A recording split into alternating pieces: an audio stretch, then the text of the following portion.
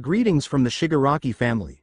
Before the video begins, I am grateful to the original author for granting us permission to incorporate their work into our video. I am extremely grateful. The description contains the work of the original author. We will now proceed to the video. Simply Superstitious CryCaladrius. There had always been something strange about hasashi. Inko could brush off the small things, at first. If he smelled like smoke and burning ashes, it was just a side effect of his quirk. The way he seemed to glow at night was just the moon reflecting off his curly white hair. That cut was gone already because he was a naturally quick healer. His eyes changed color. Oh, just a trick of the light. His overly polite manners and sharp smile were understandable, given his occupation. He didn't have many friends because he was a loner. If, once in a while, he would be strangely insistent on being the one to answer the door, only to merely open it a crack and shoo away whoever was outside. Who was she to judge?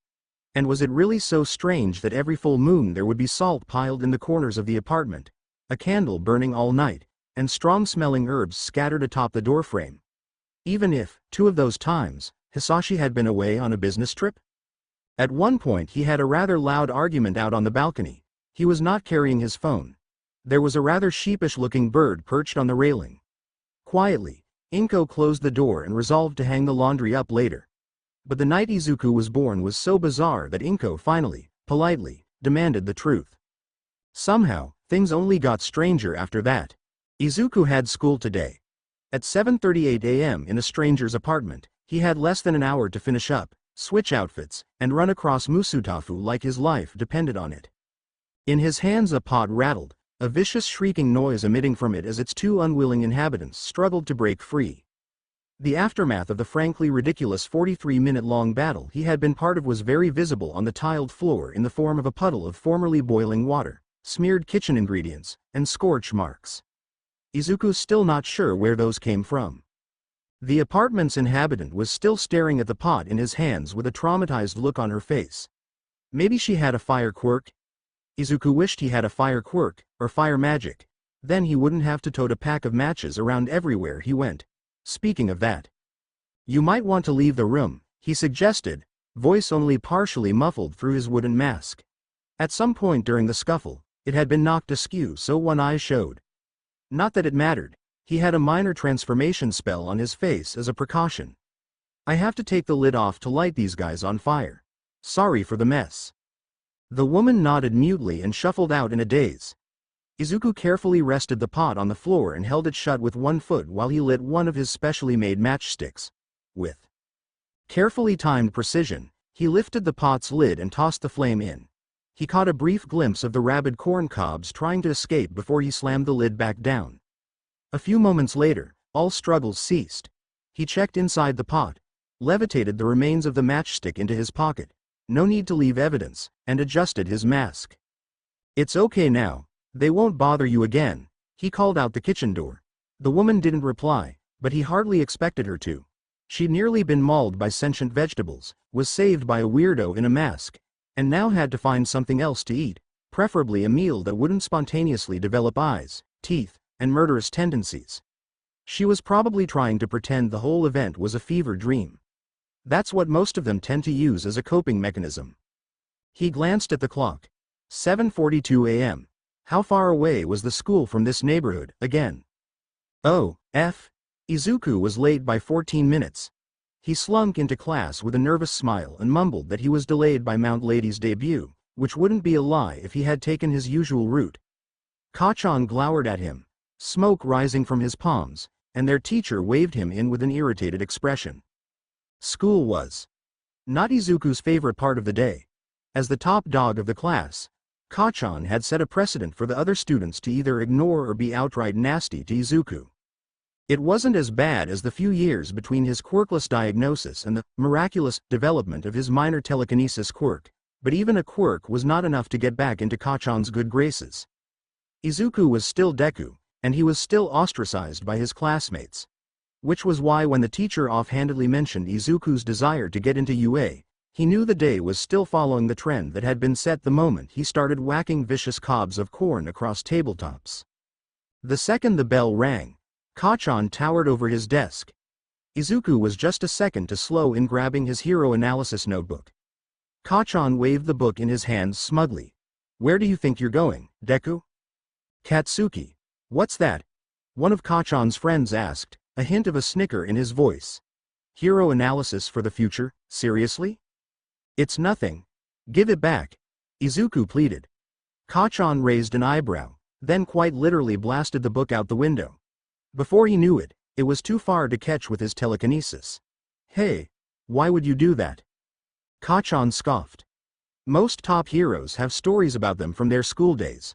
I want the shine of being the only student from this school to make it into UA. He leaned forward, resting a burning hand onto Izuku's shoulder. So anyway, don't apply to UA, nerd. Izuku had a quirk, as far as they knew. He could fight back if he really wanted to. But all he did was duck his head. Such a pushover, the other friend remarked as they strode away. He'll never be able to take a villain down with such a weak quirk. At that, Kachan paused and addressed Izuku again. Oh, and here's some friendly advice. If you want to be a hero that badly, there's a quick way to do it. Believe that you'll be born with a better quirk in your next life and take a dive off the roof. Izuku's whipped his head up, a mixture of shocked and livid. Kachan met his eyes with a smile, popping a few explosions on his palms. What? In a flash his resolve faded. There was nothing he could do. Fighting back had backfired one too many times in the past. Besides, the faster he gave up the faster Kachan would leave. Case in point. What does he think he's doing, telling someone to go kill themselves like that? Izuku mumbled as he left the school, having waited a solid 5 minutes to ensure the hallways would be clear. If I followed through, his hero career would be in big trouble. Why? Did Kachan hate him that much? Oi, broccoli head, a voice warbled from the direction of the fish ponds. Izuku slowed to a stop. He'd had yokai address him as such too many times to even hope it was a normal human trying to catch his attention. Is this your notebook in my water? Walking over to the pond where he could sense magic, Izuku indeed found his hero analysis floating in the water. A koi fish with spots resembling eyes hovered near the surface. Because those eye spots were blinking sluggishly at him, Izuku assumed this was the yokai. Right, sorry. Kachan sort of. Do I look like I care? The yokai asked. Just get your junk out of my pond. It was a fish, so it wasn't like it had expressions anyways, but Izuku did not mention this. Sorry, he yelped again, before retrieving the book and hurrying away. It's soaking wet, and burnt to a crisp, he observed glumly. I'll probably have to copy the notes over. At least I didn't write anything down about MT. Lady yet. Sighing, he tried to air the book out as he walked. What was Kachan's problem? When he was for, it was obvious that Kachan had turned on him because he didn't have a quirk. At the time Izuku had thought all his problems would be solved when he finally mastered his magic enough to pass as a quirk, but the only thing that changed was the excuses behind the bullying. He hadn't understood then, and he didn't understand now. But Izuku didn't need Kachan's approval to become a hero. He had power. He's been saving people for most of his life with his power and knowledge. That's right, don't worry about what other people think. Hold your head high and plunge forward. And then, because the day hadn't been long enough already, a presence loomed behind him. Izuku glanced back sharply. He'd been so lost in thought that he didn't notice the sewer smell. Suddenly Spike. An oozing mountain of sludge had blocked off the part of the underpass Izuku had just walked through, its bulbous eyes swiveling to stare at Izuku. He would have thought it was a yokai, but he couldn't sense any magic. A mutation quirk?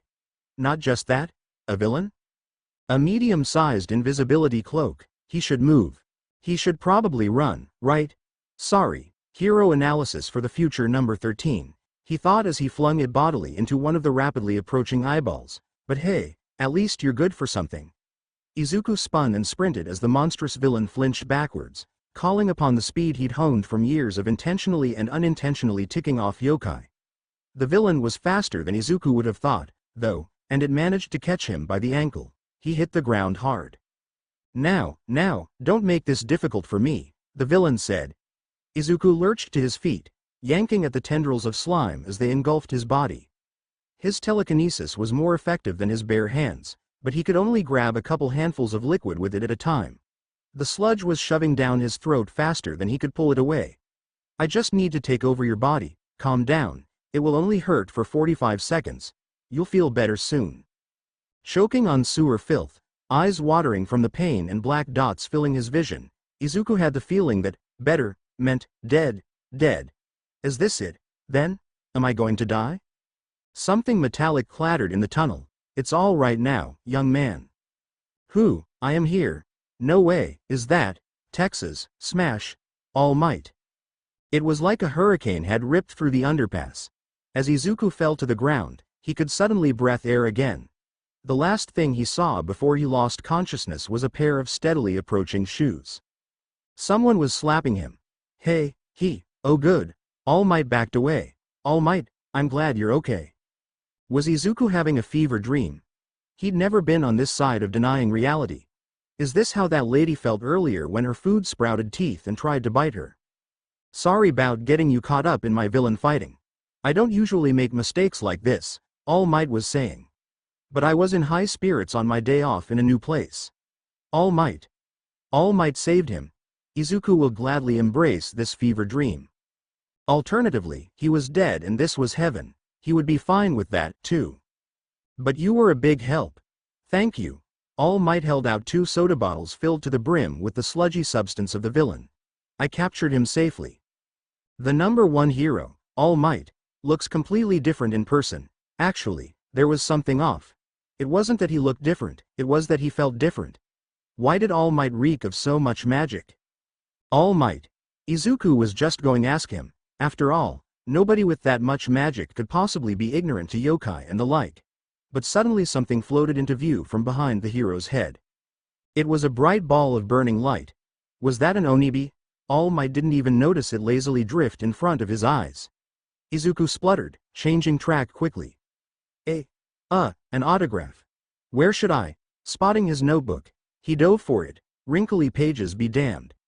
As he flipped to what should have been a blank page, All Might's bold signature stared back at him. He already signed it. Thank you very much, Izuku blurted, bowing perhaps a few times too many. It'll be an heirloom. A family treasure. Why did I say that? Gah, stop embarrassing yourself. Okay. All Might laughed. Well, I need to take this guy to the police. The onibi twirled around his hand when he raised it in farewell. See you again on the other side of the screen. I'm counting on your continued support. With that, the number 1 hero leapt away, his incredible strength propelling him into the sky. Izuku watched in baffled fascination as the onibi hurriedly darted after him. Was that onibi haunting All Might? Was that the magic Izuku had sensed? But no onibi had ever felt that strong. The magic probably belonged to All Might and the onibi was attracted to it enough to stick around even in daylight, but that didn't make sense either. If it was All Might's magic, he definitely would have noticed the onibi and that Izuku had magic as well. Izuku's increasingly frustrating train of thought, and muttering, not that he noticed, was interrupted by the ring of his phone. Startling, he pulled it out of his pocket. It was covered in slime. All of him was, actually, but his phone was going near his face so he quickly shook the worst of it off before he answered. Izuku, honey, do you think you could pick up some milk on your way home? It was Mom. He looked at the slime dribbling off his clothes, the stiff and scorched book in his hands. His backpack was strewn on the ground a few meters away. A laugh bubbled out of his throat, but it quickly devolved into a coughing fit. His mouth tasted horrible. Izuku? Are you okay? Did you run into trouble? Yeah, I think I need to take a shower, was Izuku's only excuse. It was either that or giggle hysterically, and he didn't need to make Mom suffer that again. She probably thought he ran into another yokai. Literally, that was his whole life at this point. It wouldn't even occur to her that he could have gotten into trouble as normal as a villain attack. He'd tell her. When he got home. Probably. I'm on my way home. Maybe next time. See you soon. Love you. Well, be careful. Love you. Izuku ended the call and picked up his backpack, wondering. All Might was in town, bringing a mystery with him. Izuku's power hadn't been enough to fight off the sludge villain. He would have to get stronger if he hoped to get into the hero course. There were 10 months left until UA's entrance exams. He's going to make them count. Chapter endnotes disclaimer. I don't own My Hero Academia or any of its plot or characters, etc., etc. Enjoy. Chapter 2 Chapter Summary. The 10 months begin. New allies are made. Twice the word count, twice the amount of life-threatening situations. Chapter notes. See the end of the chapter for notes. The first thing Izuku did was scout out a place to train. Yokai magic tended to grow with age rather than practice, but Izuku was human enough that it essentially worked like a quirk. Finding a legal method of practice involved too much time, money, or both, so he just asked the local birds to keep an eye out for cluttered places with a low rate of human traffic. While waiting for any positive reports, Izuku wrote down his thoughts about All Might's Onibi into his yokai notebook and left a voicemail for his go-to mythology expert, his father. Hasashi had a normal human job, but his business trips also secretly involved dealing with disputes between the various mythological creatures in America, so there was no telling when he would get the chance to call back. In the meantime, Izuku planned what aspects of his quirk he'd be working on and obsessively watched the news whenever All Might was on. The latter was strictly so he could research how All Might acted to see if he gave any indication of noticing the Onibi following him around, even if Izuku couldn't see the Onibi on TV. Totally not for any other reason. In the end, he hadn't even needed to send birds out. A week after the sludge villain, he had been trying to look casual while fleeing from a particularly insistent tofu kozo when he passed by Dagoba Beach.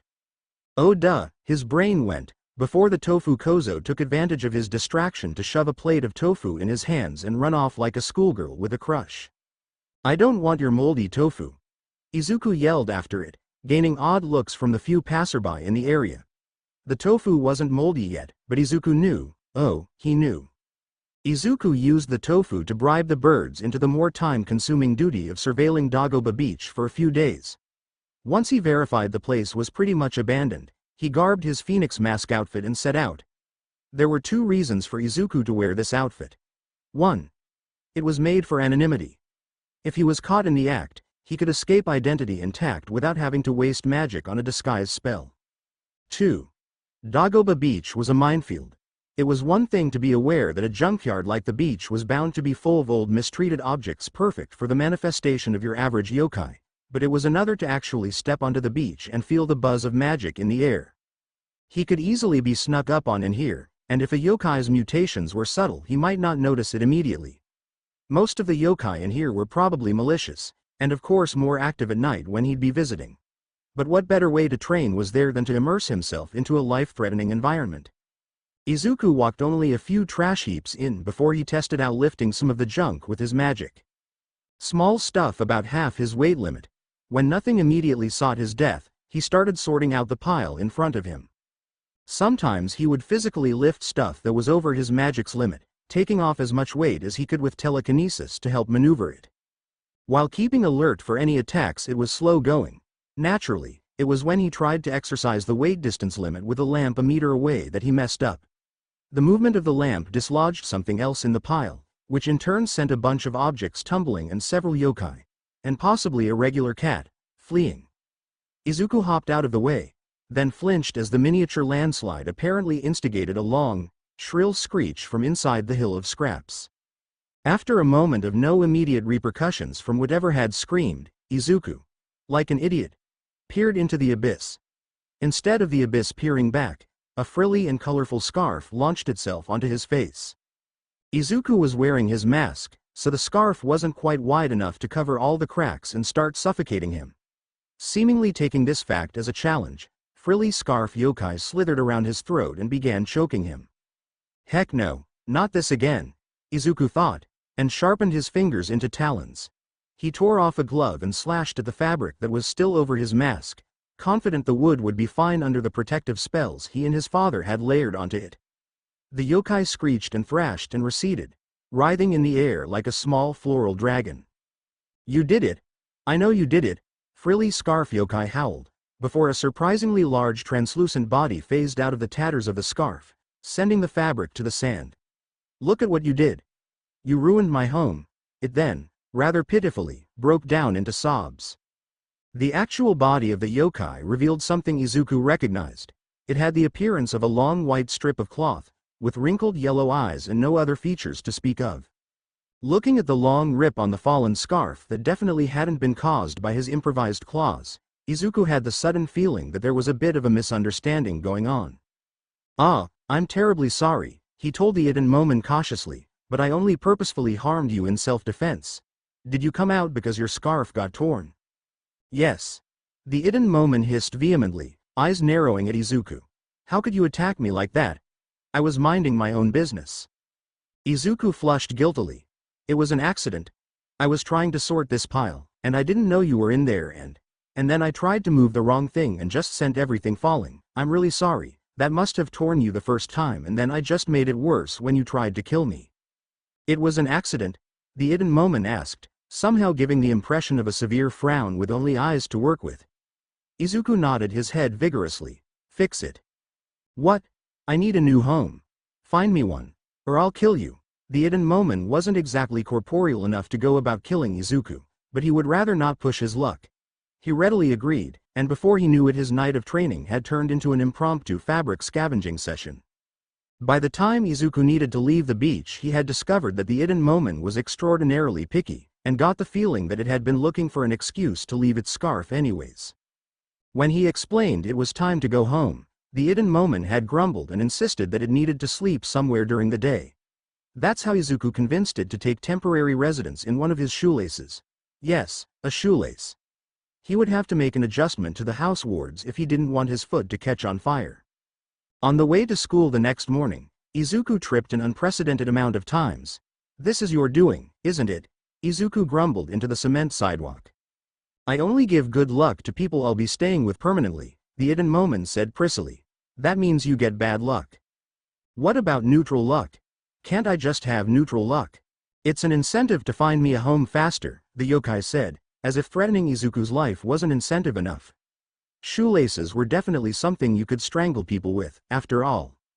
A few days later, Hasashi returned Izuku's call.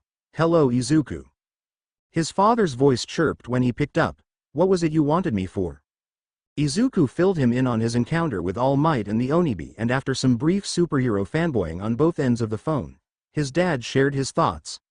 Well, my best guess is that you were sensing the magic from the Onibi. It's not normal behavior for them to haunt specific people, but if it's an old enough spirit it might have gained back its individuality. All Might's not quite old enough for the Onibi to have reached that level normally, so it was probably someone with an exceptionally strong or magical quirk. Or maybe it was a distant relative. Just how powerful was the magic? Dad, Izuku said seriously, it felt like it had as much magic as you. Hasashi spluttered over the line. Well, then. It would have to be at least 160 years old then. Maybe older, nearly from the dawn of quirks. Aren't you only, what was it, 80? Well yes, but Onibi are fairly weak spirits. They gain power at a slower rate than I do. I can't fathom how one was remembered long enough to last so many years. I wonder why it's following All Might. Yeah, Izuku was wondering that too. But the conversation wound down from there, devolving into other topics, until Izuku handed it off to his mom and a whole new conversation erupted between his parents. He plopped into bed, staring at an open All Might video on his phone. Just who are you? Izuku thought, pretending for a moment he could see the Onibi trailing behind the on-screen hero. And why does it bother me so much? Do you have a name? Izuku asked a month later, watching a bicycle missing a seat roll itself away. He couldn't lift it with his magic alone, but he could manipulate it to move by keeping it upright and pushing it. He was warring on fine-tuning it so that he could move the pedals themselves as well, but for now they only moved in response to the tires turning. No. The hidden Momen was curled in the air behind Izuku. It typically left its shoelace at night, apparently because it was cramped in there. Why? Well, I want to call you something other than the hidden Momen, Izuku said. They both watched in disappointment as the bicycle reached Izuku's distance limit and flopped over. But hey, that was a meter farther than 3 weeks ago. I'm not a pet. I'll come up with a name myself. All right, Izuku agreed amiably. As the hidden Momen pondered a name, he retrieved the bicycle and moved it to the pile of objects he'd been reusing. That pile consisted of but was not limited to objects such as a collection of paint buckets he'd filled with seawater and a slinky he'd tried to bend into the shape of a dog, but looked more like the three-dimensional interpretation of a scribble. Precision with his magic was harder than he'd thought it would be. I got it! His companion cried. It swooped in front of Izuku. Call me, Kutsuhimo. Izuku probably should have expected something like this. How original. Kutsuhimo chortled in response, as if naming itself after its current place of residence was the best joke in the world. "Ah, there you are," a voice said. Izuku turned, and after a moment located a large calico cat sitting on the path he'd carved out. At first he tensed, but after noting there was only one tail he realized it was just a Bakugo. Those were far less likely to bite your face off than their two-tailed counterparts. Some Bakugo could be downright helpful. "Can I help you?" Izuku asked. Kutsuhimo was silent, observing the newcomer for a moment before deeming it an interesting and dancing through the air once more. "There's a problem in the forest," the Bakugo said matter-of-factly. "A human's quirk has gone out of control and it's blocking a shrine. No yokai can get in or out." "Is the forest on fire?" Izuku asked in alarm. Usually only fire quirks had an effect on yokai. If a fire quirk had gone wild in the forest, that was bad news. "It isn't a fire quirk. It can't hurt us but it can toss us away. It's annoying," the Bakugo told him in that same drab tone. "Some of the yokai might get worked up and violent if they're trapped inside the shrine all night. I want the shrine to be in one piece in the morning. Not to mention violent yokai can hurt each other, and whatever had happened in the first place to make the quirk to go out of control." Izuku drew himself out of wondering what a human was doing in the woods so close to midnight and motioned to Kutsuhimo. "Okay, I'll deal with it. Somehow." He'd never fought an actual person before. "Show me the way." "Kutsuhimo, are you coming with me?" Sure, the Iden Momon agreed. The Bakugo took off, Izuku close behind. He mentally reviewed what he had with him. The Sakari wood matches, an iron dagger, his mask, that was it. None of them were currently under transformation spells, so he didn't have to worry about that. Although at that thought, he did quickly change his red sneakers to a more discreet black. If there was one person there, who knows how many more were.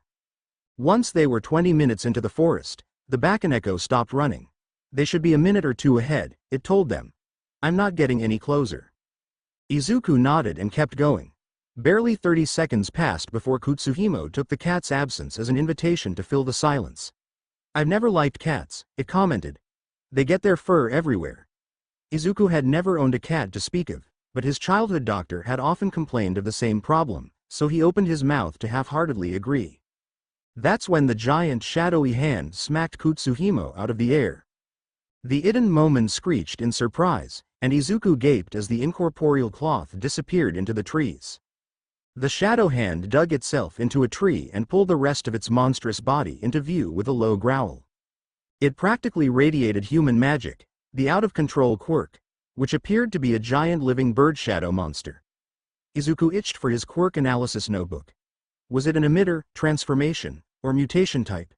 If emitter, was it attached or separate from the quirk holder? How intelligent was it? It looked like it was made of shadows. Was it stronger in the dark? Obviously it could see yokai. Could its wielder, as well? But could it sense magic? The quirk focused its narrowed stare on Izuku next, so there was a possibility the answer to the last question was, yes. Or maybe he'd been mumbling again. A clawed hand lashed out, sending Izuku to the ground as he ducked. There was a creaking noise and Izuku looked behind himself in awe as a tree toppled over away from him, having been sliced in half. That was one powerful quirk. How the heck was he supposed to fight this thing? The arm snapped back to what was probably its normal length. Red, glowing eyes burned as the quirk screeched loudly and thrashed wildly, not even aiming for Izuku this time but tearing another few trees apart. Izuku dimly registered Kutsuhimo funneling back into his shoelaces as he scrambled to his feet, thinking hard. The quirk was acting just like how Kutsuhimo had when Izuku torn up the scarf. Maybe he could take the same approach, talk it down.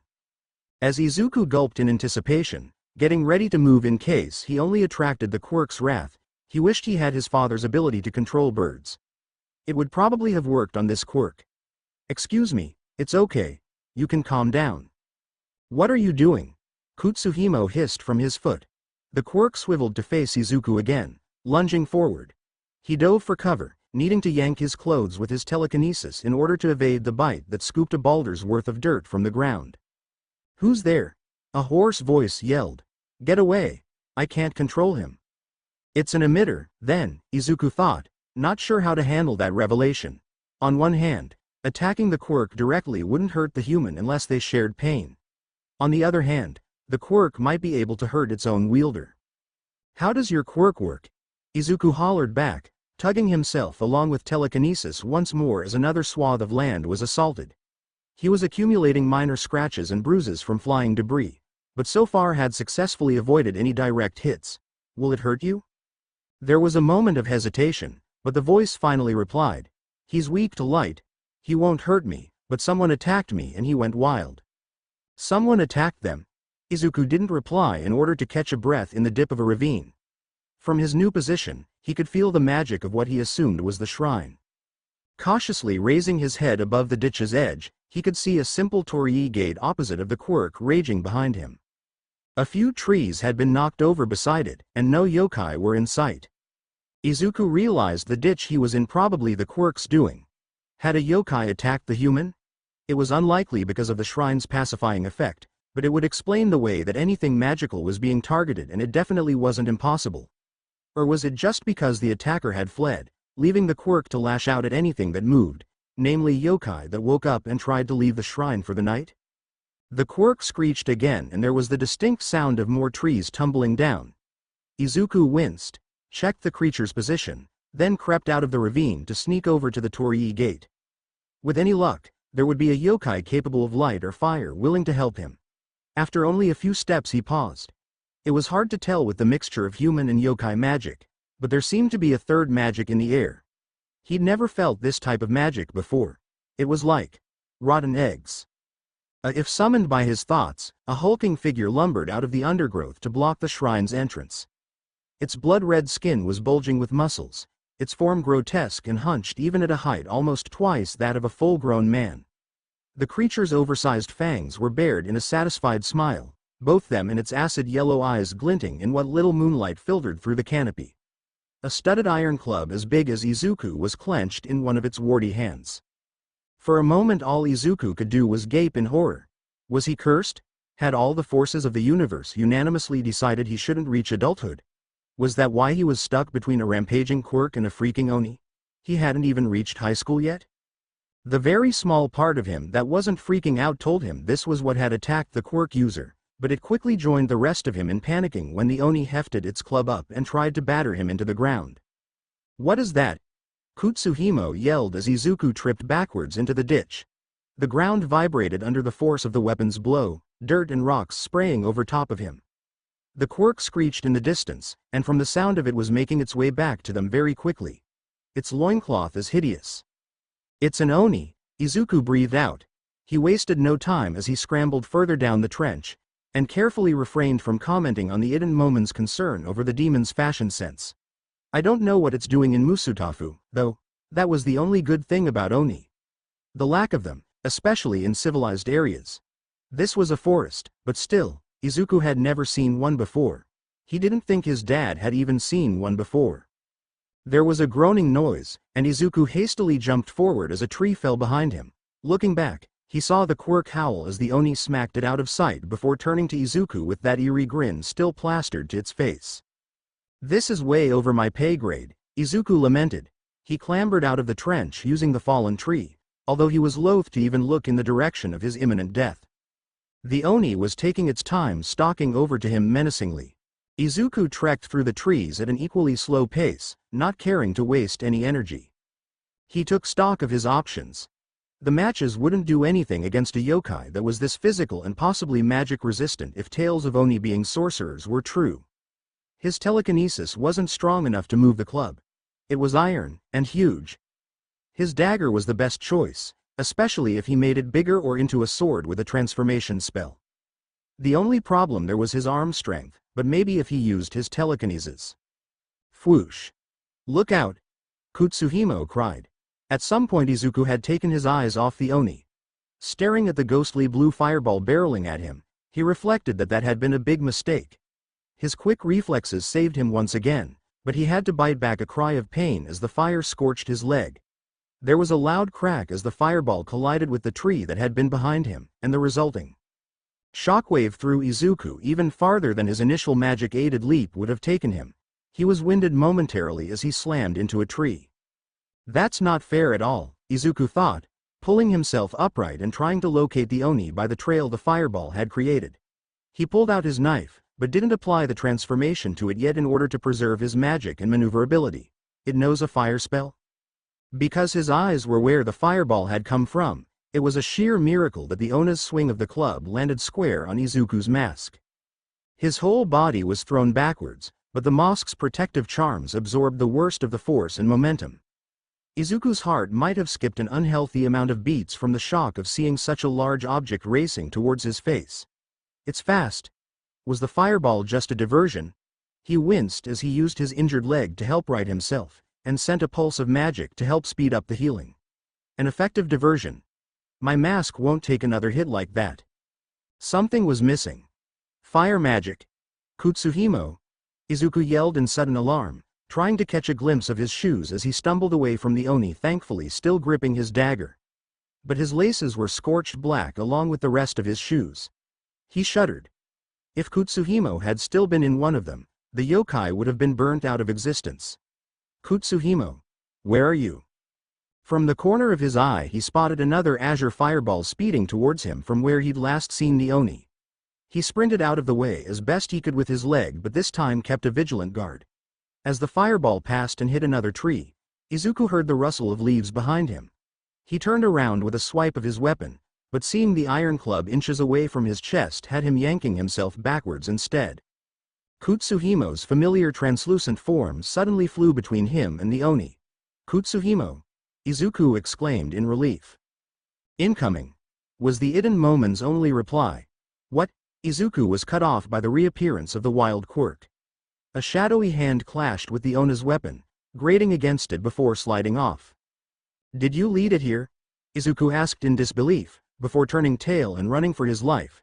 He was glad the fireballs hadn't actually caught stuff on fire, otherwise they'd really be in trouble. Not that he wasn't 90% sure his parents would soon be attending his funeral. It can take down the Oni, can't it? Kutsuhimo said, flying beside Izuku. No, Izuku said. It very much can't. Didn't you see the Oni send that thing flying? Even if it beats the Oni, how am I supposed to take the Quirk out? But the Iden Momon had the right idea. The Oni had fireballs. He could at least wait for the Oni to knock the Quirk out of commission, and figure the rest out from there. With a quick word to Kutsuhimo, Izuku put away his knife and made his way back to the large tussling creatures. Observing them, Izuku had the realization that the Oni wasn't using the fireball spell against the Quirk, instead using its club as its only form of attack. Was it a distance thing, or had it run out of magic? Only one way to find out. Oi! Stink face! Izuku yelled. The Oni turned its head, smile twisted into a grimace, but the Quirk kept swiping away at its opponent. Yeah, you know who I'm talking about. Come and get me. It wasn't particularly insulting, but it did the trick. The Oni lost interest in the Quirk and lunged at Izuku, and they quickly fell back into the chase. As soon as Izuku looked away, he heard a fireball coming towards him. Kutsuhimo fled to the treetops, probably not to be seen again until magical fire was no longer running rampant. Izuku dodged, looked for the Oni, and dodged the club attack. It continued in this manner as he ran in a large circle back to where the Quirk was. Every time he lost sight of the Oni, a fireball would come streaking towards him and the demon would sneak up on him as he avoided it. It was a hard process. Izuku had a sprained ankle and bruised ribs now to replace the burned leg that his magic had healed. But eventually it paid off. Izuku saw the Quirk thrashing in front of him and heard the fireball raging behind him.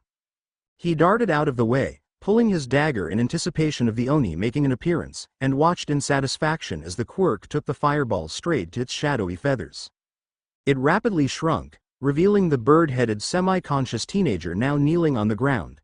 Surprisingly, the Oni was now lumbering towards the Quirk user. Izuku realized with a flash of alarm that it intended to finish him off while he was vulnerable. But then icy-cold determination filled him. Now was the perfect moment, after all. He used the last of his magic to change the dagger into a sword. It was unwieldy and unfamiliar in his hands. He didn't have enough magic to use telekinesis to add extra force to his swing. But adrenaline did that job for him. The Oni towered over the other teenager. Izuku plunged his sword straight through its midsection. Just like that, it was over. The Oni dropped the club, and its body soon followed. Both teenagers watched in morbid fascination as it slowly went through its death throes, stilled, then crumbled into a pile of ashes. The only sounds filling the wrecked forest were their harsh breaths. "Thank you," the bird-headed teenager said. "That thing wasn't a person, was it? It wasn't even a question." "No." Izuku glanced around. He could make out the red of the torii gate through the open air caused by demolished trees. A small white figure trotted their way, and as it came closer Izuku recognized it as the calico Bakugo. "Seems you dealt with it," was all the cat said once it reached them. It cast the scene a disdainful look, then flicked its tail and disappeared into the shadows. "Not even a thank you," Izuku muttered. "Did it even realize an Oni caused the problem?" "I assume you are referring to the cat," the other boy said, seemingly unaware of Kutsuhimo returning from the sky. "Was it another demon?" "Yokai," Izuku corrected absent-mindedly. He bent down to pick up his sword. His hand didn't make it that far. Something very scarf-like wrapped around his wrist, tossing him to the ground and snaking away. There was a scuffle as the bird-headed teenager leapt to his feet.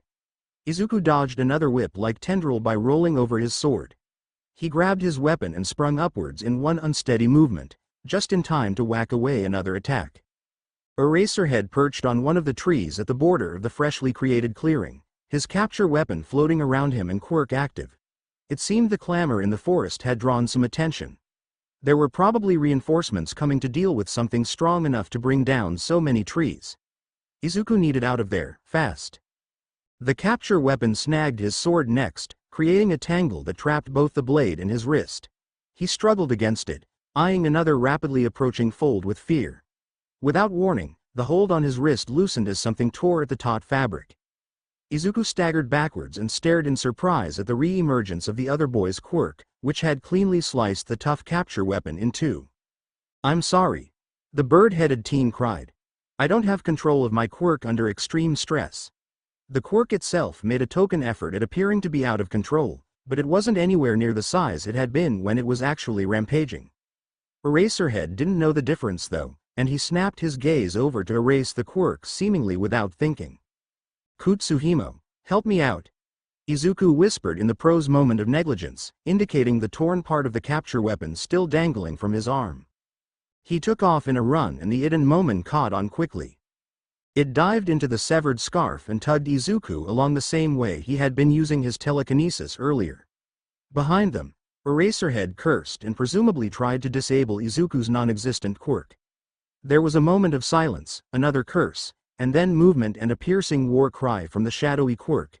It seemed the bird-headed teenager wasn't letting Eraserhead chase after him. If they ever crossed paths again, Izuku would have to thank him. "Are they out of sight yet?" Izuku asked Kutsuhimo as they raced through the forest. "Now they are," the yokai said. "Right. Keep going. I'll stop at the edge of the forest to clean up, but we're basically heading straight home." By clean up, Izuku meant take his mask off and stuff the capture weapon out of sight. He couldn't even hide the mask or mix up his appearance like he normally did because what little magic he had left was being used to take the edge off his injuries. He was glad the worst of it was just a sprain, because no healing was actually getting done. Then another thought occurred to him, a bit out of the blue but a welcome distraction from tonight's events. "Say Kutsuhimo," Izuku said. "How would you feel about living with Eraserhead? Boy, what a night it had been." Chapter endnotes next up. Entrance exams. The possession of Eraserhead's scarf. You know, assuming the word count doesn't double again and force me to split up the chapter. A big thank you to all who read, kudos, comment, etc. Enjoy your week. Chapter 3 Chapter Summary Entrance Exams, Chapter Notes. See the end of the chapter for notes. Despite the original troublesome string of events, the remaining months passed without much excitement. Izuku checked in on the shrine once the police presence died down, but in true yokai fashion none of the residents had anything to offer other than complaints about the quirk user's disturbance. Izuku tried and failed to track down the Bakugo and interrogate it on the Oni, because it didn't visit the shrine enough for any of the other yokai to know who he was looking for. After that first visit, he only returned to rehome the occasional benevolent or neutral yokai he came across at Dagoba. The rest of the time at Dagoba he spent continuing to build up his magic and hone his skills, although between fending off yokai, school and its related issues, trying to locate Eraserhead, and adding in some genuine physical training he didn't progress as much as he would have liked. He only saw All Might once more in the aftermath of a villain attack at the shopping center. He'd been hit by the intense magical signature before he even noticed the police lights, and quickly spotted the hero amidst a gaggle of reporters. The Onibi almost blended in with the flashing lights and cameras, and waving frantically at it to get its attention didn't yield results. He did get All Might to wave back, though. That was a win. And now, it was the morning of the UA entrance exams. Izuku was already shaking from nerves just being on the UA campus. It wasn't irrational. The written exam was tough and the physical exam was on an entirely different level by reputation alone. Would telekinesis be enough? Somebody brushed past him harshly. Izuku wasn't surprised to see the perpetrator was Kachan. The blonde had been ridiculously adamant in bothering Izuku leading up the exams, even if after-school incidents had dwindled as he focused instead on his own preparations for the exams. "What are you doing in my way, Deku?" Kachan sneered on his way past. "You're going to regret not taking my advice. Wanted UA's rejection in writing, did you?" "You know I have a quirk," Izuku mumbled, as if that had ever made any difference. Izuku didn't blame him for thinking he was weak, considering the last time he'd bothered showing off his magic was when he was 7 and still struggling with lifting a cup. But had it ever crossed Kachan's mind that he could get stronger? "I stand just as much a chance as you do." Kachan paused, his eyebrow twitching. For a second Izuku though he would turn and blow up at him as usual, but he simply turned his nose up at him and continued on. It seemed Kachan had decided he wasn't even worth it. Izuku wondered if his former friend was under the impression that they wouldn't be seeing each other during high school. He's wrong, Izuku reminded himself. He has the power to make it in. But I have the will. He took a few steps forward. Then he tripped. "Kutsuhimo, this is your fault."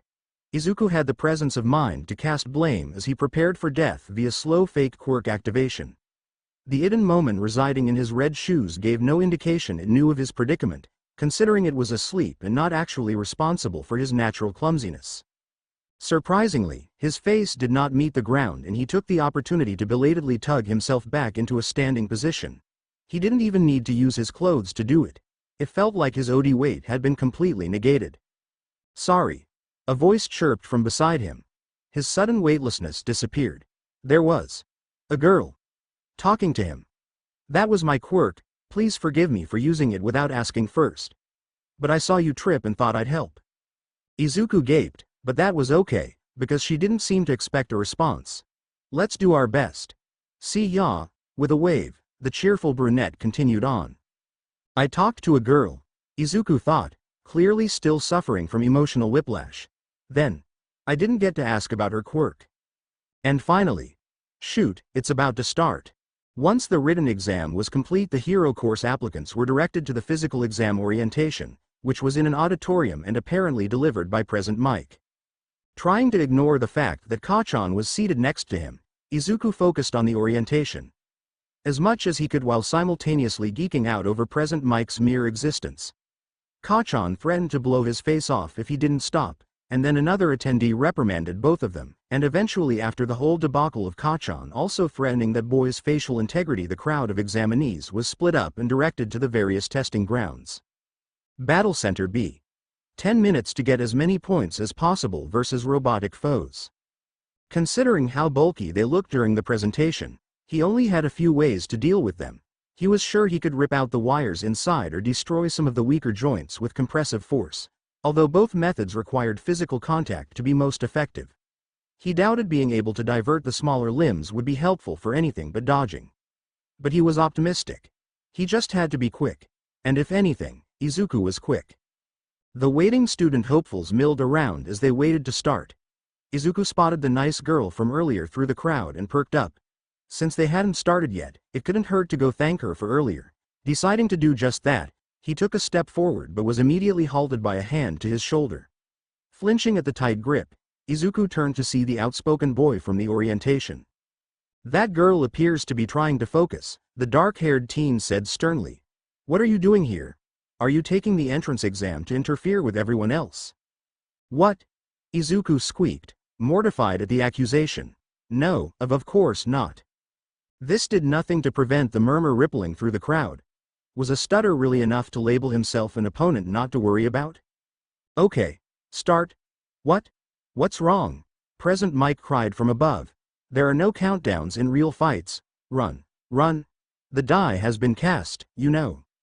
By the time Izuku turned to look at the open gate, the entirety of the crowd was already halfway into the battle center. Izuku hurried after them, ducking his head as he surveyed the lifelike urban environment. There weren't any robots near the entrance. After a few moments of peering into alleys, he broke off from the main group. Just in time, it seemed, as the sounds of destruction emitted from the central road. He'd like not to deal with that much wayward debris, thank you very much. He slipped out of the alley onto one of the side roads and found himself face to monitor with the one-pointer. Target acquired. I'll kill you, it bleeped menacingly with a swipe of its arm. He leapt backwards and got a good view of the extendable part that the rest of the arm was mounted on, the same mechanism that made up its neck. I can tear those apart if I stick my hands between the plates, but that's too risky.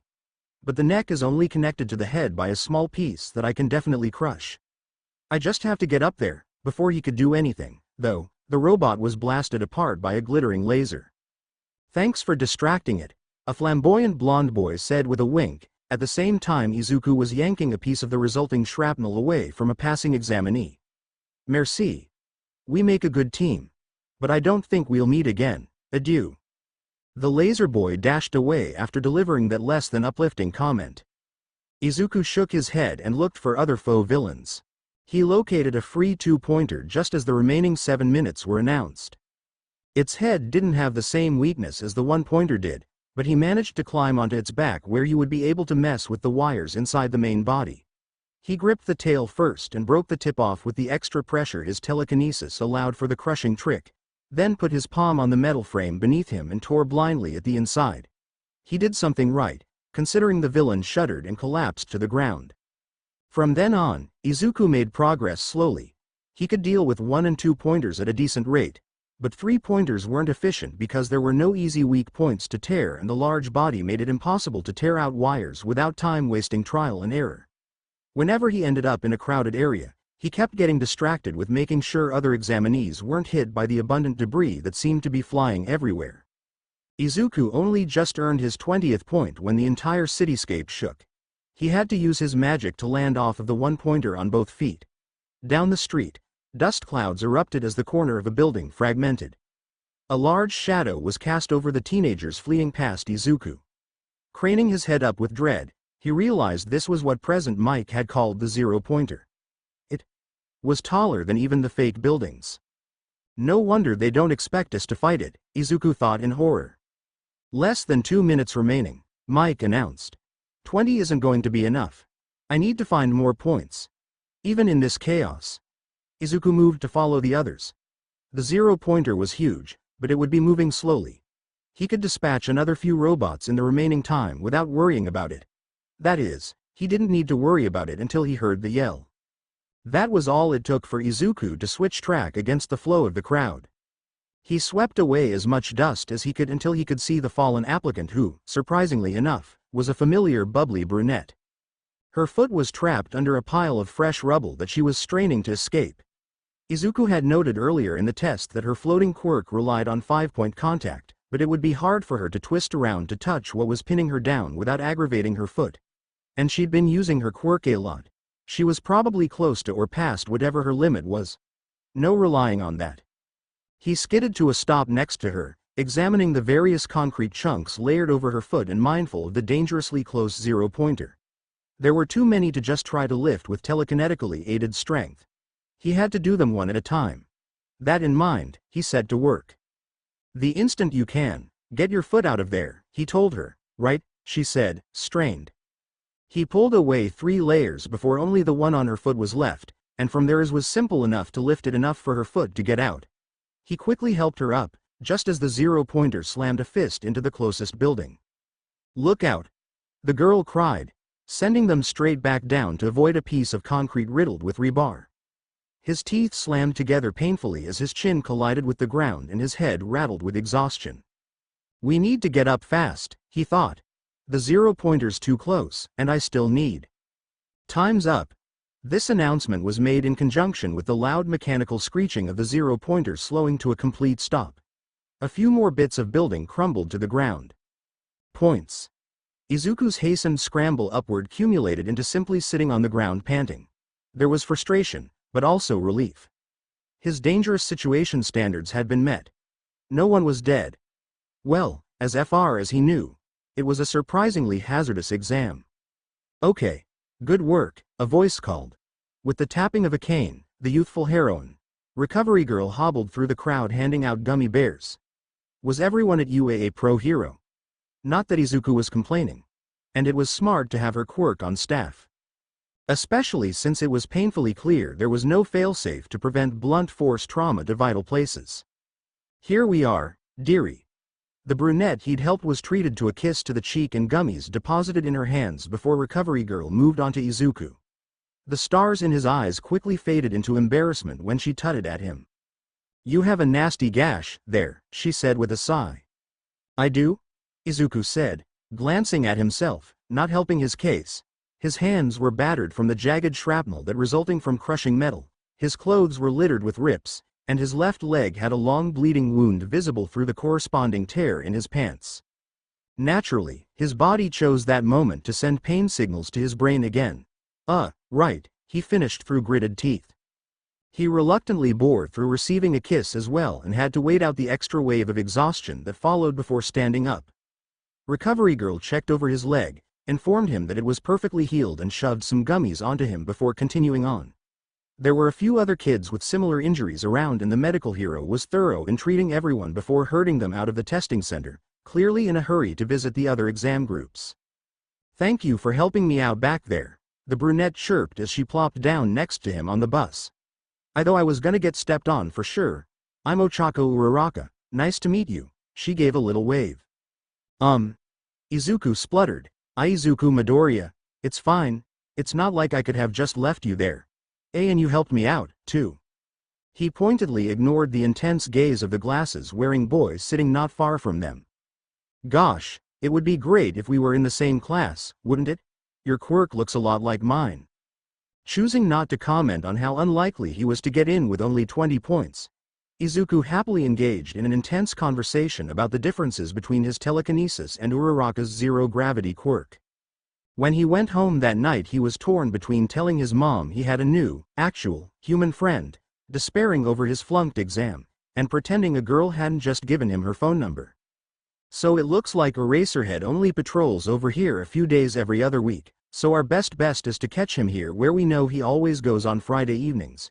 Izuku punctuated his muttering by circling the areas in question on the judiciously marked map spilling off his desk.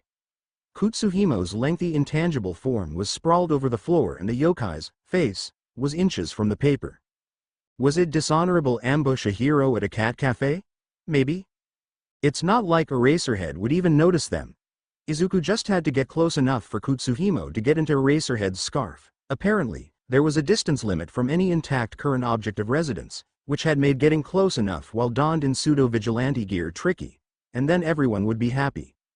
Izuku gets rid of the yokai setting off the window wards in the middle of the night, Kutsuhimo gets the ideal host, home, and Eraserhead gets.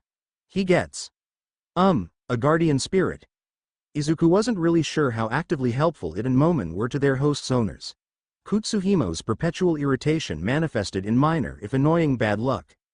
Would good luck mean Eraserhead's capture weapon would never tangle, or something? Anyways, in civilian clothes Izuku wouldn't stand out at all.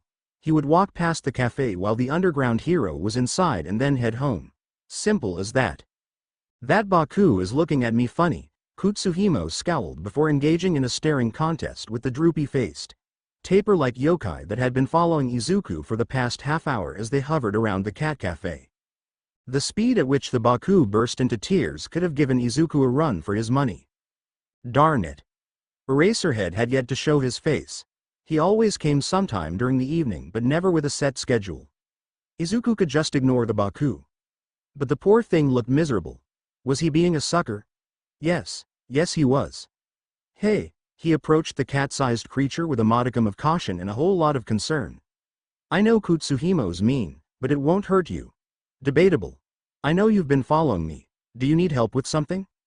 The Baku nodded its furry head eagerly but didn't elucidate. Can you tell me so I can help you? The Baku began to trot away. It paused and looked back at Izuku as if asking him to follow. Fantastic. There's always next week, Izuku defended at the deadpan look Kutsuhimo gave him when he started walking. Don't expect to be able to unknot your shoes tomorrow, the yokai grumbled ominously. Izuku was led all the way back to the point where the Baku had begun following him before they turned into an alleyway. Kutsuhimo began a running commentary, seemingly determined to hurt the Baku's feelings. You're not as big as the other Baku I've met. Why is your face so ugly? As they scrambled up the fire escape. You can't even float? What are you, a baby? This is the Bakaneko all over again, Izuku muttered. On that note, he was on the roofs now. Eraserhead was probably in the area, so he slipped on the mask that he'd brought just in case and applied the other precautions he'd been taking since that night with the Oni. He'd been practicing with his natural shapeshifting ability so he could use that in place of a spell. His hair went inky black and some of the bones in his face shifted. It always caused an unpleasant itchy feeling for the duration that he left his face like that, but at least it preserved his magic for combat and lessened the chances of him being identified for assumed vigilante activities. His mask had been completely knocked off at least 3 times since the Oni attack, once in the presence of heroes that had been responding to yokai-induced commotion. If he hadn't been disguising his face. Well, he wasn't technically labeled a vigilante yet because nobody had proof of the criminals he'd been fighting, but it was only a matter of time before he was labeled a vigilante or outright villain. It only took 15 minutes, with 45 minutes left until the cafe would close, for the Baku to come to a stop in a more residential area with less apartments. Actually, it came to a stop in someone's backyard. Izuku lingered on the street. You look like someone tossed the animal kingdom in a blender and then threw the result up, Kutsuhimo was saying. That's very rude, Izuku said. It sort of looks like a puppy, albeit with the snout of a tapir and coarse stringy fur, but the miniature elephant ears really sold the puppy look. It's cute. That didn't work. It was still crying. Please tell me what we're doing here. The Baku blew snot out of its nose. Kutsuhimo, what do Baku do? How am I supposed to know? You've obviously met a few before. Izuku rummaged around in his jacket, pulling out his phone and looking up what a Baku was. Okay, so they eat dreams. Is that right? The Baku nodded. No wonder I've never met one of you guys before. There's not really any other yokai that would make problems for you, except maybe that one that steals pillows. Is that what's wrong? It shook its head. Izuku frowned and started googling the heck out of sleep-related yokai, but every question he threw at the Baku was the wrong one. Oh, whatever. He threw his hands to the air in surrender. Kutsuhimo, go look and see if anything is going on in there. Please. Fine, fine. All of the lights were off, so the residents must have gone to bed already. If Kutsuhimo didn't find anything, Izuku would have to get the Baku to show him exactly where the problem was, which meant breaking and entering at the same time as entering an unknown situation. The Iden Momen swooped back through a window. Some foreign demon is trying to strangle a human in there, it reported, casually. What? Izuku exclaimed. He moved for the window so fast he nearly tripped. The Baku skittered away. Show me.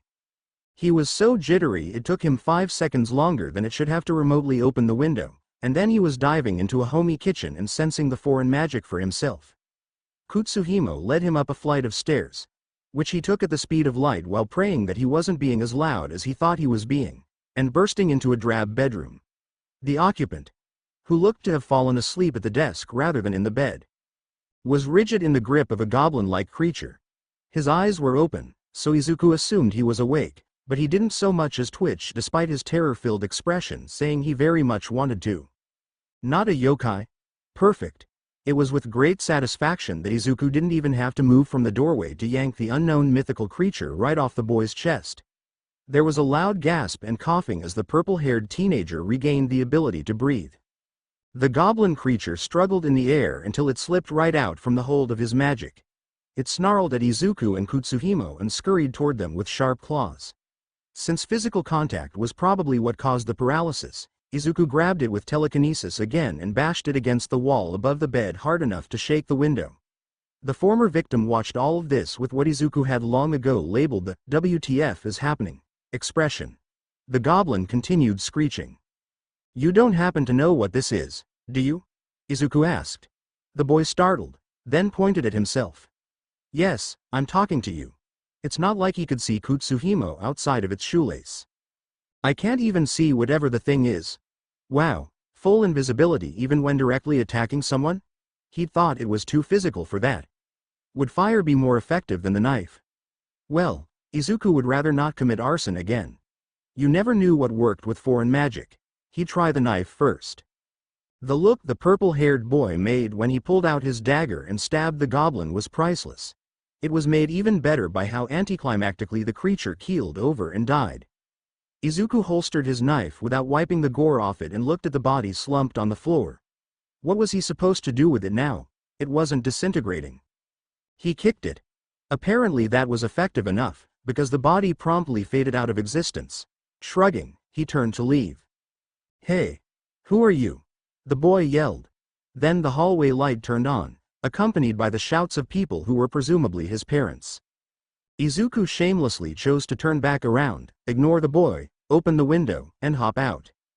Phoenix, Eraserhead greeted him, leaning on the fence and slurping his cat-themed cup of coffee. They gave me a name already, Izuku thought. Heedless of Izuku's inner denial of vigilantism, Eraserhead set down his coffee and flung his capture weapon at him. Kutsuhimo let out a shriek of joy and promptly disappeared into it, which caused the scarf to immediately falter in its path to Izuku. He was glad he'd hardly had to use any magic, because that meant his escape was ridiculously more clean than last time. With Eraserhead's scarf attempting to turn the underground hero into a mummy, Izuku moved himself so fast his feet barely touched the ground. He saw the Baku watching in bewilderment from the backyard and police cars turning into view from the other end of the street, which caused him to immediately cut into the nearest alley. It was almost an exact echo of the Oni incident. He wove through the suburbs until he reached the more populated city areas and shed his disguise at first opportunity. Mission complete. Even if it wasn't exactly how he'd planned to do it. Now, the next thing to worry about. UA entrance exam results. Chapter end notes. Enjoy your complimentary Shinso cameo. Have a good week. Chapter 4 Chapter summary starring Uraraka Instant Bestie. Side character Bakugo. I am vengeance, I am the night. Chapter notes. See the end of the chapter for notes. Uraraka, Izuku had found, was a texter. She used an excessive amount of emojis and the only use of punctuation to speak of was typically in the form of exclamation marks. It was not much of a surprise that she was also a relentless optimist. The day after the exams Izuku had informed her of his chances at getting in, and all she had done was tell him not to worry about it. She had then proceeded to go radio silent for the next hour or so, but Izuku was sure that was unrelated. Probably, she hadn't done anything extreme, right? Anyways, with her being an avid texter he was surprised to find that she was calling him on Saturday morning. He stared at the phone as if it were a foreign object. He should probably answer. Uraraka? The soul-piercing screeching on the other end made him drop the phone. He scrambled to retrieve it, but did not hold it up to his ear again. Are you in trouble? He exclaimed. Do you need help? I got in, was the only explanation he got before she devolved into an unintelligible blend of words, laughter, and sobs. You what? He then tried to leave his room, but slammed into the door frame. Your letter came. Walking out properly, he called, Mom, do we have mail? The ensuing loud gasp answered that question. Did you get in? He managed to hear through his pounding heart as Inko eagerly handed him the sealed envelope. I don't know, I haven't opened it yet, he hissed, voice raised to an unnatural pitch. He was ushered into his room. I'm going to open it and call you back, okay? This was, as he soon found out, a terrible idea because watching All Might declare him a freshman did not leave him in any state to dial Uraraka back until over half an hour later. Midori, wait up. Uraraka skipped her way up the stairs, meeting him right outside the doors of their class building. He flushed at the nickname. You Uraraka, oh geez, she looks good in a uniform. Izuku self-consciously readjusted his tie. If he didn't know any better, he'd think Kutsuhimo was still hanging around. But no, he was just terrible at tying ties. Let's head to class together, she suggested, as if Izuku would have just ignored her and gone ahead. Sure, you don't happen to have a map, do you? This place looks big. Nope. Regardless of their combined incorrect senses of direction, the duo found the large door to Class 1A with a few minutes to spare. Uraraka didn't hesitate to slide it wide open, striding in with a confidence Izuku could only hope to gain. I hope we're not in the same class as Kachan and that scary person, he thought, sidling in after her. Don't put your feet on the desk, scary person was demanding in front of a nearly full classroom. Huh? Kachan, naturally being the perpetrator, goaded the intense blue-haired boy with a smirk. Don't you think that's rude to the UA upperclassmen and the people who made the desk? Kachan spat an insult back and the two went back and forth, a bizarre conversation split evenly between rudeness and politeness, until both of them noticed the newcomer's entrance. Kachan seethed as he laid eyes on Izuku, doubtless remembering their confrontation after he'd learned that Izuku had made it into UA. Scary person, Tenya Iida, apparently, straightened up. Izuku balked as all the teenagers in the classroom swiveled their heads towards him. Good morning. Iida marked towards them. I am from some private academy. My name is. We heard. Izuku blurted. I'm Midoriya. Nice to meet you, Iida. And I'm Uraraka, she added. Midoriya, you realized there was something more to that practical exam, didn't you? Iida asked. For a moment, Izuku was confused. Then he realized he was probably referring to the rescue points. Was that what he was staring at me after the exam for? I had no idea, I misjudged you. I hate to admit it, but you are better than me. Wah. No, it's fine. I didn't know anything. Ignore him, he's totally amazing, Uraraka said, clearly trying to make him spontaneously combust. He was freed from his embarrassment as she began to ramble about what the school day would be like. Then, strangely enough, he felt magic inch its way into range. That's weird, is there a yokai in the hallway? Before he could look, someone piped up. Go somewhere else if you want to play at being friends. Outside the doorway was a sleeping bag with a face. Since he had just noticed the magic, Izuku did not deem the accompanying appearance of what looked like a yokai to be particularly surprising. What was surprising, however, was the look of horror Iida and Uraraka shared. This is the hero course. Sleeping bag yokai delivered in deadpan, putting a juice pouch to his mouth and slurping it. It wasn't until he stood up and shed the sleeping bag that Izuku realized what was going on. It took 8 seconds before you were quiet, time is limited. You kids are not rational enough. Izuku tried very hard not to stare accusingly at the very familiar scarf. As if his despair had woken up the resident, Kutsuhimo briefly lifted its face out to wink at him. I'm your homeroom teacher, Shoda Aizawa. Nice to meet you. Of all the pros, he had to have Eraserhead as his homeroom teacher. The same underground hero he'd just assigned Kutsuhimo indefinitely to. What has he done to himself? The underground hero pulled a PE outfit from the sleeping bag and tossed it at Uraraka, who caught it with a yelp. Put these on and go out onto the field, Aizawa ordered, proceeding to distribute the clothes to the rest of the students and then ambled down the hallway without even stepping foot in the classroom. What are you waiting for? Iida said, herding the stunned class out into the hall. We must head to the field. A Quirk assessment test. What about the entrance ceremony? The orientation? Uraraka reasoned. If you're going to become a hero, you don't have time for such leisurely events. UA's selling point is how unrestricted its school traditions are. That's also how the teachers run their classes.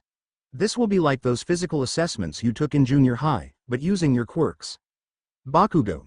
You finished at the top of the practical exam, right? In junior high, what was your best result for the softball throw? 67 meters. Then, try doing it with your quirk. You can do whatever you want as long as you stay in the circle. Kachan stalked up to the marked area after grabbing the softball. He did a few stretches, then used his quirk to blast the ball into the air with a war cry. Die? Izuku heard a few students echo his word of choice in confusion. Know your own limits first, Aizawa said, checking his handheld device as the ball hit the ground far in the distance. That is the most rational way to form the foundation of a hero. The measurer displayed 705.2 meters. Kachan dusted his hands off, viciously grinning at the shocked faces of some of the students. What's this? It actually looks fun, a pink-skinned girl exclaimed. We can use our quirks as much as we want, as expected from the hero course. It looks fun, huh? Aizawa's mouth twitched in a way that didn't bode well. You have 3 years to become a hero. Will you have an attitude like that the whole time? All right. Whoever comes in last place in all 8 tests will be judged to have no potential and will be punished with expulsion.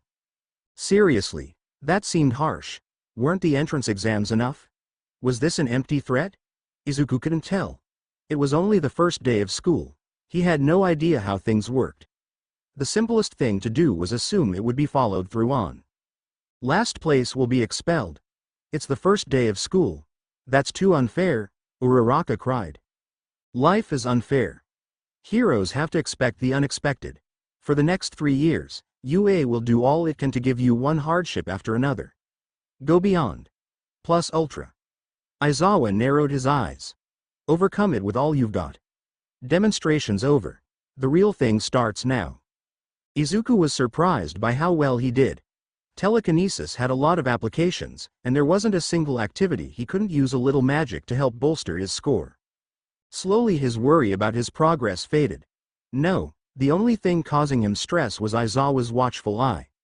Telekinesis and related quirks were fairly common, but he couldn't help wondering if Eraserhead would notice the familiarity of his power. To make matters worse, he'd recognized the quirk of one of the other students. It was the bird-headed teenager he'd saved from the Oni, and he'd been staring at Izuku ever since his sentient quirk came out to do the tests. All right, that's it, their teacher announced as the last student finished up. I'll tell you the results. The total is simply the marks you got from each test. It's a waste of time to explain verbally, so I'll show you the results all at once. A holographic list of the results flickered into view. Izuku found himself around the top third. Most of the other students had done really well on a couple tests, but couldn't apply their quirk to as many as he and the top student, Momo Yaoyorozu, who just pulls stuff out of her body what the heck, could. Of course, plenty were in better physical shape than Izuku. Kachan shot him a venomous look. It was all he really could do. Ah, the sweet security of all your teachers being pro-heroes. What? A short boy with dark purple balls in place of his hair shrieked. There's no way I got last. How'd that invisible girl do better than me? Excuse me? Said invisible girl exclaimed. Mineta, Aizawa stated.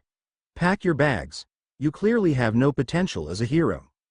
The boy spluttered in tears, then stomped away. The class watched in awe, fear, and disbelief.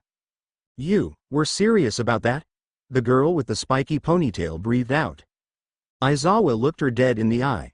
This is the hero course. There's no room for messing around. There was nothing the class could say to that. Well, we're done here, Eraserhead continued as if he hadn't just struck utter terror into the hearts of the remaining 19 students. There are handouts with the curriculum and such in the classroom, so when you get back, look over them. Izuku let out a tentative sigh of relief. This was going to be just as hard as he thought it would be. The boy with the shadow quirk intercepted him outside school at the end of classes. I believe we have met before, he said bluntly. Well, Izuku did still need to thank him. Yeah. I'm Izuku Midoriya. He rubbed the back of his head as they kept walking. They were surrounded by other students leaving the building, but nobody was close enough to overhear. Besides, it wasn't like they'd be able to tell what they were talking about. But how did you figure it out? Dark Shadow sensed magic when you entered the class this morning. Your hair is also recognizable. Oh, that's your quirk? So he can do more than see yokai? Izuku asked eagerly. Yes. The mutated teen seemed to hesitate. I am Fumikage Tokiyami. I have been looking to thank you since that night, but the spirits at the shrine refused to speak with Dark Shadow. Izuku snorted despite himself. You didn't bring an offering, did you? Well, don't worry about it. Yokai practically invented grudges, so they probably wouldn't have answered anyways. And, I actually wanted to thank you for helping me get away. It was the least I could do. Tokiyami fell silent again for a moment. I have never met anyone else able to detect those creatures. Is it part of your quirk, like mine? Oh no, I don't actually have a Midori. He twisted around and spotted Uraraka waving from some distance away. Who are you talking to? Izuku waited until she caught up before introducing them. Topic sufficiently muted, Uraraka initiated a conversation about the events of homeroom that morning as well as how the rest of the day had been. Somehow as they began walking, Uraraka being the most likely cause. Iida joined their little group. Dark Shadow even came out and shyly introduced himself. A giddy feeling settled itself in Izuku. It was only the first day, and people already wanted to talk to him. UA was going to be challenging, but it was also going to be worth it. Chapter end notes. Farewell, Mineta. Shinso appreciates your donation to his cause. Basically, nothing interesting happens except Tokiyami opening his beak. Next up, battle training. Also, a big thanks to, what the, 300 plus kudos already. Thanks for commenting, kudos, subscribing, etc. Now, excuse me. I'm going to write essays in response to some comments. Chapter 5 Chapter Summary, in which we get more Tokiyami. Chapter notes. See the end of the chapter for notes. The second day of school brought on a new challenge, hero basic training. It was clearly on the backs of everyone's minds, although they were all still too much in awe of the rest of their classes for it to be the main topic of discussion. On his part, Izuku was surprised he lasted until lunchtime from the sheer anticipation of being taught by All Might, much less from reviewing the facts of every single pro-hero he could identify, that he hadn't already noticed the day prior. That's the cook hero. Lunch rush. Izuku gushed as Uraraka literally dragged him over to a table that it seemed she and Iida had claimed. He's a master in the culinary arts, and not just because of his quirk. I can't believe I didn't see him yesterday, although he's probably in the kitchen most of the time. Where's Tokiyami? Uraraka asked, glancing around. Isn't he your friend? I don't know, I've only known him for a day, Izuku said.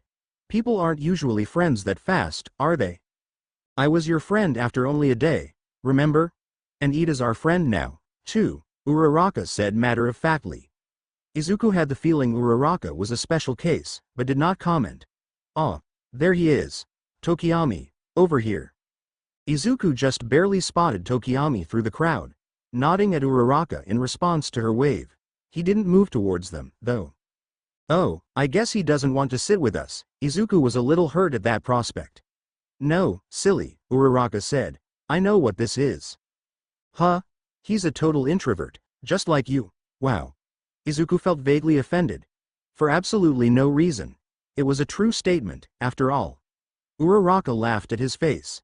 Don't worry, I'll get him. Uraraka, if he does not wish to. Iida tried, but the bubbly brunette had already unleashed herself upon the bird-headed teen. Iida's affronted expression was actually sort of scary, but not as scary as Uraraka's enthusiastic social skills. My apologies, Tokiyami said as he approached their table with his lunch. I did not realize you were inviting me to sit with you. It's okay, Izuku said. He then stuffed his face with some delicious rice in an effort not to be expected to say anything else. Sue, aren't you guys excited to see All Might next class? Uraraka squealed. Izuku immediately regretted his tactic and compensated by nodding his head vigorously. It will certainly be interesting, Tokiyami said. It is to be expected of UA that they hire the best of the best, but this is another level of prestige. Iida added. It will be a great honor to learn from the #1 hero. Izuku swallowed, took a breath, and said, All Might is, just, such a great hero. I think it's interesting how UA hired him, why is the greatest hero of all time taking on another job? He definitely doesn't need the money.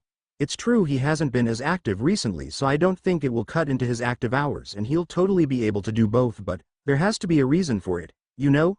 To completely move his operations just to teach here, it can't be that he's preparing for retirement. He can probably continue on for at least another 5 years excluding anything drastic happening. Why did it feel like somebody was staring at him? Izuku blinked, glancing up from his half-finished plate.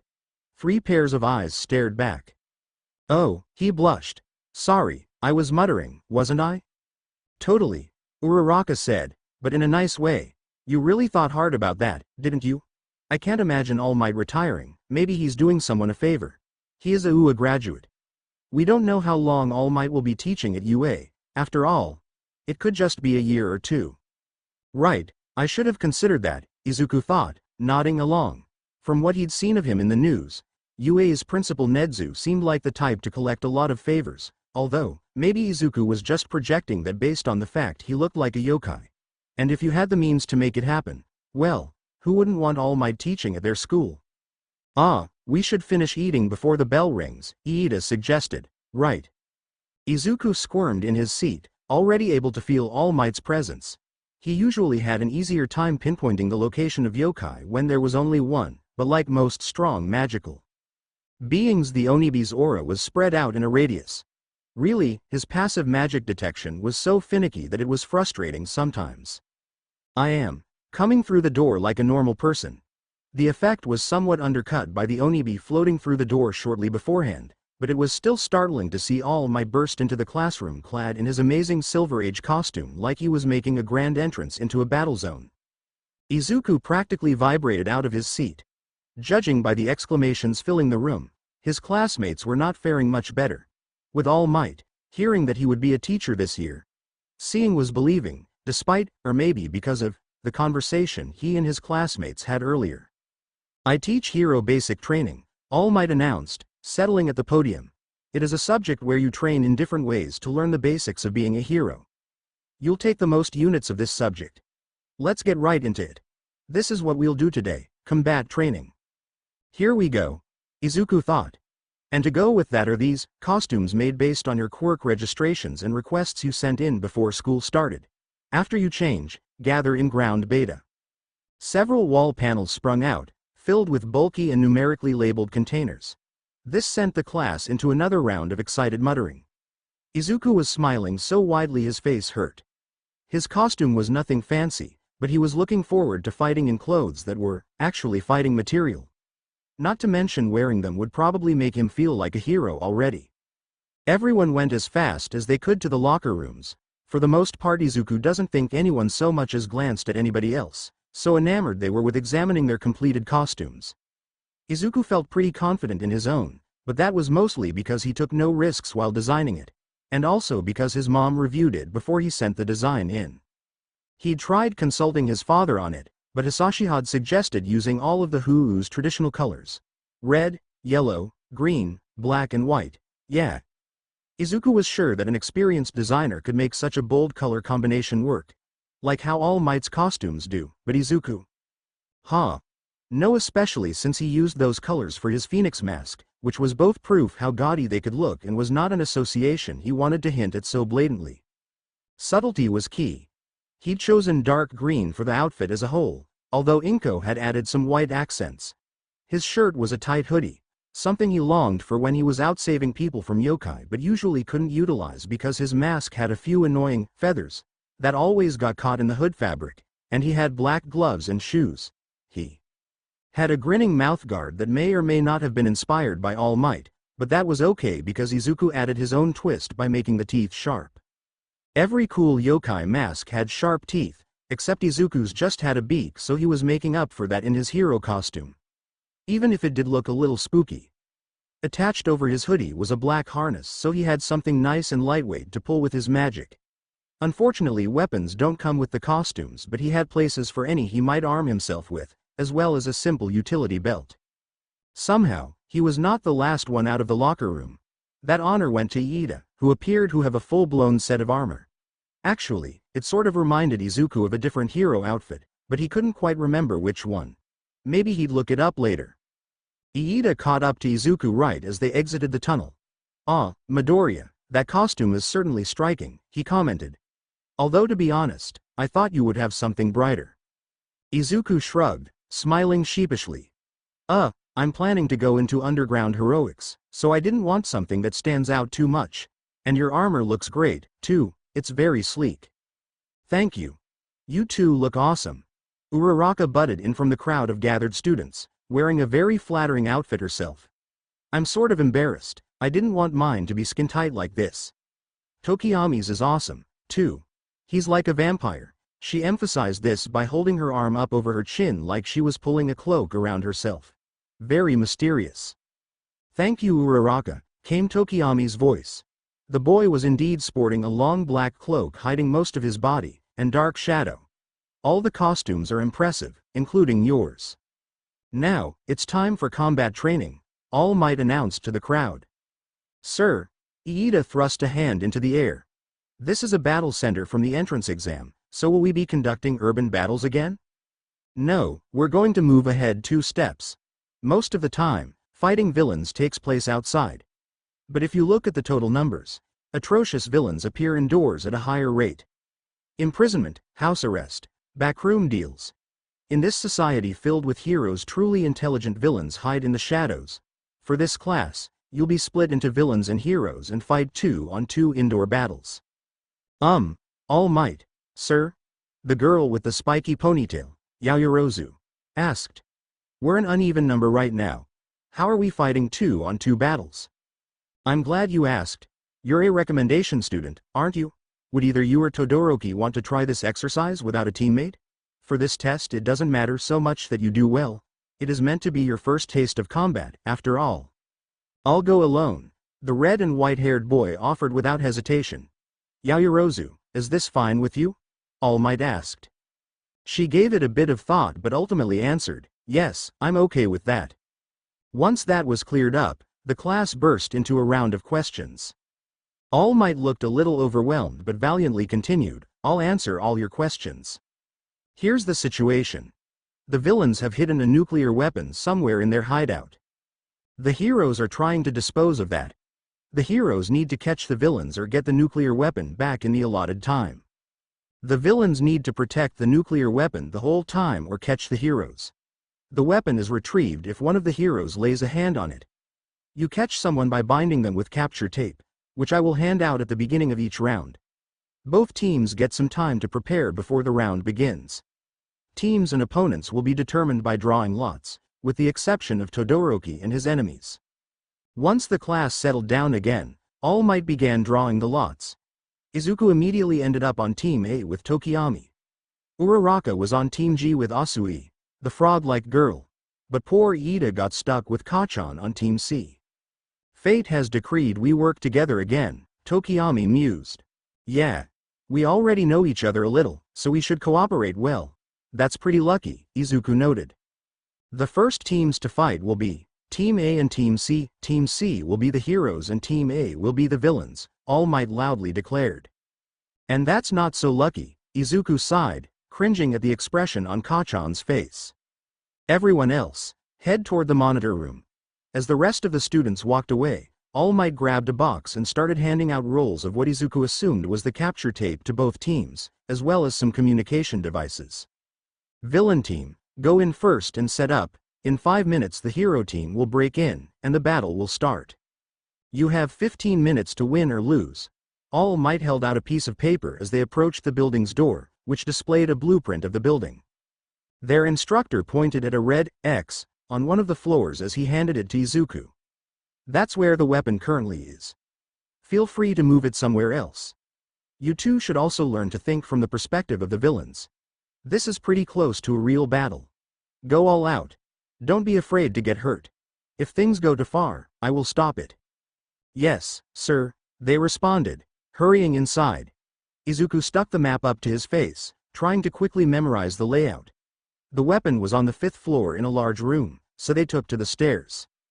We only have 5 minutes to strategize and set up the base, Izuku muttered. Tokiyami listened carefully, dark shadow already emerging from the cloak. We should start with quirks. I forgot to tell you, but my power is telekinesis. I can move any object from a distance, usually one at a time, but distance and weight factor into this. Humans are too heavy for me to affect directly unless I'm touching them, but clothes are easy enough. Kachan, that is, Bakugo, knows my quirk but not my limits, and I don't think Iida knows exactly what it is. Kachan might not tell him, either. You know Iida's, right? It's pretty obvious. He took a breath as they entered the weapon room and continued. Kachan's quirk is explosion. He can make explosions from the nitroglycerin sweat on the palms of his hands. It's strong enough to lift him off the ground, as you probably saw yesterday. I've seen your quirk before, but I don't know the details, so I guess it's your turn. Oh, and we need to decide what to do with this weapon. Seeing the strange expressions on Tokiyami and Dark Shadow's faces had Izuku nearly apologizing, but Tokiyami spoke up pointedly. That is very valuable intel.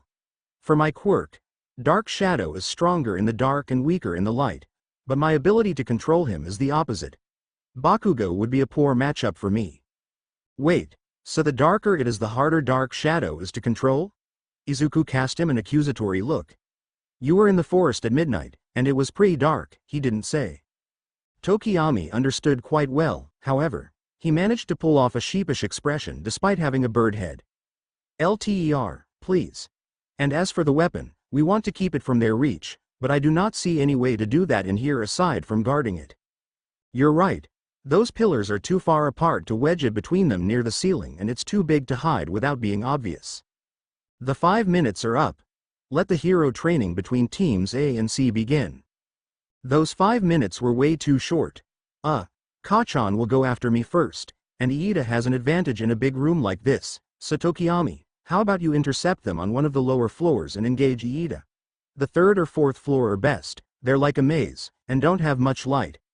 Kachan will probably blast ahead looking for me. It's a little risky, so if he doesn't leave just contact me and I'll lure him away. Sounds good to me, Tokiyami replied. As you wish, my lord. Dark Shadow saluted with a mischievous grin. Huh? But Tokiyami was already out the door. Moving on from that, Izuku wished they'd had more time to plan and move things around. One of the downsides of being the first to battle, he supposed. He could still suspend the weapon between the pillars if he used some of the rope laying around, but Kachan could easily reach that height with his explosions. The rope might help with something else. The device in his ear crackled to life. Bakugo is heading your way from the 4th floor. He did not see me, so I will wait here for Iida. Got it. As if on cue, a bellowed, Deku, could be heard from beyond the room's entrance. Izuku hid the surprisingly light weapon half-heartedly behind one of the pillars and turned to the doorway right as Kachan sprung in, explosions crackling. It was almost reflex for Izuku to fling the plank of wood leaning on that wall at Kachan's back, but the blonde didn't even glance at it as he threw a hand behind himself and blasted it to smithereens. Iida is here, Tokiyami reported. Engaging now. Kachan found me, Izuku replied. Ah, there it was. Kachan threw his right hook and Izuku ducked under it, grabbing, twisting, and tossing him to the ground. The rope on the floor snuck closer to Kachan as he forced Izuku away with an explosion in order to give himself time to stand up. It darted between his feet as he lunged forward, and the only thing that saved him from tripping was that he noticed Izuku looking down. Kachan blasted himself backward to regain his footing and snatched up the rope. Izuku attacked with the capture tape as he incinerated it, but took a face full of an explosion from Kachan's other hand. You think your cheap tricks are gonna cut it? Kachan snarled. You're just wasting time. He stood, his breath wavering behind the mouthguard. Kachan dove at him. Izuku pulled his feet out from under him, and as he again stabilized himself with his explosions, Izuku managed to land a punch on his jaw. It was hasty and weak. Izuku pushed harder with his attacks, jittering as he tried to tangle Kachan's limbs with the capture tape. He was blasted away by a particularly good hit and stumbled across the room, only staying upright with telekinetic assistance. He pulled the capture tape back into his hands but backed away further as Kachan approached and used a large chunk of magic to send a barrel flying from the side. His opponent leapt backward, deflecting the edge that would have clipped him with a larger blast. It was out of his comfort zone, fighting something that he wasn't supposed to kill. He felt like he was holding back, but it still felt like his life was in danger. It was strange, and it put him on edge. Are you scared now? Izuku asked himself. Or just frustrated? You're winning by stalling. He's not trying to capture you, and he's still nowhere near the weapon. This isn't life or death. He's not going to kill you. Calm down. The grenade-like devices attached to Kachan's arms flashed red. He was no longer scowling, but Izuku still didn't like the look on his face. They're loaded, Kachan said. You're just running away now. You think you can win without even fighting me? Are you underestimating me, Deku? He slowly leveled his fist in Izuku's direction, the device on it dwarfing his hand almost comedically. You already know, I sweat nitroglycerin from the palms of my hands. If they made these gauntlets the way I asked, then they've stored up the nitroglycerin inside them, and, his finger hooked the grenade's pin. Never mind. Panic now. Kachan said something else, grinning, but Izuku wasn't listening. He flung his magic out with desperately careful precision. Place the pressure wrong and he could make the situation worse. Dodge or redirect and who knows where the blast would go. Kachan yanked hard on the pin. It didn't budge. Izuku didn't dare lose his laser focus by sighing in relief. Kachan scowled, jerked his hand one more time, then switched arms. Izuku snapped his gaze to the other device. Kachan's hand was completely hiding the other pin from view. Crap. No time to focus on the hand. Too many factors to fight through. He latched onto the grenade device and shoved. He only had time to cross out 2 possible places to redirect it, up and down, before fire tore the room apart. Heat blasted his face and his ears were deafened from the noise as he was thrown backward, and dust choked the air. Izuku laid there winded, trying to catch his breath.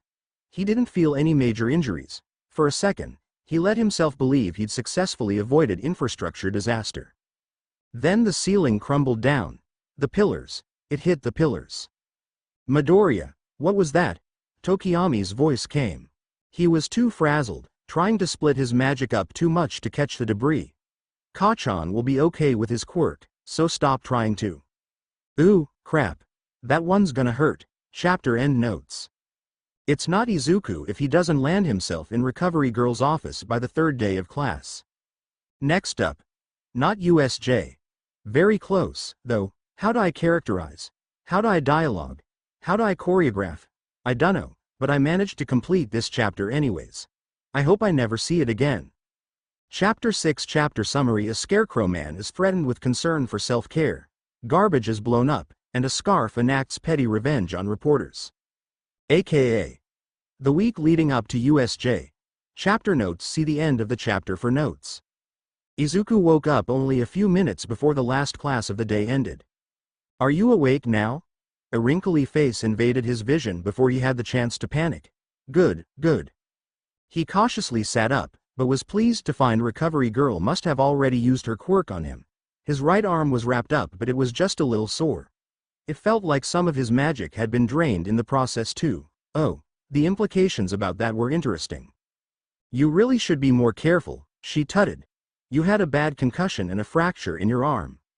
I completely healed the concussion, but you should leave those bandages on and avoid using that arm until tomorrow. If it still hurts, come see me.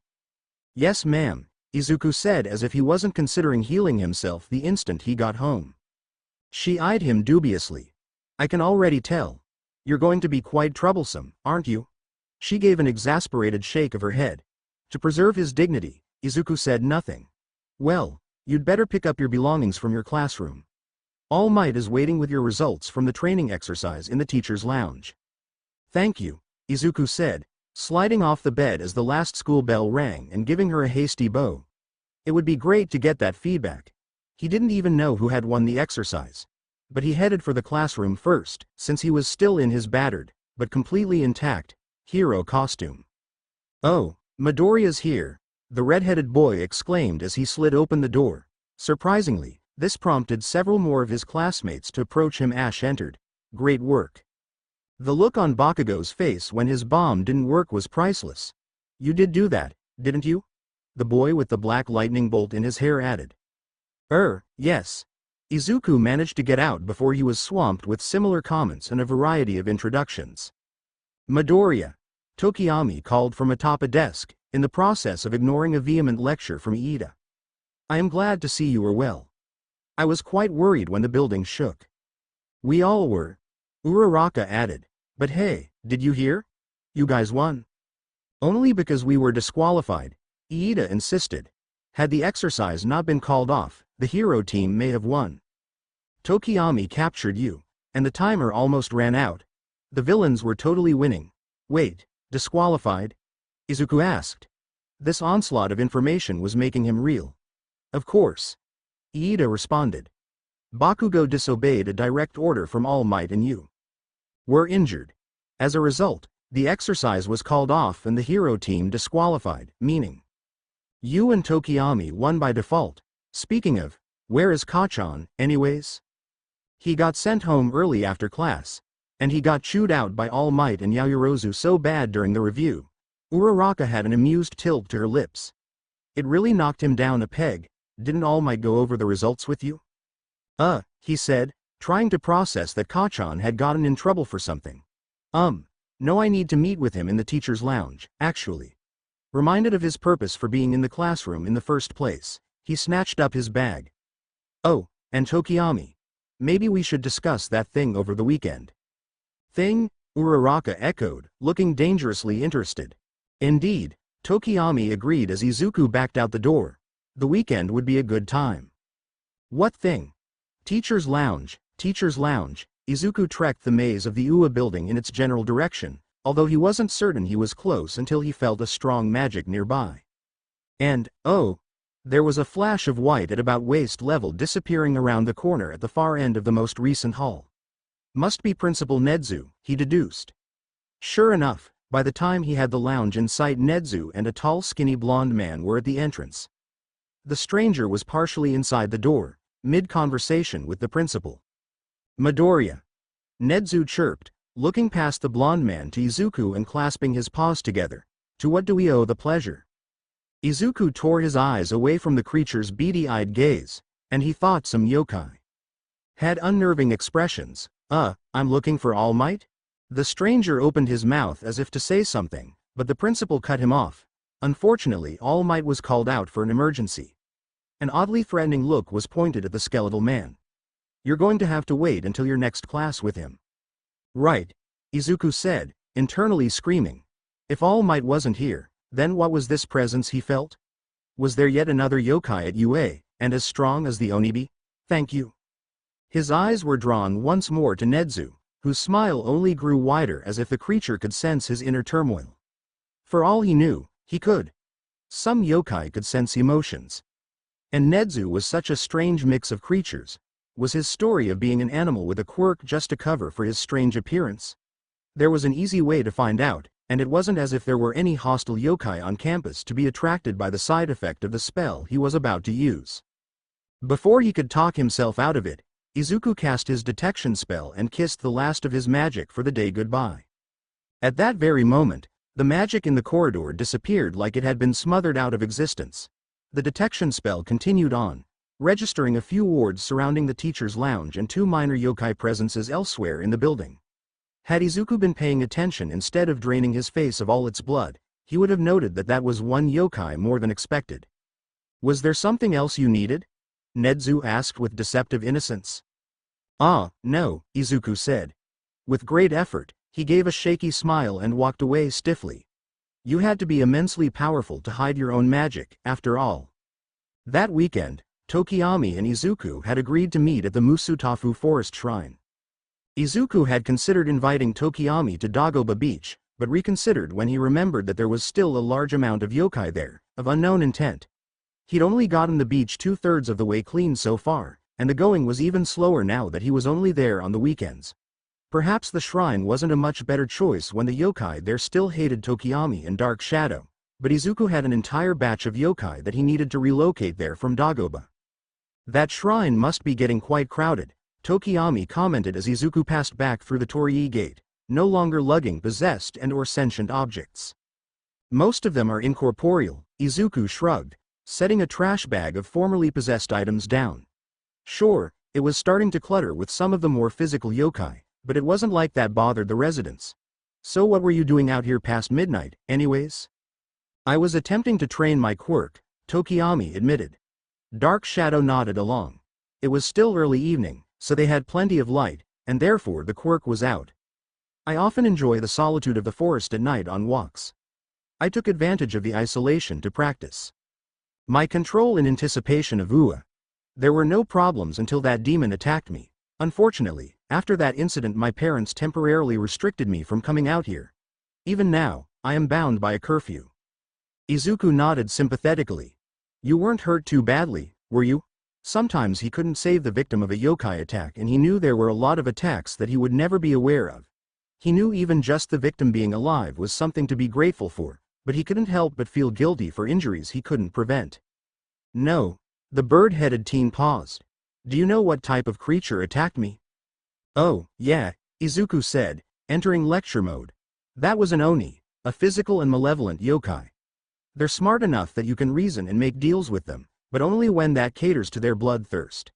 Some of them are also sorcerers, like the one that attacked you. They tend to stay away from civilization, though, so your encounter was some bad luck. Would you mind telling me how you know so much? Tokiyami asked. I believe Dark Shadow has figured it out, but he won't tell me. The quirk in question muffled a giggle.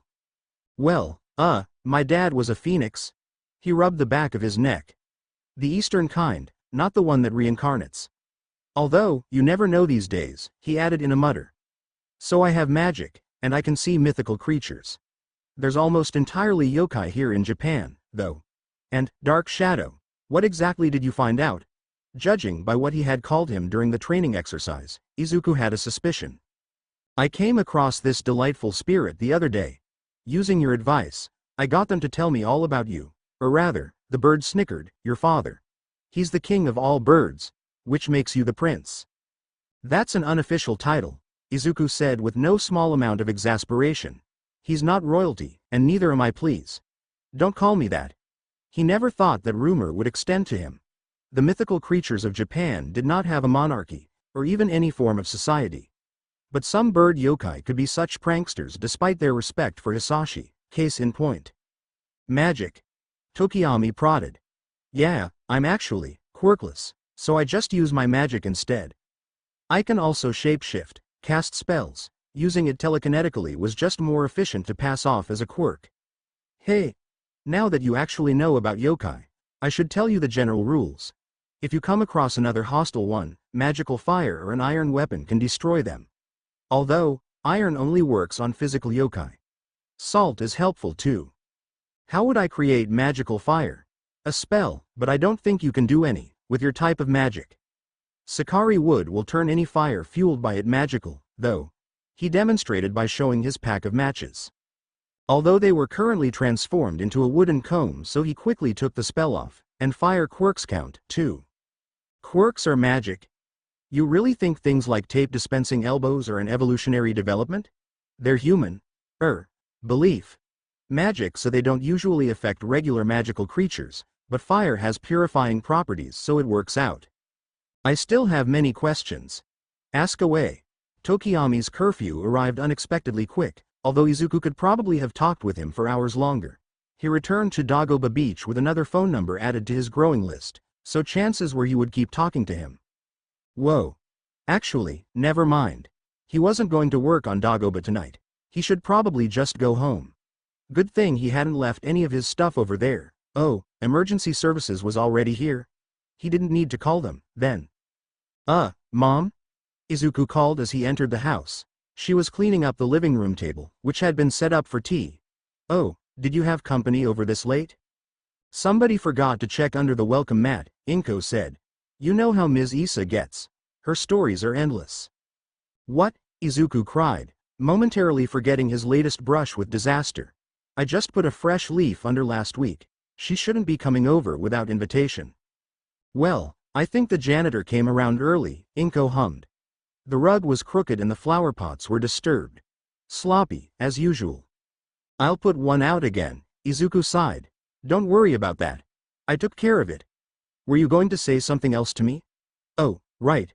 Well, Dagoba Beach is on fire, so I'm not going back there for a while. He wasn't sure why she looked so alarmed at that news. He obviously wasn't hurt, and usually with these types of situations he actually ended up in the middle of them, which was clearly not the case.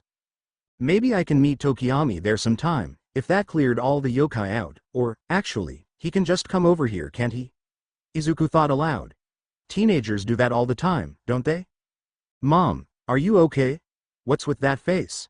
Monday of the second week of UA, a crowd of reporters blocked the front gate. I didn't even think about how the public would react to learning All Might is teaching at UA. Well, it was only a matter of time until they found out. Izuku didn't actually know when the public had learned, but he assumed that if it had been any time before the start of UA that the media would have swarmed the place during the first week of school. It may have dropped over the weekend, actually. If he'd checked the news for anything other than an explanation on the sudden beach fire, which had been attributed to vandalism but was more likely the outburst of a particularly annoyed or bored yokai, he might have had the foresight to come to school extra early. Hey you! Random reporter lady called out. To Izuku, who was struck with the sudden urge to research invisibility spells. Did those even exist? Maybe it was illusion spells he was thinking about. How are All Might's classes? It was fortunate Izuku found himself momentarily mute, because anything that came out of his mouth when under such attention was bound to be embarrassing. Excuse me, he eventually squeaked out, trying to shuffle past them. As he did so, he noticed yokai magic behind him. With a backwards glance he saw Aizawa drawing the reporter's interest, along with an irate Kutsuhimo awake and glaring at the bustle. He watched with amusement as the yokai left the scarf in order to sweep through the closest crowd members, causing a few of them to shiver or drop what they were holding. Aizawa caught his gaze with a raised eyebrow. Izuku quickly hid his smile with a hand and darted inside. If Aizawa was already here, then it must be closer to the start of class than he thought. It wasn't suspicious that a student with a telekinesis quirk was near when people were inexplicably dropping things, right? Homeroom that day was an unexpectedly school-typical event. Today you'll be choosing a class representative, Aizawa said. I understand you've only known each other for a week. I don't care. Pick someone before homeroom is over. The class exploded, but eventually settled down under Ida's influence. It was quickly decided there would be a vote to decide who would take the position. Izuku considered how he felt about it. It would look good academically, but it was also a lot of responsibility. He couldn't handle that on top of school and the need to reserve his free time in anticipation of certain activities. Not to mention it probably involved a lot of public speaking, his mortal enemy. Yaoyorozu or Iida would be the best choices, wouldn't they? They were smart, reasonable, and very responsible people. He would go with Iida, then. Yaoyorozu didn't speak up often outside of class activities, so it seemed she was less confident or outspoken than Iida, who had proven his skill at corralling the class multiple times. Upon seeing the results of the vote, Izuku let out a noise akin to that of a dying porcupine. 3 votes. Why me? Clearly, 3 people in the room had their heads in the clouds. I should have tried to coordinate votes, he grumbled, staring as venomously as possible at the obvious culprits. It had no effect. They were shameless. Kachan, as usual, attempted to spontaneously develop the power to kill with a single prolonged glare. As surprised as Izuku had been to learn he had been sent home early on Tuesday, it was even more surprising to hear the hero exercise incident had garnered detention for the explosive blonde. Something about a 3-strike policy. Nobody in class was privy to the details, but Kachan seemed irked by the whole thing. The class representative is Midoriya and the deputy class representative is Yaoyorozu, their teacher intoned. Now, shoo, it's time for lunch. While Izuku secretly plotted ways to get out of serving as class rep, the group briefly discussed Ida's heroic heritage. He knew that costume design was familiar, among other things, like nicknames. So Midori, Uraraka started. Why does Bakugo call you Deku? Oh, it's just an insult. We grew up together. He doesn't like me very much. Iida sniffed in disapproval. Uraraka smiled, bright and cheery. Oh, that's too bad. It sort of sounds like Dekiru. As in, you can do it, exactly, huh, he thought. Not a bad take on that. And then a sudden, piercing alarm cut through the cafeteria din, startling the whole table. There has been a level 3 security breach. All students please evacuate outdoors promptly. What's a level 3 security breach? Iida echoed. An upperclassman who had been sitting next to them replied as he stood up hurriedly. It means someone is trespassing on school grounds. It hasn't happened the whole time I've been here. The entire cafeteria was rising from their seats in a panic. And Izuku had thought squeezing through the reporters that morning had been difficult. There was absolutely no room to move in the hallway that led out of the cafeteria. Where did Iida, Uraraka, and Tokiyami end up? He could have sworn they were right next to him a second ago. Izuku stumbled, slowing his breathing and trying to distract himself by glancing out the windows. He wasn't too worried, but the chaos of the evacuation was getting to him a little. Unexpectedly, he noticed the group of reporters from earlier was now within UA walls, pestering Aizawa and present Mike. He could faintly see Kutsuhimo rise up and look around, not retaliating against them like last time. Actually, the yokai was leaving. Aizawa entirely. Following somebody, or something. That was all Izuku could observe before Iida dramatically flew out of the crowd, caught everyone's attention, and calmed them down. Great job, Iida. Izuku praised breathlessly when they reunited in front of the classroom. This is why you should be class representative. You were so cool out there, and I did practically nothing. Iida spluttered at the compliment. Even more so when Izuku handed him the pair of glasses he had rescued from falling into the stampede. See? All I did was catch your glasses. Was that a pun? Uraraka laughed. What? No. Thank you for the compliment, but regardless of what you think, you are the class representative, Iida said. We cannot change what has already been decided.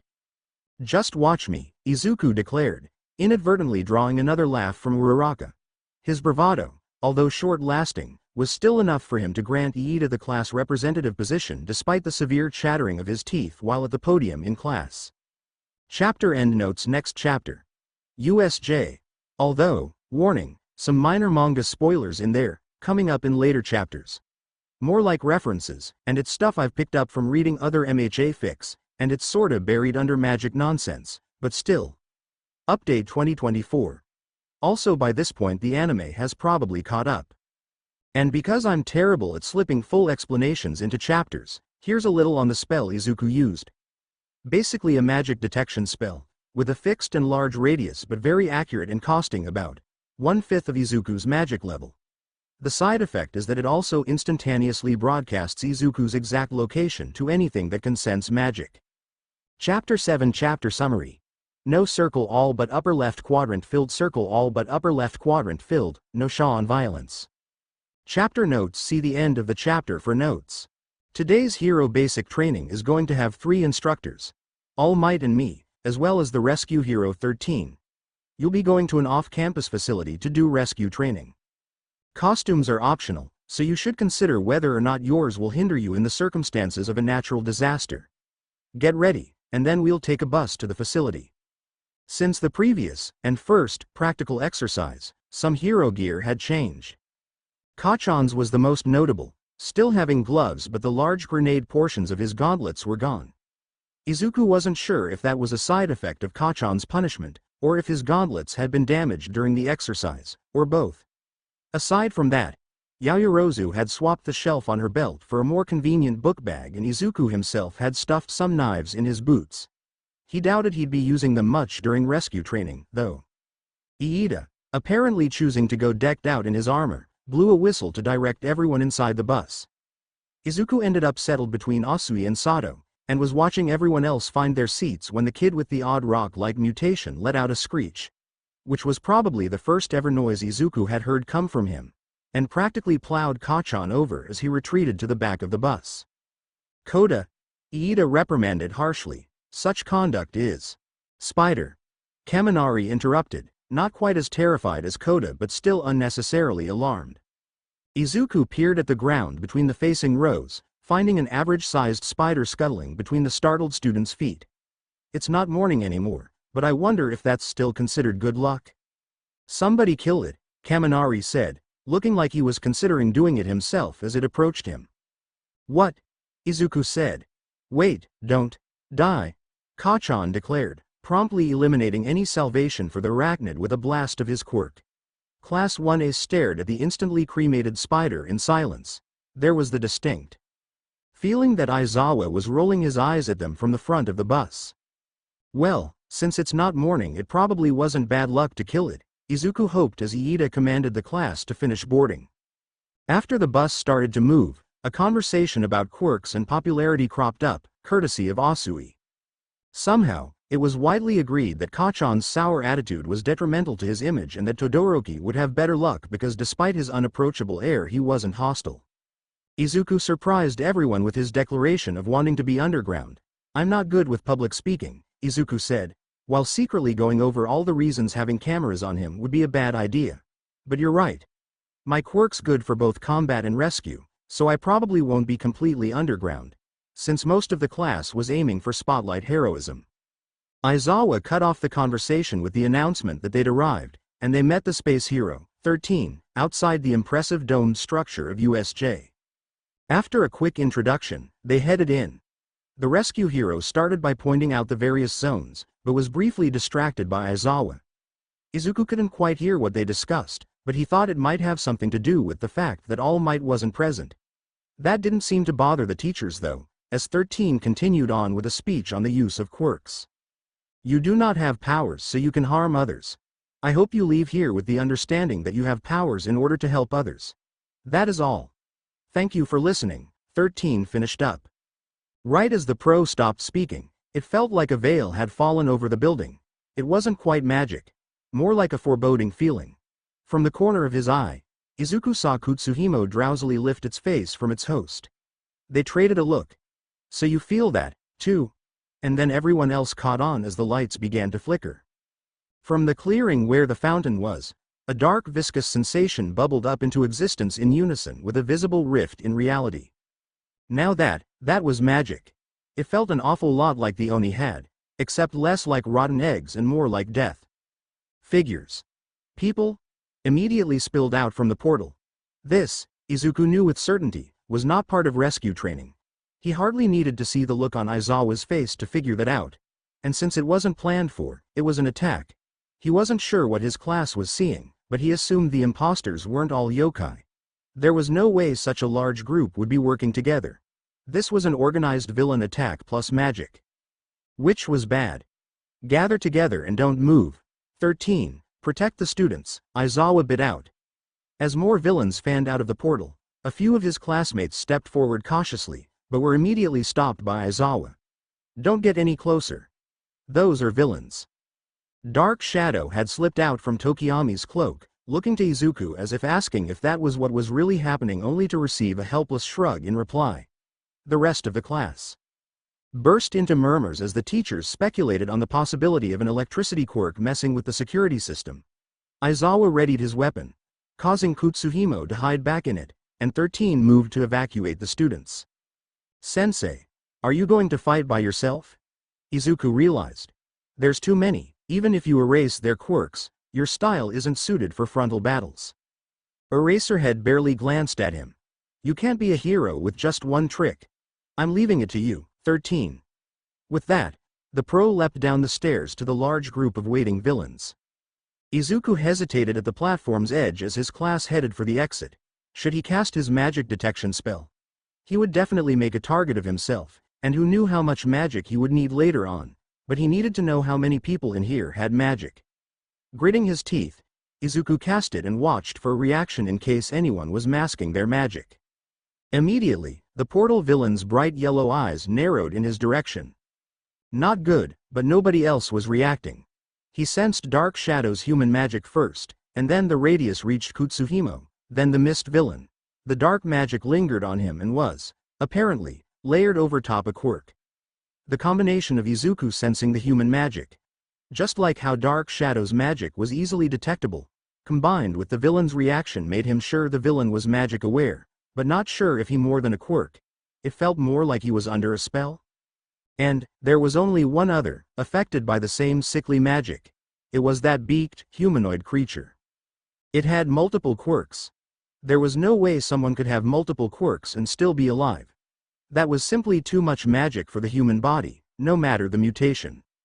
But magic that felt like death? Too many quirks for a living person? This was necromancy. Hurry up and take shelter, Iida called to him. Izuku looked away and rushed after his friend.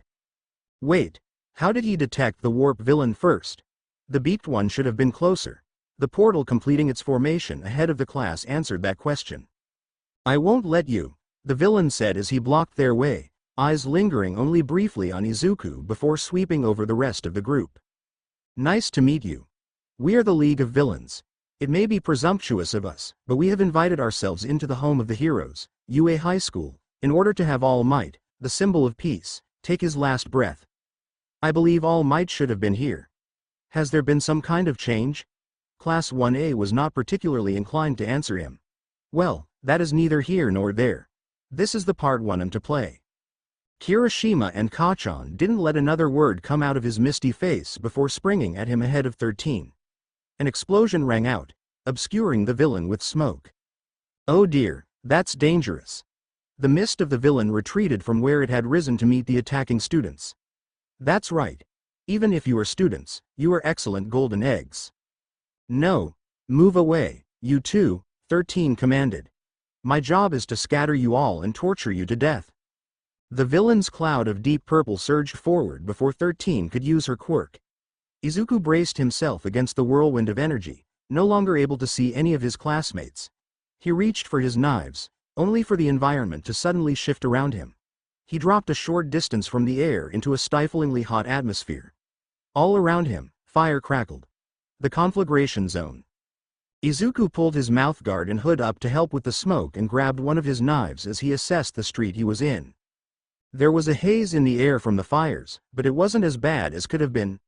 None of his classmates, or anybody, for that matter, were in sight. Okay. A fair play for the portal villain to isolate the only known magic user.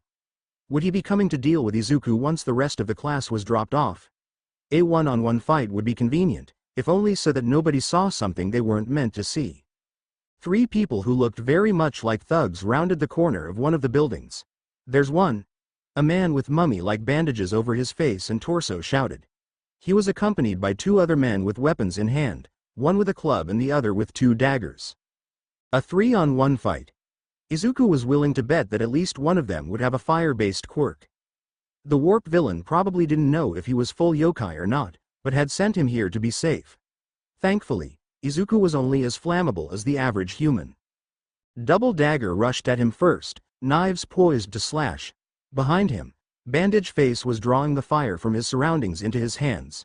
Knew it, and Club Guy was just standing there menacingly.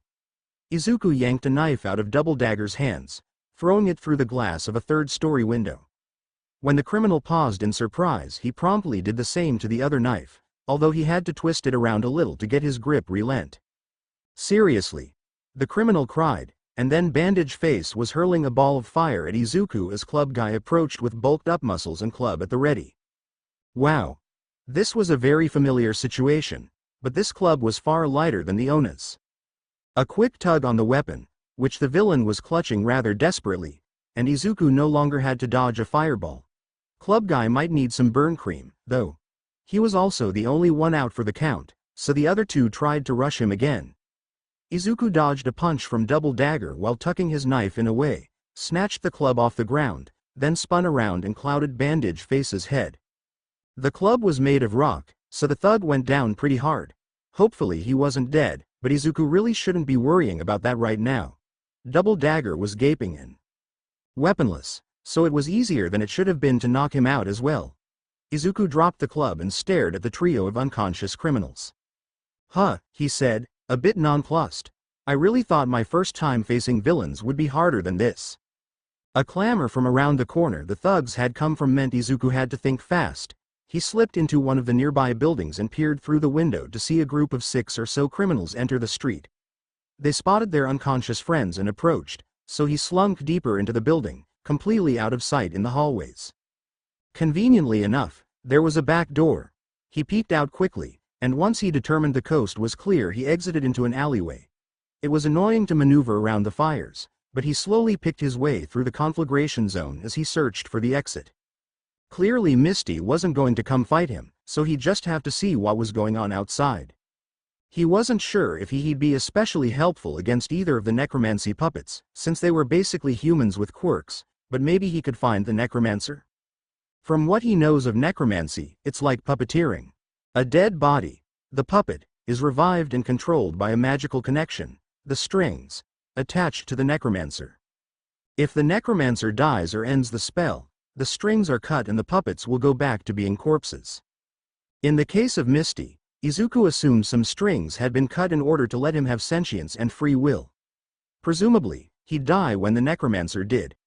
He would also have to see if the beaked creature was the same or if it was a normal necromancy puppet. Of course, there was no guarantee the necromancer was even in the building. Izuku hadn't sensed anyone else with magic, after all. Oh. There was a villain guarding the exit. He sort of wished he had kept the club with him. Well, an iron club would be a little heavy, but Izuku could pull it off. He took out his knife again and snuck as close to the villain as possible, which turned out to be a few meters away behind a fake car. With a deep breath, Izuku vaulted over at her. She startled badly, bringing up earthen fists to block his swipe. He let his lunge fall short and pulled her feet backwards, sending her face first to the ground, then brought the knife over her head and cast a transformation spell on it. The sudden weight bludgeoned the top of her head, but it shouldn't have been dangerously forceful. Ideally she would just have a nasty concussion. Swiftly he restored his knife, stepped over her crumpled form, and tried the door. Unlocked. It was surprisingly calm in the immediate area outside of the zone. Izuku tugged down his hood and mouthguard, eager for some fresh air.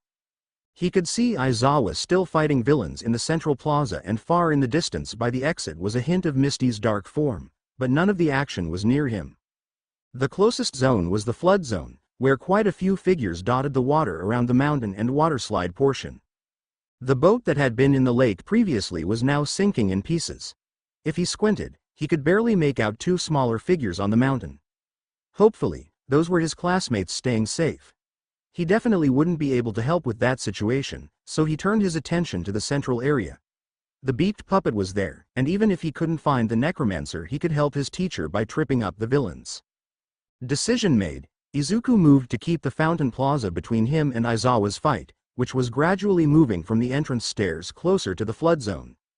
Aside from the plaza, the only cover was the flood zone, and Izuku didn't want any of the villains in there to sneak up on him, so he crossed closer to the landslide zone and climbed up the stairs of the plaza out of sight. On it, he crouched behind one of the trees to watch Aizawa take on the slowly dwindling group of criminals. He was clearly tired, but still holding his own against the inexperienced villains. Izuku wondered how the villains had planned on taking All Might down if they relied more on numbers than strength or skill. There were a multitude of public fights where All Might demonstrated he could easily take out a large group. None of those had been as large as the one that had warped into USJ, but the villains had split up to deal with the dispersed students, which had obviously been part of their plan. The size of the group Aizawa was fighting wouldn't be much of a match against All Might, it was just a distraction for Eraserhead. Misty was probably a more dangerous villain, and he was facing 13 by himself. Who did that leave to kill All Might? Duh. The other necromancy puppet. Which was why it had multiple quirks. It was sitting out the fight against Eraserhead, towering silently beside a skinny blue-haired man covered in. Were those severed hands? Were those real? Eraserhead paused after flinging away another thug, catching his breath. Face palm broke from his position to charge at him. Izuku thought he heard the villain whisper something, but it wasn't clear. The underground pro quickly retaliated with his capture weapon, only for Face Palm to catch the approaching end without slowing down. Izuku kept an eye on the hovering criminals and particularly the beaked creature, but didn't dare touch the fight Eraserhead was currently in. 20. Once he was close enough, Face Palm began reaching for Eraserhead's face with his bare hand. A 5-point activation quirk like Uraraka's, or one relying on skin contact. 17. Eraserhead twisted his scarf to throw the villain off balance, then elbowed him in the guts. His hair flopped down, which probably wasn't a good sign so close to a villain with a contact quirk. It meant Erase wasn't active, didn't it? It's hard to see because you keep moving around, Face Palm started, shifting enough for Izuku to realize he had a tight grip on Eraserhead's elbow. But there's a moment when your hair falls. That's when you've finished an action. Eraserhead flinched and Izuku leaned forward in worry, trying to see what was happening. The time between has gotten shorter and shorter. Don't push yourself, Eraserhead. The capture weapon suddenly convulsed, tearing Face Palm's hand away as Eraserhead gave the villain a bodily shove. Hair floating once more. His elbow was cracked, with the muscle showing through. Some sort of destruction quirk, then. As Eraserhead backed away, a few thugs leapt at him. Thinking quickly, Izuku tripped the one closest to himself into the ground and Eraserhead punted the other two away with his capture weapon. As more of the lowlifes swarmed his teacher, Face Palm fell back. "You're so cool, the villain exclaimed, sounding more than a little unhinged. "But hero," he made gesture with his hand.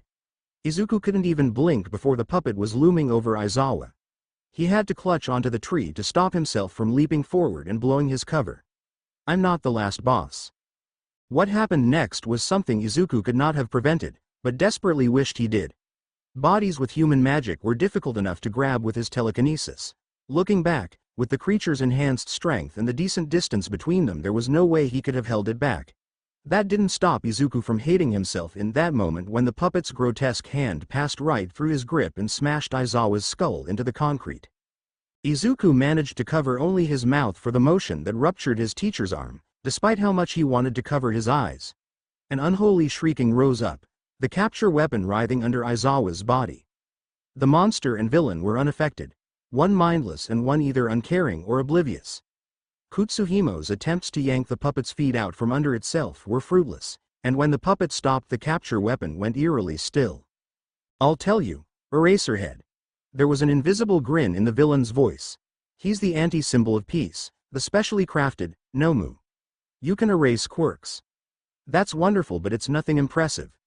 In the face of overwhelming power, you might as well be quirkless. To Izuku's surprise and brief hope, Aizawa managed to lift his head up and use his quirk on the Nomu. That hope quickly faded when the puppet ground his arm into the ground hard enough to crack the concrete, before viciously doing the same to his head. This time Aizawa stayed down. The new silence was broken by the appearance of the warp villain. Tamura Shigaraki, Misty addressed. "Kurogiri, did you kill 13? The newly dubbed Shigaraki asked. "I put 13 out of action, but there were students that I was unable to disperse, and one of them was able to run away." Shigaraki began to scratch at his neck in agitation. "Kurogiri, if you weren't a warp gate, I would have crushed you to pieces." He paused. "We can't win against dozens of pros. It's game over. Let's go home." "Yes, do that," Izuku thought frantically, eyes on Aizawa's still form. The instant they left, he could go heal him, if it wasn't too late already. "But before we leave, Kurogiri, go find a student for me to kill. I want to smash some of his pride as the symbol of peace." No, Kurogiri nodded and began to make a portal, but it fizzled out unexpectedly. "Damn it," Shigaraki scoffed. "You really are cool, Eraserhead." The Nomu bashed Aizawa into the ground once more, and Kurogiri warped away. Izuku tensed in place. It was better to get to Aizawa sooner, and now there were only 2 threats. What I need is a distraction. And then capture weapon suddenly burst into motion. It swirled into the air with ease. Had Kutsuhimo been entangling itself this whole time? And went straight for Facepalm's neck. "Kutsuhimo, you are the best thing to ever happen to me." Shigaraki was too surprised to dodge, but the yokai stopped strangling him and fled when he tried to use his quirk on its host. At his word, the Nomu left Aizawa to grab at Kutsuhimo, who began a magnificent demonstration of the phrase, "as slippery as an eel." As all of this happened, Izuku skidded down the side of the plaza to kneel by Aizawa, trembling hands checking for a pulse. It was so weak, but it was there. He left a hand on Aizawa to trickle magic into his body, directing it towards the head, and used his other to bunch up his gloves and press them against where the blood was coming from. He didn't even try to help the arms at this point.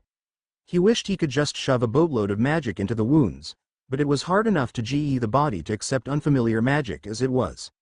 He glanced up just in time to see Shigaraki look his way, eyes narrowing. "Nom." The villain started. With 2 sharp tugs, Izuku yanked off the hand on his face and slammed his jaw shut, cracking his head up with the force and, judging by the enraged shriek, catching his tongue between his teeth. He hadn't sensed any magic from Shigaraki with the spell earlier, so regardless of the way he could control the Nomu, Izuku didn't think he was the necromancer. If they were going to hide their magic in the first place, they wouldn't be so obvious about being in control of the puppet. Despite Izuku's interruption of Shigaraki's order, the Nomu ceased its chase of Kutsuhimo to look at its commander. The villain, covering his face with his own hand, pointed with impressive outrage towards Izuku, who was once again wishing for an invisibility spell. This might be surprising news considering Izuku's tendency to pick fights with magical creatures, but he'd never broken a limb before. As the necromancy puppet wrenched him away from Aizawa, Izuku discovered that it hurt a lot more than a fracture. The Nomu tossed him aside afterward, sending him rolling breathlessly across the ground. When he blinked, Eraserhead's capture weapon was prodding his intact arm. "Finneth Ga. Finish him off," Shigaraki said, and that's when USJ was rattled to its core. Through teary eyes, Izuku squinted in the direction of the explosion. "What?" "It is fine now," All Might's voice boomed. "I am here." "Oh, looks like we won't be leaving after all." Izuku winced as something jostled him, before he realized he was close the stairs to USJ's entrance, All Might carefully laying Aizawa beside him before taking off once again. A moment later, a dripping wet Ojiro and Asui stumbled as they joined him. All Might's usual smile was more of a grimace. "Everyone, go to the entrance. I'm leaving Aizawa and Midoriya to you, hurry." Hey guys," Izuku said, getting to his feet. Kutsuhimo was trying to wrap up his arm, but clearly had no idea how to deal with a wound and ended up letting Izuku tug the fabric into a makeshift sling. There was a lot of scarf left over, though, which he let settle around his neck. "Midoriya, are you okay?" Asui asked, both her and Ojiro staring at his arm and the entirety of Aizawa in alarm. "I can walk," which was about as okay as he could be right now. We should get moving," His classmates agreed, both taking hold of Aizawa. Izuku glanced back at All Might, then followed. The Onibi is following him even now, huh? The first collision of All Might with the Nomu nearly blew them off their feet. The group faltered but pressed on, occasionally looking back at the battle behind them. He doesn't know the Nomu has multiple quirks, but it doesn't seem to be making a difference. Izuku looked back again, lingering a moment longer than usual. Just as he was about to look away, something caught his attention. During one of its punches, the puppet reached past All Might, as if to grab the Onibi. The yokai darted away and it missed, but for a heart-stopping moment Izuku was certain the Nomu would be successful in whatever it was trying to do. He had stopped walking completely, trying to decipher the panic he'd felt at that moment. Why did it? All Might grabbed the Nomu and dragged it into a suplex, sending the area into an eruption of smoke. Asui and Ojiro paused to watch in wonderment for a few seconds. And then the dust cleared, revealing All Might bent level with the ground, stuck in an odd contortion with the Nomu coming in and out of portals, their owner now present. This isn't right. There was a dark red stain spreading from where the Nomu clutched All Might, who released his grip to try to pry the Nomu's hand off. He's bleeding. Kurogiri was talking, but Izuku couldn't just listen to him describe exactly how they'd planned to kill All Might. Midoriya. Ojiro yelped as he took off. Izuku only made it halfway before Kacchan was there, delivering an explosion to Kurogiri's face and pinning him down. A wave of cold announced the arrival of Todoroki, ice crawling up the Nomu and loosening its grip enough for All Might to jump away. Kirishima was warding off Shigaraki. Nomu, the villain commanded. The ice creaked as the monster pulled itself from the portal, breaking off its arm and lower leg as it tried to stand. The puppet wasn't affected by the loss of its limbs at all, but Izuku was surprised when the ice fell off as muscles burst back into existence and the limbs fully regrew. That must be one of its quirks. First, we need to get our gate back. Go, Nomu. The Nomu barreled towards Kacchan faster than Izuku's eyes could follow. There was a blast that knocked Todoroki and Kirishima as far back as Izuku was. Kacchan. I'm right here. Deku. Kacchan shouted into his ear. You dodge. No, so shut up. All Might had taken the hit, creating twin trenches in the ground all the way to where he replaced the border wall of one of the zones. Do you not know how to hold back? All Might said with a few coughs. It was to protect my companion. I had no choice. I mean, earlier that plain-looking one. He tried to strangle me with his quirk, you know. Izuku made a face at being blamed for Kutsuhimo's murderous tendencies. Violence for the sake of others makes it admirable. Isn't that right, hero? The villain continued on with a long tirade, ending with, violence only breeds violence. The world will know this once we kill you. That's ridiculous, All Might countered. I recognize that look in your eyes. You don't need an excuse. You enjoy this. All Might, let us help, Kirishima called. No, run away. Just watch as a pro gives it everything he's got. You're bleeding, Izuku muttered. All Might only smiled wider. He turned to face the villains once more. Nomu, Kurogiri, get him. I'll deal with the children. All Might and the Nomu met each other in the middle with renewed force. Whatever Shigaraki had said about dealing with the group of boys, he couldn't follow through because of the intense force billowing from the two with every hit, and likewise Kurogiri was unable to help the Nomu attack All Might. They seemed so evenly matched, Izuku noted. But slowly, All Might's winning. All Might even got enough of an advantage to send the Nomu crashing into the ground. Hey villain, have you ever heard these words? He reared back his fist. Go beyond. Plus, ultra. The final punch rocketed the Nomu clean out of USJ, sending a rumble across the facility. His brute strength is crazy, Kirishima said in admiration. Izuku could only nod in agreement as the others chimed in. I really have gotten weaker, All Might said with a chuckle, poised amongst a swath of smoke and illuminated by the glow of the Onibi. In my prime, 5 hits would have been enough. But that took me more than 300 hits, he settled back. Now villains, I'm sure we'd all like to end this as soon as possible. At this, Shigaraki devolved into more muttering and anxious scratching. What's wrong? You're not coming. You were dead set on killing me earlier. Come and get me. The alarm bells that rung in his head at that statement brought Izuku out of his awe. First he'd been bleeding, and now he was trying to goad the villains. Why didn't he just press the advantage he had? Is he bluffing? As Shigaraki backed away, All Might taunted him again, and then the Onibi flashed. For just a moment, its light spiked drastically before snapping back to its original glow. A brief surge of magic practically smacked Izuku in the face at the same time. Tamura Shigaraki, Kurogiri immediately said, eyes narrowed at All Might, or rather, the Onibi. The rest of what he said was too hushed to be audible, but from the way Shigaraki perked up it didn't mean anything good for All Might. Clattering from Behead alerted the group of students to the weaker criminals regaining consciousness. All Might will do something about the main bad guys. Let's go help the others, Kirishima said. Midoriya, Todoroki called to deaf ears.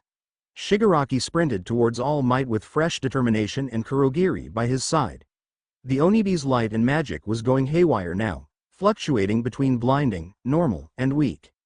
All Might didn't move to defend against the coming threat. Maybe he couldn't move. It was possibly brash, idiotic, and unnecessary, but Izuku was the one who moved.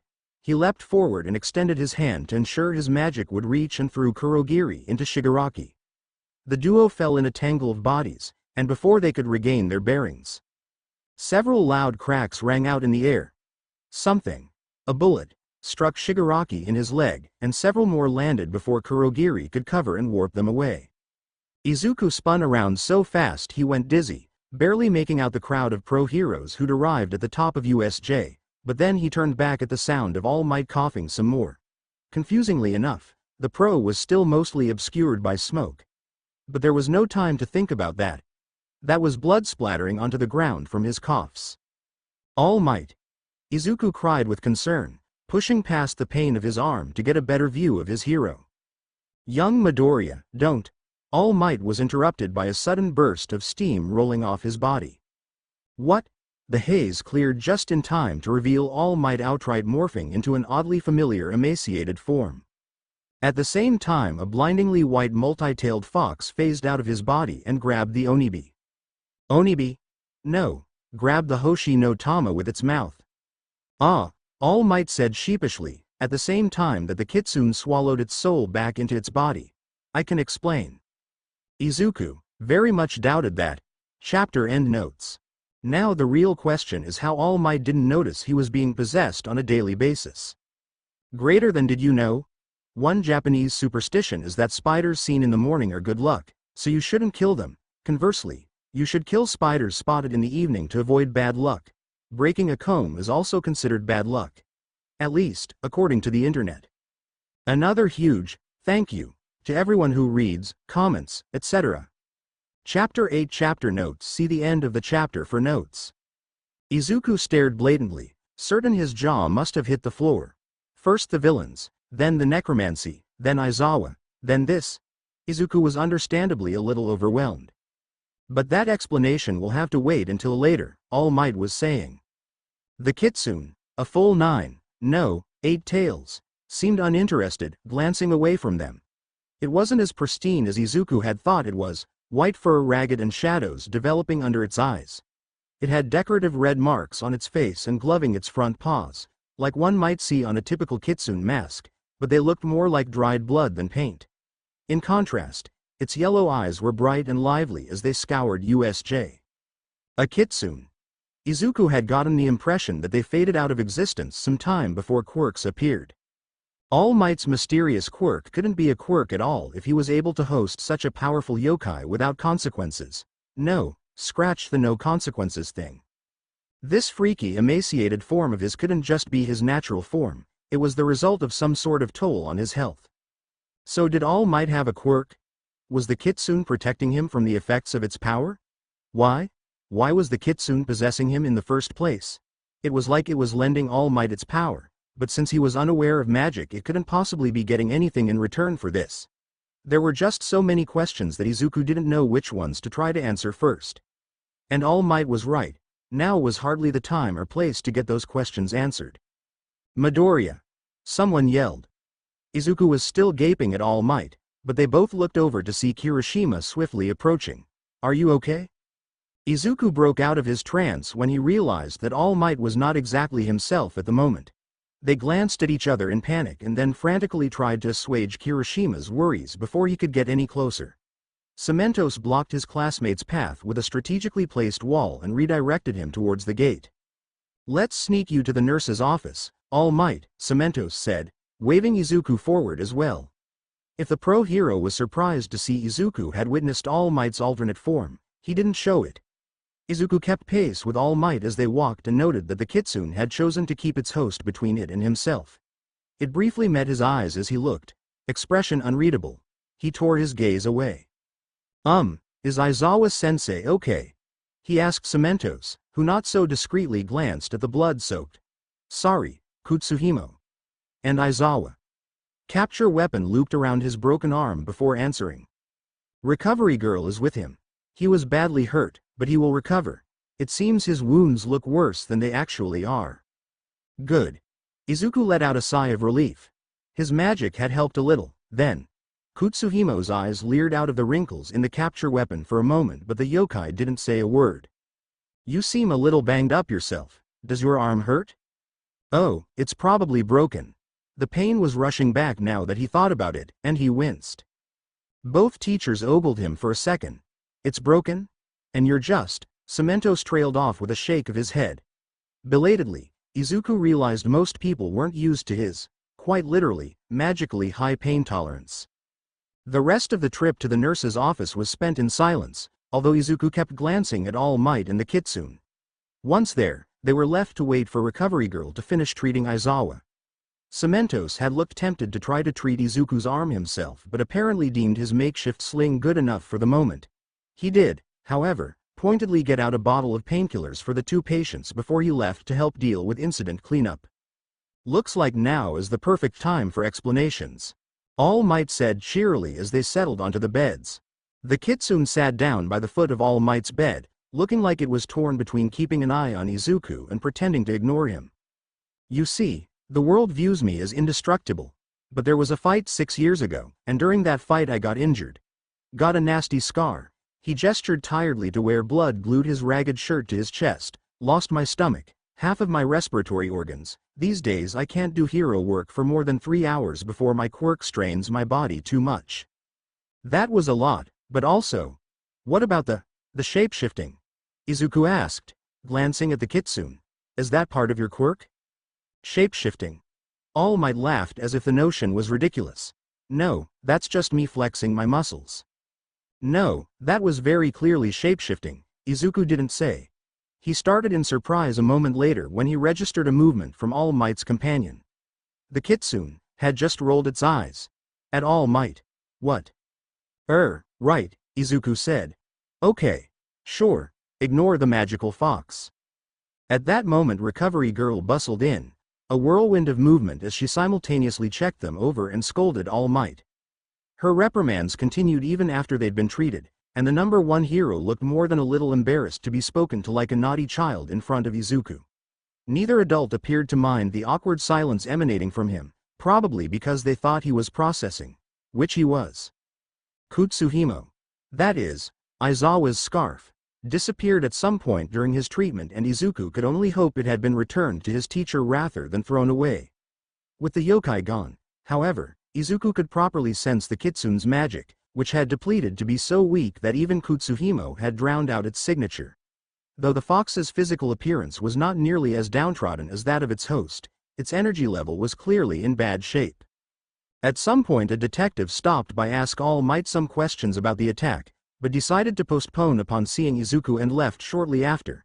He wasn't sure why, considering All Might's secret, at least regarding his different forms, had very clearly been revealed to him, but he supposed the superhero might have other secrets Izuku wasn't privy to. What exactly was going on with his quirk, for example? No sooner had Detective Tsukachi left than a yokai burst into the room from the floor, blaring an unholy screeching noise. Both Izuku and the kitsune practically jumped out of their seats at the sudden intrusion. It was a very clunky and old-fashioned phone, flapping lopsidedly in place with 3 feathery wings and a curly wire cord dangling from it like a tail.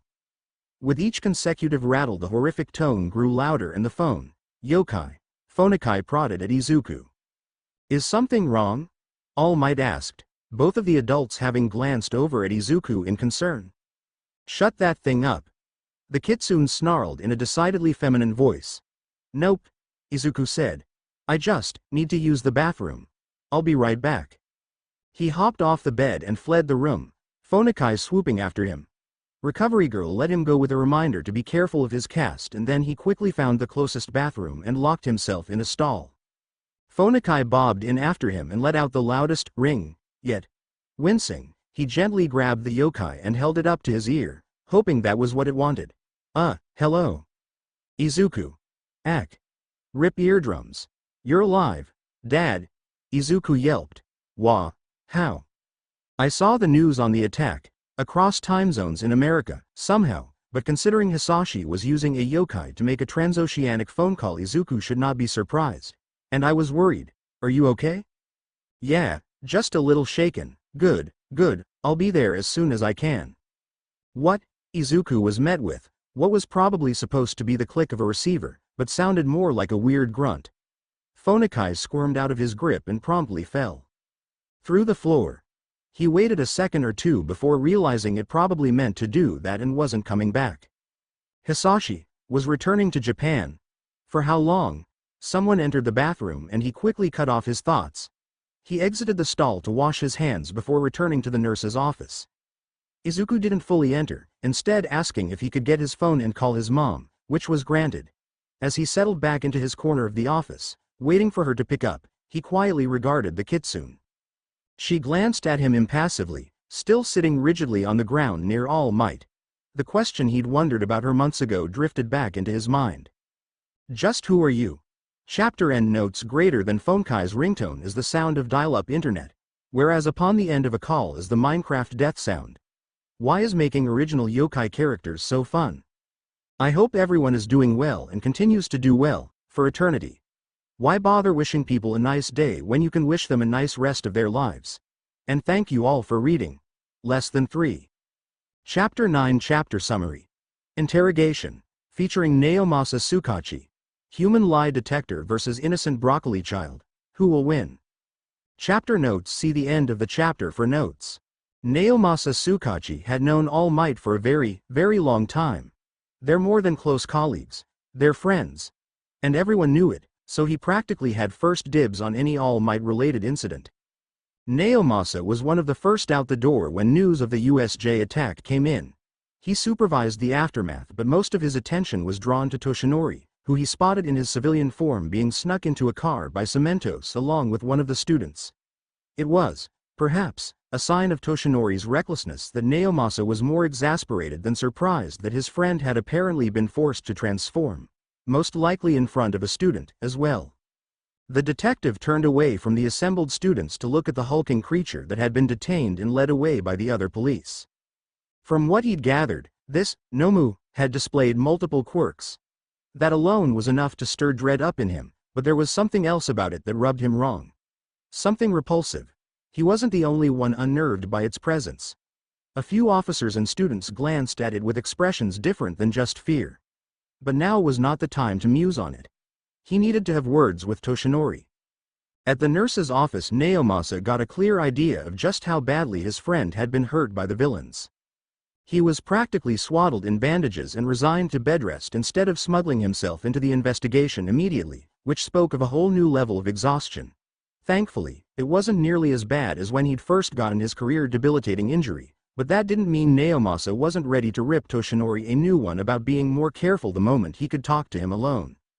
And that time was now, still in Recovery Girl's office, with the nurse herself present, but the student had joined his friends to wait for the onslaught of worried parents that would soon be or had already arrived here at UA. Ah, Naomasa, Toshinori greeted boisterously as the detective stepped inside. Before you say anything, I think I found a successor. Naomasa blinked. Now is hardly the time for that. He couldn't say he wasn't intrigued, though. After One for All had failed to manifest in Mirio Tagata and they theorized that the Quirk had rejected the boy as a host, Toshinori had gotten impressively picky about who he would choose as successor. He'd expected that trend to continue even after Toshinori started teaching at UA. You've said nothing about this to me, Recovery Girl spluttered. I just wanted to delay the scolding, Toshinori admitted, like a child. It is true, though. Tell me about them later, Naomasa said, before proceeding to deliver on his promised lecture. He stopped when Toshinori started to zone out. The poor man probably already went through this with Recovery Girl. Now, about the Nomu, does it really have multiple quirks? Toshinori hesitated, his face darkening. Yes, so that means he's still alive. The mood plummeted at that, but it was a fact that needed to be addressed. Most likely. Toshinori heaved a sigh. I thought it was over. I thought One for All had fulfilled its purpose. I found someone who could be my successor, but can I really pass this responsibility off to a child? Naomasa looked away. It's not safe for a child to be on the front lines. But, and maybe it's selfish of me to say this, it's not safe for you, either. One for All is not at its fullest potential in you anymore. You're getting weaker. He paused. Do you want my opinion? Aren't you already giving it? Toshinori remarked dryly. He quailed under the look Naomasa gave him. Yes, yes. I would greatly appreciate it. Pick a successor, Naomasa said bluntly, and focus on them. If One for All doesn't reject them like it did Tagada, you should focus all of your attention on training them until they're able to handle the responsibility. I don't want you or this child fighting all for one. He plowed through Toshinori's protests. He's making moves and you're at your weakest. Your successor won't be ready immediately, either. Trust your friends. There's an entire network of capable pro-heroes who can help with this fight. Ideally, your successor won't be a part of this war until they're of age, and you'll still be alive. Besides, there's always the possibility that One for All won't manifest in this one as well. The sooner you find the right person the better. Toshinori looked thoughtful. He glanced at Recovery Girl, who was staying carefully neutral. Don't look at me, the heroine griped. You're a big boy. Think for yourself. All right, Toshinori conceded. I can't guarantee I'll stay out of the action, but I'll try. And I'll approach the boy about One for All soon. Which one are they, anyways? Naomasa asked. I'll be performing a few official interviews now that parents and guardians are here. I'd like to meet them for myself. His friend opened his mouth. It's Midoriya, isn't it? Recovery Girl said. His friend closed his mouth. Predictable, she huffed. Just because he jumped in all reckless, got himself injured, a boy after your own heart. Toshinori smiled sheepishly. Naomasa laughed. Well, I'm off then, as he closed the door. And don't forget to talk to Sir Night-Eye. The number one hero groaned, putting his head in his hands. Naomasa filed into the room Nedzu provided for the interviews, followed closely by the Midoriyas. After they took their seats he settled down with his notepad. By default, his quirk was active, but for witness interviews he wasn't expecting it catch anything important. Hello Mrs. Midoriya, Izuku, Naomasa started, nodding at each of them. I'm Detective Naomasa Tsukachi. Thank you for agreeing to this interview. I'll be addressing Izuku for most if not all of these questions since I would like his account of the events at USJ. Is that okay with both of you? Yes, the younger Midoriya said, his mother sniffling into a handkerchief as she agreed. Good. So to start things off, when did you first notice something was wrong? Right before the attack, actually, Izuku said. Yes, apparently the lights had. I got this weird feeling, and then the lights flickered and the portal opened up. Feeling? Naomasa blinked. And I was talking to Tokiyami earlier and apparently Dark Shadow felt it too, Izuku rambled on. It was pretty scary, feeling that and then suddenly being attacked by villains. Do you often get strange feelings?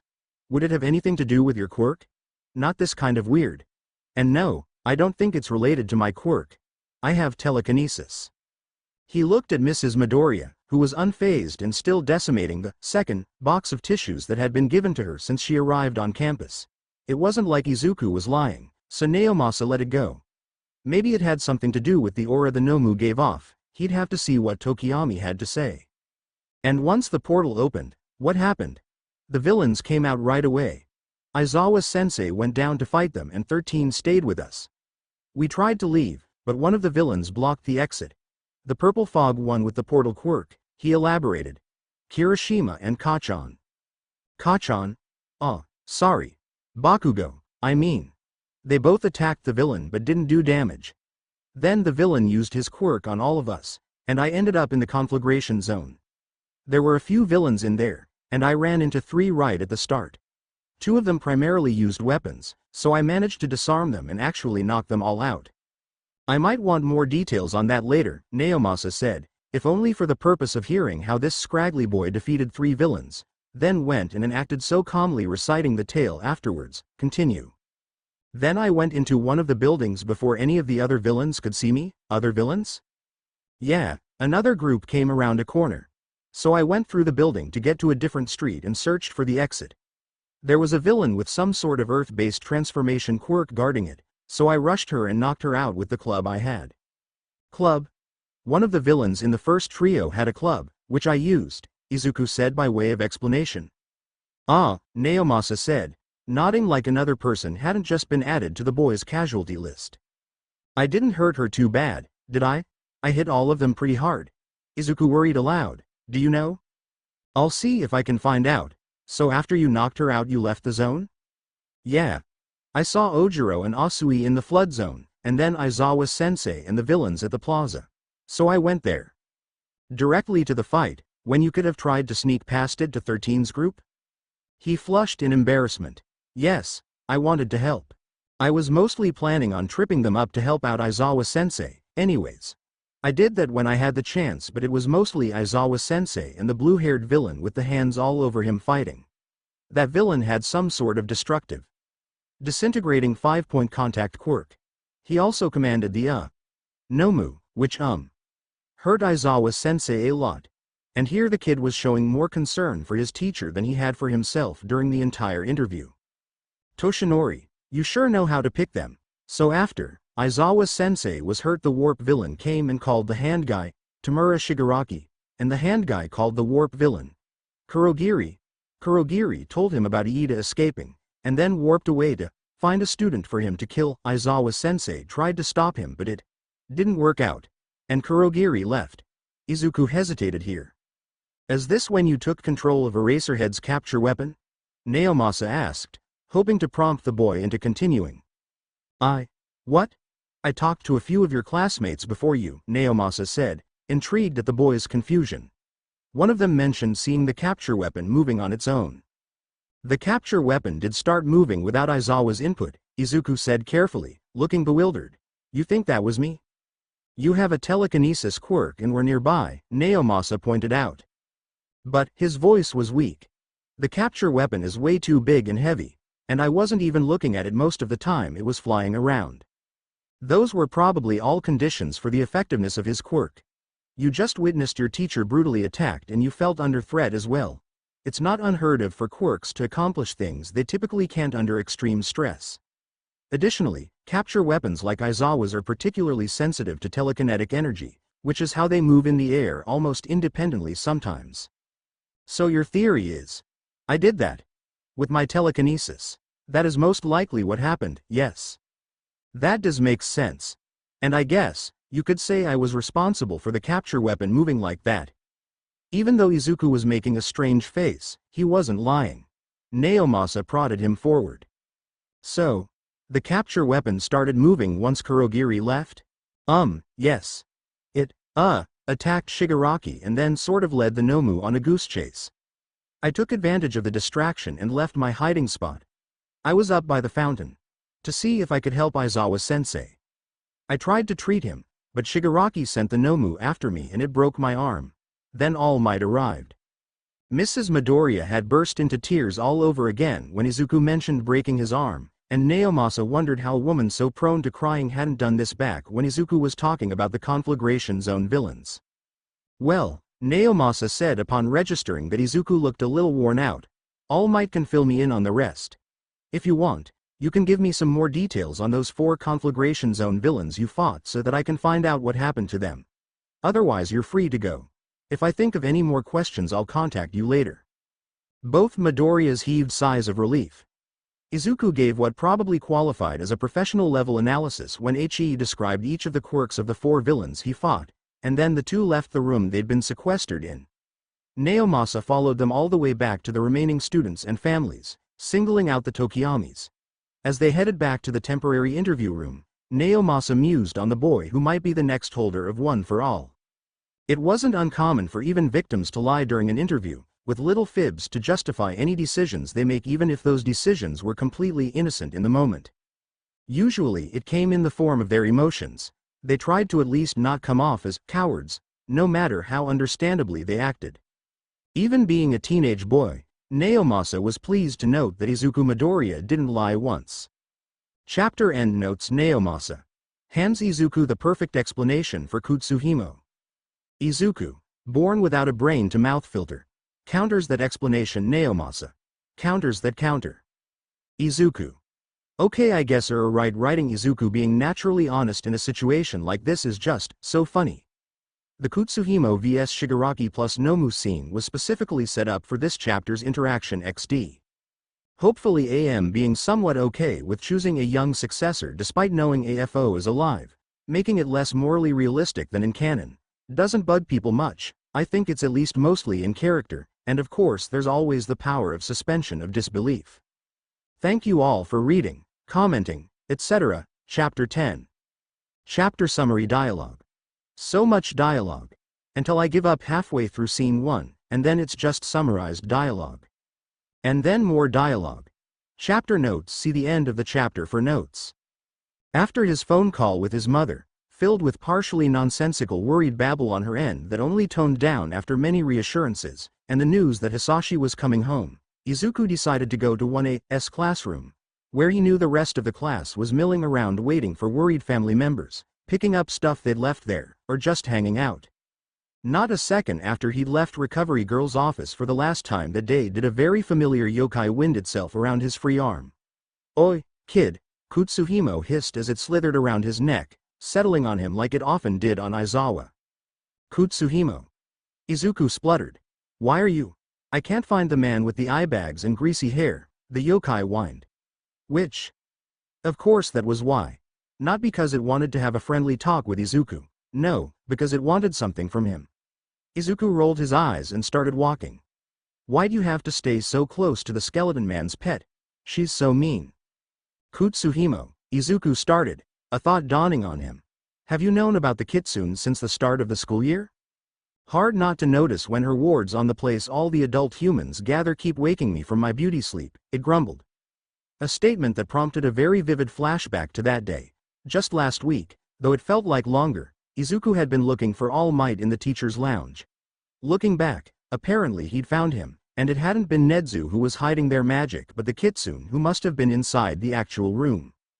"Why didn't you mention?" Izuku started, before remembering that even if Kutsuhimo had bothered, it was both rarely awake and never away from Aizawa when it crossed paths with him.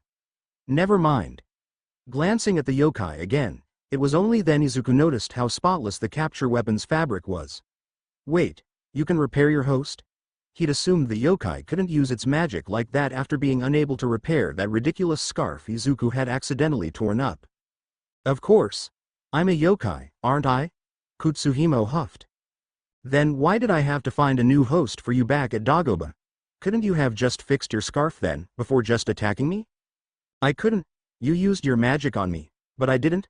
Not until Kutsuhimo tried suffocating him, at least." "Yes, you did." The yokai insisted petulantly. Izuku gave up. The yokai had probably been looking for an excuse to leave that scarf and saddled a debt on him. Izuku didn't blame it. He was no fashion expert, but that scarf had definitely been some form of distasteful. In the silence he kept walking. The first person he encountered in the halls other than the occasional lingering business or support class student was Tokiyami, who was exiting a flight of stairs with some sort of drink Izuku assumed came from the cafeteria. The bird-headed boy gave Izuku a subdued nod, with perhaps some relief at seeing he was healing up, whereas Dark Shadow popped out with an exuberant greeting. "Who's that?" the sentient Quirk asked, peering closely at where Kutsuhimo's eyes glared out of the capture weapon. "Have they always been in there? Hello." "Oh right, I never introduced you," Izuku realized, talking over Kutsuhimo's snobbish reply. "This is Kutsuhimo, a type of yokai known as an Iden Momon. I guess because you're never out during class you never noticed. Kutsuhimo was actually helping me out back when I met you guys, before I founded a host." "A host? Our teacher's weapon?" Tokiyami asked with a raised brow. "It was a weird coincidence," he admitted, "but it did come in handy for the USJ. On that topic, I wish to know, were there magical beings involved in the attack?" Dark Shadow sensed magic, and even I felt a dark presence. Izuku nearly shivered at the reminder. but explained the necromancy as best he could. He also hesitated telling his friend about the kitsune because ultimately that could lead to the reveal of All Might's secret, which wasn't his to spill. So although he did warn Tokiyami of her existence, Izuku was vague about the topic other than that she had been present at USJ and was probably not malevolent. Learning that kitsune exist and one was on campus was understandably shocking to Tokiyami, given their nearly all-powerful reputation in mythology, but Izuku had hardly finished informing them about her before they'd arrived at Class 1A and were rather enthusiastically greeted by Uraraka, Iida, and the others. There were a few adults in the room, he noticed, as he assured everyone he was fine.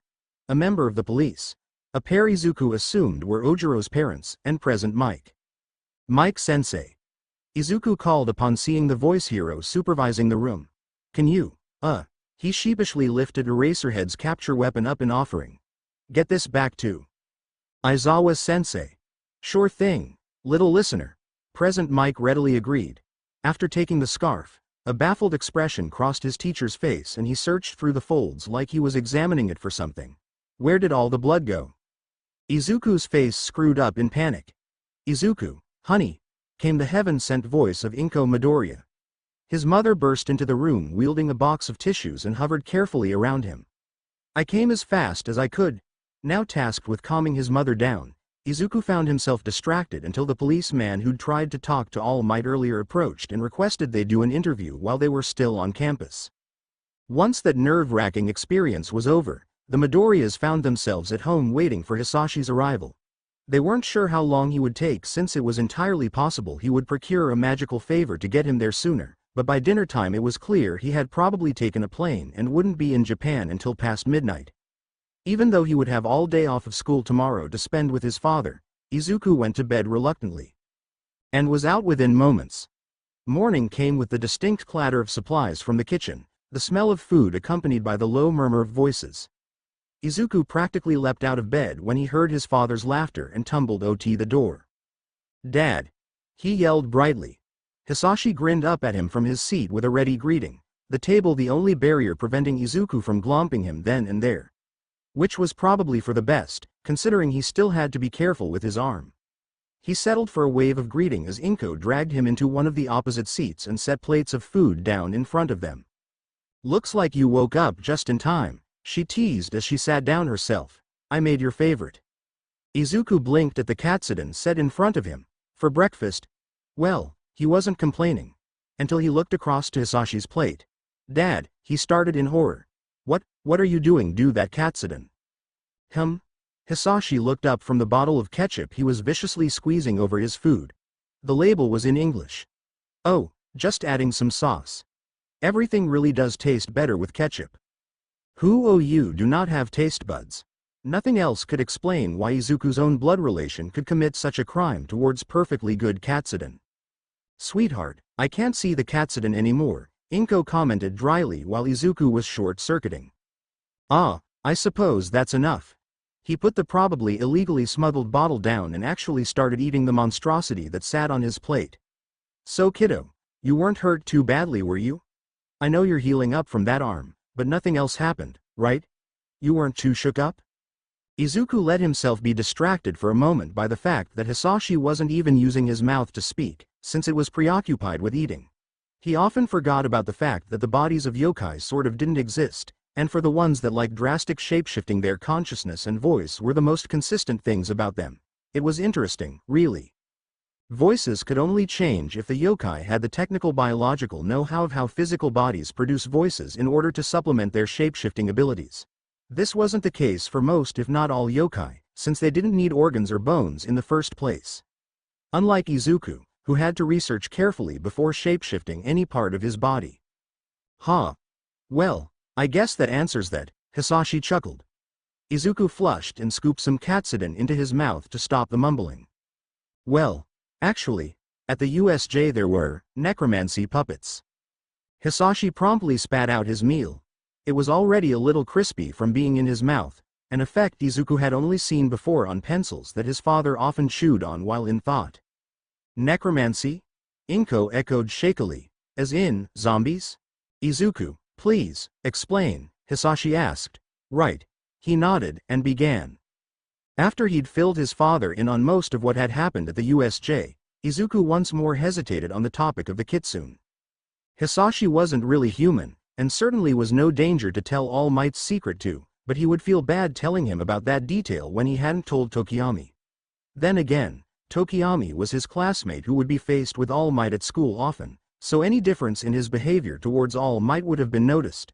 Part of the reason Izuku hadn't told him. His father was good with secrets for obvious reasons and wouldn't interact with Izuku's teachers much if at all. He decided to at least breach the subject, since he had a certain motivation for telling Hasashi other than informing him about the attack. "Dad, you can turn invisible to humans, right?" Hasashi blinked at the non sequitur.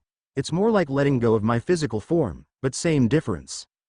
"Well, there's this yokai that was at the USJ that I want to talk to, but she's always following around this human. I don't think I'll get a chance to talk to her without looking like a weirdo." "She attached to them or something?" Hasashi asked with intrigue. "I mean, possibly.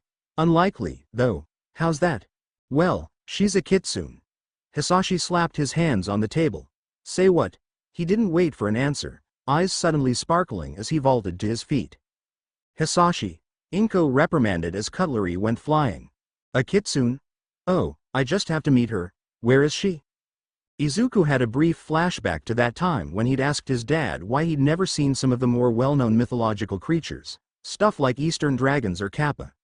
He'd understood why foreign ones were so rare, but not why yokai that should be powerful and common because of the sheer amount of familiarity with them due to popular culture. In short, the answer had been that popular culture had been exactly what made them more rare. There was belief and knowledge in the yokai, yes. But humans believed in them specifically as fictional beings or characters in stories. It was a paradoxical effect. So, kitsune, some of the most popular and powerful Japanese yokai, had been believed straight out of existence. Or so his father had theorized. No wonder Hasashi was so shocked and excited. Izuku said. She's following around All Might. I don't know if he's on campus right now, though." A cloud of feathers burst into existence, originating from his father. Izuku spluttered as some landed in his katsudon, while Inko startled slightly, probably only aware that Hasashi had blinked out of existence rather than outright ditched his human form for the amalgamation of birds that made up a Hu-ou. Izuku had a mere second to process Hasashi's colorful peacock-like phoenix form before his father dove out the nearest window, presumably to go to Ua. "Dad!" he yelped, getting up and running to the window. "That man!" Inko huffed indignantly. "Did he leave already?" "Yeah," Izuku replied in exasperation, staring as his father's glimmering form swiftly disappeared. Secretly though, he thought to himself. That will never stop being cool. His mother tutted, then went back to her meal. Hasashi came back a little over 30 minutes later.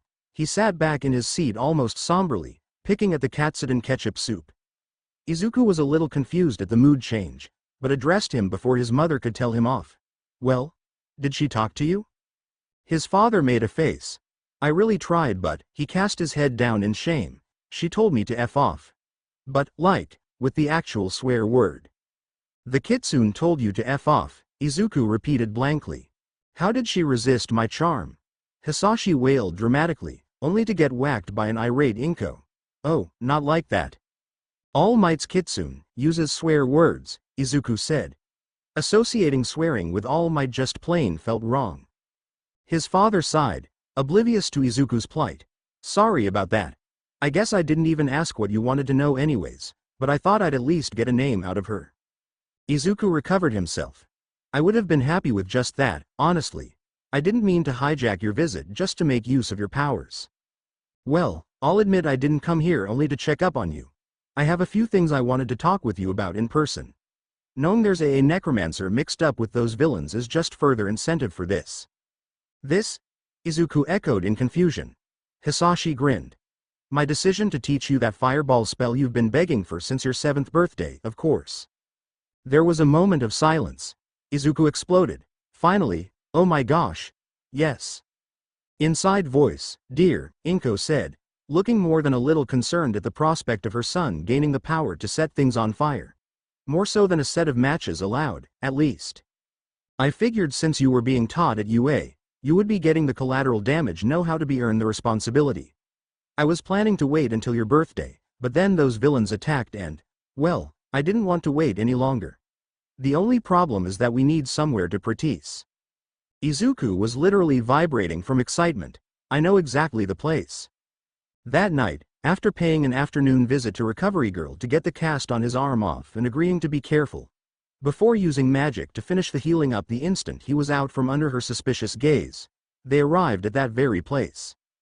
Wow, Hasashi was at a loss for words as they stood by the entrance to Dagoba Municipal Beach Park.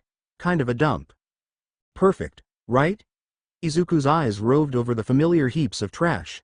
There was a fire over the weekend, but it looks like it didn't do much damage. But I don't sense any yokai left here, so it really must have been a yokai or quirk that caused it.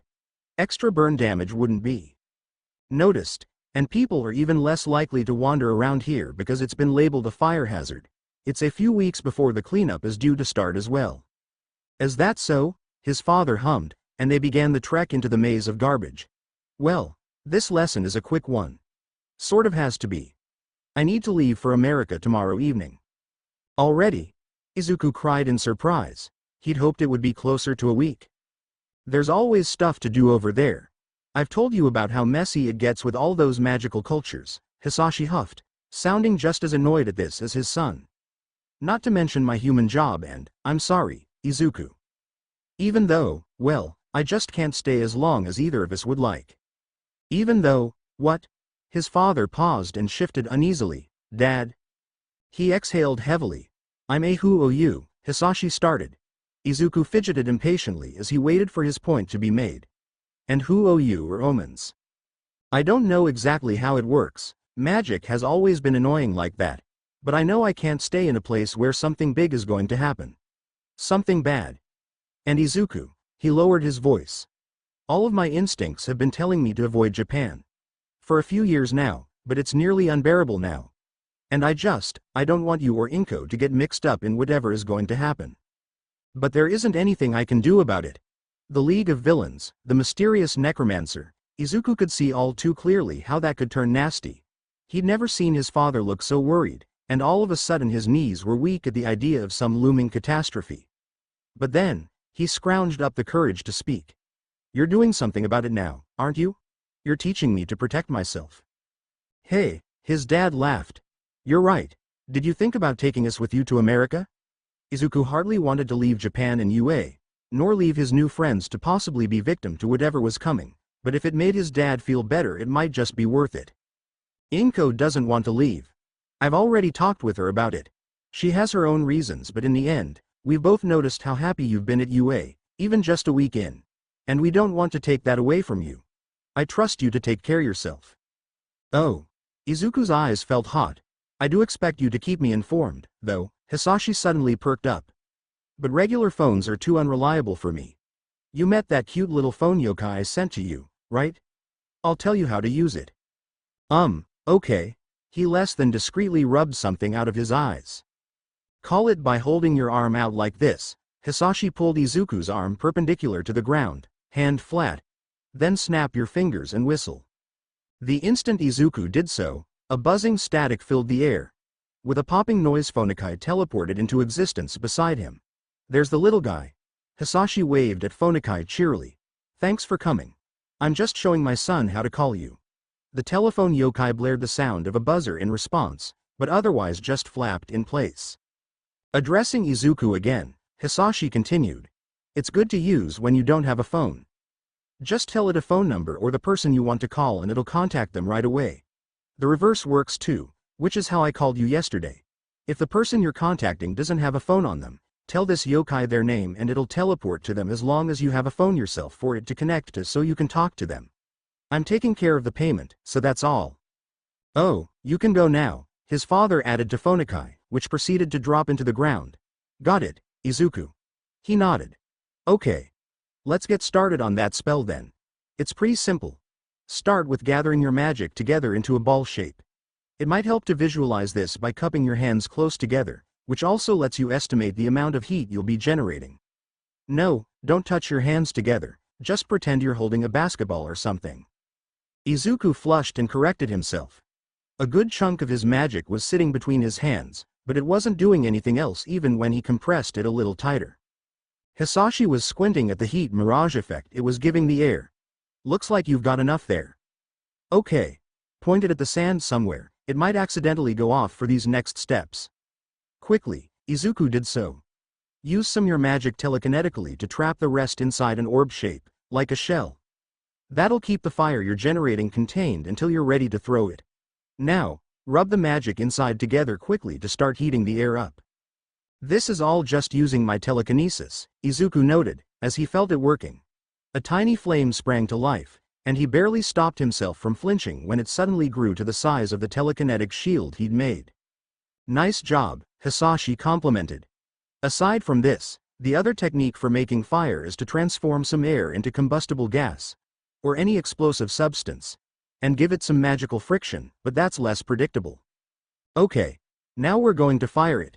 Since you're using your hands to help you, just turn them outwards and shove while releasing the magic shell, and keep in mind it will go in a straight line. If you were throwing it into the sky, it would fizzle out after a bit from all the wind. Without a moment's hesitation, Izuku pushed the fireball out of his grip. The flames roared as they left their telekinetic bubble, shooting a few meters away and spraying sand onto all the junk near their point of impact. Izuku didn't even mind the sand showering into his hair as he let out a whoop of victory and a fist pump. Hasashi spat out some grit and smiled. That was a great first try. You don't need to use your body, though, so you should practice here as much as you can. And of course, be careful. Unlike natural yokai fireballs, the fire generated by this spell is physical and, well, flammable. Izuku paused in his celebration. They're different? Oh right, I never told you the difference. You wouldn't tell me anything about fireballs in case I snuck off to try them, Izuku pointed out, unimpressed. Well, now you know. His father gave a sheepish shrug. Natural yokai fire like my fireballs can impact physical objects but tend not to ignite anything that's not magical on fire. I think the fire can spread from those objects if it lasts long enough, though. Oh, that's interesting. It did explain why Dagoba Beach had been nearly untouched by the fire even though all the yokai had cleared out for the time being. Izuku huffed and ran a hand through his hair to shake out some of the sand. I'm glad you decided to teach me this, anyways. Thanks, Dad. Hasashi grinned. You're welcome. Now, want to practice some more while we're here? Of course. Chapter end notes me. I've made Hasashi into an uncaring father but he's also a magical ex machina, so how do I keep him out of Japan for the rest of the FIC? Also me. Have his plane back to America crash and strand him on an island. Me. That still won't work, he can fly. Also me. Shoot. Guess I'll just turn the Dagoba scene into a tearful yet ominous goodbye. Me. But I can't write emotions. Also me. Writes this chapter want to say that again? Me. Yeah, I still can't write emotions, but now I can write dialogue, so that's a win. Also me. Throws hands up in exasperation and walks away. Thanks for reading, commenting, etc. Edit. Forgot Izuku's arm was in a cast during fireball scene, so that's fixed now. D. Chapter 11 Chapter Summary. The author utterly destroys One for All's canon backstory. Chapter notes. See the end of the chapter for notes. Izuku was sorely disappointed that he had school the next day, since that meant he only had the morning to spend with Hasashi, but on the other hand he had sort of been hoarding his father from Inko, so he really shouldn't complain. Breakfast was filled with mostly mundane conversation, not in the sense that it was boring, but in the sense that it wasn't magic-oriented, and Izuku put off leaving the house until he needed to sprint to make it to school on time once he'd finally said goodbye to his father. Class 1A greeted each other with a sort of relief, even though almost all of them had already seen that everyone was mostly okay after the USJ attack. The only ones that didn't seem to share the subtle camaraderie were Kacchan and Todoroki, and that was because, well, Kacchan, and Todoroki himself was impossible to read. And everybody was surprised when Aizawa walked through the door like he hadn't just been smashed against the floor by something strong enough to go toe-to-toe with All Might 2 days ago. Amidst his classmates' protests at Aizawa's presence while injured, Izuku was secretly gratified to see that there were far less bandages on his teacher's head than on his arms. The fight isn't over yet, Aizawa said over the complaints, which promptly set off worse alarm bells. These were quickly subdued. The sports festival begins in 2 weeks. Until Jiru asked about the safety of such a public event. Their teacher replied tiredly, Apparently they think that holding it will prove the efficiency of our crisis management system. Security will also be stronger than usual. Overall, the sports festival is too important to cancel just from one attempt. Students like you needed to show off your skills. This, of course, led the conversation into discussing the exact purpose of the sports festival. Everyone's so into it, Izuku noted when it was still going even as classes were released for lunch. You're not? Iida stood up enthusiastically. We have enrolled to become heroes, so of course we would get fired up. Midoriya, don't you feel the same? Of course, although, Izuku was definitely looking forward to the sports festival over the potential publicity of it.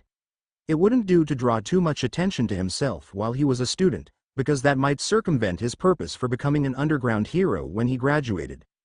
Speaking of fired up, Uraraka absolutely dominated the class in terms of her declaration to fight at the festival. Startled by the intensity of her determination, it occurred to him to ask her about her reasons for wanting to become a hero as he, along with Iida and Tokiyami, followed her out of class. Uraraka looked away in embarrassment as she revealed her reasons for wanting to become a hero, which were surprising, unusual, and heartwarming all at the same time. After they'd reassured her that she wasn't being as selfish as she thought she might be, she turned her attention to Tokiyami. Now you're the only one left. Me? The quiet teenager blinked at being put on the spot. What do you mean? Why do you want to be a hero? Tell us. Before Tokiyami could reply, a familiar boisterous voice interrupted them. Ah, young Midoriya. Everyone startled as All Might appeared out of nowhere. Izuku had noticed the Oni, Kitsune, was present, but hadn't had any reason to think her host might be approaching them. Would you mind coming with me for lunch?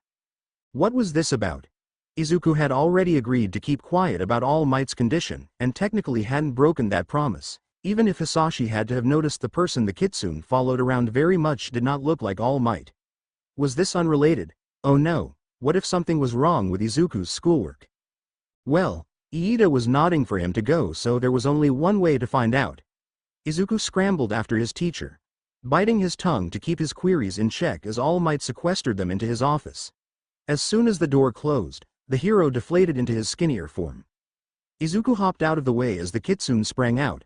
She seemed to be more cross than when he'd last seen her, but at least this time she was acknowledging his presence, even if it was by sending scathing glares his way.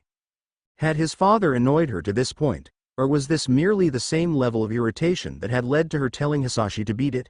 He couldn't help but be a little put off by the fact that her only two registered emotions so far were indifferent, or perhaps haughty, would be more accurate, and irritated. I hope I'm not taking up too much of your time, All Might started, catching Izuku's attention. But this is rather important, and has a little to do with this alternate form of mine. So it was about that. I already told you I have diminished use of my quirk because of my injury. I and my colleagues in the know expect that my condition will only worsen over time, and it's become more pressing of a problem to ensure that my inevitable retirement will not be abrupt. There are other factors I will touch on in a moment, but the point is I'm looking for a successor to take up my mantle.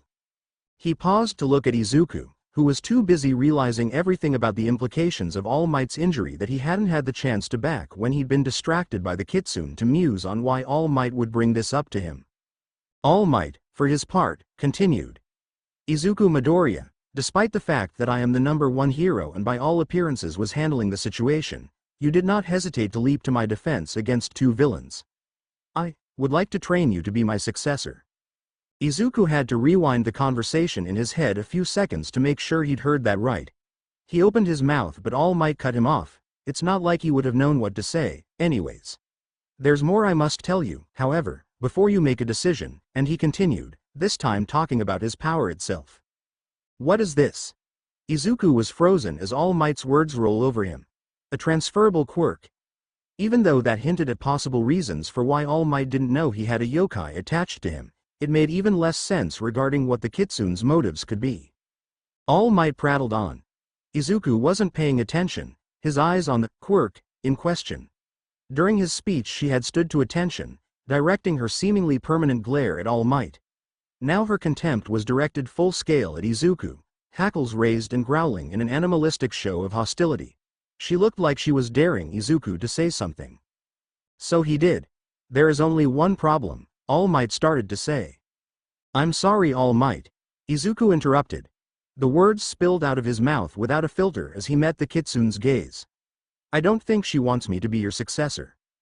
Both the kitsune and All Might couldn't have looked more shocked even if they'd been struck by lightning. Izuku would have been morbidly pleased at getting such an emotion onto the kitsune's face if he hadn't been slapping his hands over his mouth in horror at the slip. I'm perfectly happy with my own quirk, and I think, perhaps, you should find someone a little more coolified, and, sorry. I'll leave now, bye. He blabbered out, bolting to his feet and out the door so fast that he practically teleported. Young Midoriya. All Might called, but in his skeletal form he was no match for the panicking teen. As the door flung shut, he flopped back into his seat.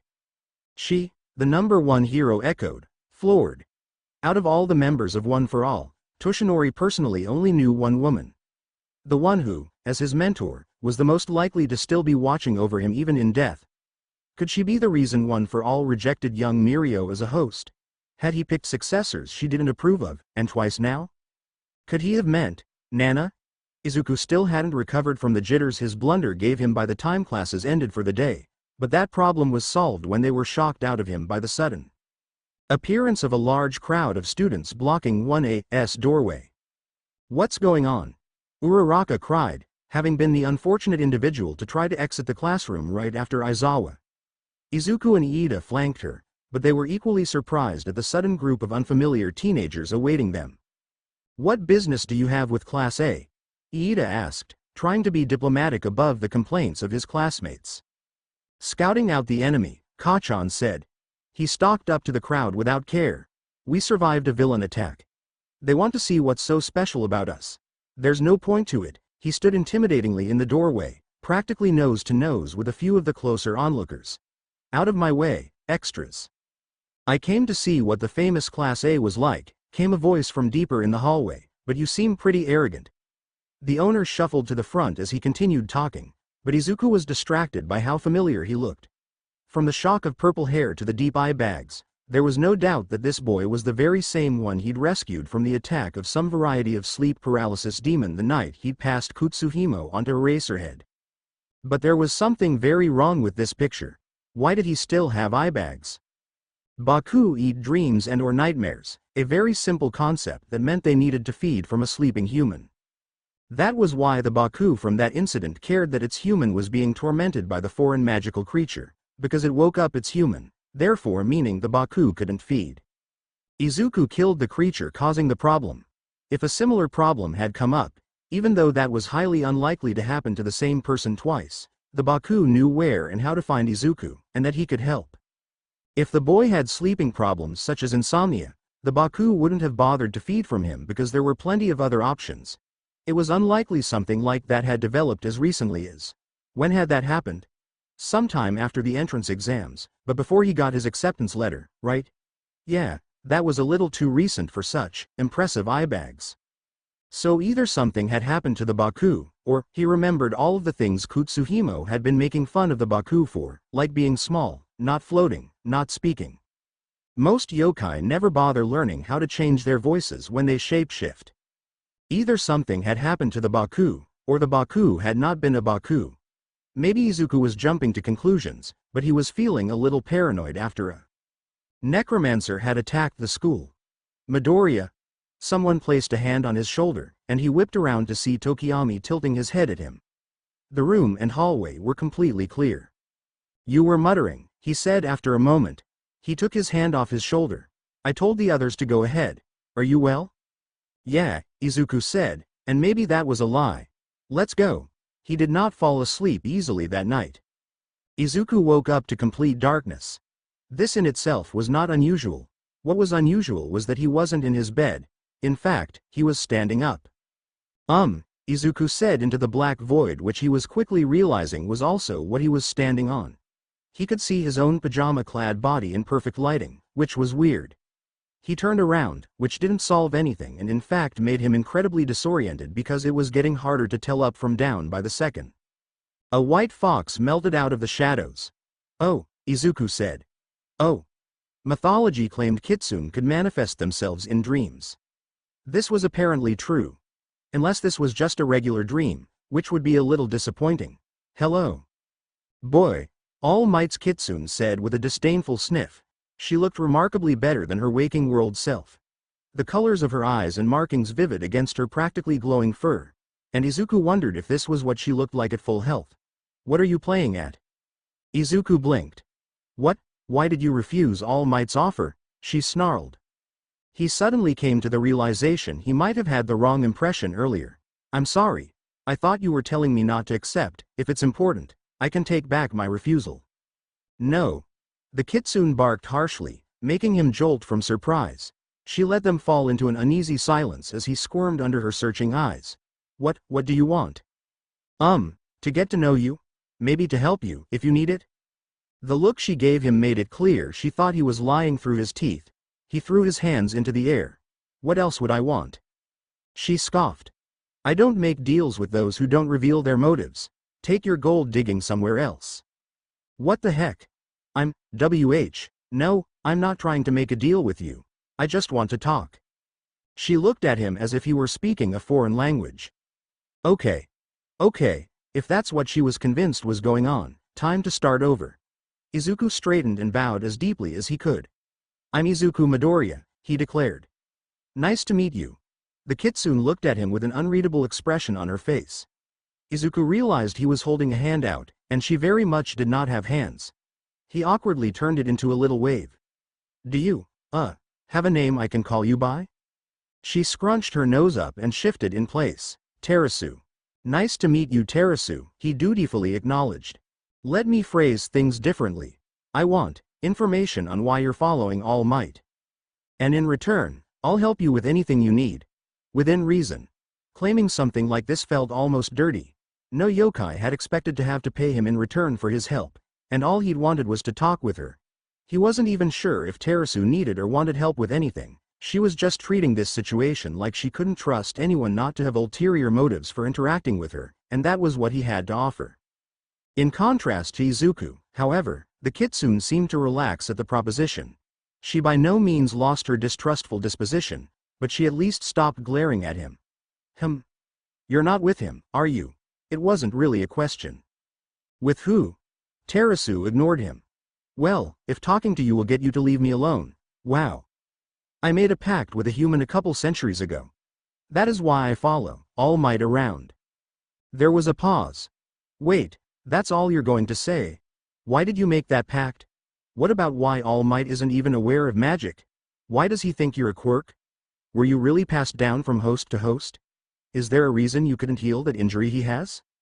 You're a nosy one. She looked extra irritated by that last question. He put on his best pleading look. Please tell me. The Kitsune rolled her eyes and looked away, then sighed and sat down before looking back at him.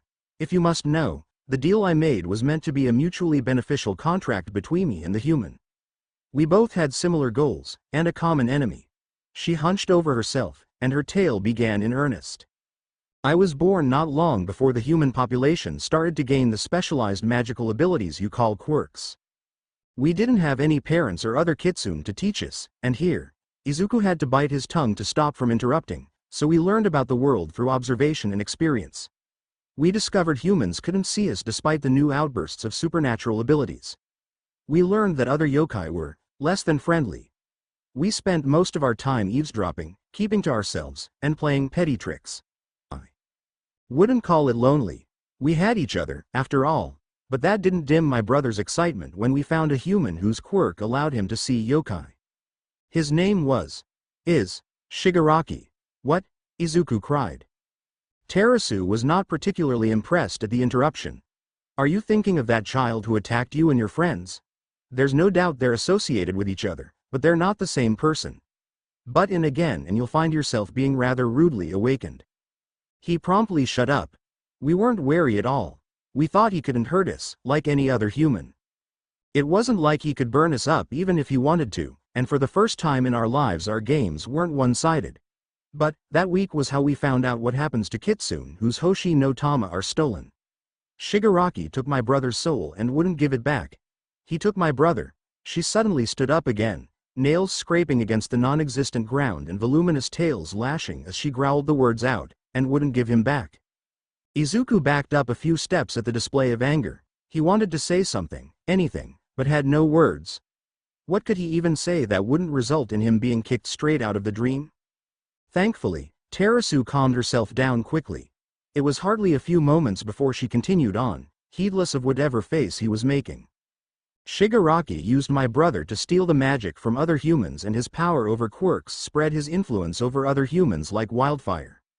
I couldn't do anything about it, because it takes more than magic to take a Hoshi no Tama. I needed a physical body, which is why I sought out Shigaraki's younger brother. He didn't have any magic at first, but after Shigaraki leashed my brother he passed down his original quirk because, well, I'm not sure why. Maybe because he didn't need it anymore, maybe there was some other reason. It didn't matter to me at the time, and it doesn't matter to me now. The important thing was, Shigaraki's brother could see me, and was willing to make a deal. I was young, and thought I was more clever than I really was. After Shigaraki, I felt I had to make the deal airtight to make sure his brother couldn't betray me in any way. I insisted on a blood oath, and together we created a list of conditions. But I didn't have any experience and I screwed myself over. Quite a few actions need agreement from one or both parties in order to be carried out, and revealing magic is one of the latter. I was stupid, and thought my first host would be coming back from a battle he wouldn't be. I let my oath be transferred to another host for safekeeping but refused to reveal my existence to them. The magic I left the first wasn't enough, and he died. And then I couldn't reveal myself to the second without their own permission. Izuku could definitely see what the problem was there. That last one, I couldn't completely heal All Might because the wound was magical in nature. But he's still alive because of me.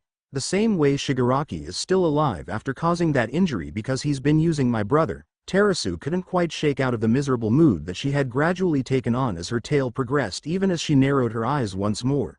So does that answer your questions? Are you satisfied? It was clear she wanted him to leave her alone, but he couldn't help himself after all of that. I'm sorry, there are just a few more things I want clarification on. He winced under the weight of her silent promise of death but continued towards his grave. From what I understand, Shigaraki, Sr. can use your brother to both steal and give quirks. Does that mean you can do the same for All Might? No, she responded shortly. I can't. Humans can't host multiple quirks without severe consequences. That's what was confusing Izuku. But Shigaraki Sr. can. Shigaraki isn't the one hosting the quirks. Oh, was all Izuku could say to that. Because that implied that Terasu's brother was the one hosting the quirks.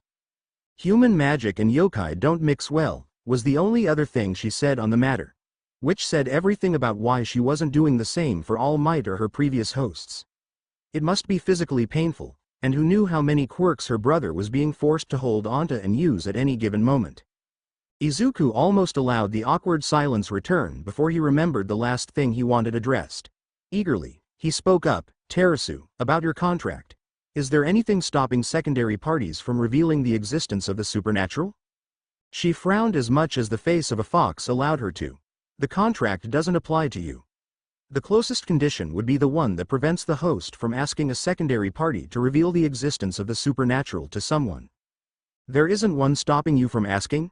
No? So then, he grinned. Would it help you if I told All Might for you? She stared at him blankly. Then. What's the point?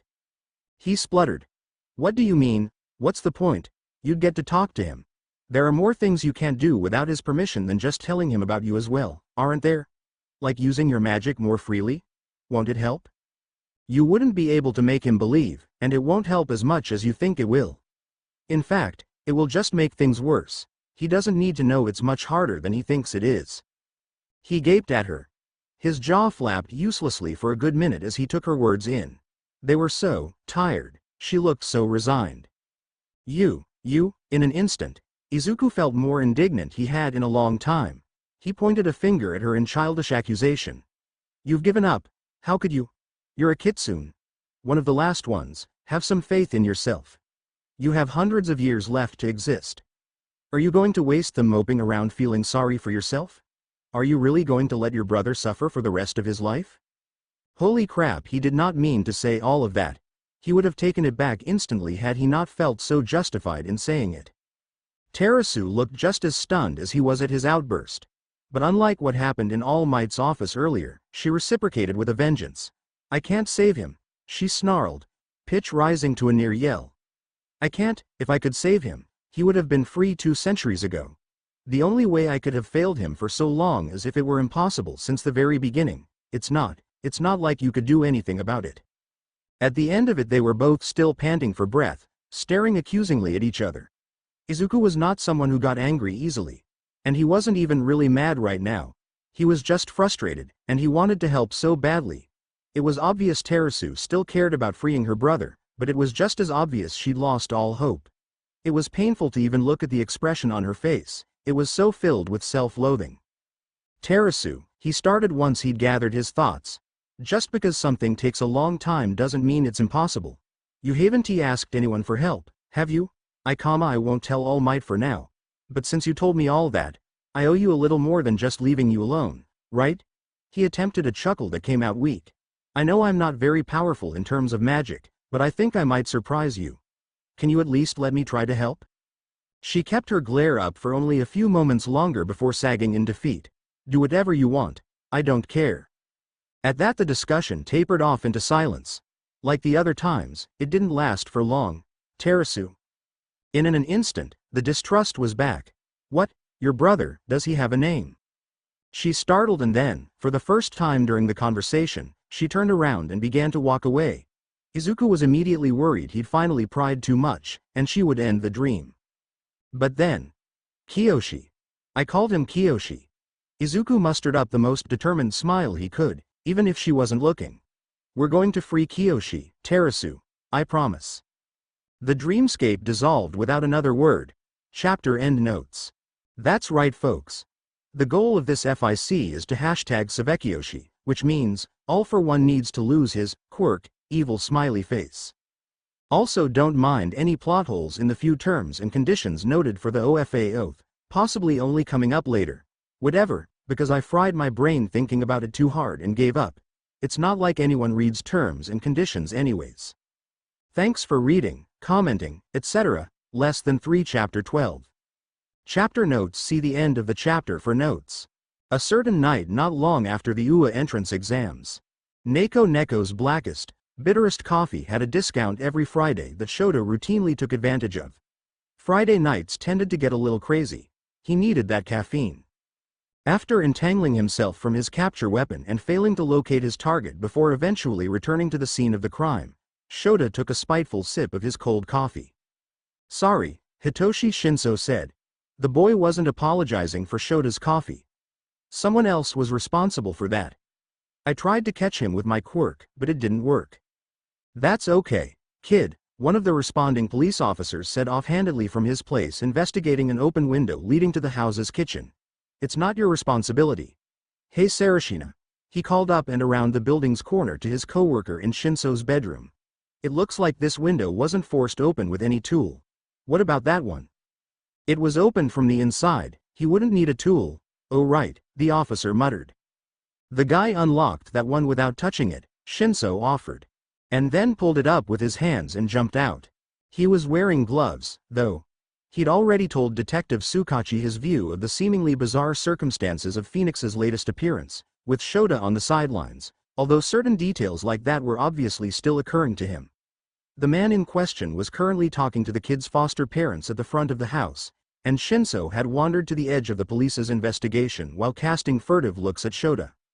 It was hard to tell with that dead gaze of his, but the underground hero thought the boy might be a fan.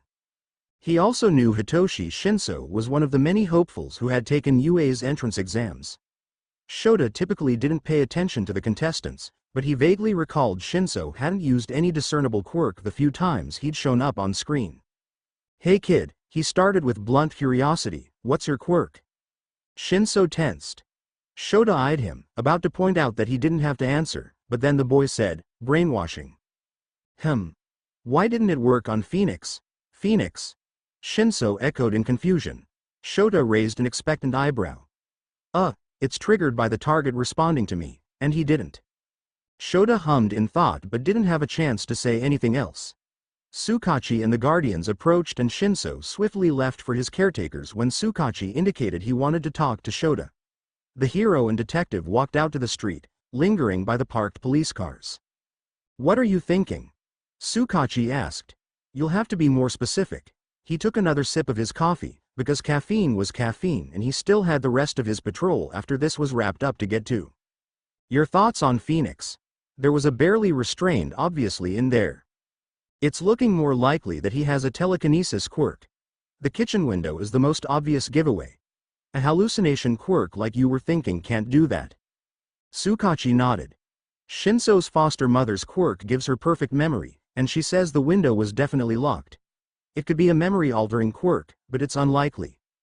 Telekinesis is the simplest answer, although he must have very few restrictions if he could keep your capture weapon moving long after he disappeared.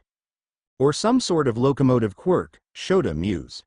Such as commanding an object to carry out a movement or action, which probably wouldn't have a distance limitation after the effect was applied.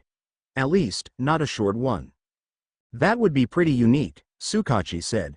I'll have to keep it in mind. Of course, assuming we're right and his quirk hasn't in any way been affecting the reliability of the witness statements, that means he's a vigilante. I thought that was decided when someone had the bright idea to give him a fond nickname, Shota deadpanned. Tsukachi's mouth twitched into a smile. Those guys would name each other's children if they had the chance. They were tossing out bets last sports festival about what hero names some of the contestants would come up with. This caught the attention of Officer Sarashina, who huffed indignantly as she approached her vehicle. I would never make bets within hearing distance of my superior officer.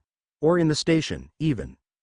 But you would make bets, Tsukachi said as she swiped Shota's cup of coffee off the car's hood.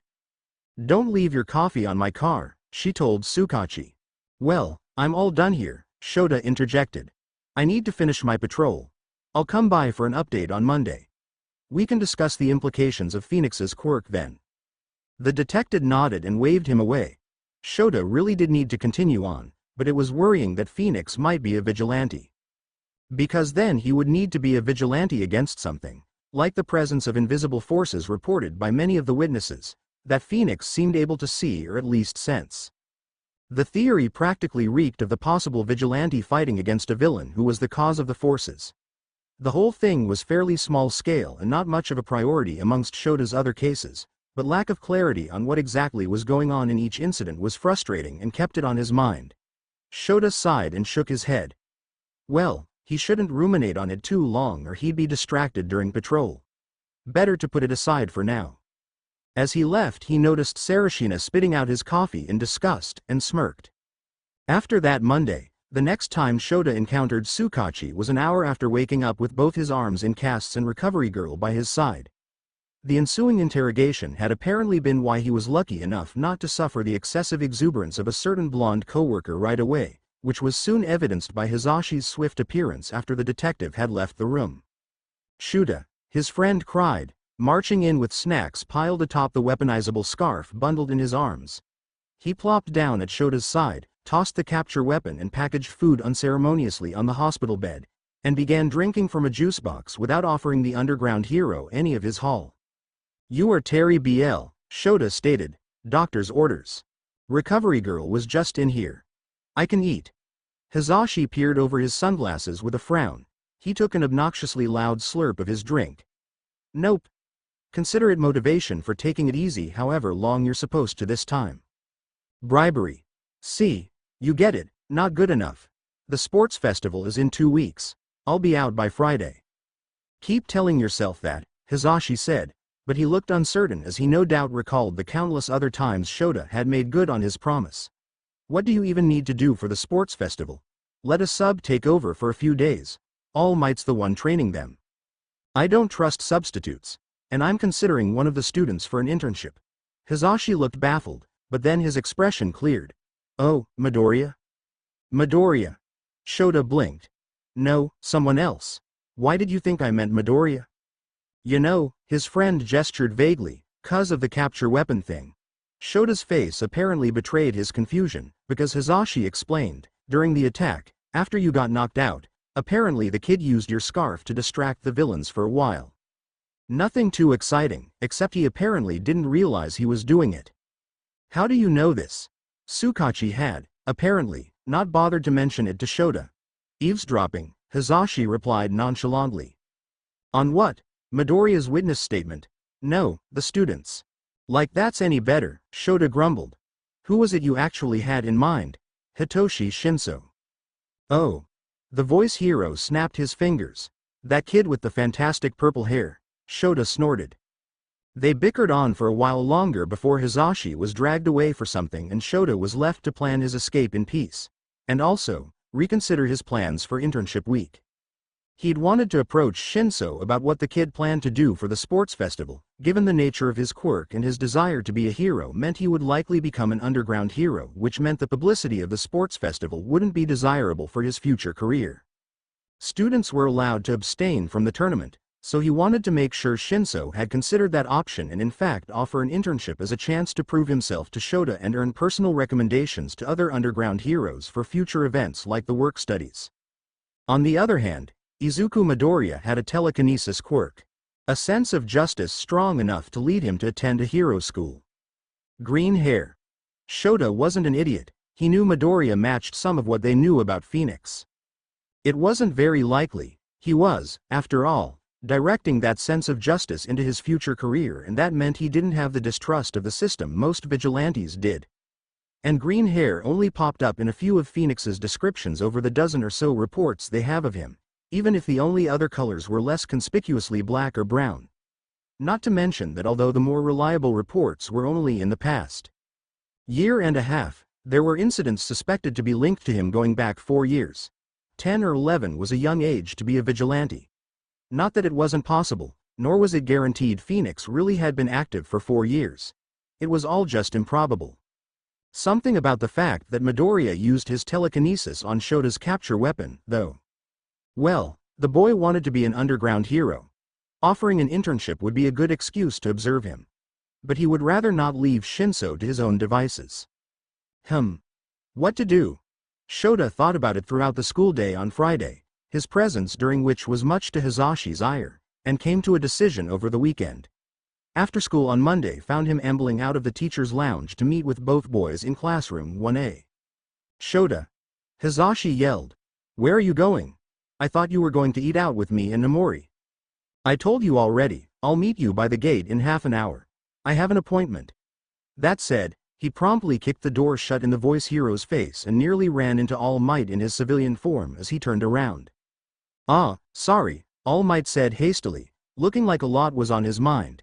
He did look substantially better than when Shota had seen him on Friday. The number 1 hero'd been pale as a ghost, and had somehow gone paler when Nomori had commented as such.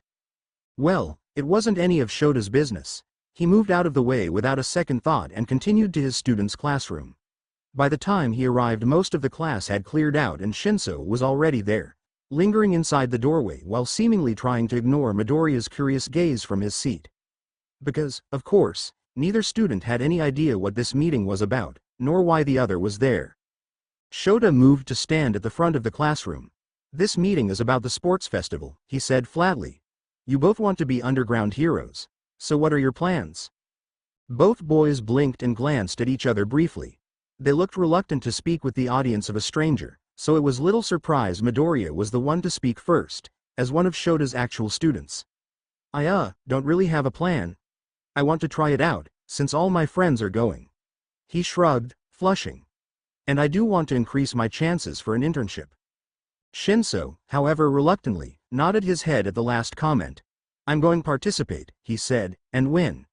However much of a deal is being made about the first years this year, it'll go away by the time I graduate. I can secure interest by winning this year's contest and the general public will forget about me if I abstain from the second and third year tournaments. You can do it that way. Or you can do it my way. Your way? My way, Shota repeated. By taking the deal I'm about to make to you. Both the boys looked at him in surprise. I want both of you to attend the sports festival. I want you to pass the first round. Slowly, his lips curled up into a smile. I want you to get 5th place in the second round. Whoever does this gets an internship with me. If you do well I'll put a word in for you with other underground heroes. Whereas Midoriya looked ecstatic, Shinso seemed torn. What is it? Shota addressed the purple-haired teen. You want us to purposefully lose the second round? There was a deep frown on his face. Yes. Shota was mildly impressed the boy knew off the top of his head the typical schematics for progression through the festival's second round. Is there a problem with that?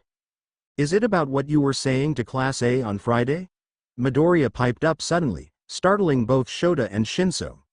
I wasn't really paying attention. Shinso donned a vaguely offended expression at this. But you were challenging us, right? So you don't want to back down from that challenge? What's it to you? Shinso scowled. Midoriya sank into his chair in a surrendering manner. Nothing. Shota rolled his eyes. Are you done? Kid, it doesn't matter. I've told you my requirements. Know your priorities and make your decision based off those. And caring too much about what other people think you won't get anywhere. He paused, then nodded at both of them. I've told you everything you need to know, so you can leave now. Shinso stared at him for a moment, then gave him a curt nod and walked out of the room briskly. Midoriya jolted as if waking up and scrambled to do the same, giving Shota a cheery wave and some words of gratitude for the offer as he went. It was obvious that he was going to try for it. It remained to be seen what Shinso would choose to do, and Shota suspected he wouldn't find out until the sports festival.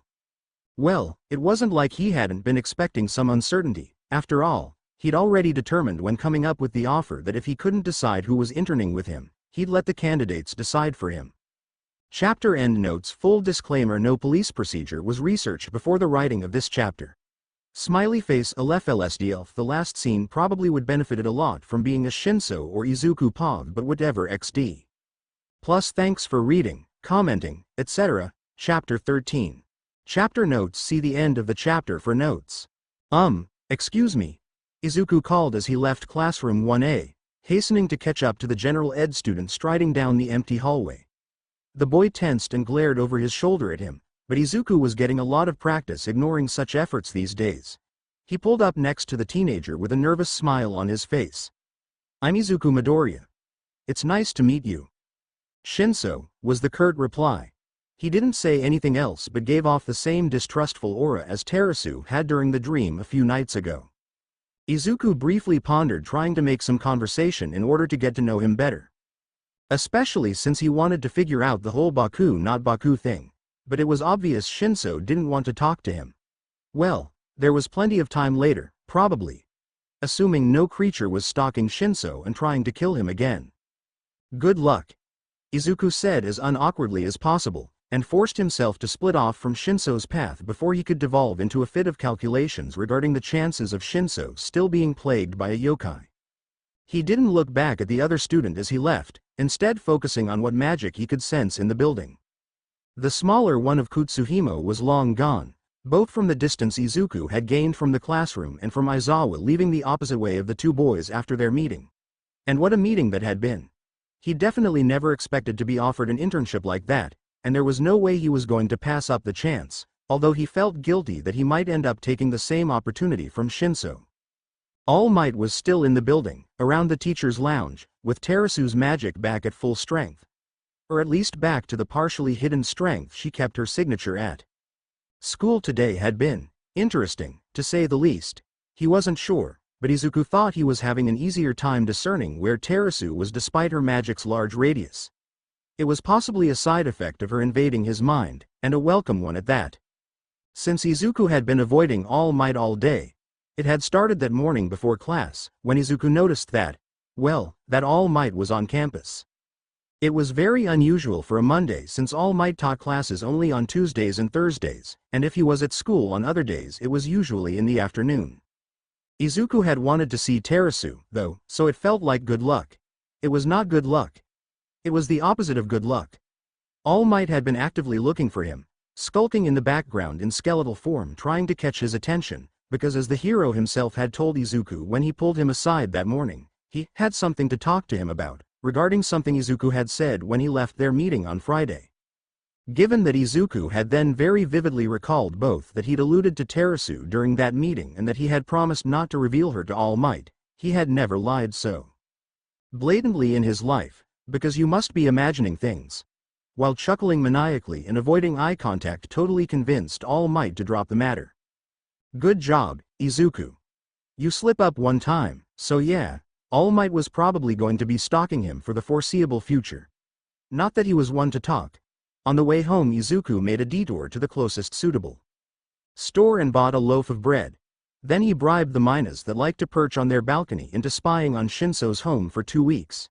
You know, just in case Shinso really was still being haunted. Don't ask how he managed to find the house again. Just know that the experience resulted in him nearly getting caught and finding out Koda could talk to animals. Both occurrences which may or may not be related. Tuesday he survived class with all might, and during lunch he asked Tokiyami to train for the festival with him, only not inviting Uraraka and Iida because he wanted to help Tokiyami do some very illegal quirk training at Dagoba Beach. Free of yokai and with Izuku now armed with the fireball spell, that place would be perfect for Dark Shadow. Their other friends found them before he could finish explaining, so he tried to convey the illegal stuff with just his eyes, and Tokiyami at least picked up the agree, darn it portion of his telepathic gaze and nodded along. And then Uraraka asked, "Hey, you're into the occult, right? Do you have an Ouija board?" And Izuku coughed up his water. "I do," Tokiyami replied calmly. Izuku wasn't sure if she'd been addressing just him or both of them. "That's cool. I was thinking of bringing cards or something, since lunch is so long, but I think an Ouija game would be much neater. Can you bring it tomorrow? Would it not be more responsible to do our homework during lunch?" Iida tried, to no avail. "Unfortunately, I cannot. My aunt is currently borrowing it. I will have it on Friday, if that will suffice." Curse his altruism. "I can bring mine," Izuku offered tentatively. "Great." She accepted without a hint of surprise, which, okay. Maybe it was sort of obvious he shared that certain interest with Tokiyami even when cutting off most supernatural-related conversations whenever the other two were around. And thus, the next day Izuku came to school with his homemade Sakari wood Ouija board that had been collecting dust under his bed ever since its close encounter with Kachan in the first year of middle school. They returned to classroom 1 early during lunch and clustered around Izuku's desk, messing around with the board quietly as to not disturb Todoroki eating from a bento at his own desk. After a short while, Izuku began glancing at the door because it felt like Terasu might be near. Sure enough, he managed to catch All Might doing a double take at the classroom as he passed, a certain Kitsune's tails sweeping along the ground as she continued without her host. The number 1 hero left quickly with a spooked look on his face. Izuku wasn't sure whether to be worried about that, since he wasn't sure what exactly All Might thought he meant with his slip-up on Friday, but he just knew it had something to do with the Ouija board. He shoved it out of his mind. It was Uraraka's turn, and the hands holding the planchette were slowly moving towards the word yes in response to something Tokiyami had asked. So far Iida's only contribution had been to sit there holding the wood with a stubborn expression on his face, and the same thing happened the instant Uraraka relinquished her turn to him. "You're no fun," Uraraka pouted, just as Izuku prodded the planchette and Iida's hands over to, "Hello, finally," she cried. Iida frowned down at his hands in bafflement for a second, then jumped to the most logical and correct conclusion. "Midoriya, it is improper to use your quirk during break." "I have no idea what you're talking about," Izuku lied unashamedly, and then Yaoyorozu, Jiru, and Asui walked in. They kept playing until just before Kachan arrived, because Iida wanted to review his notes and the rest took that as a sign to disperse even with a decent amount of time left before class resumed. After school, Izuku informed Tokiyami of Dagoba Beach's location and arranged for them to meet the next night for training. So Wednesday was some more Ouija board, and then illegal activities for the greater good at Dagoba, and Thursday Izuku came to school with a deck of cards in addition to the Ouija aim and found that half of their class had done something similar. Most had brought homemade meals as well, so they didn't even have to leave the classroom for lunch. "Me and Iida want to try shogi," Uraraka said, pointing at where there was indeed a game of shogi sitting on Ojiro's desk. Yaoyorozu and Ojiro were currently playing. They'll be done soon. Izuku had no idea how they planned to fit 2 games of shogi into their 45-minute lunch break, so he just nodded and dragged Tokiyami out the door to find somewhere quieter than the unexpectedly crowded classroom. Todoroki followed them, looking very disgruntled that his favorite spot for lunch had been invaded, and left in some random direction clutching his bento tightly. Izuku and Tokiyami went opposite of him to avoid annoying him further and came across All Might down one of the hallways. "Where might you be going, young men?" Skeleton All Might asked hesitantly. In what was clearly a stroke of genius, Izuku paused and made eye contact, saying, "Oh, just looking for a book I lost. The Mythology of Amaterasu. Unfortunately I have not seen that anywhere," All Might replied, looking startled Izuku was even talking to him. "Okay." Izuku jogged away, promptly avoiding him again. Tokiyami tilted his head as they continued. Were you trying to accomplish something? He looked over his shoulder. Ah well, it didn't work. I was trying to get someone to follow me. The fox in question wasn't even looking at him. They ended up at some benches outside their classroom building with nearly 20 minutes left, where it was thankfully not windy enough to blow away the cards. Izuku had no idea if Dark Shadow was allowed to be out, but the Quirk wanted to play so he didn't say anything. The three of them got through 2 rounds, and then to his surprise he felt Terasu again. He paused in his dealing, and Tokiyami and Dark Shadow followed suit as he looked for her. The kitsune stalked up to them sporting her default mood. Izuku couldn't help but smile at the fact she'd bothered to come. It didn't hurt that this confirmed that his conversation with her had been more than just a dream as well. I thought I told you to leave me alone, Terasu stated flatly. That doesn't mean you have to leave me alone, Izuku replied cheerily. You came here of your own accord. I did not, she frowned. You called me here, what do you mean? You said my name. Her eyes narrowed in suspicion. Did I? Are you talking about when I was looking for that book earlier? That was just a coincidence. But since you're here, you're welcome to stay. Me, Tokiyami, and Dark Shadow were just about to start another round of cards. Want to join us? Dark Shadow glanced between them with greedy curiosity, as if he thought an entertaining fight was about to break out. Tokiyami maintained a straight face throughout the one-sided conversation he was hearing. Izuku internally prayed for his life even as he tried to persuade the kitsune into agreeing. There was a tense silence. Terasu scoffed and walked away. Izuku sagged in disappointment. He really wanted to see her doing something other than brood. It couldn't be healthy to be on alert at all Might's side 24/7. Ah, she left, Dark Shadow said mournfully. Who was that? Tokiyami asked. Oh, that was the kitsune I told you about. Her name is Terasu and she, hangs around the school for personal reasons. He exhaled and added as an aside, she's not very friendly. But at least she's talking to me now. Tokiyami hummed in thought. Dark Shadow rubbed his claws together in stereotypical villain fashion. I hope she comes back, she looks fun to play with. You sound like a serial killer, Tokiyami said in exasperation. Potential serial killer or not, Izuku laid out another round of cards and they kept playing.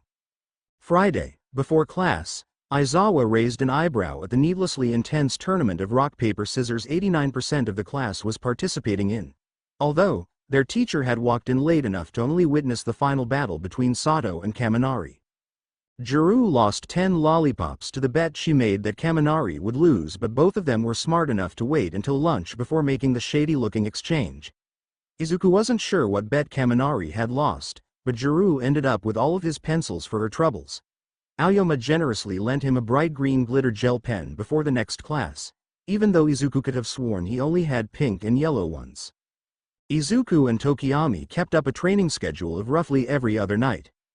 The few times over the next week that he visited the cafeteria, Izuku tried to keep an eye out for Shinso and was foiled by the general ed students' persistent elusiveness.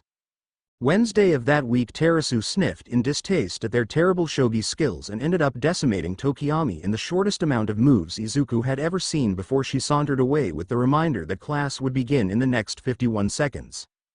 Thursday she returned and did the same thing to Izuku, but on Friday Asui and Kachan were using the board in the classroom and she didn't show up. For those 2 weeks, according to the Mina spies, Shinso wasn't haunted by any yokai, Baku or otherwise. Saturday, instead of a half-day, was the sports festival. Chapter endnotes. I have no idea what this chapter is, but I think there's some plot in it, so it's fine. Plus apparently Izuku has 2 modes. 1. Tell the truth, or 2. Be really obvious that he's lying. Plus locating Shinso's house takes a day or 2 past that Monday, since Izuku essentially had the birds trail him home. You know, just in case you were under the impression that all happened on Monday and were wondering if Izuku ran into Koda outside of school, which he didn't.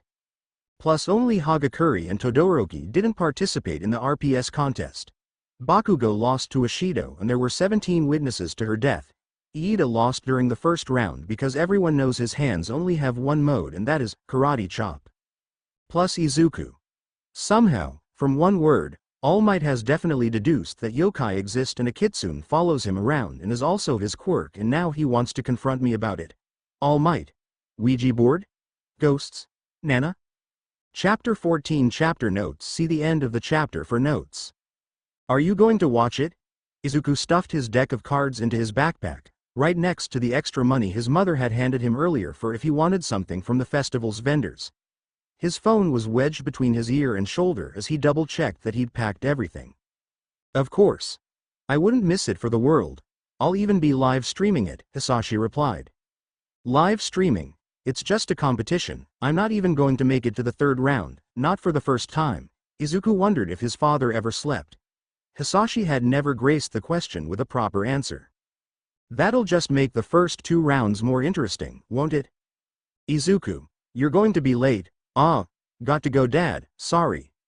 Hey, don't worry, you'll be fine. Knock him out. Figuratively, Izuku said, even though with Ua you never knew. Bye. Goodbye. His father said before tacking on, oh, and don't do anything reckless, I won't. This is perfectly safe, Izuku thought to himself in the middle of the first round of the sports festival as he dug out an explosive and placed it carefully onto a pile of other explosives. He stood back and proudly surveyed the pile of smoke geyser bombs he planned to use to blast himself to victory. Not reckless at all. Midori, I'll make sure to visit your grave every week, Uraraka called as she passed by. Despite her joking tone, she looked queasy at Izuku's very visible plan. Or maybe that was just from excessive use of her quirk? A couple other students had noticed what he was doing, but so far none seemed to want to try the idea out for themselves. Which, fair. And all the more lucky for him. You'd better bring flowers, he yelled back at her. He readied the metal panel he had scavenged from one of the robots earlier in the race. Here goes nothing. He dropped onto the pile with a metal sheet and a thin telekinetic shield as his only intermediaries, and the ensuing blast caused even present Mike to cry out in surprise. Before he knew it, he was soaring above the heads of the competing students. The entire race course seemed to have paused in awe beneath him. Even Todoroki and Kacchan at the front, who had been in vehement competition with each other ever since Todoroki challenged Kacchan that morning. Is this what it feels like to fly? Izuku wondered, admittedly a bit dramatically, but this was a dramatic moment, so give him some slack. He got first place. Not exactly what he'd been aiming for, but that didn't matter. The real precision would be during the second event. Whoa, that was awesome, Uraraka said as she jogged up to his side. The students who had reached the end milled around as they waited for the stragglers to trickle in. To nobody's surprise, most of Class 1A and 1B were already finished. Iida joined their little huddle momentarily, lamenting his own placing in the race, but Tokiyami was off talking to Koda. I didn't think that would actually work the way you wanted it to. Everyone that passed me looked like they expected to hear of my tragic demise by the end of the race, he acknowledged. But it was actually really fun. Too bad I'd probably get arrested if I tried anything like that at home. You would most definitely get arrested, Iida huffed. But it was quite impressive, thank you. We'll make a daredevil out of you yet, Uraraka told Iida, who spluttered in denial. The crowd fell silent as the last students trickled in and Midnight took to the stage to explain the next competition. The cavalry battle. Teams of 2 to 4, point value based off of your score in the previous event. Izuku was worth 1,000,000 points. Wait, what? In an instant, the stadium was filled with bloodlust as every head turned towards Izuku. He chuckled nervously. It's fine, I can just get rid of my headband early on and then someone else will have to deal with it. I'm trying to avoid first place, after all. The attention was still a heavy weight in the background, though, even when everyone scattered to find teammates. Don't worry Midori, I'll join your team, Uraraka offered as Iida split off. Ah, no, I need to get 5th place, so if you want to move on to the next round you should probably find someone else, he told her. She blinked. You mean you're stopping at this event? Yeah, I'll explain when we get a break. She looked reluctant, but she did wish him luck and went asking other teams if she could join. Like most of the students who had made it past the first event, she was really taking the tournament seriously. Now, who would work with someone that was trying to lose? There was one obvious choice, Shinso. But while a 2-person team was allowed, Izuku doubted that would be very efficient since their bodies were somewhat similar in build. Could either of them even carry the other for an extended period of time? They should aim for at least one other member. But he was getting ahead of himself. First he should get Shinso on board. And unsurprisingly, The first thing the purple-haired teenager said when he found and asked him to make a team with him was, "Why should I help you? We're competing against each other." Izuku already had a rebuttal prepared. "Are we? Aizawa-sensei didn't say we couldn't both intern with him." Shinso opened his mouth, then closed it. He turned to face Izuku completely with a considerably less hostile, albeit still harsh, face. "And what would you have to contribute?" "Well," Izuku grinned. "My telekinesis happens to be perfect for this event." He pointed at his own shoes, and proceeded to untie his shoelaces as Shinso watched. "With lightweight objects like those headbands, my range is pretty far, too. So long as I can see them, it'll be easy peasy." There was a long moment where Shinso considered him in silence, then the general ed student gave a short nod. "Fine. We have a deal. I'll get us a third member." "What do you mean, get?" Shinso walked away without listening to the rest of his sentence. Izuku dithered, wondering if he should follow the other boy, but he returned soon enough with Ojiro in tow. A very blank-eyed Ojiro. Izuku didn't resist the urge to wave a hand in front of his classmate's face and frowned when there was no reaction. "Did you use a quirk on him?" "So what if I did?" Shinso stared at Izuku in challenge. For some reason, he felt like he was about to tread on very thin ice by protesting. He did so anyways. "That's not. I know Ojiro wants to do his best at the festival. Is this a mind control quirk? You should let him go. I'll find someone who'll team up with us willingly." "Who would do that?" Shinso sneered. "It's easier this way." Izuku ignored the animosity. "I'll be right back. If I find someone, will you let Ojiro go?" He snorted. "Sure. Whatever." They had 10 minutes left. Izuku needed to find somebody quick. He didn't know anybody outside of Class 1A, but he had noted how competitive Class 1B had been earlier both before and during the obstacle course race. Somebody from the support or Gen Ed course would be his best bet. He sidled up to a group of loosely clustered students, only a few of whom he recognized as Class 1B students. When the group noticed him, they collectively frowned and looked at each other like they were wondering what he was doing. He opened with the very succinct invitation, "Hey, do any of you mind joining a team that's trying to lose?" They all glanced at each other again. "Yes," one girl from the back said bluntly. A stocky boy with russet hair and coarse, furry bare paws for hands raised an arm into the air. "Never mind, I guess this guy wants to help you," the girl amended. "It depends," the boy said. "I just want to know why you're trying to lose."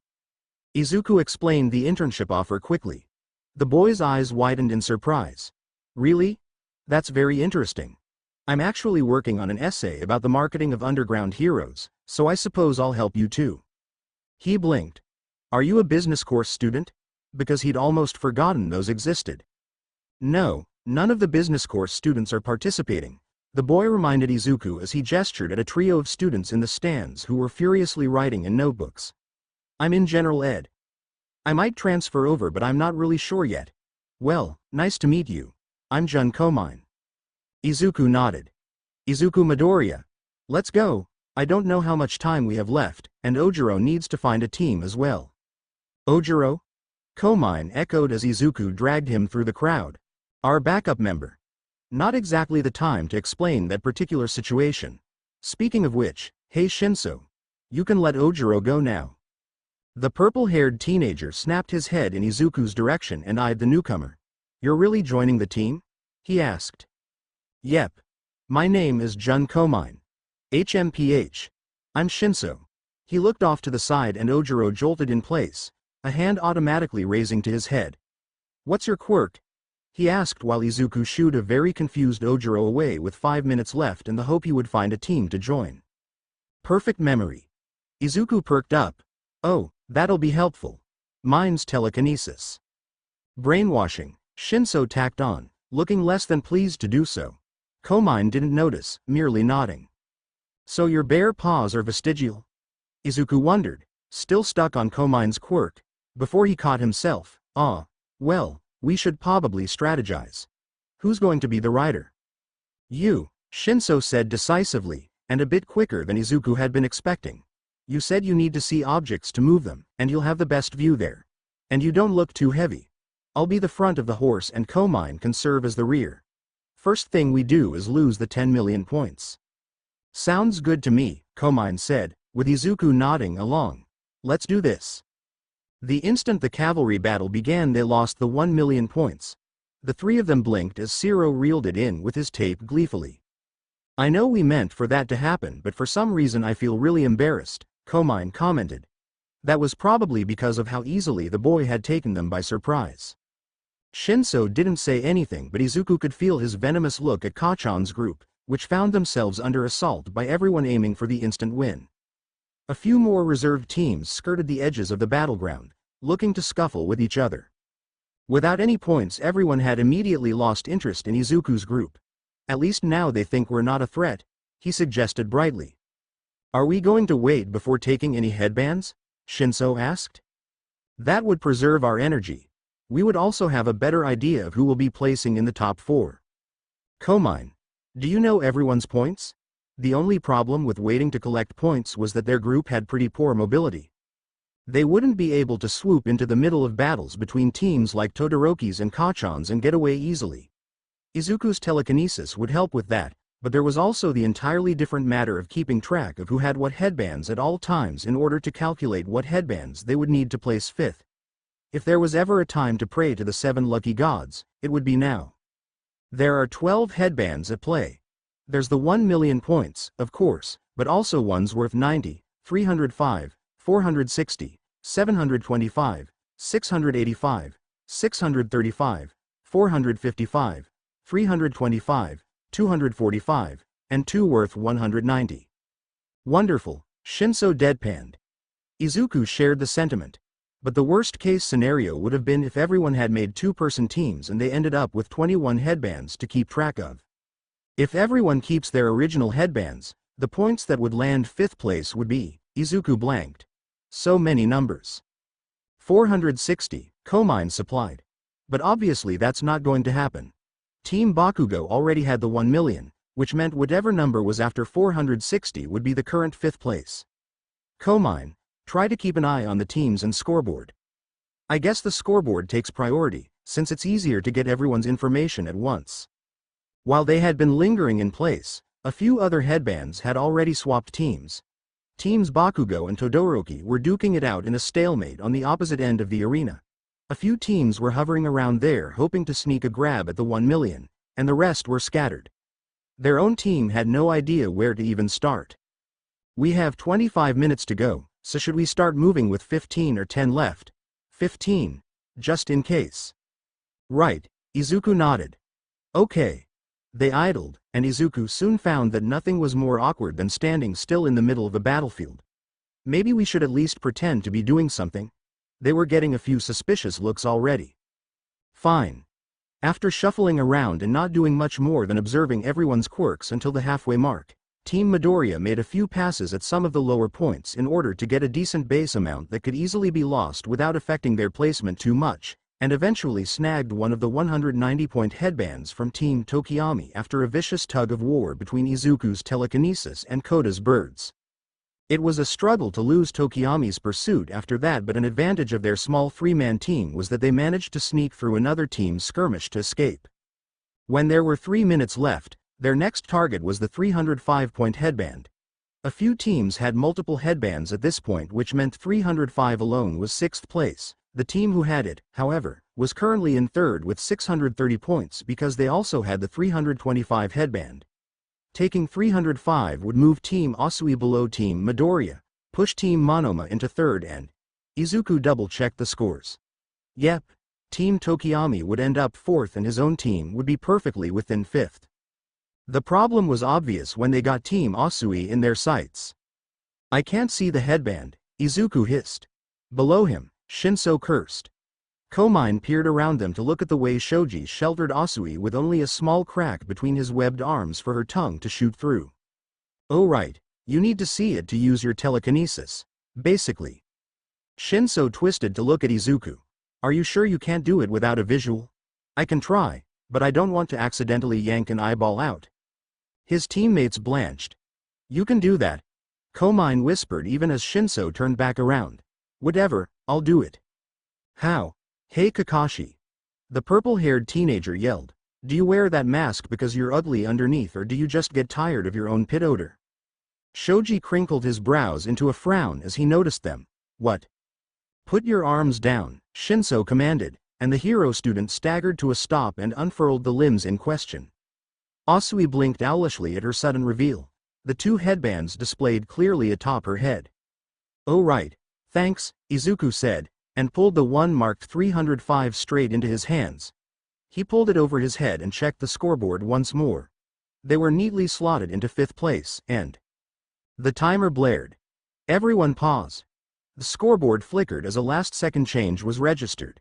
Team Bakugo and Team Todoroki switched places, landing Team Todoroki in 1st and Bakugo in 2nd. Nobody else was affected. They were still in 5th place. Yes, he totally didn't cry. Chapter endnotes. The true important question I asked myself writing this chapter is how inappropriate pit odor comments are. Definitely not whether or not I should have just skipped the whole cavalry fight scene the instant I pulled out a calculator to add up team points. As it is, the fight ended up pretty glossed over XD. Also, don't mind the random OC, he was basically just for this chapter.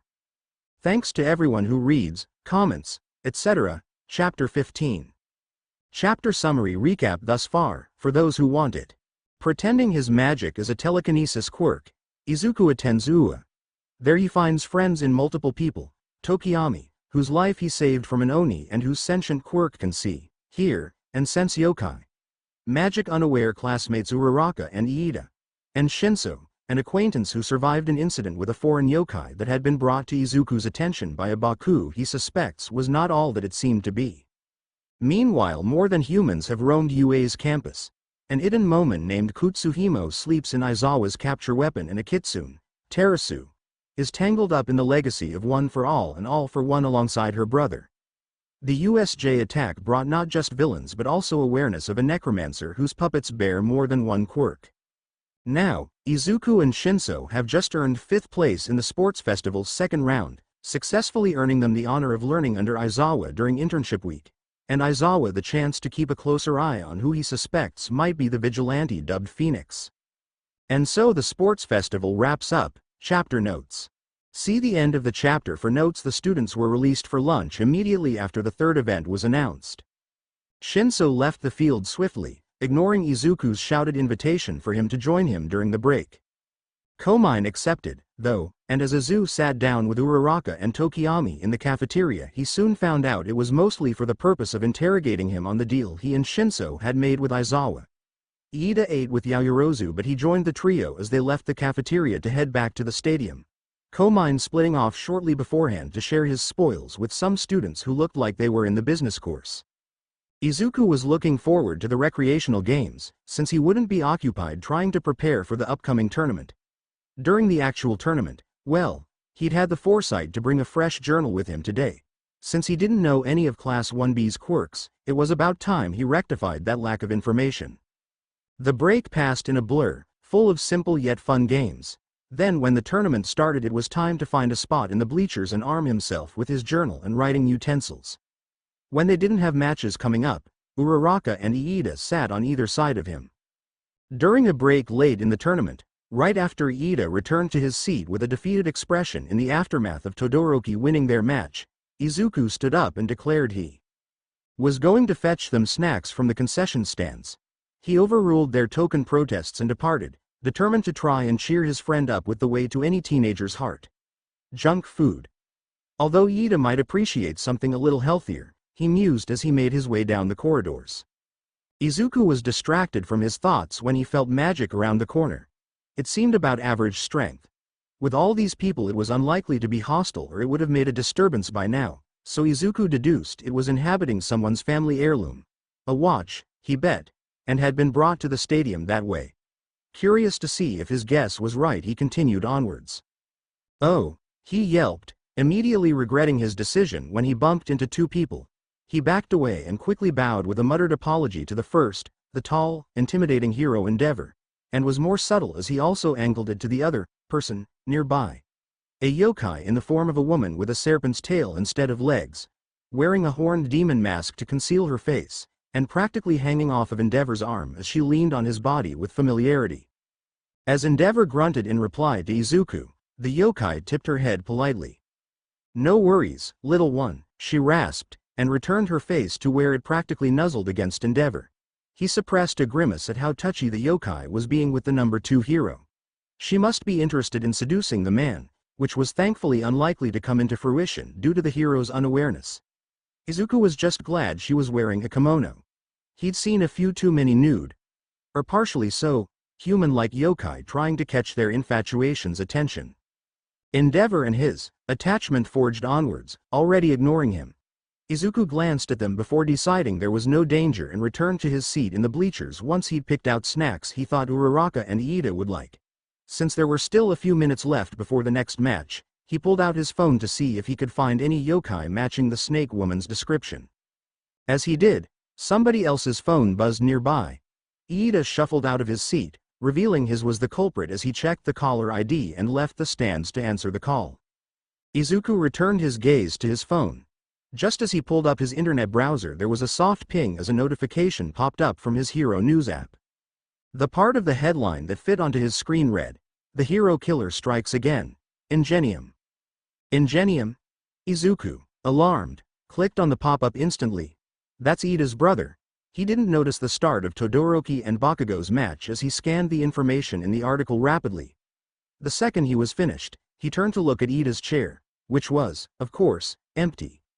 Iida was probably receiving the news of his brother's paralysis at that very moment. "What is it?" Uraraka asked, poking at him to get his attention. Izuku turned back around and showed her the article helplessly.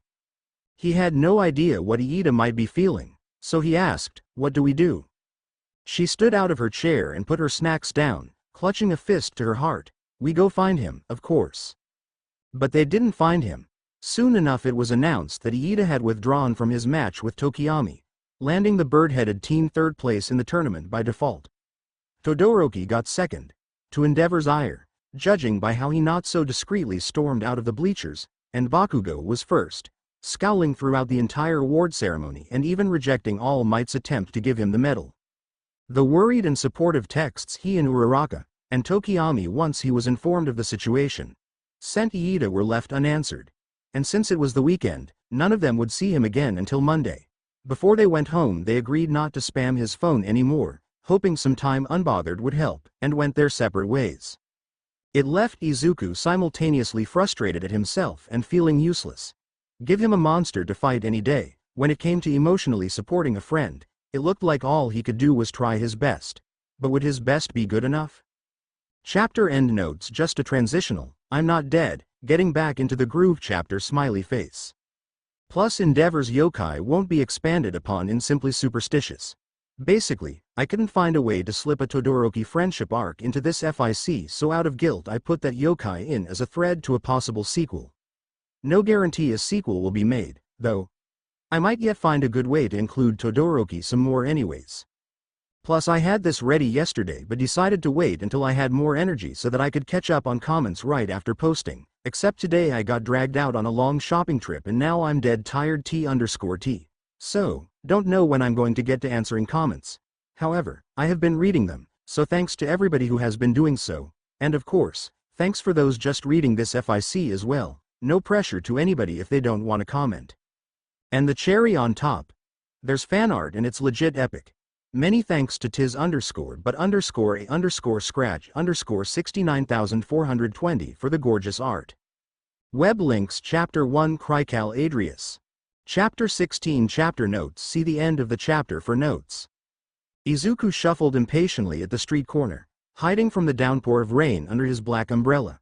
It was a quiet morning aside from the storms pattering against the concrete, and the sidewalks were empty aside from the stray pedestrian and the two yokai, an Amafuri Kozo and a Tofu Kozo, who had gotten into a spat not far from Izuku, their enraged movements more than once threatening to splash him as they trampled through puddles. The Tofu Kozo had just thrown its piece of tofu with weaponized force at its opponent when both yokai suddenly abandoned their scuffle. The reason why was a surprising sight.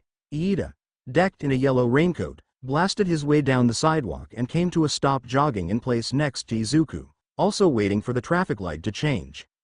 Iida! The green-haired boy exclaimed in surprise. His friend was looking far more chipper than he thought he would be, considering what had happened to his brother. but Izuku knew better than to assume that just because he looked fine that everything was well. Iida had never responded to their texts and calls after all. "Good morning, Midoriya," Iida greeted, hand raised in a sort of salute. Good morning." "Better hurry, we're running late." Maybe by Iida's standards, although that wasn't exactly what was on Izuku's mind as his friend rushed off again. Seeing that the walk sign had lit up, Izuku followed, trying to catch up, but finding that even without using his quirk Iida was a veritable machine who outpaced him easily. He saw him again as he entered class, in the process of waving off Uraraka's worried interrogation. Izuku tried to help her tag team him, but Iida deflected their concerns with surprising ease. Homeroom began, and they were forced to leave the matter at rest. Displayed on the chalkboard were the whole class's names with corresponding numbers. Todoroki's was up top, followed by Kachan, Tokiyami, and so on. It wasn't hard to guess what they represented, and Aizawa confirmed Izuku's thoughts within moments of beginning the class as he pointed out they were the number of internship offers each student had gotten. Internship forms were handed out, along with lists of the agencies guaranteed to accept an intern, and Izuku wasn't surprised to see the number of offers were drastically low for those who didn't make it past the second round in the sports festival. Aside from the application form and internship lists, Izuku had received one other handout. A plain white envelope containing a piece of paper with scribbled out instructions on how to fill out the internship form in order to apprentice under Eraserhead. His teacher's gaze had been expressionless when he handed it to Izuku, but the boy held no such restraints. He grinned and silently pumped his fist in the air. Once everything was handed out, Aizawa tersely informed them to turn their forms in by the end of the week, and then a familiar hero popped her head into the classroom. "Midnight Sensei." The surprised cries of the class rose up. Honestly, Izuku hadn't expected to see her so soon after the sports festival. "She's here to help you choose your hero names," was the condensed explanation. So homeroom that day was particularly interesting, especially with names like "Can't Stop Twinkling" flying around. For his part, Izuku was starting to sweat as his friends came up with great names like Uravati and Tsukuyomi. "What can I choose?" He internally panicked, marker hovering his whiteboard. "Phoenix is sort of taken, and Huoyu is too close," and he winced as he recalled the numerous cheesy, All Might-inspired names he had come up with in his toddlerhood. Those ones are definitely out of the question. The closest thing he had to a nickname was Deku, wasn't it? Izuku glanced over at Kachan, pondering it. Uraraka had said the word sounded like Dekiru. It would be sort of ironic, wouldn't it, to turn that insult into a positive thing? Almost spiteful. He drew his gaze away from his old friend. No, that wouldn't work, either. In some mythologies, names had power. That wasn't particularly the case for yokai, but the fact remained the same that Deku had a taint to it. Izuku didn't want to recycle it into something better, he wanted something fresh, something more him. He turned and looked at his new friends. Wait a second. He did have an actual nickname now, and that realization came just in time, for Midnight was calling his name to check to see if he was ready yet. Ah, yes. He quickly jotted down the word and held his whiteboard close to his chest as he darted to the podium. He presented it, hoping it was good enough. "From now on, my hero name is Midori." There was a pause, and he suspected the class was trying to decide if he was another person just settling for using his own name like Todoroki and Iida had done. Then, "Why didn't you do Lord Midori?" Dark shadow sprang out from under Tokiyami's shirt with a pout on his face, startling the class. Dark shadow, Tokiyami and Izuku hissed in exasperated unison. "I think it's great," Uraraka interrupted, a devilish smile on her face, no doubt because it was her nickname he was using. The rest of the class generally agreed, bobbing their heads and teasing him about fitting the name very well. In the end, the only one of the class who failed to come up with a suitable name was Kachan. Lunchtime was spent, for once, in the cafeteria. Iida ate with their group, although he barely spoke up at all, even though their main topic of discussion was what hero agencies they would choose for their internship. Izuku, who had told his friends in their group chat about his deal with Aizawa over the weekend after having forgotten to do so the day of the sports festival, was congratulated at actually having the invitation in hand. The mention actually made him think of Shinso for a moment, and he glanced around the cafeteria to see where the purple-haired teenager might be. He had to muffle a laugh when he glimpsed the general ed student quailing under the enthusiastic force of Komine armed with pen, notebook, and business course friends as he tried to eat his lunch. How unexpected, the pensive words drew his attention back to his own table. Tokiyami had been the speaker. Izuku resumed eating as he listened. "What is it?" Uraraka asked. "One of my offers, it's from Hawks." Izuku spat out his food in dignity. "What? Take it. Hawks is the number 3 hero. You could learn so much. He has one of the best ratios of rescue to combat missions after All Might, and... His words stumbled over themselves as he tried to express his elation. There was a slight quirk to Tokiyami's beak. "Apparently I will be interning with Hawks next week." Izuku smacked his hands over his mouth as he flushed in embarrassment, but it quickly faded into victory. He bet he could learn some things secondhand from Tokiyami as well. Internships were going to be so awesome. "What about you, Iida?" Izuku tried. "Are you going to intern at your brother's agency?" Probably not the best question. His friend frowned, seemingly ignorant of the implication as he pored over his list of offers. "I have not yet decided." He did not say anything further. "Ah, all right.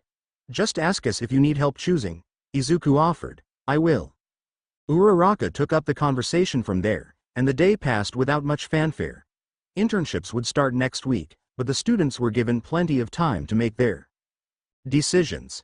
Izuku didn't need all that time. He headed straight to the teacher's lounge to turn in his acceptance of Eraserhead's offer. All Might intercepted him. "Young Midoriya, might I have a moment?" He was in his natural form, Terasu at his side yelling some rather unsavory words at someone inside the teacher's lounge. Judging by the returning insults, either she or Kutsuhimo had done something to provoke the other. Izuku did his best to tune them out. Sure. All Might didn't lead him far, to a fairly deserted hallway. Terasu abandoned her argument with Aizawa's resident Iden Momon to follow them and seemed to enjoy the quiet. She at least did not quite have her permanent scowl adorned. "I was wondering, if perhaps," the symbol of peace fidgeted with something in his pocket, almost nervously. He finally pulled out a letter, very similar to the one Aizawa had given Izuku. "You can't be serious." All Might coughed into his free hand. "About what you said, that someone didn't want you to be my successor, or, I suspect, inherit my quirk. You still impressed me, and I would be honored if you would intern with me, and maybe, tell me more about her." Izuku Midoriya.x has stopped working. Rebooting. First things first. Sorry. I've already decided who I'm interning with, so, best remove that temptation. He'd earned Aizawa's internship offer, and All Might was the most. Spotlight Y of Spotlight heroes. Not exactly the style of heroics he wanted to develop habits for. No matter how much Hasashi would be drooling in jealousy at the mere thought of spending a week learning from All Might. Izuku might have been drooling some at the thought, too, hence the removing temptation bit. Now, for the part he'd seen coming and still didn't know how to deal with. "And what do you mean by her?" "I won't tell anyone, I promise," All Might Styly assured, only looking a little put out that his offer had been rejected. "I know it must be hard, seeing things no one else can see." Oh no, Izuku was right. He'd already broken his promise to Terasu and now she was never going to trust him. "But I just need to know, is Nana here right now?" Izuku blanked. The kitsune twitched. Who? Oh, has she not told you her name? Or maybe, can ghosts not speak? Ghosts? Hold on. She's a woman, black hair in a spiky ponytail, most likely in a purple hero costume with a white cape. She's the one who didn't want you to be my successor, correct? Terasu slapped a paw over her eyes in a very human-like gesture of disbelief. Is that what this idiot's been thinking? She muttered to nobody in particular. Izuku put the pieces together enough to say, "No, what? No, she's not, I can't see ghosts," he finally said, even if that wasn't technically true. "I haven't met whoever Nana was. And I can't tell you who doesn't want me to be your successor. I'm sorry." All Might, for a few seconds, looked as if he felt very foolish. Then his embarrassment became alarm. "You're not in any danger, are you?" "What? No. This was a mess. Nobody's blackmailing me or anything. This secret is just a promise. It doesn't hurt anybody. I'll tell you as soon as I get permission, okay?" Terasu almost looked impressed that he was sticking to his word, but when he actually looked over at her she had a neutral expression. All Might simply looked confused. Please. Finally, the hero relented. All right. I believe you. You can go, now. He clearly needed to think things over. Izuku would let him, for now, he had an Eraserhead to catch. He rushed off, hoping Aizawa was still in the teacher's lounge. Today was his lucky day. Not only had he not broken his promise to a powerful entity very capable of snapping him like a twig, he also didn't have to wait until tomorrow to turn in his paperwork. He didn't cross paths with Shinso as he did so, but he had the rest of the week to talk to him about internships before they began, so it was no big loss. Things were looking up. Chapter end notes. Okay, if I say it then. I will respond to comments sometimes Sunday EST. There, now I have to respond to comments. Sorry to everyone I've been leaving hanging XD. I'm not a people person and it takes me a while to muster up the willpower for even the slightest bit of communication, sometimes T_T. Chapter 17 chapter notes here. Take this hairball I just coughed up. By the way, there's still a recap at CH15, OBV, doesn't include CH16, but still. Izuku examined the piece of paper bearing barely legible directions once more, flitting his eyes up to the building in front of him as if it would magically morph into, say, a nondescript office building fitting for an underground hero agency. The storefront's curly display font letters remained steadfast. Neko. Cat Cafe. Allergies need not apply.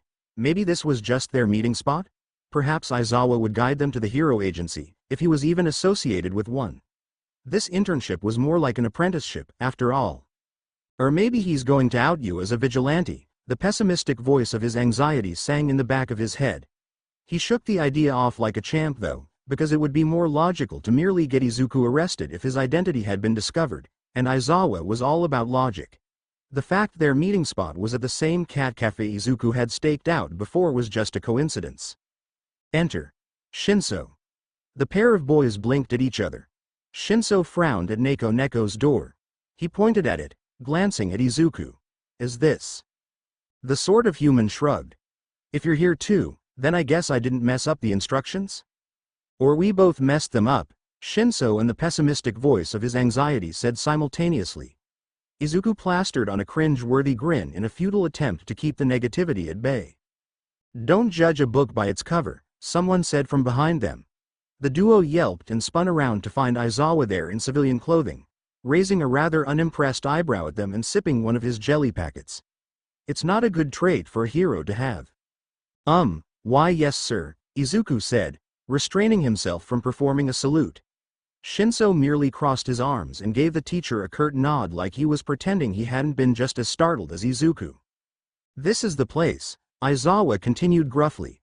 Save your questions for a few minutes. You're smart enough to understand, anyways. With that, the underground hero proceeded into the cafe. As the boys hastily followed, a growing suspicion nagged at Izuku. The store had glass display windows, so Izuku already knew what the inside of the cafe looked like. A few of the cats lounging in the morning sunlight on the decorative furniture glanced up at the tinkling of the bell, but apparently were too lazy at the moment to bother getting up. There were currently no customers. Aizawa strode to the counter where a young woman with honey gold hair, dark skin, and no obvious quirk waited idly. How can I help you? She asked cheerily. VIP session for 3, Aizawa intoned, sliding a card over the counter to her. She glanced at it and then gave it back to him. You're all set. Enjoy. Their mentor then ambled over the far wall, where a VIP lounge door laid. All of them entered, and once the door was closed behind them, Aizawa unceremoniously dethroned the chubby tabby sprawled over the rug in the center of the room in order to lift it and reveal a trapdoor.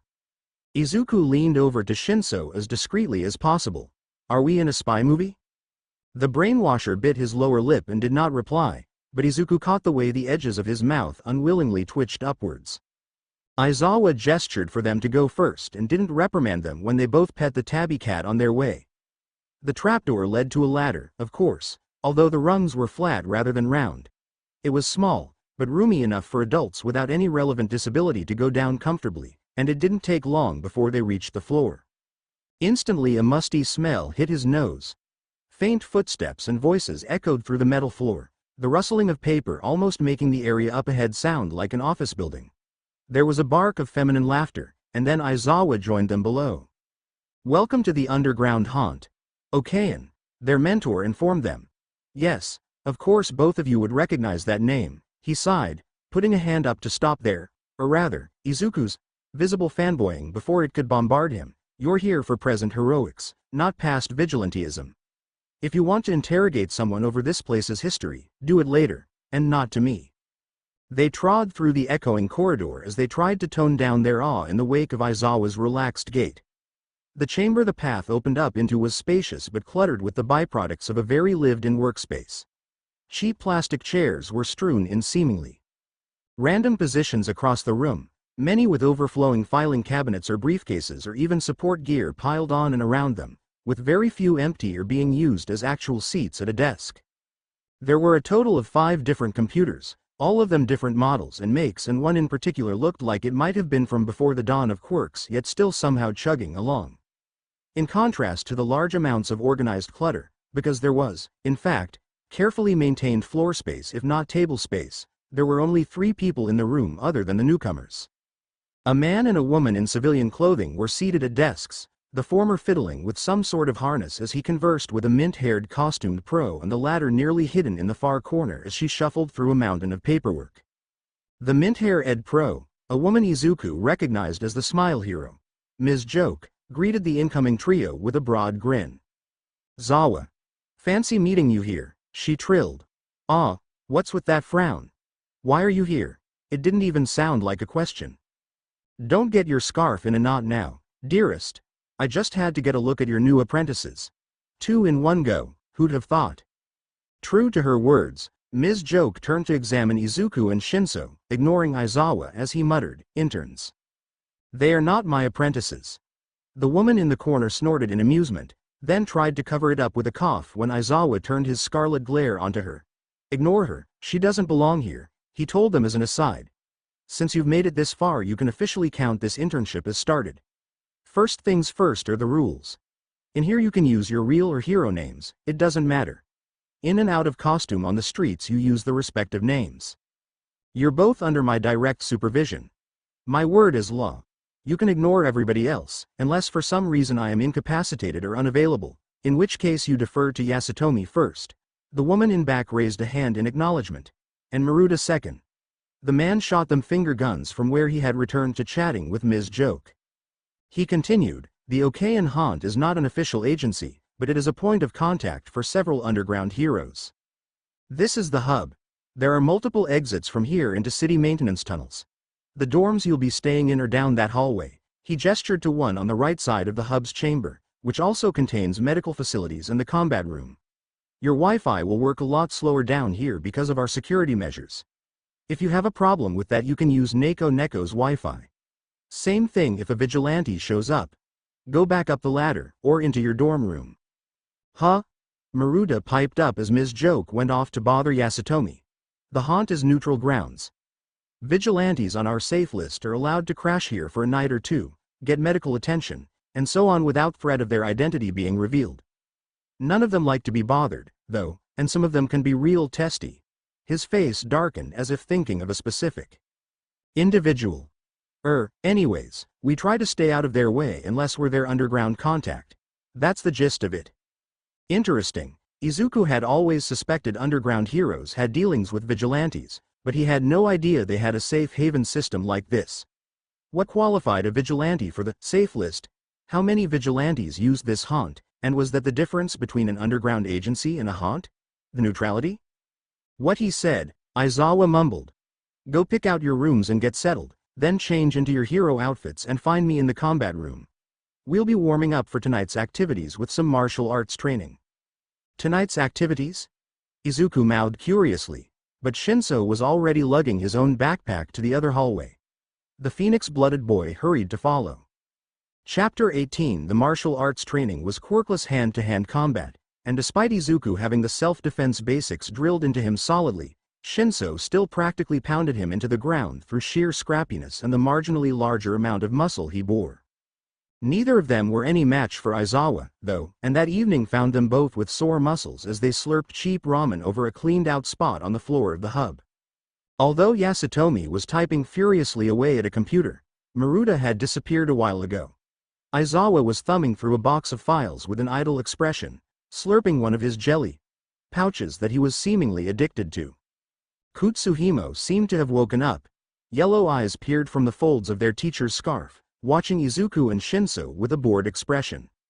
A faint ding from an unseen clock whose clicking was going to drive Izuku crazy by the end of the week caused Aizawa to look up from his paperwork. 5 minutes. Civilian clothes, phones only. Meet me in the cafe. He slid the file he was reading back into places and slinked into the ladder's hallway. Izuku nearly choked on his noodles as he tried to get them down faster.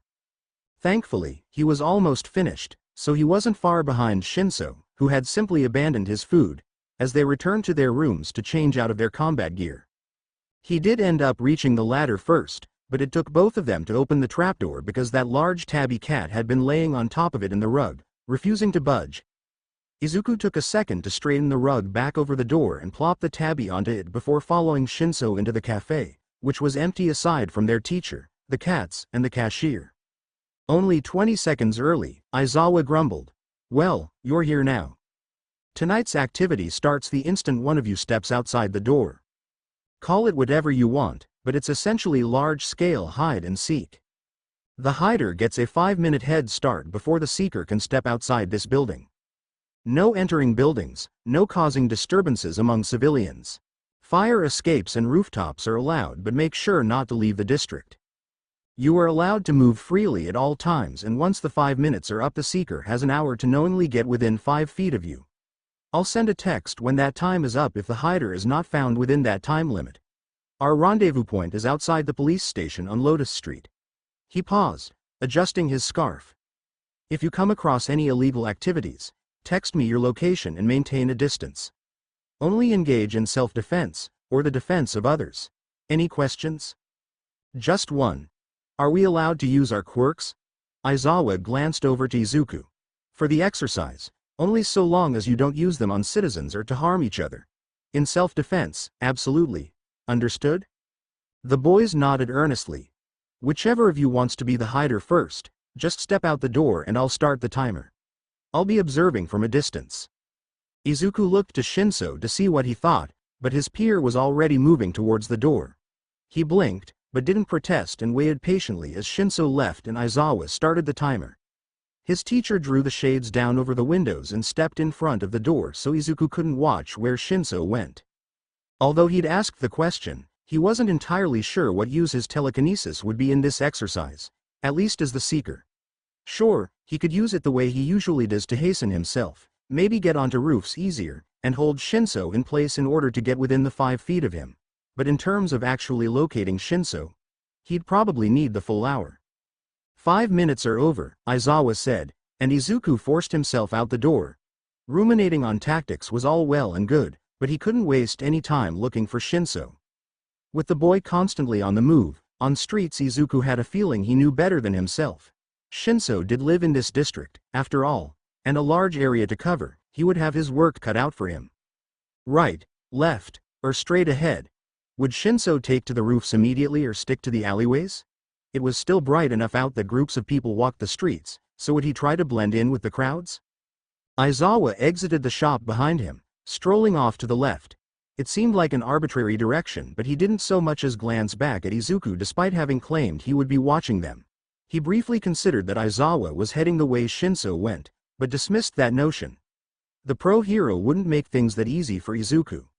If he knew what direction Shinso took, he would track him down when Izuku wasn't looking. So, directions.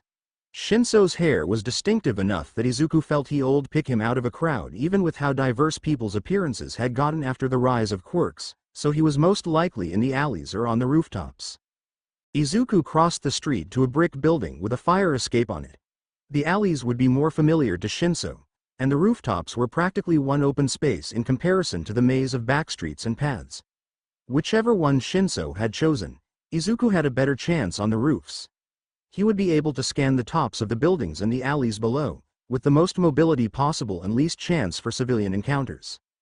He tromped his way up the fire escape and scoured the horizon when he reached the top. There were a few buildings higher than he was, but he didn't think they had any fire escapes or ladders on them, so he disregarded them for the moment. He couldn't see any human figures, standing or crouching.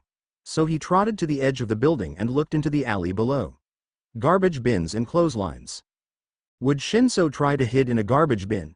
No, an internship exercise wasn't worth the smell, not to mention if a civilian saw him doing something so suspicious it would definitely count as a disturbance, and even if he were to hide anywhere, it wouldn't be in one of the closest alleys to their starting point.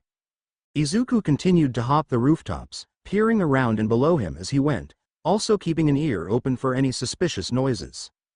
After a full 20 minutes he grew frustrated with his lack of progress. Even with only a 5-minute head start, at this point Shinso could be anywhere in the district, constantly moving. Izuku would have to strike gold to even find a hint of where he went. This was no villain rampaging the streets or yokai screeching its head off. It wasn't even a stakeout or an informed tracking mission where you perhaps had a tracker on the suspect or their phone or vehicle, or even just a list of frequented locales. Izuku had nothing but a visual, an entire district, and a time limit. He huffed and turned away from the alley he was inspecting, instead leaning over the low wall of the building he was on to the busy street. Light glistened off the pavement as cars rolled past. Not a single person visible had purple hair. He hadn't expected anything to change, really, except, by that hardware store, was that Maruta? Izuku had only seen the man from the Okayan haunt a few times as he and Shinso settled in, so he hadn't recognized him at first, but the flax-haired man yawning as he leaned against the walls of the hardware store wore the same bright orange gloves Maruta had worn as he fiddled with support gear in the hub. And Maruta hadn't been in the haunt when they'd left for Aizawa's activity. Izuku hesitated. Maybe, the next building over had a ladder that he climbed down, and then he made his way over to the hardware store. Maruta looked up at him with a sly smile as he approached. Izuku paused in front of him, unsure what to say. His teacher's colleague seemed to take pity on him, however, and spoke first. "You've only just now found me? Well, I suppose old Eraserhead does like to throw people in the deep end. If he wants you to figure it out on your own, that's his problem. I'll just keep things simple." Maruta paused, tilting his head and bringing his arms up in a helpless shrug. "What can I help you with?" There was an odd undertone to his last sentence. Like he was putting on a performance. But Izuku started with what would help him the most. "Do you know where Shinso is?" "You'll have to be more specific," Maruta replied, but didn't elaborate. It clicked. Maruta was performing. Playing the role of a civilian, or perhaps more accurately, an informant. Izuku revised his question quickly. "I'm looking for a high school-aged boy with wild purple hair and matching eyes. He's tall and fair-skinned, no visible quirk. Last seen wearing a light gray jacket, khaki pants, and a black t-shirt." "Sorry," Maruta replied, instantly crushing his hopes. "I haven't seen him at all." "Well, there goes that possibility. But I'll keep an eye out." "Here." Izuku took the offered device with surprise. It was a simple black buzzer, a label declaring, "2" taped onto it. "I'll buzz that if I spot him." "Oh. Thank you." Izuku gave a shallow bow. So that's how things were. "And one more thing," the undergrounder added before Izuku could leave. "If you see me around, feel free to come chat." What?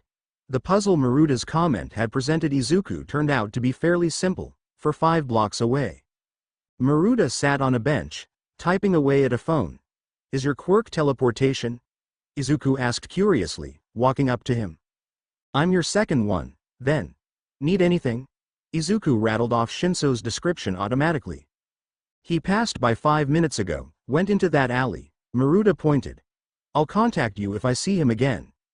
Izuku put the buzzer labeled 5 into his pocket and barely stayed a second to thank the man, excited as he was to finally have a decent lead. He did, of course, note the street as location 5 in his mind, as well as Maruta's quirk. The ability to create clones is so cool. Izuku found Shinso with 7 minutes left, climbing down a fire escape. He was on the rooftops at the time, and intercepted the boy with a rather risky leap to the metal platform just in front of him. But it got him within 5 feet, and Shinso disgruntledly accepted his hand to help him stand up after he'd accidentally knocked him over during his landing. Izuku texted Aizawa to let him know they were on their way back, then the pair navigated to Lotus Street. Just so you know," Izuku told Shinso as they approached the police station, Maruda's hanging around a couple spots. You can use him as an informant. Shinso gave him an odd look. Why would you tell me that? As opposed to making him figure it out himself? Because I know to avoid being seen by him. Both Maruda and Aizawa awaited them a few meters away from the police station. Izuku was told to return the 4 buzzers he'd collected. Numbers 1, 2, 4 and 5. And then Shinso was temporarily banished into the police station as Izuku's 5 minutes began. Chapter 19 Chapter Notes. See the end of the chapter for notes. Izuku went backwards, rounding the block at a sedate pace and sticking to the shadows of the buildings while starting to count the seconds. The sky was darker and the civilians scarcer, so it was easier than he'd expected to pick out Maruda showing off some gadgets to a pair of teenagers. He looked away and didn't bother worrying about being spotted. He was headed behind a different building and then going up. If it were a little darker he would have decided on the alleys instead, since those had the potential for more nooks and crannies to hide in, but Izuku didn't want to draw attention from civilians, and even as flat as most of the roofs were, there were ways to hide off of the street. He could shelter himself next to one of the low walls most of the buildings had, but that would greatly limit his visibility. It was possible Shinso would leap onto the roof from one of the other 3 sides and spot him immediately, and Izuku was more likely to accidentally fling himself off the roof than safely run away before he could get within 5 feet. And while some of the rooftops had air conditioning units or other structures, those had been among the first places Izuku checked and would likely be places Shinso checked as well. But Izuku did have a decent knowledge of where the district ended in this direction. If he stayed on the roofs as long as possible before Shinso's timer was up, he might be able to reach the edge or close to it. When Izuku played Hunter, he had stayed away from the invisible dividing lines by about half a block, just in case.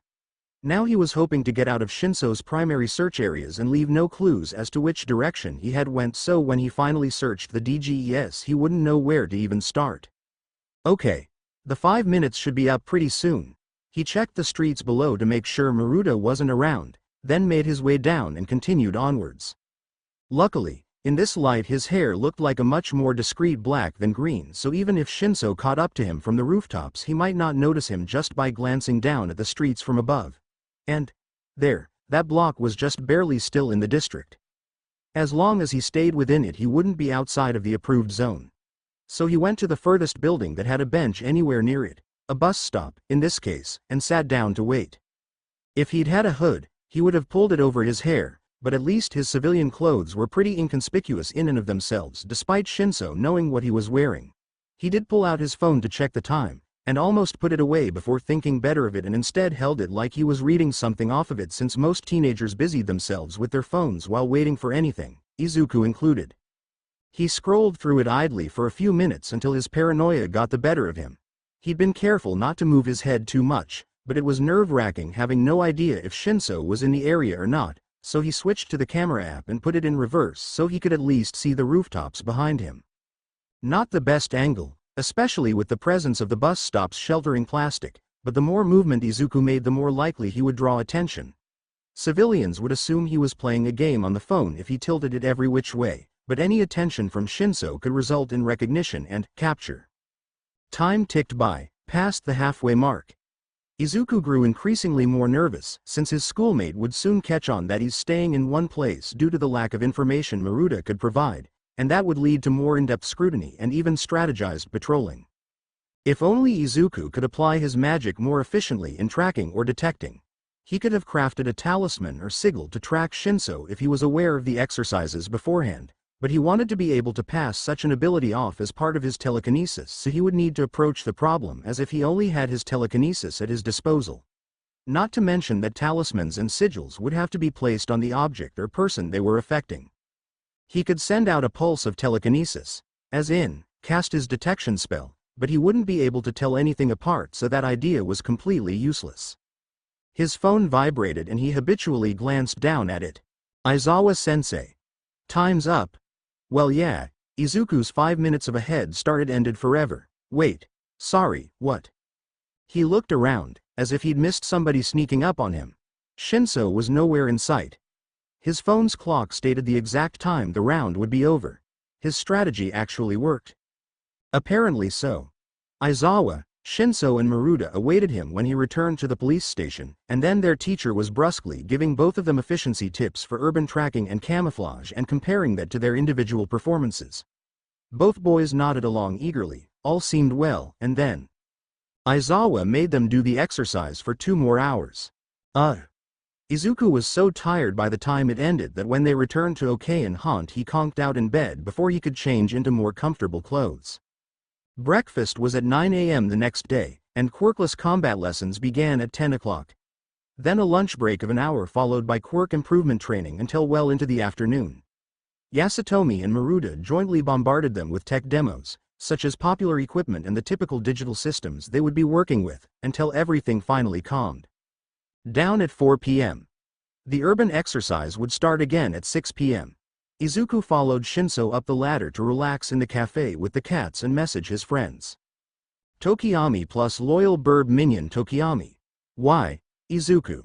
Tokiyami. Picture of Hawk's sidekicks craning their heads up to a dot in the sky. Tokiyami. Picture of Hawks handing a criminal to the police, a distance away from the camera holder and his sidekicks catching their breath. Tokiyami. Picture probably taken by dark shadow of Tokiyami wildly flailing his feet and a terrified expression on his face as he is carried in the air by Hawks. Tokiyami. Help. Izuku. Tokiyami. My lord, do not worry, everything's fine. Fumi's just joking around. Tokiyami. I'm Tokiyami. All is well Izuku. Tokiyami. Izuku. You okay? Izuku. If you die you better come haunt me or SMTG. This is Ochako's chat now. Uravati, Iida, Izuku, Tokiyami. Uravati. Check out the bentos the kiosk sells. I get complimentaries. Picture of a bento box. The food inside painstakingly cut and arranged into 3 All Mights. Izuku. ASJKGHKHAEFEA Izuku. Chibi All Mights. They're so cute. Uravati. Picture of the same bento box. One of the All Mights is missing its head and another has visible bite marks where its arm should be. Izuku. Yikes, don't show me that, how could you? Uravati. Nom nom. Izuku. X_X Uravati. Lol, hey Iida, what did you eat for lunch? Any snack stations, plans for dinner? Just TXT back when you have time. Uravati. Mido, send me more cute cat pictures or you'll regret it. Izuku did his best to muffle his laughter as he aimed his phone once again at the cafe's current residents. There was a gorgeous heterochromatic Turkish Angora practically posing for him at the top of a cat tree that he hadn't gotten pictures of earlier because it had claimed Shinso's lap, so he took judicious photos of it. The humor faded, though, as he sent the pictures and noted Iida hadn't replied to any of their texts the past few days aside from some simple yes or no answers. Like he'd been drenched in cold water, a flood of somberness hit him. Izuku couldn't stop thinking back to the look in his friend's eyes at the train station, when they parted ways for their internships. It was something he was very familiar with. A cold gaze that wished for retribution, and cared nothing about what it had to tear to shreds to satisfy that desire, even if that something was itself. He'd never, ever seen a human wear that expression. Iida was in Hosu, the same city the hero killer. Stain had permanently injured his older brother that he looked up to so much.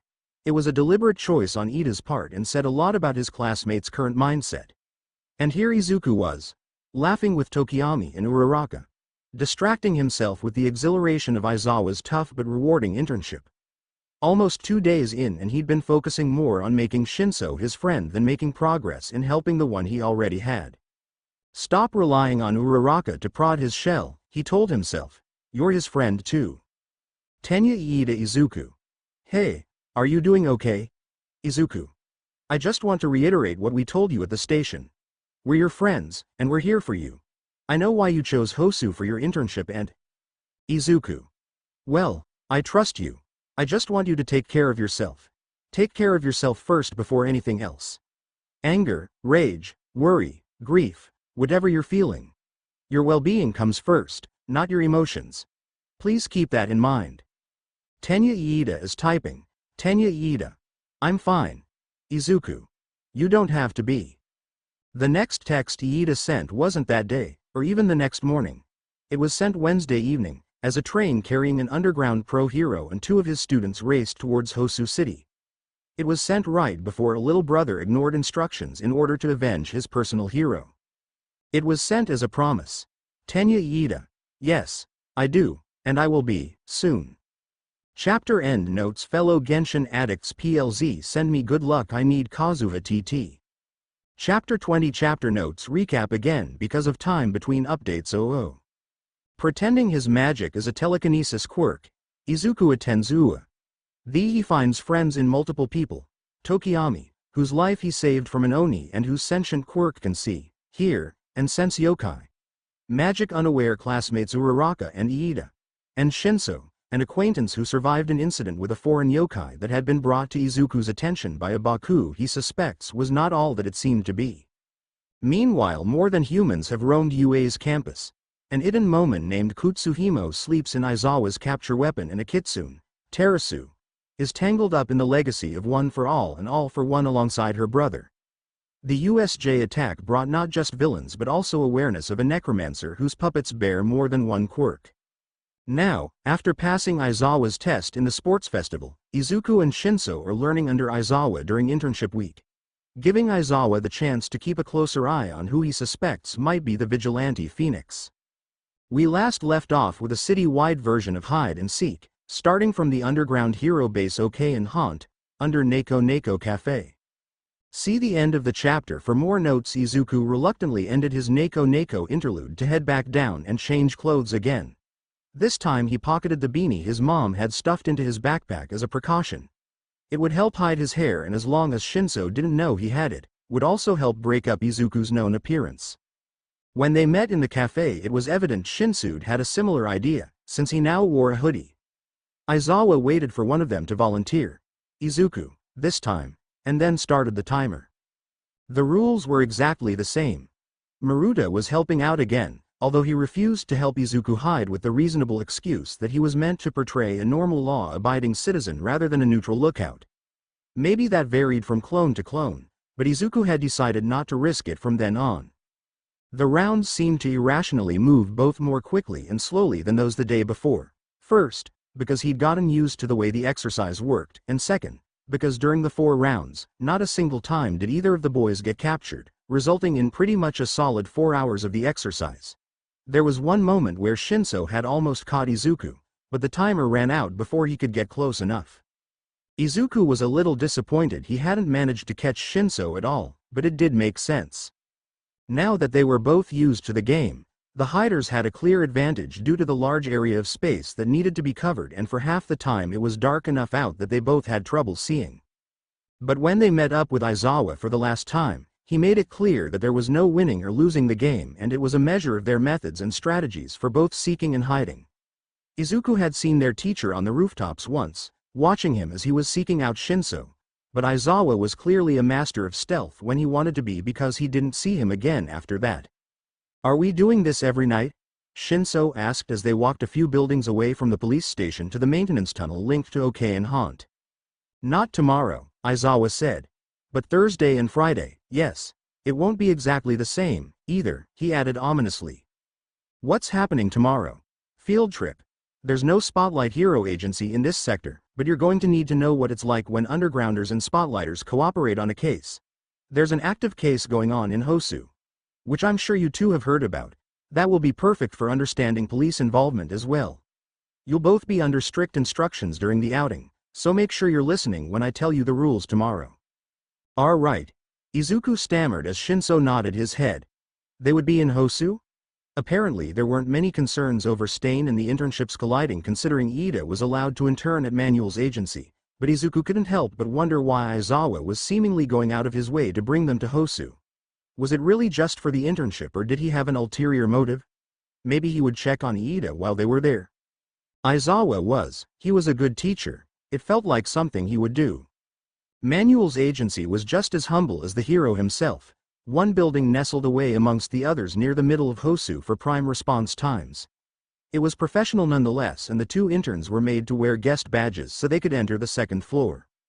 Aizawa-sensei, apparently, was recognizable enough to the employees to move freely about the building. Or maybe it was that his hero license served as a guest pass. Normally we'd ask to confiscate your phones, too, but as hero students we trust you to be professional and keep them put away, one of the police officers present was telling them. Automatically Izuku's hand went to his costume's pocket. His phone had buzzed right as their train pulled into Hosu, and he hadn't had the chance to check it yet.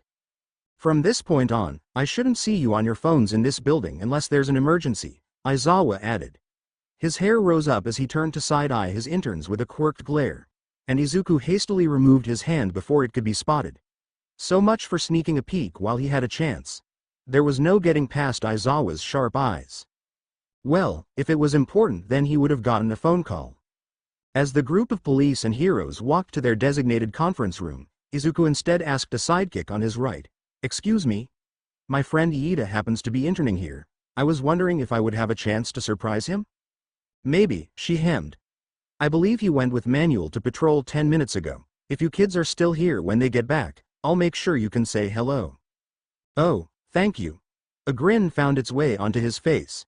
He didn't recognize her, as expected of a sidekick at a mediocrely ranked agency, but she was very nice and the frigid air misting off her skin indicated some sort of ice-related quirk. Maybe he would get a chance for a detailed description during their visit? Oop. He nearly bumped into Shinso as the group stopped in a loose circle inside of the conference room.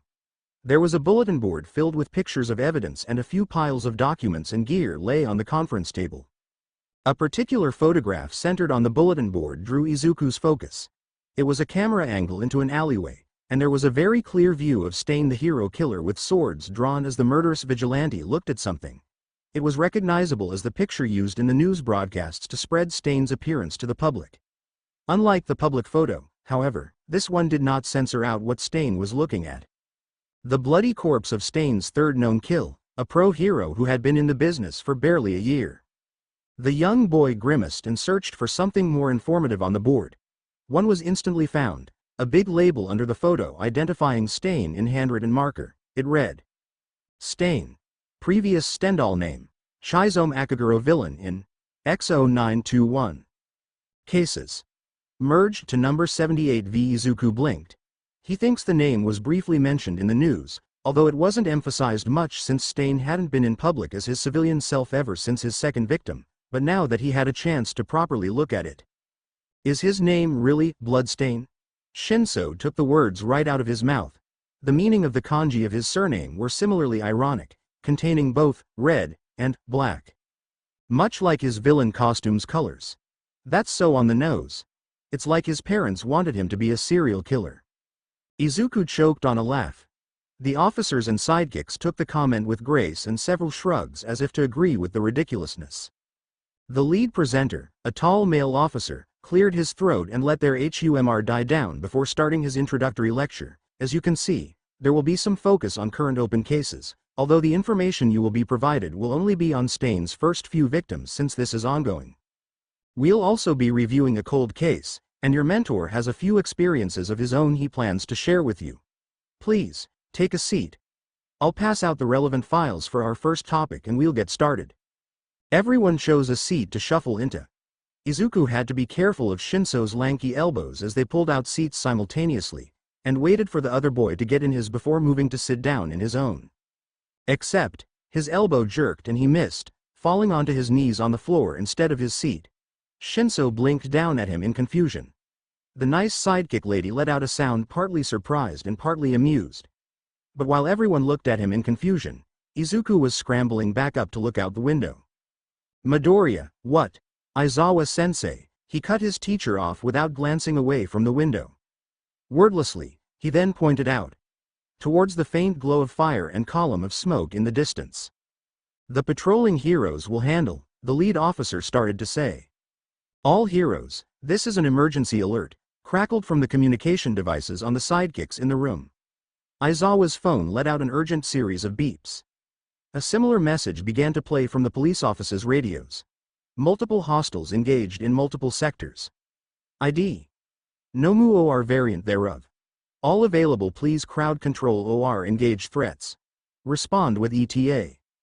A string of instructions and locations continued to rattle off as everyone in the room sprang into action.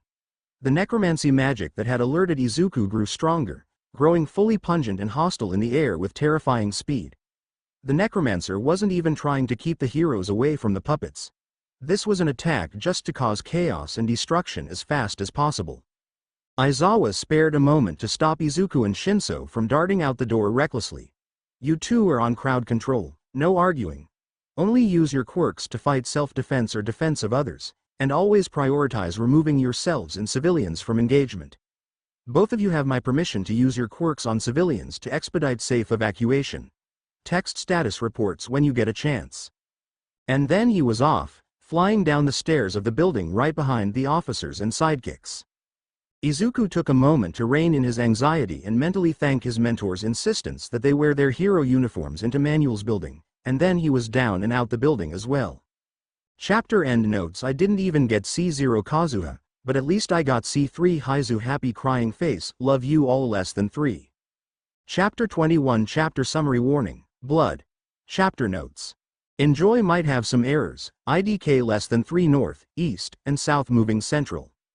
Izuku and Shinso jointly went the direction where the sidekicks and Aizawa did not, moving with one of the policemen to the northern sector of Hosu. Aside from the constant chatter from Officer Sofuku's radio, the streets were eerily quiet in the sun's dimming light. The only hints they were going in the right direction were Sofuku's guidance and the faint tremors through the asphalt. The stench of necromancy laid heavy over the city, an all-encompassing blanket smothering out Izuku's sixth sense. A tall building a block or two away groaned loudly, then the screams began. To Nomu, Officer Sofuku relayed from the radio's indecipherable babble. Sidekick Bungie on scene. That building about to fall has civilians inside. The streets nearby are clear. I'll guide them from outside, you two just make sure everyone's out of the building. Okay.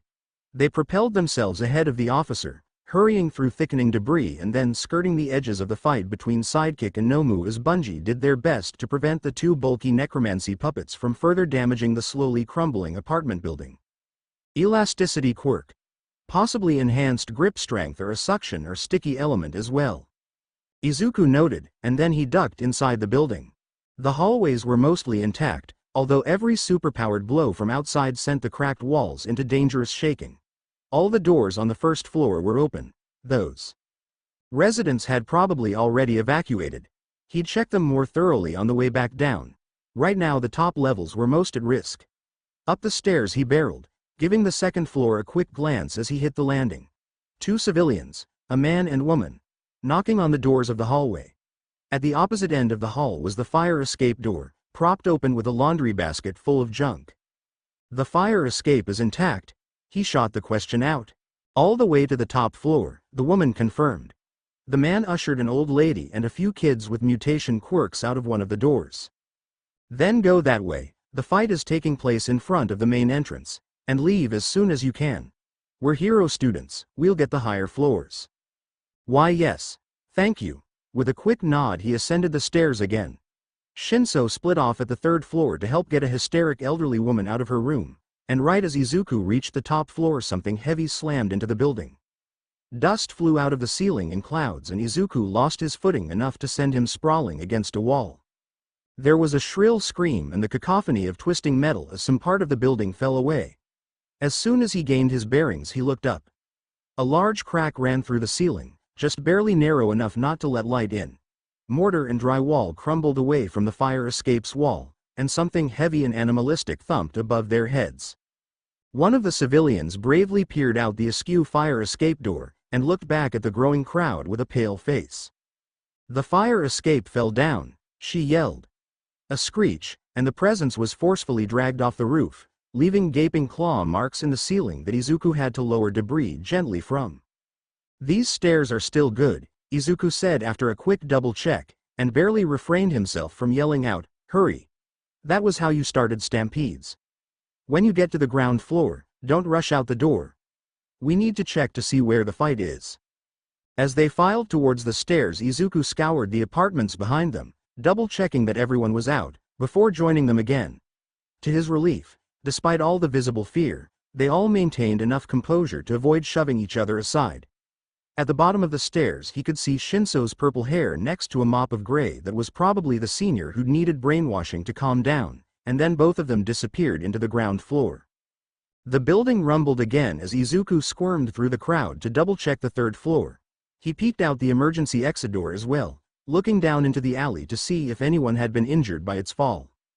There were no civilians near or still on the fire escape, which had wedged itself at an angle between this building and the next one. At the end of the alley he could see Officer Sofuku guiding the trickle of evacuees deeper into the alleyways.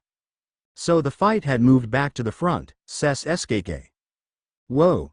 He barely caught himself in time to avoid falling straight out of the building as it lurched forward and an ear-splitting crash echoed from right behind him. He recovered and turned around so fast that debris was still spraying from the impact, battering his hero costume and tearing a thin scratch along his cheek. The pale purple necromancy puppet cocked its crocodile-like head towards him, eyes rolling haphazardly in his direction. Under its spindly talons sidekick Bungie was sweating and winded, but his extraordinarily long arms were still twisted around the Nomu's limbs and squeezing like a boa constrictor.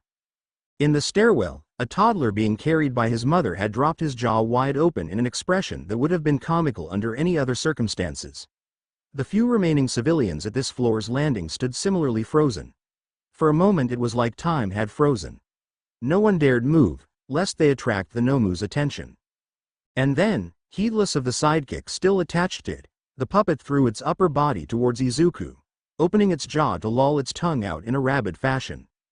The magically blooded boy reflexively leapt to press himself against the side of the hallway, only for the Nomu to fall short of its target due to Bungie's restrictive grip. Izuku didn't waste the moment, sprinting past the entangled duo and freshly fallen chunks of ceiling to place himself as a shield in front of the civilians. His movement spurred them out of their shock and they hurried to catch up with the rest of the group. The Nomu thrashed and rolled over onto its back, its eyes finding Izuku's again even as it struggled under Bungie's grip. The boy quickly went down the stairs. The second floor was clear as well and Shinso cleared the ground floor as Izuku hustled the civilians out, and then they were in the alleys helping Sofuku escort the large group to a safe house, one of the incomplete ones found everywhere meant for villain attacks before the funding had been cut because there weren't enough wide-scale attacks to warrant it. It wasn't much, but it would do for now. They had barely gotten the crowd settled in and moderately calmer before the police officer approached them with more directives. One of the creatures strayed from the fight. It's over here now. He pointed out the location on their navigation. And there's no backup coming for Bungie, so one of you should return to evacuate the streets and any other buildings in their combat zone. Split up? Izuku frowned. Honestly, he felt a little out of his depth here. The evacuation had gone as well as it could, but he doubted they would be so lucky in the future. It was comforting to have a familiar face working with him. Not much choice, Shinso mumbled. No backup means everyone's spread thin. He made a thoughtful noise. Midori, you're faster than me. You should clear people out of the stray's way. If we're lucky, Bungie will secure his Nomu permanently anyways. I might end up joining you. Right, okay. No wasting any more time. He nodded at Officer Sofuku and left to locate the stray Nomu, Shinso following behind him for a little while before splitting off for Bungie's fight. Sofuku stayed to keep an eye on the safe house. Even if he hadn't had the stray's last known location marked on his phone, it wasn't hard for Izuku to notice the trail of destruction it left behind. He helped civilians harmed or frightened by its passing, directing them into the sturdiest nearby buildings and providing quick first aid. For the most part, though, the Nomu's destruction was light. The main difficulty was its high mobility. It apparently had strong climbing prowess and enhanced jumps, which explained the dents it left behind on apartment exteriors rather than the streets themselves. Izuku would have been traversing the rooftops to get a clear view of it if not for the civilians injured by the falling concrete or its sporadic attacks. Although, speaking of, there weren't any in need of help visible on this street. He'd seen the dark splotch of Nomu against the night sky just a little bit ago, nearly soaring through the air about a mile or two away. Maybe he'd be able to catch up to it now if he cut over the buildings.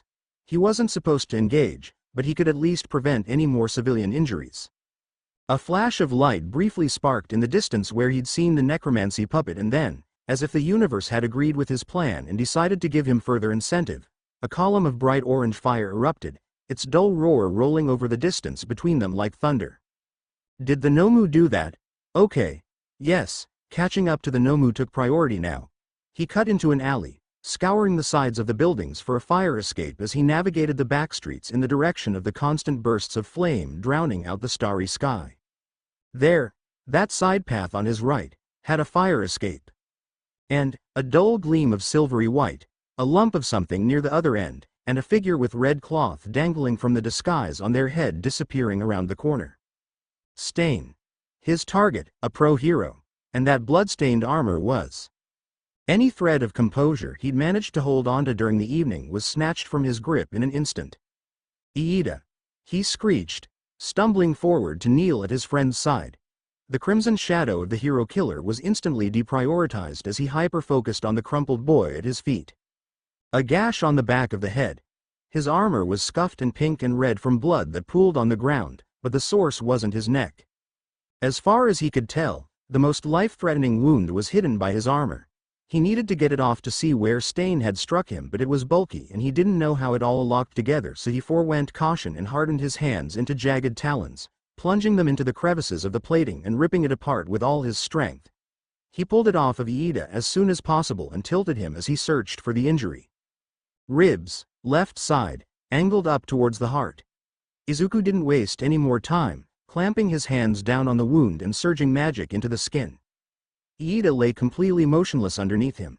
If it weren't for the pushback against his invading magic, Izuku would have feared the worst. Then he twitched. For a second Izuku smiled, certain this was proof that his healing was helping, and the next, all optimism vanished as Iida started to spasm, blood pouring out with renewed vigor under the movement and causing Izuku's hands to slip. No, he'd rushed too fast with his magic and now Iida's body was struggling to adjust to it.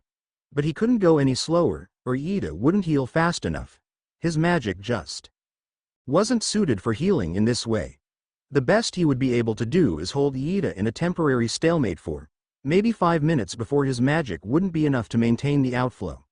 And then, with nothing stopping it, the blood loss would kill Iida.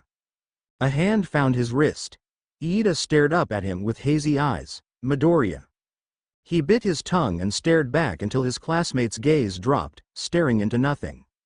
Okay, maybe. He took a deep breath, moved the hand Iida clutched to his friend's chest as the body relaxed again, resumed the trickle of healing. Held his other hand out flat, snapped his fingers, and whistled a sharp note. With a cheery pop, Phonekai appeared. "Call Kitsune Terasu," he said bluntly. He pulled his phone out at the ready. Phonekai dropped down into the ground. His phone rang an entire minute later, a familiar irate voice growling out of it when he answered. "Boy, remove this nuisance. Iida is dying. You value your host's happiness, right? Then follow that yokai and get your furry butt over here." He hung up. It took a moment to process what he just said and that he'd probably die via disrespected eldritch spirit very soon, but if that meant Iida would live then it was a price he was willing to pay. Phonekai returned briefly next to him, then fled underground as Terasu's energy permeated the alley. A black void fissured the air and the kitsune emerged, completely without expression on her face. She padded towards Iida and Izuku got out of the way, reluctantly removing a delirious Iida's hand from his wrist. She touched her nose to his wound and the world flashed white. Izuku was blinking spots out of his eyes when she turned around to leave. "Izuku Midoriya. We will be having words." He didn't even care. Iida was visibly breathing now. She leapt back into the fissure. It disappeared without a sound. Phonekai floated halfway out of the ground as if checking she was really gone, then hovered over Izuku's shoulder with curious beeps.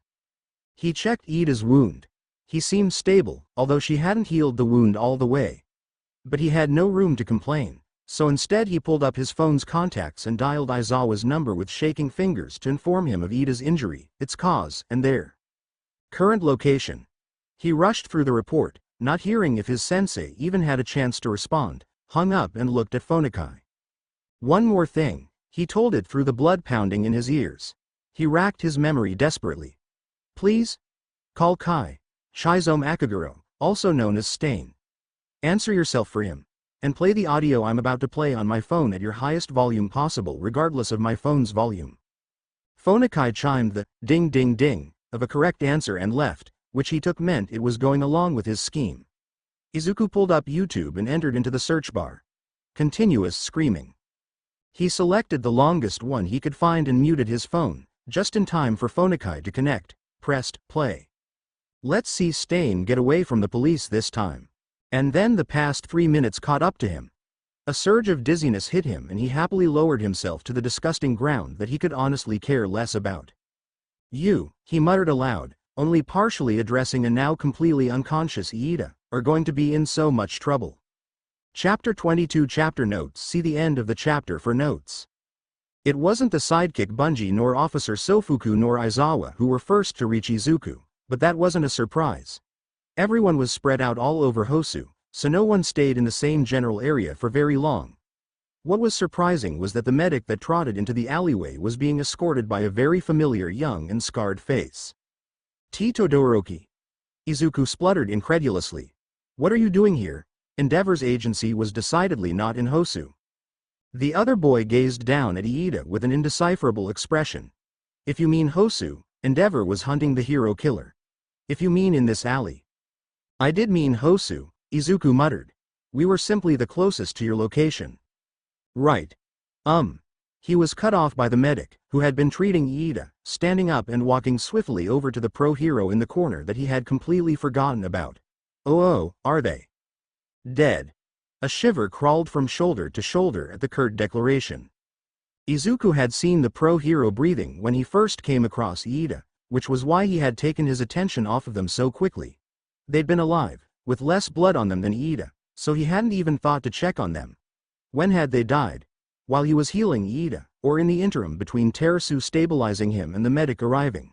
The period in which he could have at least walked over and tried to help while he waited. Not that he felt like he could walk at the moment. His knees seemed locked into their position pressed against his chest. A full-body exhaustion settled just under his skin as he watched the medic return and prod Iida gently awake to answer some pain-related questions. Todoroki scanned the sky, and then outside the alley for a few moments before looking at Izuku again. His stoic expression didn't falter and he held out a hand in an offer to help the green-haired boy stand.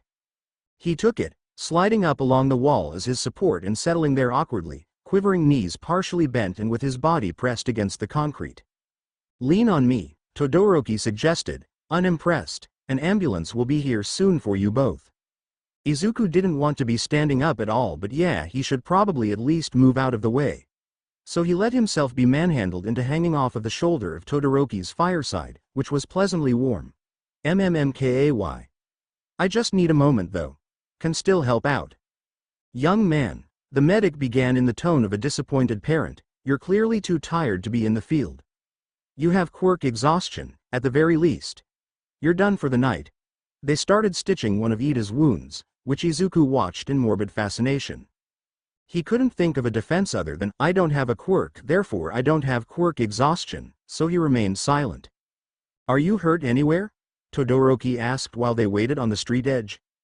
Just this, he indicated the scratch on his cheek that he only remembered due to the itchiness of the dried blood. Maybe bruises, too, so not really any injuries. How are the fights going? He could hear faint chatter emitting from what he assumed was an earpiece or radio on Todoroki. And now he could hear the siren of the ambulance on its way. 2 Nomu subdued. Reinforcements from the other districts arrived 10 minutes ago.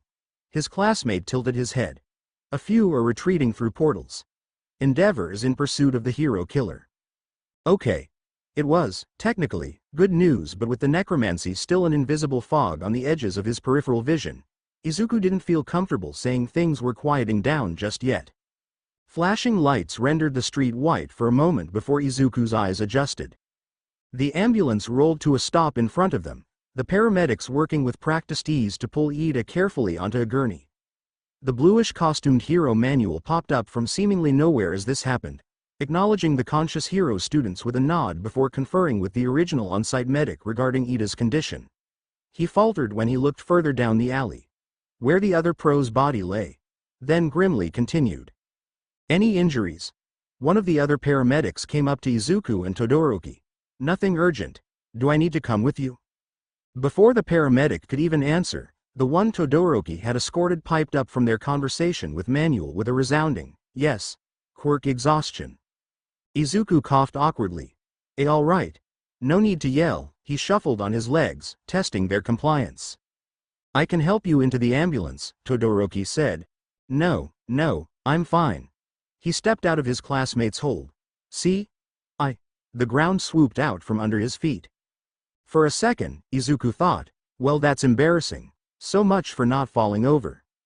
And then he realized he hadn't fallen over, because the ground was only getting farther and farther away. Todoroki's startled expression was morphing into a narrow-eyed glare in slow motion.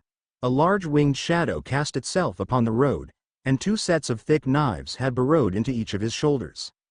EHH.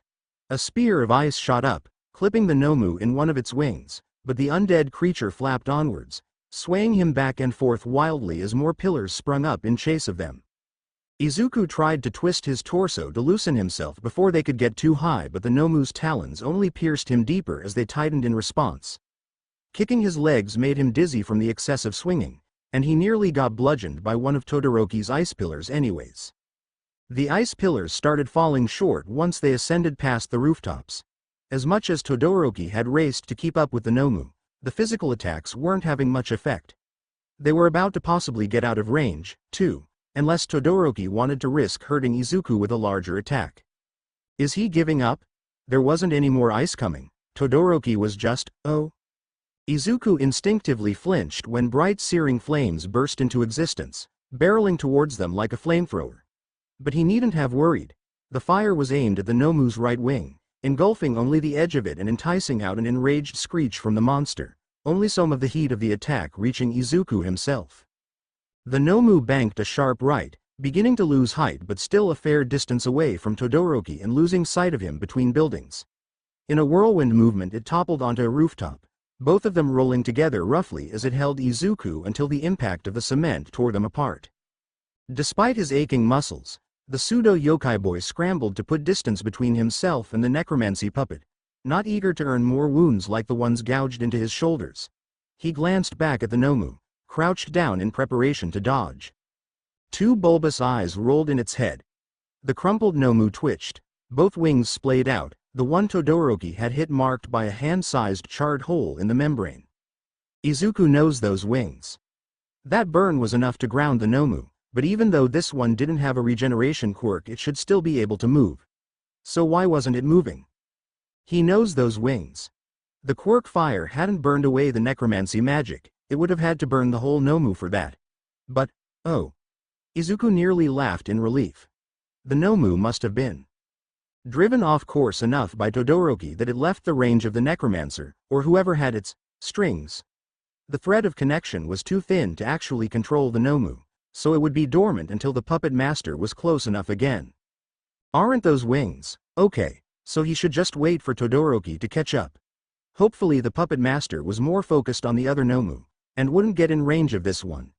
Because Izuku couldn't really use any useful amounts of magic right now, courtesy of his healing attempts on Iida.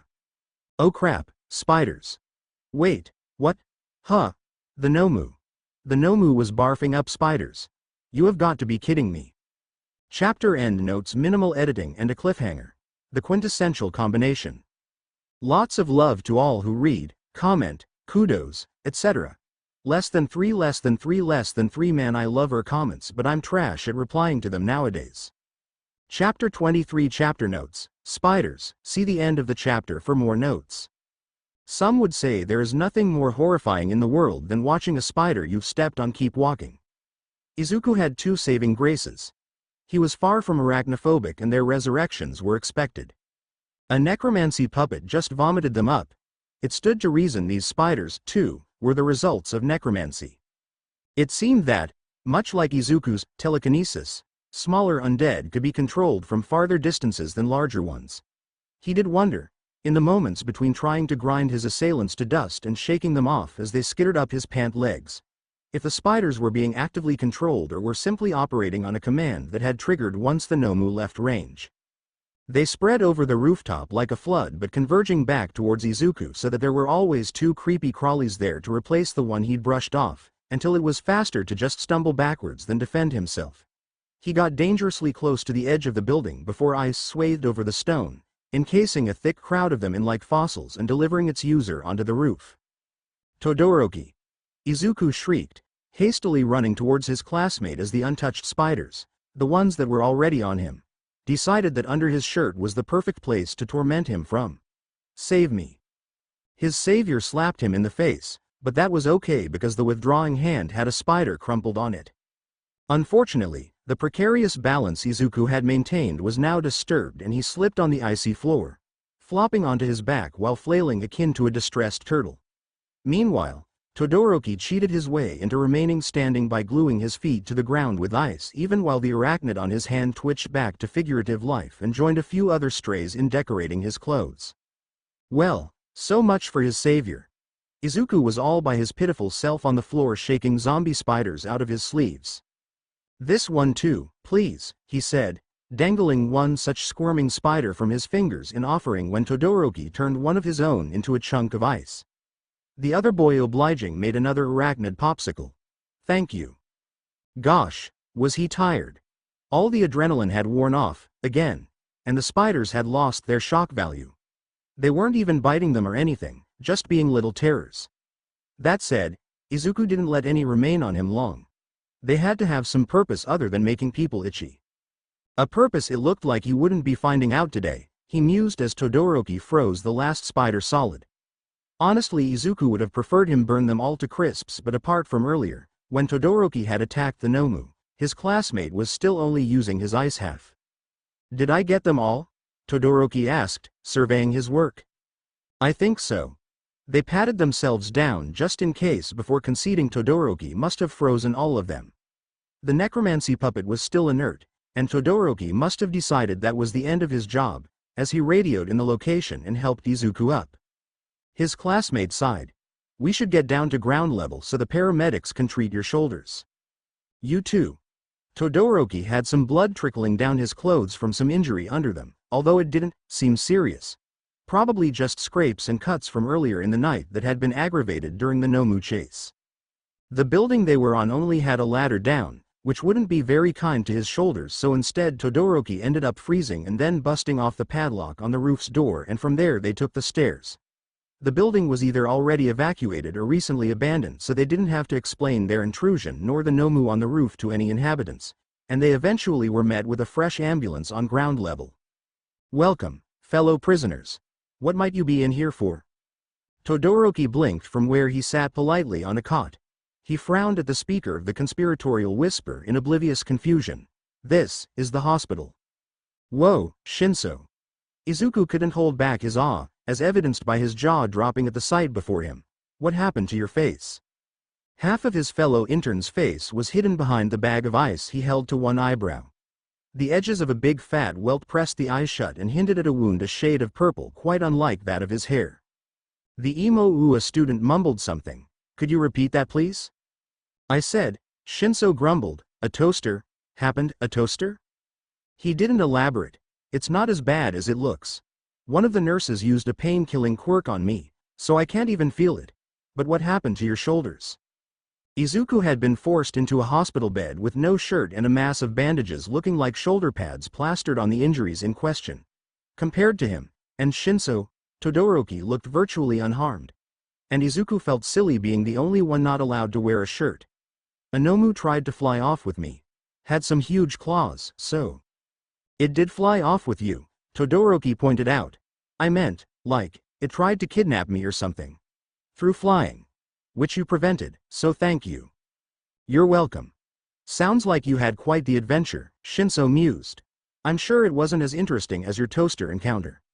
Nice try, but the full story will never see the light of day.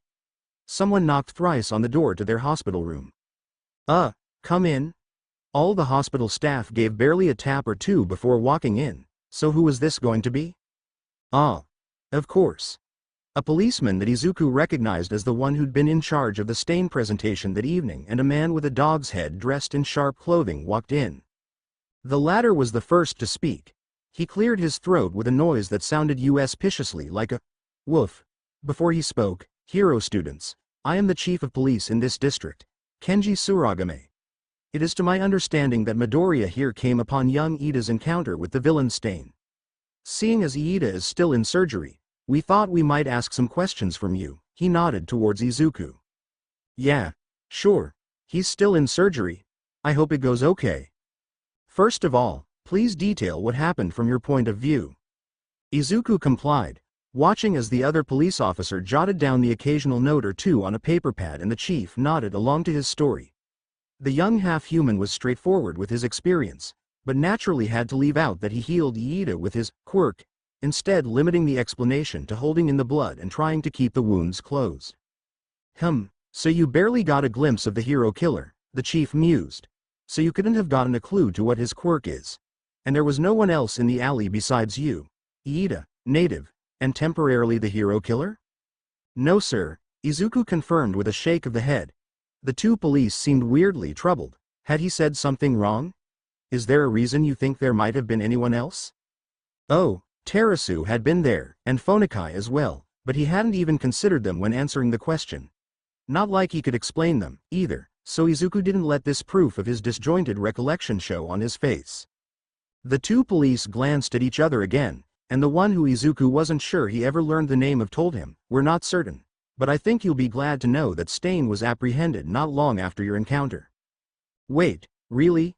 Izuku almost slapped a hand over his pocket, where his phone hid. Was the video still playing? Was Phonakai hovering beside Stain in a cramped jail cell with the fine opera of screaming echoing off the walls? He chomped down on his tongue to stop a laugh from escaping. That's good. The officer nodded, mouth twitching up into a smile and gaze far away like he was recalling a fond memory, before sobering into a more professional expression. We don't need anything further from you, but another officer will come by to talk all of your statements regarding tonight's events. Your sensei is also on his way. He then addressed Todoroki. Endeavor informed us he will pick you up in an hour. If he comes before our officer, we'll simply call you to take your statement. With that, the pair left the room. It's because Native is dead, Shinso suddenly stated, startling Izuku. Huh? That must be why they think there was someone else. It doesn't fit Stain's pattern that Native died. How? There was a hand out. I managed to read that much before the alarms went off, Shinso explained. The hero killer's first victim in an area is always killed. The next two are merely paralyzed. Todoroki nodded in agreement. They believe it has to do with his true hero beliefs. So the first is a warning, Izuku realized, and the next two are punished, but still alive to suffer and, potentially change their ways, but never able to serve as heroes again? Your classmate, he wasn't a target, so however Stain decided to deal with him was probably made on the spot, and the police would have attributed it to that. But something is off about Native dying. Shinso sighed, and he rested the hand holding the ice on the blanket of his hospital bed. Maybe Aizawa-sensei could give us some insight. I hope so. Izuku grimaced as a possibility occurred to him. The internships won't be affected by all this, right? Why would? Oh. Shinso's gaze soured. Right. The USJ. In unison, the two slouched in despair. It lasted all of 2 seconds. Want to distract ourselves with funny cat videos? Heck yeah. Chapter end notes smiley face, enjoy. Interlude. Please wait while we put you on hold.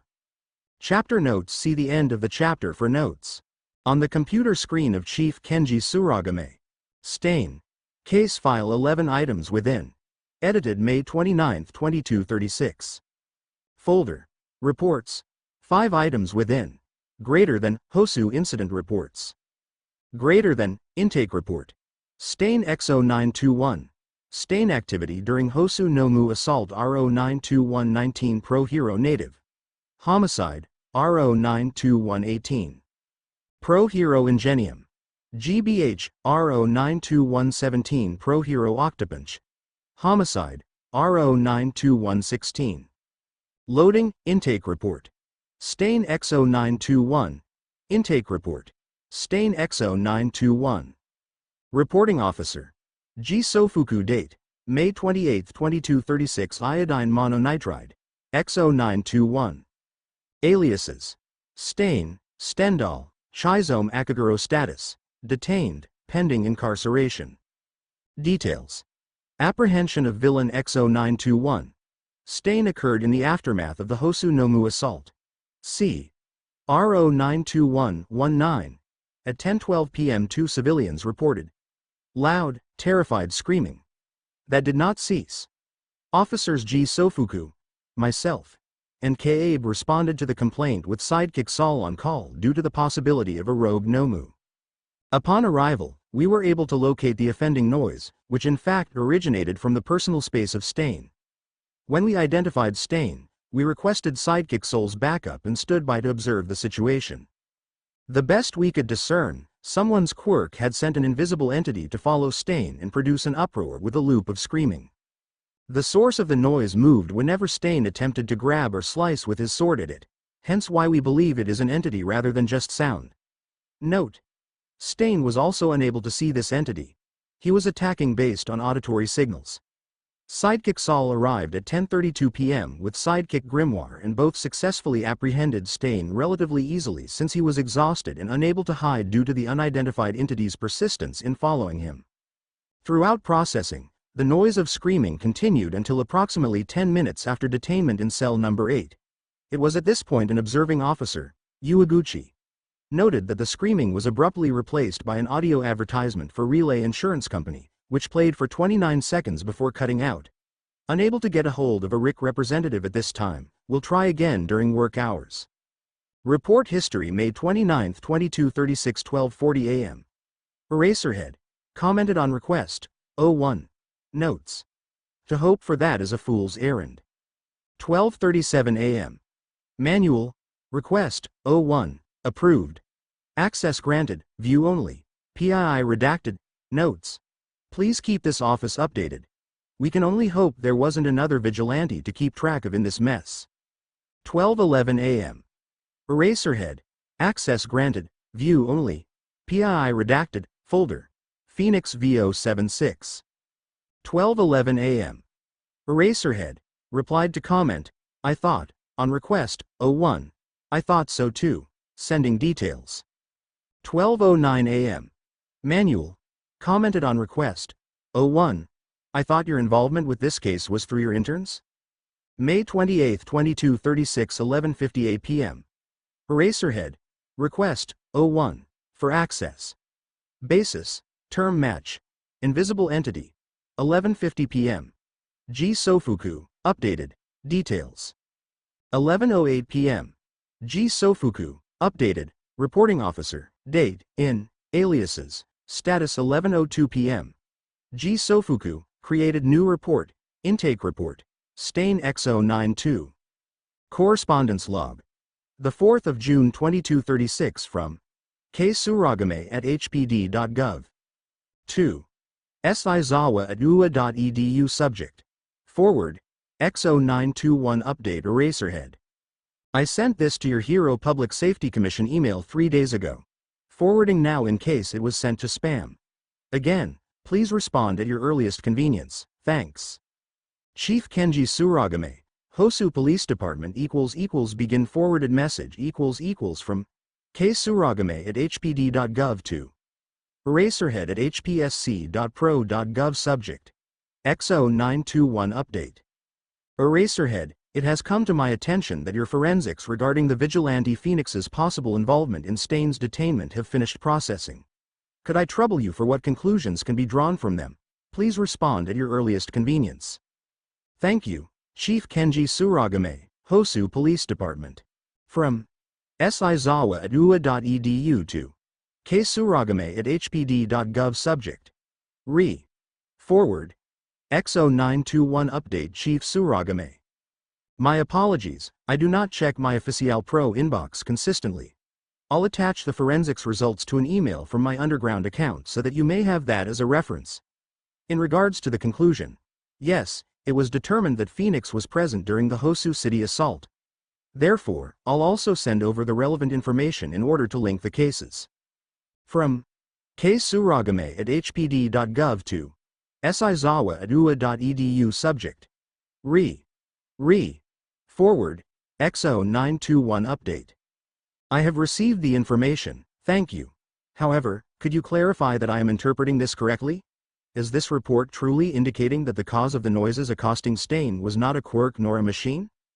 From S. Izawa at ua.edu to K. Suragame at hpd.gov subject. Update. That is accurate. It is considered a quirk unable to be detected by other quirks, My own quirk does not affect it. The forensics quirk could only detect the absence of a quirk. This is the evidence that heavily suggests Phoenix's involvement, as they are the only known person to have a quirk with such a quality. From Suragame at hpd.gov to Shizawa at ua.edu. Subject. Update. The details regarding Phoenix's quirk do not correlate. How can all these effects be part of the same quirk? List _of_quirk _ 92871 _effects.png.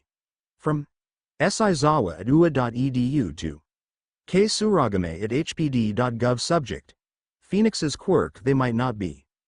Forensics _Nomu. PDF. From Suragame at hpd.gov to Shizawa at ua.edu. Subject. Phoenix's quirk I see. Would you mind coming into the office to discuss this further? From Shizawa at ua.edu to Suragame at hpd.gov. Subject. Phoenix's quirk. It might be wise to coordinate with the other officials involved in these cases as well. I'll see what I can schedule. End of correspondence chapter end notes obligatory. I'm still alive. Update. I've fallen out of the MHA fandom completely, but I'm determined to finish this FIC up so I can have the other FIC I'm writing off anonymous without feeling guilty. Smiley face. I have a full-time job now and I'm also juggling writing for a different fandom, but I'm gonna do my absolute best to finish Simply Superstitious. Without rushing an ending, don't worry. Anyways, love y'all who read, double love for those who comment even when I've given up replying altogether now lol, and triple love for anyone whose day was brightened even just a smidgen by my goofy self typing words on paper and posting them to the internet less than 3. Chapter 25. Much to Izuku and Shinso's disappointment, when Aizawa sensei came to pick them up from the hospital he informed them that internships had been cancelled. To their teacher's credit, however, he seemed as peeved about it as them. They returned to the Okayan haunt for a few hours, well into the day after the assault on Hosu, to pack up their stuff and take a nap before Aizawa drove them to UA where some of their classmates and even 1B students were gathering in the cafeteria. Principal Nedzu stood near the front of the room, conversing with Midnight and Snipe, while a few other teachers could be spotted keeping an eye on everyone. Izuku found himself gravitating, no pun intended, towards Uraraka and Tokiyami, who were sitting at a table alone and picking at the food on their plates. To his initial surprise he realized Shinso was trailing after him, but upon reflection it only made sense. Shinso wasn't even a hero student yet. Izuku was basically the only person in this room he was familiar with. Hey Midori. Uraraka's bright smile contrasted with the nervous energy in the cafeteria. Dark shadow, popping up from under Tokiyami's hero outfit, matched her energy with an exuberant greeting of his own. Izuku waved at them and sat down next to Tokiyami without so much as glancing at the cafeteria line. He wasn't feeling very hungry right now, even though he hadn't eaten anything since the hospital food in the early hours of that day. Shinso hovered. Izuku yanked him onto the bench to sit next to him. Are you guys okay? The brunette asked in concern. I heard about what happened. Do you know how Ida's doing? Izuku shook his head. All I know is that he's out of surgery and stable. Aizawa-sensei told me to ask him again after Nedzu's announcements.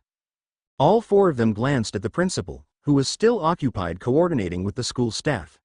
Aizawa had left already, probably to follow up with the police on the Hosu incident. Uraraka sighed. It could be a few more hours until the rest of the interns get here. Nothing we can do but wait, Izuku said with a shrug. Or, Dark Shadow drawled, revealing something within his claws with a flourish. We could play Go Fish. Izuku stared.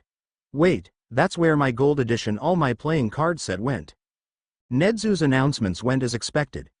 Internships were cancelled due to UA student involvement during the Hosu incident. Parents or guardians would be picking students up, and if there was no one available to do so the student in question was permitted to stay in UA temporarily. School would resume at the normal date it would be had internships not been interrupted. Yes, Tenya Iida was injured during the attack and no, Nedzu couldn't give any more details about that. Please ask Aizawa or Iida's family if you are a concerned friend. Izuku saw All Might in skeletal form lurking in one of the cafeteria doors during the announcements. Terasu sat in the hallway, eyes cold and drilling into the half-yokai boy. He looked away. Whatever she wanted to say could wait. When Nezu finished up, Izuku sought out Aizawa. His teacher had, fortunately, returned and was found talking to Present Mike. The underground hero shooed his coworker away when Izuku approached them, apparently already aware what the boy was there to ask. He was injured badly, Aizawa said in response. You'll have to ask him for the details. You have his phone number, don't you? He's lucid now. If he wants to reply, he'll reply. What I can tell you is that with his injuries it will be a long recovery. It will be a few weeks before he can come back to classes. All right. Thank you, Izuku said, and left his teacher alone. He returned to the cafeteria, where he spotted a head of dark green hair pulled into a bun searching the room. Elsewhere. The same hallway as earlier. A kitsune still as a statue remained with her attention on him, despite her human being no longer in sight. Izuku hesitated. I'll talk to her Monday, he decided, and waved to catch his mom's attention. He didn't want to be scolded right now for practically blackmailing Terasu into healing Ida. He just wanted to go home. There you are, Izuku. Inko swept him up in a hug before he could even notice her approach. You need to stop worrying me like this. Sorry. He peered over her shoulder. The fox had vanished, but I can't make any promises. He slept that night, and when he slept, he dreamed. A black void. How silly of him to forget. Terasu wasn't going to wait until Monday, boy. Izuku flinched as the kitsune's white visage manifested in the darkness. Terasu. I'm sorry. She stalked towards him. As you should be. You made a hasty decision.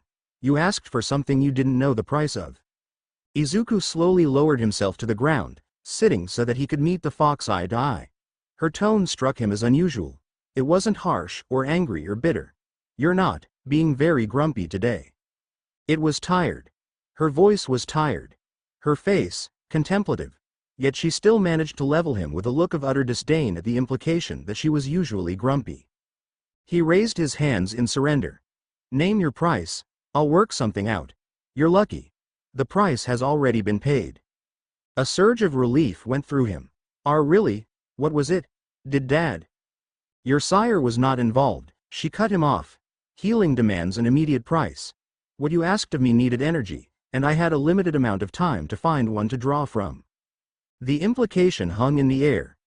Izuku knew, she wouldn't have been able to use his because he'd used up basically all of his magic. Ida was the one dying. So, he gasped, did you have to use All Might's? Dead silence. No, you blithering buffoon. Terasu spat, dispelling all tension. He's dead on his feet with that injury of his. There's no spare life in him to heal with. Wait, then who? Oh. Izuku felt something cold sink into his bones. Oh. Who else, but the only other person in the alley at the time? The pro-hero native, who died when statistics said he shouldn't have.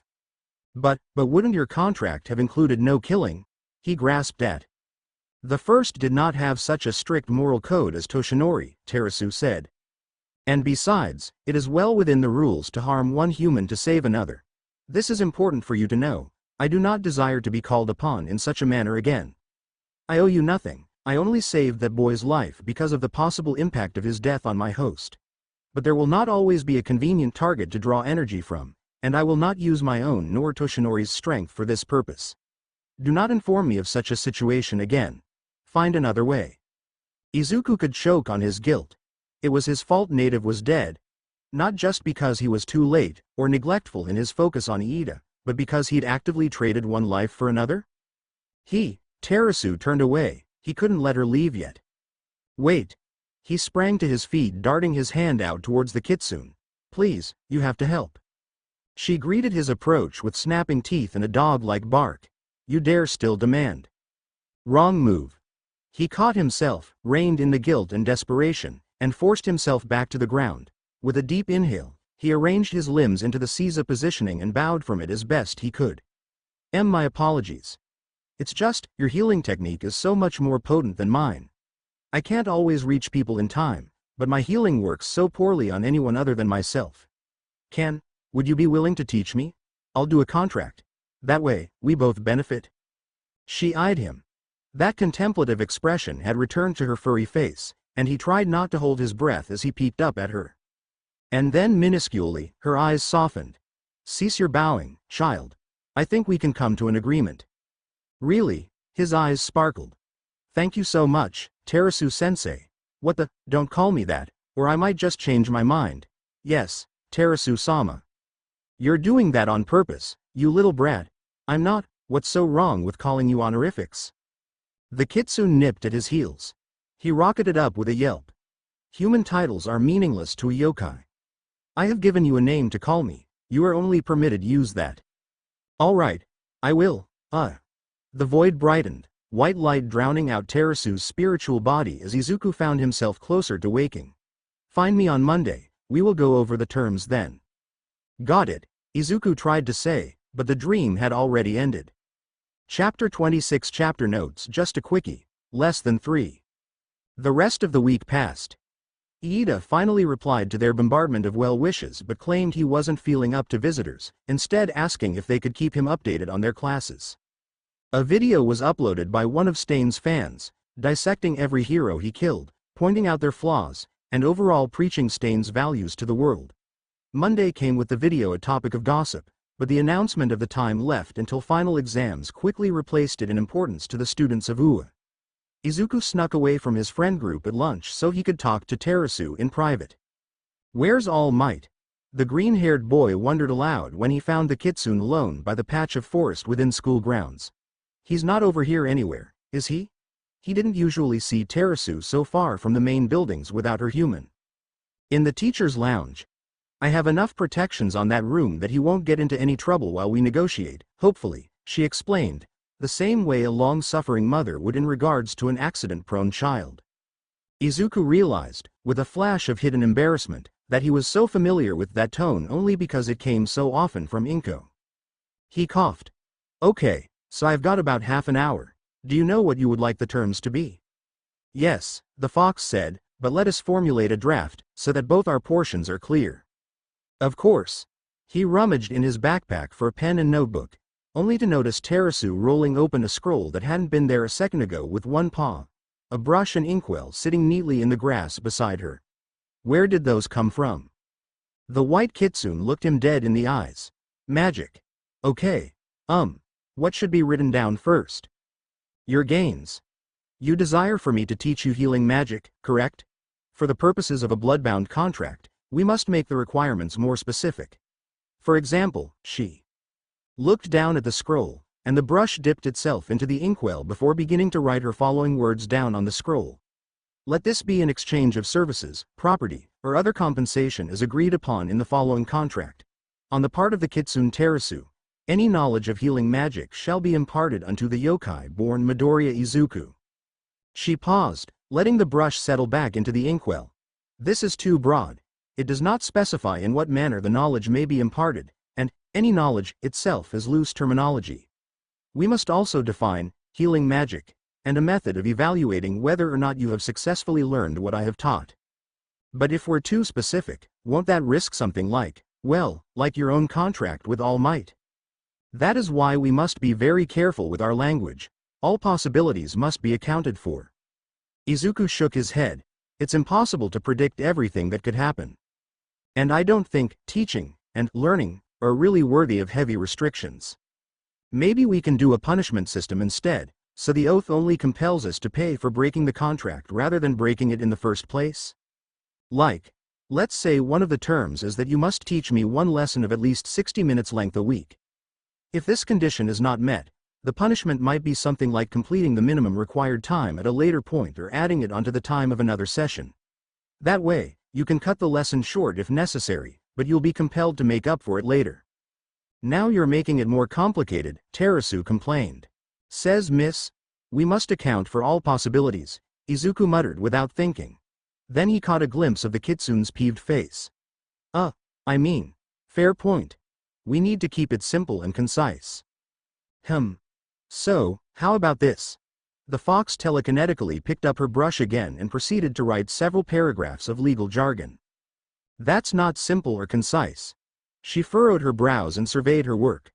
Please, by all means, propose to me a contract that meets your standard of simple and concise. Izuku unrolled the scroll so he had room to write on, and plucked the brush loaded with ink from the air. With the neatest handwriting he'd ever written in, he put his idea onto the parchment. Let this be an exchange of services, property, or other compensation as agreed upon in the following contract. Once the partners of contract have signed and sealed their agreement, they will be compelled to execute their parts of the contract to the best of their ability and convenience. Exceptions shall be made at any time so long as there is no ill will towards the partner, and must be reported and resolved with the partner as soon as convenient. Should the exception remain unresolved for the length of 5 days, this contract shall be rendered void. On the part of Kitsune Terasu, magical means of healing must be taught to Midoriya Izuku. On the part of Midoriya Izuku. He paused. Wait, what did you want me to do? Terasu tried to lean over to look at his writing, but he blocked her peeking with his hands. She rolled her eyes but informed him, I wish for you to aid me with freeing my brother. I already said I would do that, it must be vowed, she insisted. Talking is just noise. Words have many definitions. A contract is fate. Sure, he said, and finished the last sentence. On the part of Midoriya Izuku, help will be given in the freeing of Kitsune Kiyoshi. There, is that okay? Terasu pulled the paper to her and practically stuck her nose to it as she scrutinized his proposal. Her eyes darted from top to bottom once, twice, 3 times. Then she looked at him. It's terrible. Why are the terms so loose? Why is nothing defined? Izuku wondered, if she had been human, if Terasu would be an aspiring lawyer. He kept this thought to himself. It's impossible to make it perfect. Really, I wouldn't bother making it a contract at all if you didn't require one. Why? She wrinkled her nose into an expression of confusion. How would you rely on me to fulfill my end of the deal if there's no restriction or punishment? He shrugged, a sad smile tugging at his mouth. I don't need a magic blood oath to force someone to keep their word. I trust you to do what you promised to do. That's all. Trust? I'm not your friend. I don't think friendship and trust have to be a package deal. But putting that aside, I need to head back for class now. Maybe you can look the proposal over some more and meet me here again tomorrow? She didn't say anything in reply and didn't look like she wanted to, so he decided not to linger any more and headed back to class. Chapter 27. The next day, rather quietly, Terasu came up to him and agreed to the deal. Just like that. It left Izuku surprised enough that he visibly stumbled when she decided that the middle of hero basic training was the perfect time to announce such a decision, and his face failed to avoid Ashido's fist.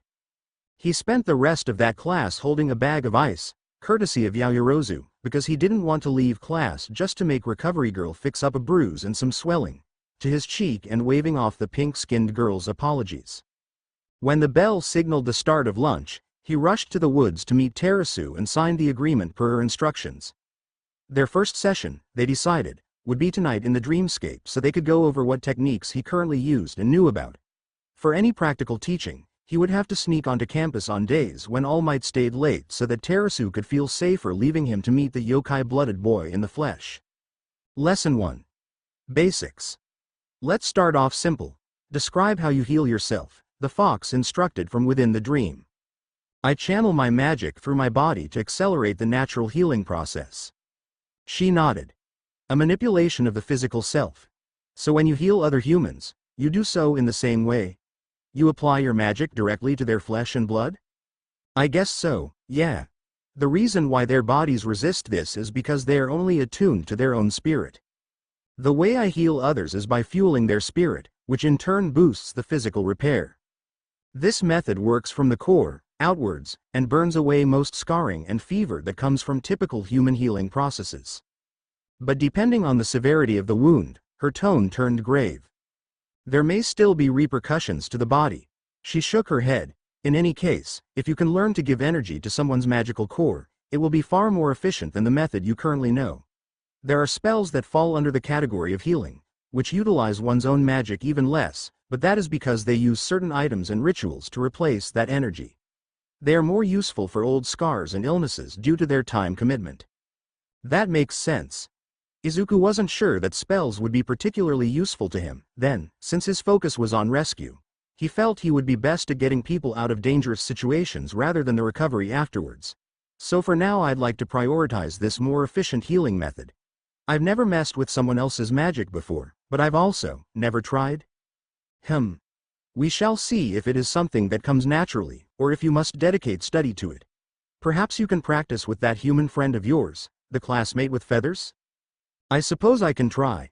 Okay. He decided on asking Tokiyami when he got a chance. Are we meeting at lunch again tomorrow?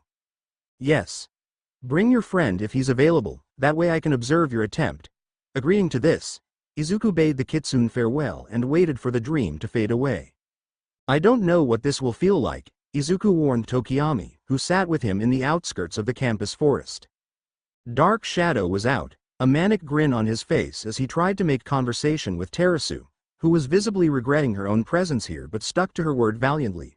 Or maybe it fell within the constraints of the loose contract they'd made, and she couldn't simply roll her eyes and leave without asking first. Especially since you don't have any injuries to heal. I can fix that, Dark Shadow volunteered, only to suffer the boy's hasty yells of rejection. HMPH. It would only be a little scratch, I would never hurt Fumi. Let's not draw any blood today, Izuku said with more than a hint of exasperation, or cause pain. This method of healing can be painful, Terasu commented unhelpfully. How nice of you to wait until now to mention. What did she say? Fumikage asked. Terasu spoke over him, painful for the patient, I mean. Or at the very least uncomfortable. That's not any better. Izuku pinched his nose. Meanwhile, Dark Shadow was relaying the kitsune's words to Tokiyami. Ah, the raven-headed teenager said. I see. It's the unfortunate irony of needing to cause harm in order to stop it. Short-term pain, long-term gain, Dark Shadow chortled. Can we stop talking about hurting people? Izuku muttered and, although it took a good 5 minutes, they did eventually get Dark Shadow to settle down. Are you ready now? I am, Fumikage said. Izuku nodded and reached out, hovering a hand over his friend's outstretched arm and prodding it cautiously with his magic. He could sense Tokiyami's magic, this close, with Dark Shadow being a fairly strong entity of belief magic, it was hard not to, but he couldn't touch it. Anything his telekinesis touched felt simply like the physical world. He hummed and withdrew. You didn't feel anything, did you? A faint tingling, Fumikage shrugged. Like someone was brushing their fingers over my arm. That's just your physical body though. Izuku scowled to himself. My telekinesis feels like that to anyone. He reached out again. Here, I'll touch you physically this time. Tokiyami let him, watching quietly. Terasu's observance was hawk-sharp but she voiced no thoughts or concerns. Izuku rested his hand on Tokiyami's forearm. His magic crawled over skin. He could feel the outline of Fumikage's entire body, if he tried, but that wasn't deep enough. He dipped his telekinesis cautiously under a layer of skin. But the magic of his friend floated untouched. He was grasping muscle and bone, not magic, so he withdrew quickly. Tokiyami shook his arm out like it had fallen asleep. Sorry, Izuku said, and left it at that.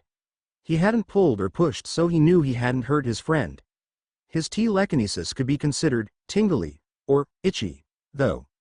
Maybe, he eyed Dark Shadow with some consideration. The quirk was a construct of pure belief magic so he might be able to make contact that way. No, Terasu shook her head. That won't work either. I've seen enough, I can tell you what's wrong. Izuku perked up. You can? Is it fixable? The fox's expression was thoughtful. Most likely. It has to do with how you are channeling your magic. You already know you must focus on your patient's magical core rather than their body. But I see now that you're using your magic through your own body as well. Yeah? Izuku considered her words for a moment. I think I have to. I'm mostly human, my magic is embedded in my body.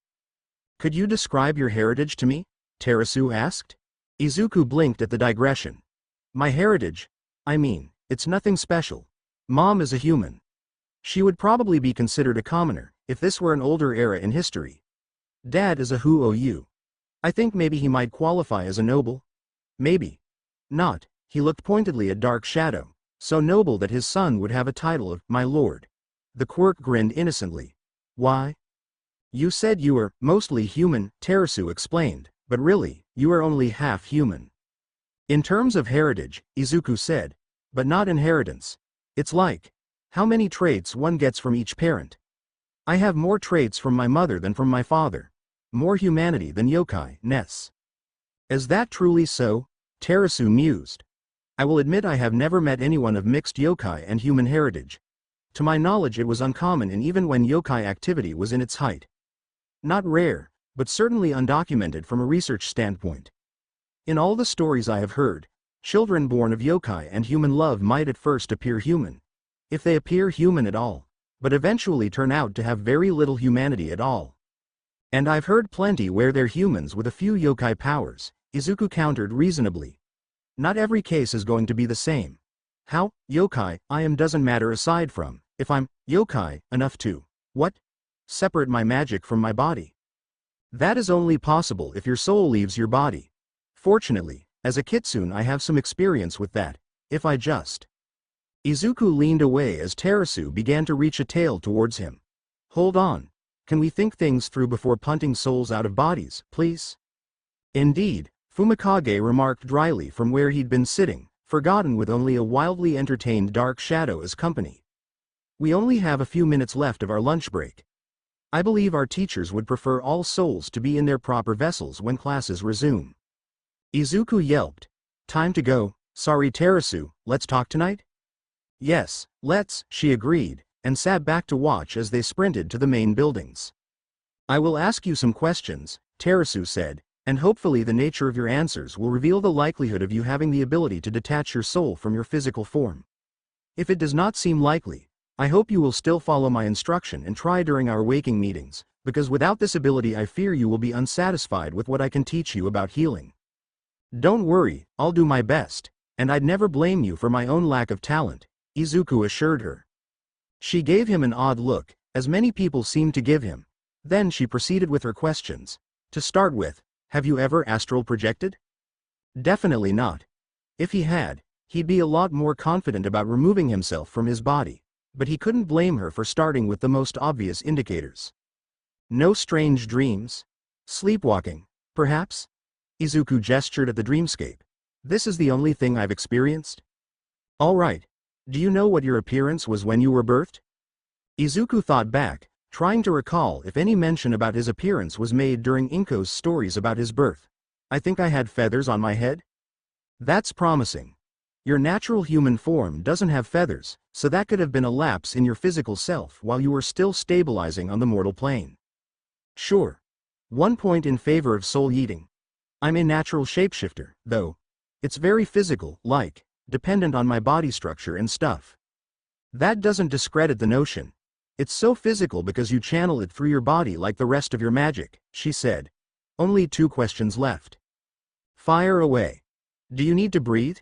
Izuku blinked at her very slowly. Yes. Have you tested this? He blushed. Yes.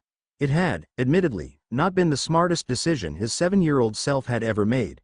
But it happened and was very informative and it would never be spoken of again. Thank you. I see. But being half human, it does make sense that your body needs such functions to perform properly. Last question.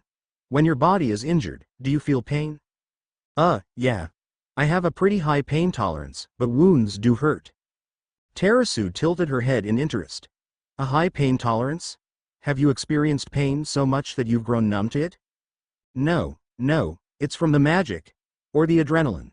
A lot of the time I don't notice I'm hurt until I actually see the wound, and then I can feel the pain, but it's not as high as I'm told it should be, especially for more serious injuries. Terasu was giving him a look. Is something wrong? You're ridiculous, she said with all the politeness of a wrecking ball. Excuse me?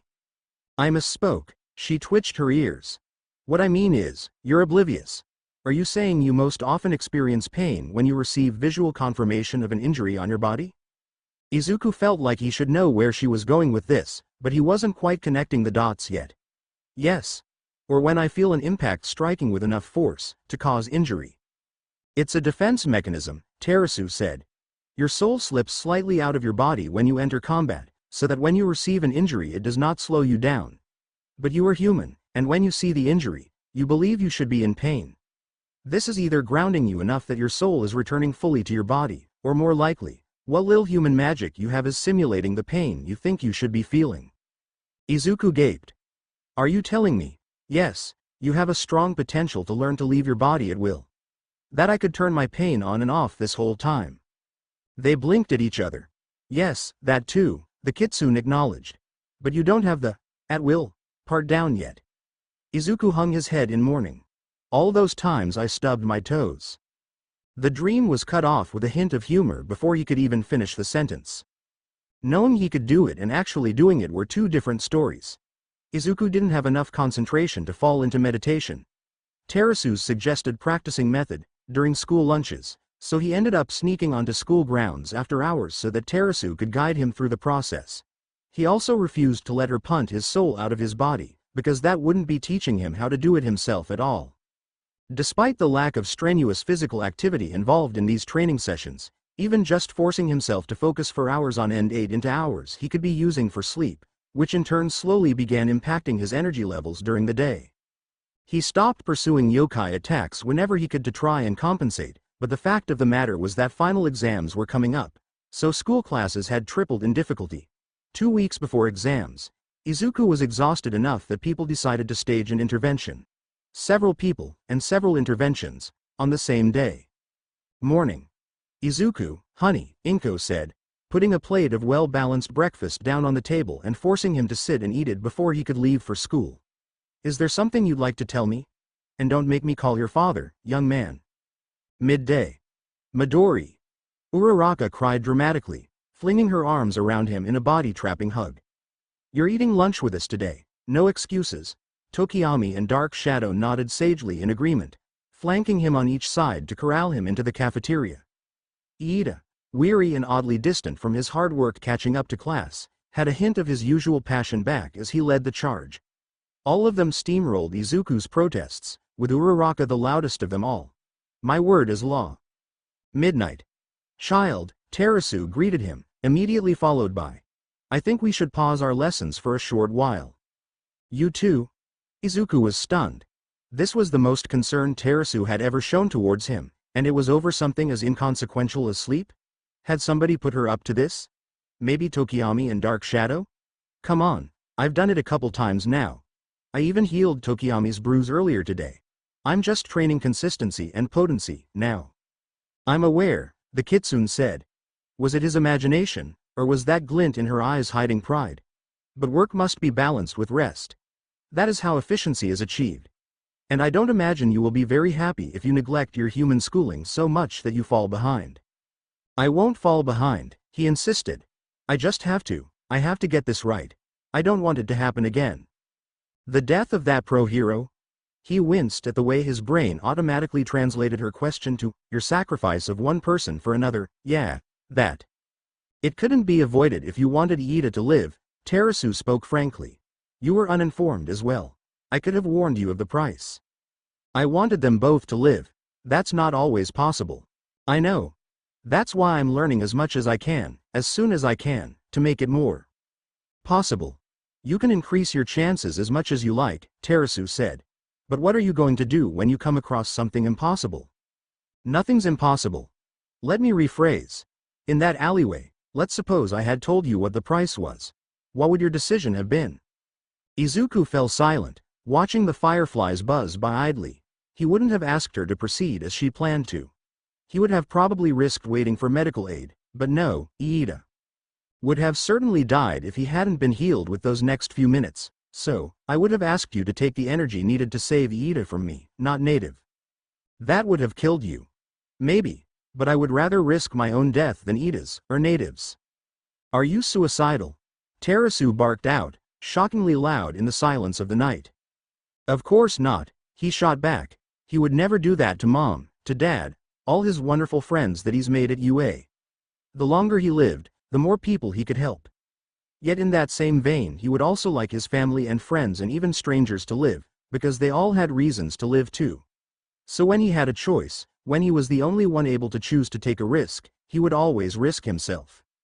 He took a breath and told all this to Terasu. The kitsune laughed in his face. You're just like All Might, kid, she declared. Now go the hell to sleep. But, didn't you hear me? Go home.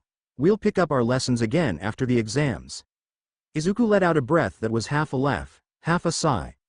Okay. Good night, Terasu. Good night, child. Chapter 28 Chapter Notes Quick Minor.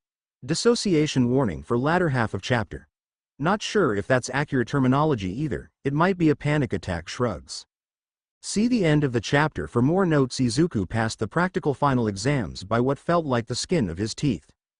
Even with the rejuvenating help of a better sleeping schedule, the yokai-blooded boy was still a bit exhausted from all the in-school training leading up to the exams, and distracted by his desire to continue the healing lessons. When the final exams were only revealed to be student-teacher fights on the day they were to take them, and that Izuku was paired with Bakugo against All Might, Izuku almost wanted to run away and hide right then and there. Well, that is pretty much what he did in the end. Bakugo refused to work with him, so no matter how many times Izuku attempted to sneak the handcuffs onto All Might, their lack of coordination combined with All Might's awareness of his surroundings meant he was foiled at each try. They only passed because Izuku changed tactics and ran, passing under the designated gate with seconds to spare. That hadn't made Bakugo happy at all. But, well, Izuku didn't actually care what his former childhood friend thought. He wasn't sure when the last time he did care even was.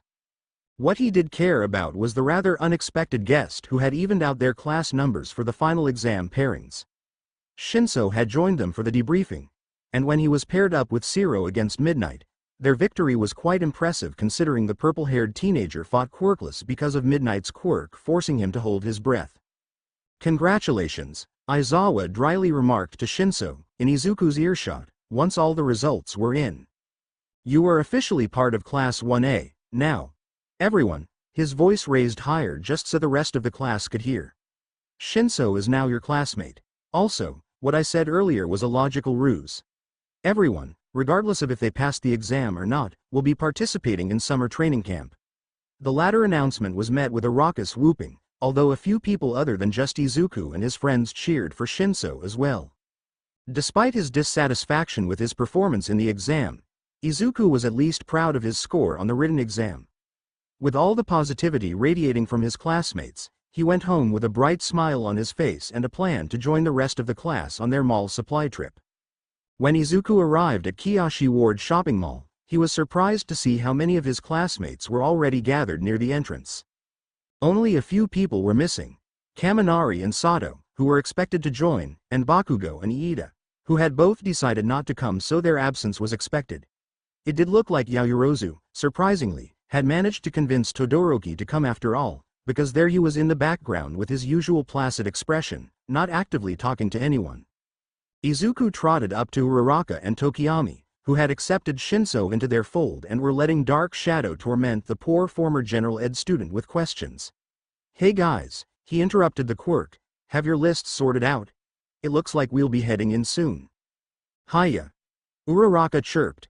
"Actually, Momo wants us to split into groups and grab supplies in bulk." "Divide and conquer," Fumikage shrugged. "We are consolidating our lists so she can assign areas to groups." "I see, I'll go give mine to her then," Izuku replied, and with a quick friendly wave to Shinso left to do so. As he gave Yaoyorozu a copy of his list, Kaminari and Sato arrived and were told to do the same. Izuku joined his group of 4 to wait until their vice-rep was ready to assign tasks, and then the large gathering of teenagers entered the mall and split off like they were soldiers on a mission. Izuku ended up with just Uraraka as they sought enough flashlights for everyone, while Tokiyami and Shinso departed to look for water-purifying pellets, something Yaoyorozu had suggested because of the possibility of a survival training exercise. Since they had many people, the items on the list were spread out enough that they also had a good half-hour to wander around on their own once they bought their items, sometimes bumping into their other classmates' groups along the way. It was kind of fun. Izuku had never gone shopping with anyone other than Inko, and having a friend that was attracted to window displays like a moth to a lamp meant he found himself in stores he might not have otherwise entered. Like this cosmetics store heavily supplied with perfumes. He happily sniffed the first few fragrances Uraraka pointed out, but then the mingling scents filling the air started to get stifling and he excused himself for a moment. He left the shop with his hair smelling like strawberries, his left wrist of sugar cookies, and his whole shirt, peachier than when he'd started the day. On second thought, he wanted to try and wash off some of this perfume. He popped his head back into the store for a second, spotting Uraraka looking at something with Aoyama right next to her, and made sure they knew he was headed to the bathrooms. Then he left in search of said bathrooms, following the signs to the slightly emptier hallways of the mall. To his surprise, he turned one corner to the sight of Shinso staring down Todoroki, practically cornering the boy behind one of the mall's support pillars. The purple-haired teenager's body was stiff and rigid, hands clenched and tone low but scathing.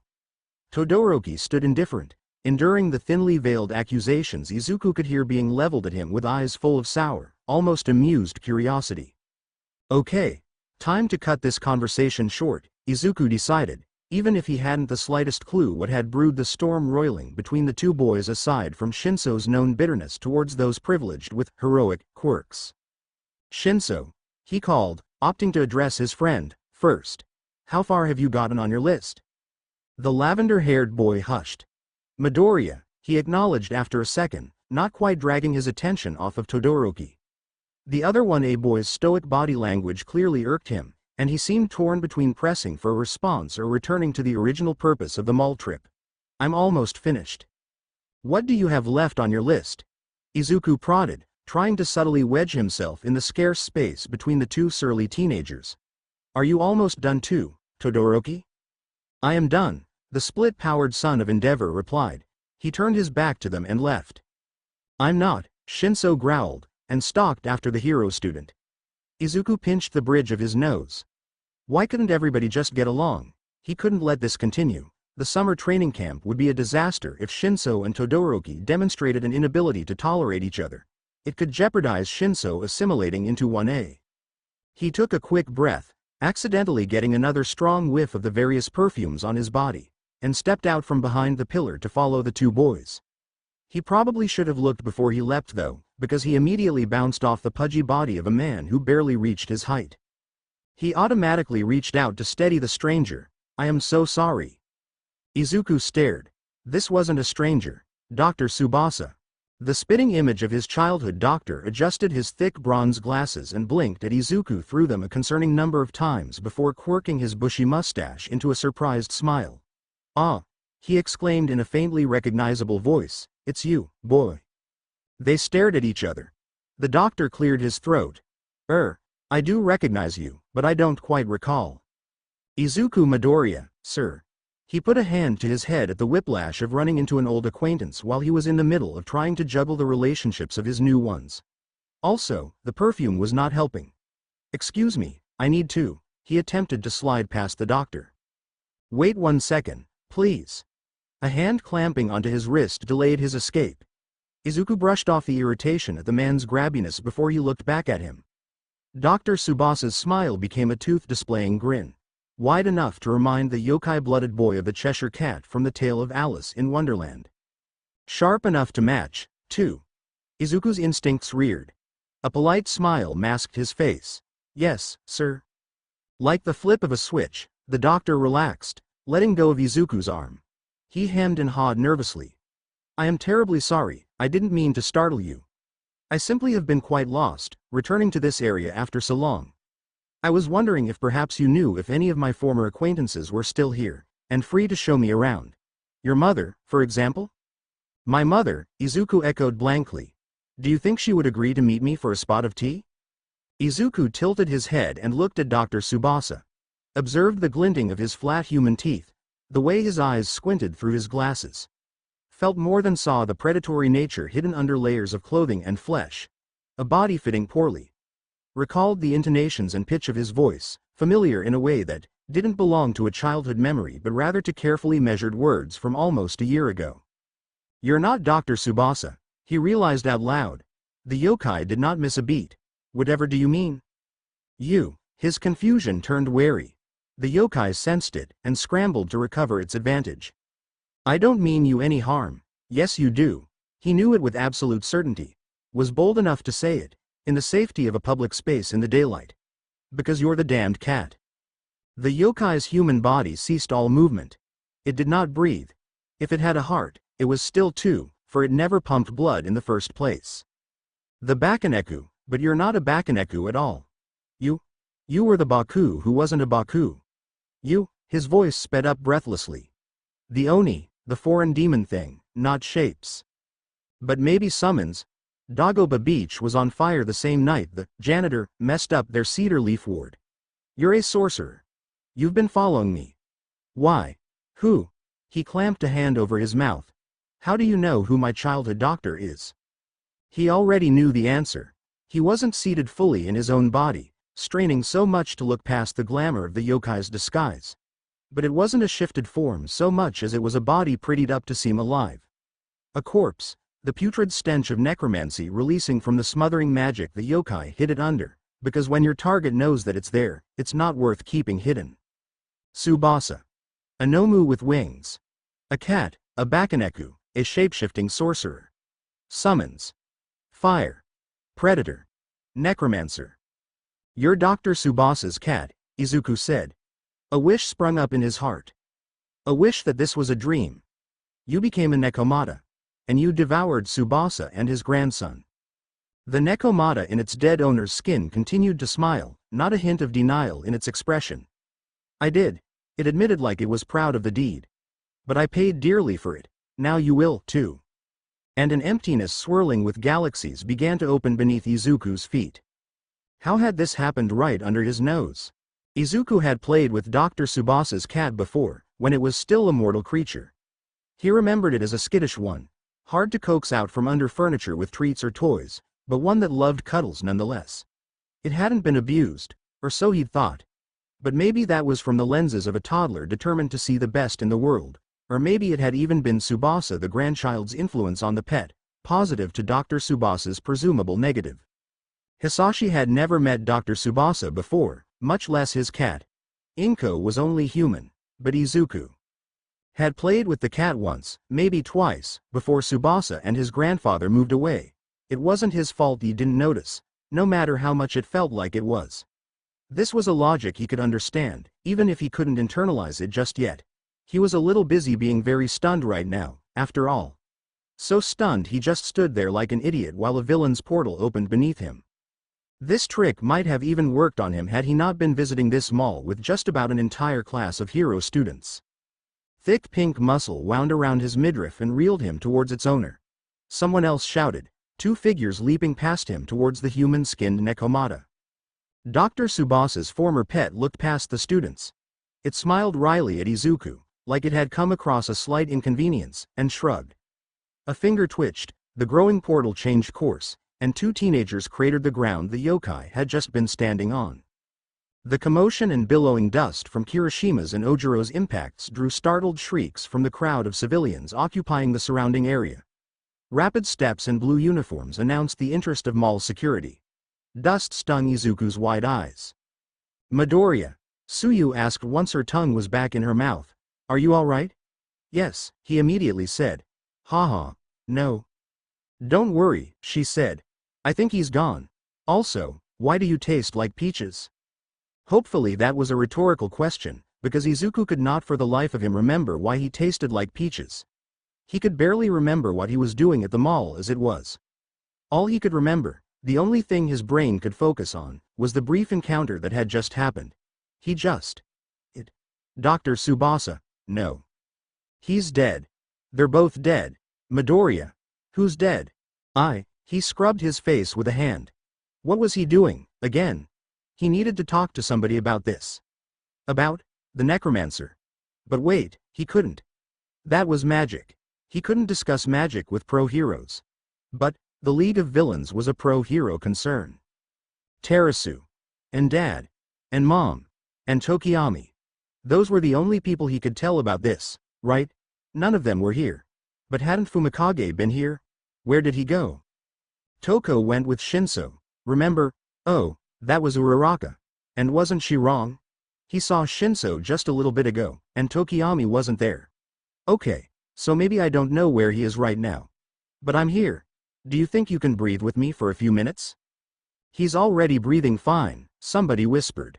Well, I don't know what else to do, Uraraka whispered back harshly. My lord.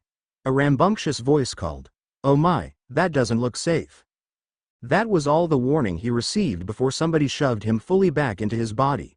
He could feel a warm hand sitting lightly on his shoulder, smell the silly perfume in his hair and clothes. Dark shadow hovered close to his face, clawed hands gripping him in place on either side. There, the Quirk declared. All better now, He patted him on the head and withdrew back to Tokiyami, who approached slowly, then stopped and sat down in front of Izuku. There were other 1A students close by, and they all seemed to decide unanimously to sit down as well. It took a moment for the yokai-blooded boy to realize he himself was already on the ground. Uraraka next to him with her hand lowering from his shoulder to rest on his knee. It wasn't silent. The police had, at some point, been called and were talking to Kirishima on the outskirts of the group. Izuku could see Ojiro, Aoyama, Tsuyu, and of course Uraraka and Tokiyami all sitting down with him. Shinso stood off to one side and he spotted Kaminari, Sato, Shiro and Shoji rushing towards them in the distance. Izuku met Uraraka's eyes. She looked at him seriously, lacking her usual pep. He smiled at her, and she smiled back.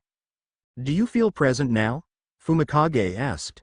"I guess," Izuku said quietly. "It sounded like it was scary," Uraraka said. "Yeah, I was scared." He was still scared. And he didn't know what he was supposed to do now, which was even scarier. Everyone exchanged glances. "The police are going to want to talk to you," Ojiro said. "That might have to wait," he replied, and couldn't think of the words to explain why, so he stopped there. Nobody pushed. Not even the police, when Detective Tsukachi was told by Izuku's sudden gaggle of bodyguards. "They'll want a statement before the summer training camp," Tokiyami mentioned to him later, while the finally reassembled 1A group waited with a few policemen for their parents to come pick them up. Izuku shrugged noncommittally. Of course. The police probably didn't need to worry about getting his statement before camp. Because somehow the Nekomata had found Izuku in this mall crowded with humans. And Izuku could sense it. It was looking for him on purpose. And if Izuku couldn't get rid of whatever tracker was on him before summer training camp began the day after tomorrow, he would need to find a way to avoid going to training camp at all. Chapter endnotes. Cries in happiness. I am so proud of all the subtle and less subtle foreshadowing I did for this reveal. Tut, I am just so happy it was finally time to post this scene. Feels like the ball has started to roll for the climax. Anywho, love y'all in the comments section. Sometimes you really crack me up, and of course a less than 3 to everyone who stops by, commenter or not laughing face. Chapter 29. Chapter notes. See the end of the chapter for notes. Saturday night. After spending an hour or two searching his clothes and body for any trackers, man-made or magical, and coming up with nothing, Izuku turned his attention to scouring their apartment, diligently picking through the nooks and crannies and his own belongings for anything suspicious, but still not finding a shred of foul play. But just because he couldn't find a tracker didn't mean there weren't any. An electronic one wouldn't be blocked by the wards, and although the same was true for certain curses, Izuku would have sensed if such a spell had been laid on him. Could a weak yokai be concealing itself somewhere on his person? That was the only thing he could think of. After all, he'd adjusted the wards to let Kutsuhimo through and never reset them. A yokai hitching a ride on him might be able to slip through that loophole. And if it was so weak that he couldn't discern it from his own magic, that would explain why he couldn't find it by himself. So, he could call up Terasu to see if she would be able to find a yokai on him, but that would require them to meet up in person. Izuku couldn't leave his mom alone in the apartment in case the Nekomata found a way inside. He couldn't take her with him, because then he wouldn't be able to find a discreet way to find and meet Terasu. Similarly, Kutsuhimo was leashed to Aizawa-sensei's scarf. He could try Tokiyami and Dark Shadow. Maybe they would be able to search with their human magic. But what about their availability? He had a 2 p.m. interview at the police station on Sunday. Agreed to under the insistence of the police that they get some sort of statement from him while his memory was fresh. Izuku was regretting that already. Even just an hour would eat into the time he had to remove the tracker, and if Tokiyami and Dark Shadow were only available during that time. No, he should stop making plans around it and just send a quick text to ask them to meet. Well, he couldn't help himself. One backup plan would be fine. He could ask Dad. There, simple. But should he really make Hasashi rush back to Japan overnight? Just to remove a tracker so that he could attend the training camp? It would be kind of selfish of him, wouldn't it? Ping. That was Tokiyami texting back. He was available to come to Izuku in the morning. Okay. Good. Time to cross his fingers. If Tokiyami could find the tracker, Izuku wouldn't have to think of another option. Sunday morning. My deepest apologies, Fumikage said solemnly. I had hoped we would be ofed. I'm useless. Dark Shadow bawled. Woe is me. Izuku grimaced. Not your guy's fault. Thank you for trying. If you need anything else, I am always willing to help. That was all this time, but I'll keep you in mind. I've gotta go now, so have a good day, of course. You as well. Sunday afternoon. A familiar detective greeted Izuku and his mother when they entered the conference room in the Musutafu police station. Thank you both for coming here today. Detective Tsukachi welcomed them. Please make yourselves comfortable. As you already know, we're investigating the incident at Kiyoshi, and as the apparent target as well as the primary witness, it would be very helpful if you could describe what happened from your point of view. Izuku nodded. Before we begin, I would like you to be aware that this room is under video surveillance, which will remain on during this meeting for record-keeping purposes. Is that all right with you? Yes. Thank you. Now, I'm going to state today's date and time, as well as that of the incident, and then I'll begin asking questions, Tsukachi told them, and after Izuku nodded proceeded to do so. To start us off, I've heard that the last 3 students you interacted with before the incident happened were Ochako Uraraka and Yuga Aoyama in the Starlight Perfume and Body Shop, and then Shoto Todoroki and Shinso Hitoshi in the passageway close to the bathroom's hallway. Is this accurate? Yeah. Okay. And for this outing, you and your friends split into groups, and then further for efficiency's sake, everyone had agreed to at least stay in pairs? It wasn't a hard rule, but yeah, we didn't want anyone getting lost or losing track of time. Indeed. And is it correct to say you left the perfume shop without a companion because you intended to go to the bathroom, which was relatively close, and no other reason? Izuku blinked. Yes, it is. Tsukachi caught on to his slight confusion. I just wanted to know whether or not you'd seen anything suspicious and decided to investigate without worrying your friends. Oh, I see. No, I didn't notice anything at that time. Thank you for the confirmation. So you headed to the bathrooms and encountered Todoroki and Shinso in a partially concealed area along the way. Did anything else stand out to you? No, the mall was pretty busy. I saw them isolated, so I headed over to talk to them, but he decided not to get too deep into the tense relationship the two seemed to be developing. They didn't really seem very happy and left quickly, so I decided to follow them. That's when I ran into that guy. The detective perked up like a dog presented with a bone at Izuku's slip of the tongue. You called him, Doctor. There. Is there a reason for that? Yeah. So what happened was I recognized him as my childhood doctor, Dr. Tsubasa, who moved away many years ago, but he wasn't. I'm sorry, could you elaborate? The person I bumped into at Kiyoshi. They looked like my childhood doctor, but they weren't him. They were impersonating Dr. Tsubasa. Tsukachi remained silent as if waiting for him to continue, but Izuku wasn't eager to replay the entire incident, even if he did feel guilty for being so difficult for the poor detective. Eventually, the man cleared his throat and picked up the conversation.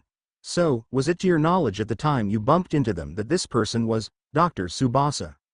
Yes. He looked exactly like what I remembered.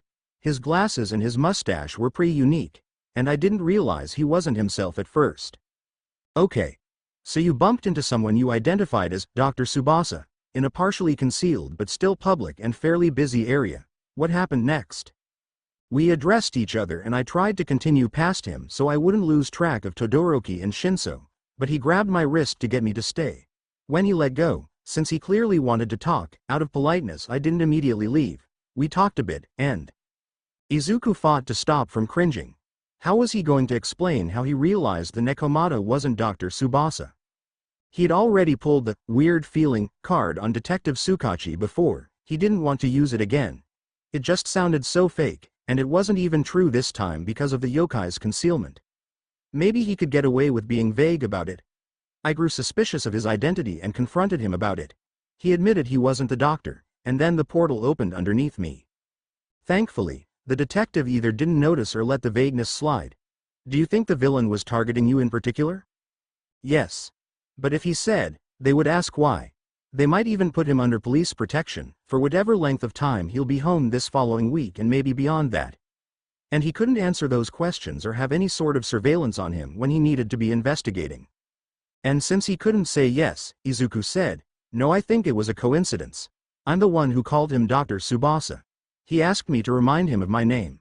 I think at best, he knows I'm a student. Detective Tsukachi tilted his head slowly, like something was confusing him. Are you sure? He asked. You encountered this villain in the shape of an old acquaintance of yours who you haven't had contact with long enough that most things out of character wouldn't raise suspicion. Also, it is entirely possible he also saw Todoroki and Shinso as they left the area you were in and instead chose to get close to you instead. Izuku paused. He couldn't leave any implication that he was targeted. I see your point, but the mall was busy. He might have only noticed me because I was more isolated. His quirk could have an additional aspect besides the apparent shapeshifting that led him to transform in Dr. Tsubasa. For all I know, he could have looked like somebody else until I physically ran into him, as I only got a good look at him after the fact. There's just no reason for me out of the rest of the class to have been targeted. He was using an opportunity. Tsukachi didn't immediately reply. Izuku tried not to let it show how sour the blatant lies tasted on his tongue. Finally, the detective said, I understand. That is a very logical deduction. I'll keep it in mind. Are there any other details you can think of that might help us? For example, what behavior or clues led you to doubt the doctor's identity?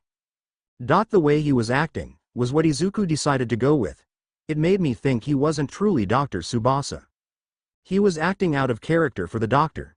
Yeah. Not in conversation, at first, but more so body language. Not that Izuku was going to specify this. He couldn't actually recall Dr. Tsubasa's body language, and it would be odd to say he did either way, since it had been so long. All right. Is there anything else? No, Tsukachi nodded, rising from his seat slowly. Thank you very much for your cooperation. You may proceed with your day. We might contact you for a follow-up, but I'm aware you have a camp this week, so if we do it will be after that. Farewell. Inko and Izuku bade the detective goodbye. They walked out the door.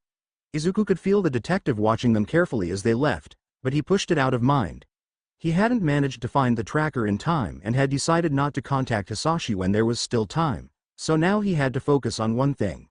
How he was going to avoid summer training camp. Sunday evening. I'll break a limb. No, Dark Shadow screeched on Tokiyami's end of the phone. Bad Izuku. Please do not, Fumikage said, more calmly. Why not? Izuku frowned. I've figured out how to turn off my pain, enough. And if I break it now, outside school hours, I'll be taken to a hospital so recovery girl won't be able to heal me up fast enough to justify allowing me to participate. He paused, thinking it through some more. It'll have to be a leg. The less mobility I have, the better reason I have to stay home. My lord. The video of Tokiyami's side of the phone call was a blur, mostly showing dark purple streaks of color as Dark Shadow held the phone in both claws and shook it violently. Nobody is allowed to break bones but me. You don't have bones? I didn't say it was my bones I would be breaking. Dark Shadow, you left a loophole, Fumikage began to point out, just as Izuku tried to take advantage of it. Okay, so do you want to break my bones? No, a long, strangled shriek of despair accompanied the Quirk's response to his question. Izuku wasn't sure if it was Tokiyami or Dark Shadow making the noise. There are many paths one could take to solve a problem. Fumikage finally spoke after whoever it was recovered. Surely you could just decline to participate. I wish, the yokai-blooded boy huffed, but I turned in my signed permission slip on Friday and I've been pretty obvious about wanting to go. I don't want to draw too much attention by suddenly changing my mind and staying home when I don't have any good reason to. And I'm pretty sure Aizawa-sensei made the trip mandatory, since it's a training unit. I need an emergency to get out of it.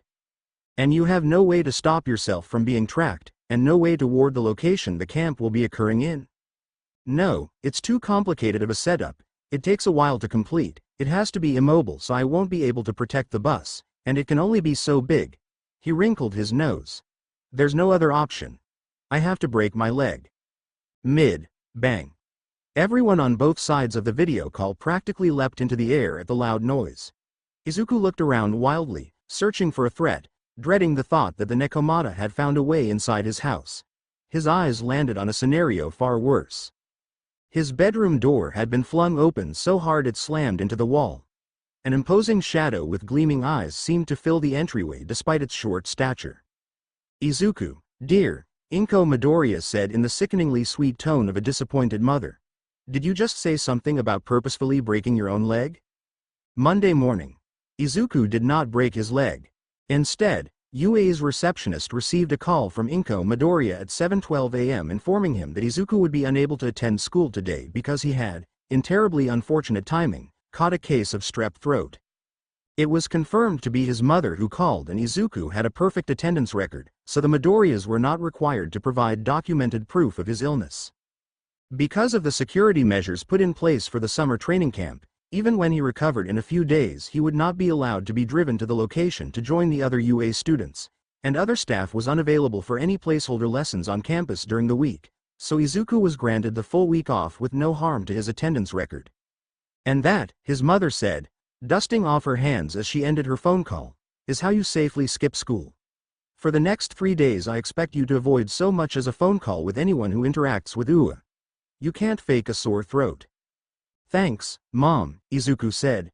Really, you're a lifesaver. She rolled her eyes at him and swatted him lightly on the shoulder with her free hand. More like a leg saver.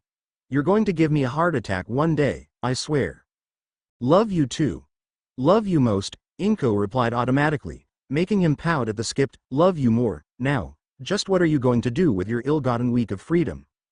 I guess I'll keep looking for the tracker, and if you can't find it before classes start again? Izuku sighed. Then, I have no idea.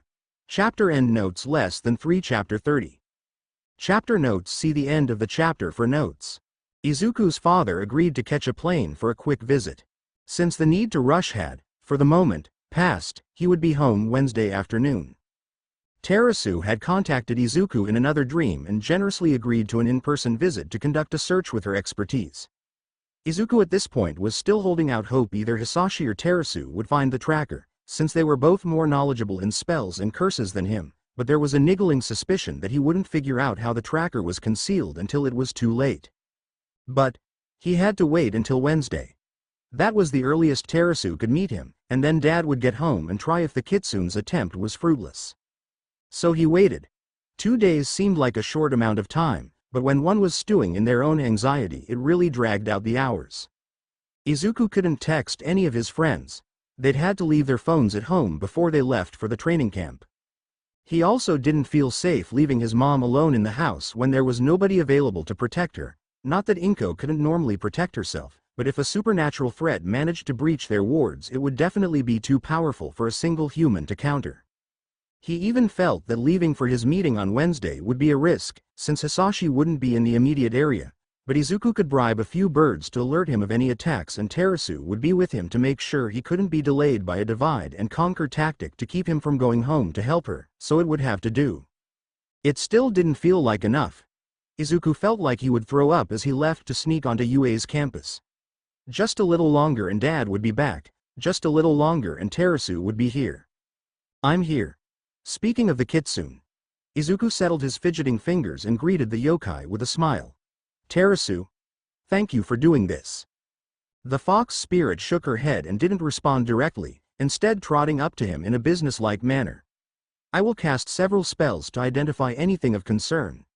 These will be more thorough than any unfocused searching you may have tried, but they will also be unpleasant. Shall we proceed? I'm ready, he nodded. Terasu was correct in that the spells would be uncomfortable, but Izuku thought maybe she understated it a little. One after the other with little pause between, each wave of magic felt like somebody was trying to rake his individual cells out of place. It wasn't painful, but he was definitely glad when it stopped after a few minutes. Well? He asked when Terasu announced she was finished. Did you find anything? No, you're clean? Are you sure? Absolutely, positively, yes, she interrupted. I'm sure. There is no tracking spell on your person, or belongings. She stared at the pile of his stuff he'd brought, almost looking impressed at the sheer amount that he'd pulled from his backpack. There are no electronic trackers, either. If you had a tracker on you, it is gone. At first, relief. Izuku was relieved he didn't have to worry about the tracker anymore. But that still begged the question of how the Nekomata found him inside the packed mall. Had it just been coincidence? Had the Nekomata been tailing him into the mall that day, like it had followed him for their previous encounters? No, all of those had been in the evening or night, hadn't they? The Oni, the Baku, Dagoba Beach. Those were all in the Nekomata's comfort zone. The Oni had targeted Tokiyami and Dark Shadow. Izuku had been guided into the conflict after it was already underway. He'd been an afterthought. The Nekomata knew about him, but he hadn't been the priority. The Baku and Goblin event was probably targeted. Izuku had been out and about consistently chasing FTER Eraserhead, so if the Nekomata had been in the area, it could have planned ahead to summon the paralysis demon goblin thing in a house along his route and then shapeshift to an appropriate yokai to fit the story. The attempt was one of opportunity and convenience. Dagoba. Well, the fire at Dagoba reeked of impulse. The Nekomata knew he'd hung out at the beach often, as was clear from it coming personally to retrieve him for the Oni incident, and made a sloppy attempt on his life by torching the garbage dump at the time he was usually there. Izuku wasn't sure if this was before or after the malevolent yokai presumably paid a visit to their apartment, resulting in the disturbed flower pots and rug. But if it was after, it might have been done in a fit of rage because it hadn't managed to breach the house wards. But then there was silence. The next move Izuku could link to the Nekomata was the Nomu's fascination with his presence at Hosu. A stronger attempt, but once more Izuku was a secondary target compared to the large scale of the attack on Hosu as a whole. What had changed? Why had the Nekomata gotten so bold that it went after him in the midst of daylight, surrounded by people? The League of Villains. The Nekomata was working with or for Shigaraki, not just for Shigaraki Tamura, but probably directly for his senior, the man who enslaved Kiyoshi. Izuku had to keep in mind the connection there. The Nekomata knew he existed, therefore Shigaraki Sr. knew he existed. Terasu had never had yokai help before. Did Shigaraki know Izuku was aiding her, or did he simply want to remove any major obstacles? And he was getting more persistent in it because they had to be planning another attack. The training camp. The Nekomata had been tasked with keeping Izuku out of the picture. So they didn't want him at the training camp. But they still needed to know where the training camp was so they could attack it, but they weren't tracking him. There was a tracker. It wasn't on Izuku. It wasn't on Uraraka or Tokiyami. He'd separated from them in the mall. It was on Todoroki or Shinso. How? Was it something he could have noticed? Was one of them being targeted, too? Oh. Izuku began shoveling his possessions back into his bag. Terasu. Do you know where the training camp is being held? I did, she said. But they changed it at the last minute. Not even All Might knows where Class 1A is right now. The yokai-blooded boy bit back a curse. Why the extra secrecy? They were tight-lipped on it enough. Had the mall incident made them change their minds and limit the knowledgeable teachers even more? Damn it. It was day 3 of the summer camp. They had to have some way to communicate with Principal Nedzu in case of an emergency, but what if that method of contact had been disabled? They could be under attack this very moment and Izuku would have no idea. They could. They could have already been attacked, injured or kidnapped, or even killed and he wouldn't have a clue. He had to find them. He had to, too. Terasu's battered white fur flooded his vision. Yellow eyes pierced his soul. Go, she told him. He had to go home. Izuku entered their apartment like a whirlwind, dumping a majority of the stuff in his backpack onto the floor of his room and double-checking that he had his emergency yokai supplies. Footsteps slapped the floor, preceding his parents' baffled faces in his doorway. Dad, he spoke hastily. Good, you're home. I need your help. Get ready to fly. He snapped a hand out and summoned Phonakai, who popped into view in just the right place to cause Hasashi to falter in entering the room. Phonakai, he greeted, scrambling to grab his phone. I need you to be Tokiyami Fumikage's phone for me, okay? The trusty little yokai beeped affirmatively and left. Izuku dialed in the number, waiting as it rung and hoping he wouldn't be a dangerous distraction to his friend. Izuku. What's wrong? Hasashi hovered over him. I just got off the plane. Not a plane. I need you to fly. Dad caught his meaning immediately this time. What's happening? The phone connected. A few garbled noises came through. I'll explain in a second, he assured the Huou, and turned his attention to his phone. Fumikage. Dark Shadow. Can either of you hear me? On, equals circ, equals ah, there we are. Tokiyami's voice came through. My apologies. We are in the midst of sharpening our battle prowess. I was assigned to reign in control of Dark Shadow within a cave, but we are now wrapping the exercises up. I have a few moments before Aizawa-sensei calls for my return. Is something the matter? The whole training camp is in danger. The League of Villains have a puppet on Todoroki. They know exactly where you are. I don't know when they plan to attack, but I need to know where the training camp is so you can stand a chance. A pause. I'm afraid I am unaware of the precise location, but we are at a facility owned by the Wild Pussycats, deep within a forest on the mountains. Class 1B is here as well as Vlad Sensei and the Pussycats themselves. Are you certain the League will attack with so many pro heroes on standby? I have no idea. But they'll have the element of surprise, and there won't be emergency services like there were in Hosu.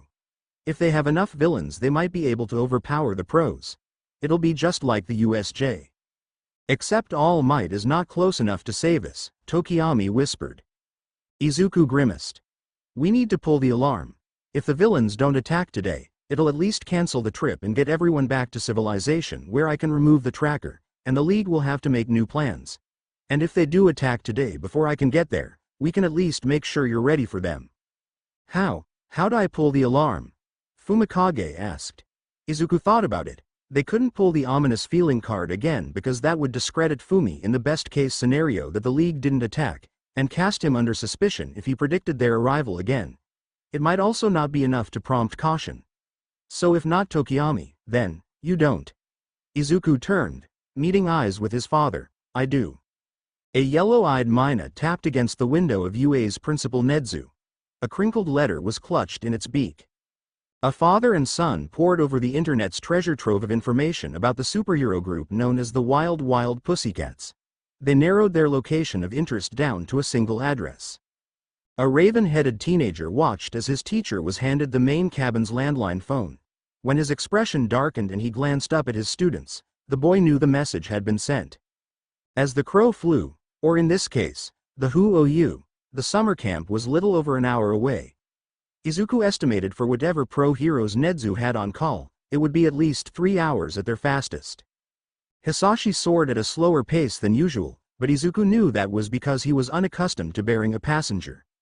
Even for a supernatural entity, it had to be uncomfortable. Izuku certainly wasn't making it easy, clutching a patch of blue feathers tightly in his hand and leaning awkwardly against the wind to maintain balance while simultaneously trying to read the GPS on his phone. T to the L left, he stuttered out against the inertia even as Hasashi started to turn that way. I know, his father said. I feel malaise. We're almost there. So the villains were going to attack, then. Or rather, Izuku amended as they dipped below the clouds in the darkening evening, they were attacking. Blue fire illuminated the forest. Down! Izuku yelled. Down, now! Dad obeyed instantly, or maybe a descent had already been his intent. They hit the ground outside the forest so fast it was almost a crash landing and Izuku jumped off his father's true form gracelessly.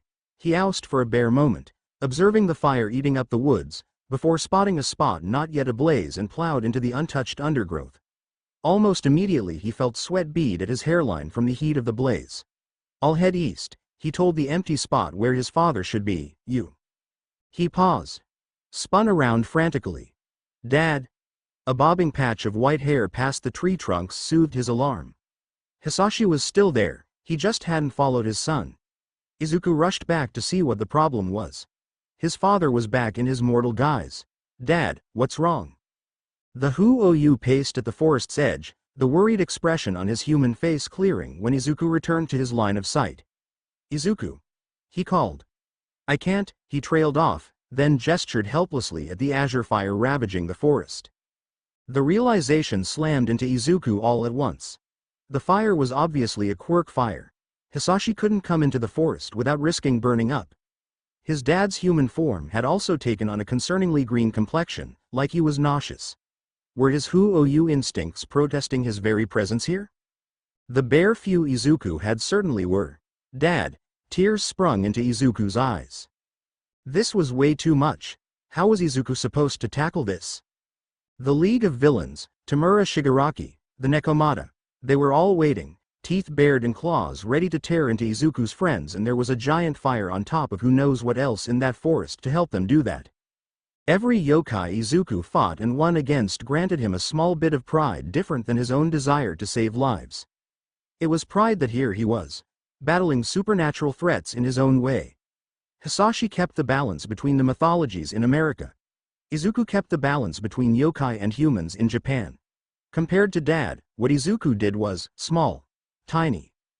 This was big. And Izuku had been working his way up towards it, sure. But he was ready to help Dad with something big. He wasn't ready for something big on his own. Without Dad. Warm hands settled on his shoulders. Hasashi leaned down to look him in the eyes. Hey. I'm not leaving, I'll just stay out here, okay? You'll define. Don't focus on the bad guys, focus on saving lives, you know? Izuku managed a trembling nod. Can I hug you? Dad gaped at him. Of course you can. Without a moment's thought, his father enveloped him in his arms and Izuku soaked up the contact, returning it tightly. He pressed his face into his father's shoulder, feeling fluffy feathers through the glamour of a body. How do you know it's gonna be okay? He mumbled. The omen of the Huoyu. Hasashi scoffed light-heartedly. Huoyu are signs of good fortune. When ill fortune is imminent, my instincts have always encouraged me to leave. But you have Huoyu blood in you too. Why have you always stayed, while I'm driven away? I'm more human than, echoes of a conversation with Terasu resurfaced in his memory, than yokai. Are you sure? There was a smile in Dad's voice. An arm loosened so a hand could reach up to ruffle his hair. Because I actually think it might have something more to do with belief. I believe that as a sign of peace, my departure was a warning of misfortune. That is what the legends say, after all. But who says the legends are right? What if instead of the Huoyu hiding itself away from conflict, the conflict hid itself away from the Huoyu? Dad pulled gently away from the hug and Izuku reluctantly let him, still sniffling. Human or not, there are two Huoyu right here, right now. I don't think a bad omen stands a chance against that. Izuku wiped a sleeve under his nose, the other hand reaching for the mask clipped to his belt. I don't think I can win this, Dad. His voice, predictably, wobbled. Hasashi shrugged. It isn't about winning. It's about saving. So go save your friends, Izu. Izuku closed his eyes, exhaling carefully. Okay. All right. I will. He slipped his mask over his face and opened them again, meeting Hasashi's gaze through it. I love you, Dad. His father winked. Love you too, and the boy turned and plunged into the burning forest. Chapter endnotes. Happy holidays. Less than 3. Hasashi and Izuku having a bonding moment. Tut. The summer camp on fire in the background. HHHHHURRRRYYYYYUPPPPP. Chapter 31. Chapter notes. I did not edit this chapter at all. T_T. See the end of the chapter for more notes. Monday morning, again. A subtle twist of movement, hiding the pinky under the finger next to it. This was a habit Naomasa had long established so that when conversations were visually recorded, he would not forget which statements had triggered his quirk. This was often punctuated by marks in his note-taking, but he hadn't wanted Midoriya Izuku to catch on to the intensity with which he paid attention to his words. Do you think the villain was targeting you in particular? No, I think it was a coincidence. There it was. The finger hid. Lie.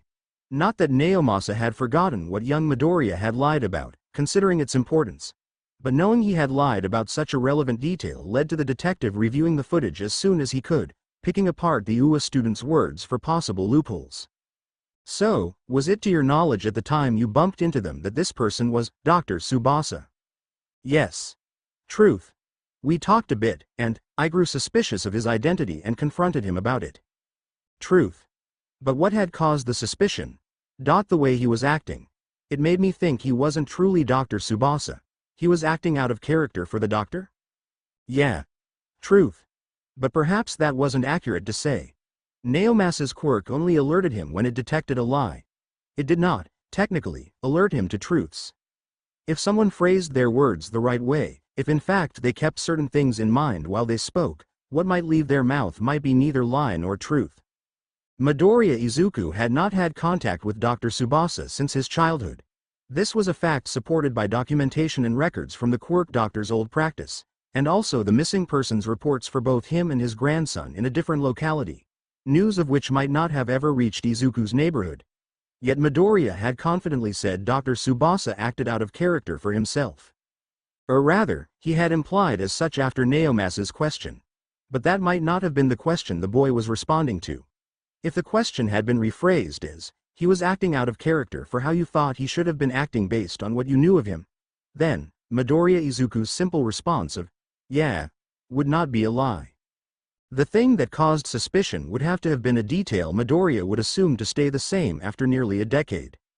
A detail as simple as acting out of character, for a doctor, or, for a grandfather, and while this particular detail might not turn out to be relevant, the fact that Midoriya might have the inclination to sidestep the truth in his own mind meant Naomasa would be pulling up the footage from their last interview as well. After he was done dissecting the lies Midoriya had told in this one. No, I think it was a coincidence. A lie, supplemented by 2 non-lies. I'm the one who called him Dr. Tsubasa. He asked me to remind him of my name. And another false statement. I think at best, he knows I'm a student. And in response to Naomasa's points about the villain using the appearance of a not well-known acquaintance, and possibly passing by his friends in favor of him. I see your point, but the mall was busy, fact. He might have only noticed me because I was more isolated. His quirk could have an additional aspect besides the apparent shapeshifting that led him to transform into Dr. Tsubasa. Conjecture, anonla, theoretical. For all I know, he could have looked like somebody else until I physically ran into him, a lie, as I only got a good look at him after the fact, and a truth. There's just no reason for me out of the rest of the class to have been targeted, lie. He was using an opportunity, not a lie. Here was what Naomasa could solidly deduce about Midoriya Izuku based off of the statements he made in this interview. 1. He had at first genuinely thought the villain was Dr. Tsubasa. 2. The villain's interaction with him made him suspicious of their identity. And he ceased his belief that they were the same individuals. 3. Midoriya knew of a reason for the villain to target him in particular. That last one had been clear enough from the start that Naomasa authorized undercover surveillance of the Midoriya's movements, in case the villain or the League itself tried again before Izuku left for summer camp. They took position earlier this morning, although it was still pretty early in the morning. The question was, what was the reason for the villain's targeting of Midoriya? And why did Midoriya Izuku try to hide it instead of seeking protection from the police or pro-heroes? Naomasa sighed, pausing the replaying video and pushing his laptop gently aside to make some room. From a cardboard box he'd set on the floor of his office earlier, containing files Eraserhead had suggested looking into regarding a supposedly separate matter, he pulled out a folder that was looking less and less separate from his current topic of study. Eraserhead had shared a suspicion with him. As more and more evidence piled up, Naomasa found that the 2 most prominent factors opposing that suspicion, age and enrollment at UA, were losing their weight. Telekinesis. Dark hair. Young voice and stature. A slightly higher encounter rate in the Musutafu neighborhood. Present at Hosu. Evidence pointing towards some sort of connection with the League of Villains. All of these facts applied to both Midoriya Izuku and the vigilante, Phoenix. Naomasa tapped at his phone, the way he'd been doing for the past half hour. There was still time. Should he recommend to UA to remove Izuku from the summer camp trip? Would that be beneficial at all? Was the connection to the League an alliance, rivalry, something entirely different? The phone buzzed under his fingertips. It took Naomasa a moment to realize that the flashing of Aizawa Shota across the screen was not from him calling the underground hero, but instead the other way around. He answered. You've reached Tsukachi. Detective. Eraserhead's dry voice came across the line. I thought you should know. Midoriya Inko just called her son in sick. Naomasa froze. The very decision he had been pondering, happening now. He's not attending the training camp? No, I recommend Plan B. So that's the way it is? I don't know yet, but I'd rather be safe than sorry. I'll also update the surveillance team. Acknowledged. Class 1A will be at the same location as 1B. I'll inform Nedzu. With quick goodbyes, the 2 ended their conversation. Their caution turned out to not be enough. Wednesday afternoon. Again, a call from Principal Nedzu. There had been a tip. The location of classes 1A and 1B had been compromised. An attack was imminent. A call to the officers surveilling the Midoriya's apartment building, requesting a confirmation of Midoriya Izuku's location. A call back from the officers surveilling the Midoriya's apartment building. Midoriya Hasashi was seen entering the building. When they went to check in person upon Naomasa's request, he and Midoriya Izuku were found to be gone from the premises. Roughly an hour later. A staticky message left on Naomas's phone from an unknown number. Eraserhead's voice. He's here. Chapter end notes. What the heck, Naomasa? You were supposed to be a few paragraphs, not the whole chapter. Gosh dang it. Sorry for dragging last chap's cliffhanger. The scarce plot I had for the training camp was thought up before I'd written most of this story honestly, and I never got around to revising it, so I want to make sure I'm taking into account all the stuff that did or did not make it into the story so far, etc. Anyways, have a good day. Chapter 32 Chapter Notes. See the end of the chapter for notes.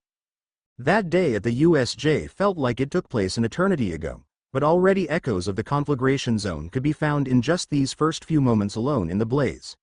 But the fire in the forest was worse. Everything was flammable here. Not just the trees and bushes but also the plant litter that coated the ground.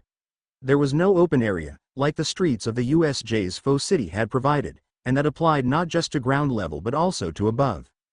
Branches dropped randomly as fire severed their joints, and he could hear the sound of a particularly large tree dropping somewhere out of sight. With all the smoke and haze, Izuku couldn't see more than a meter or so ahead of himself. He proceeded forwards anyways, slowly leaving the bright presence of his father behind.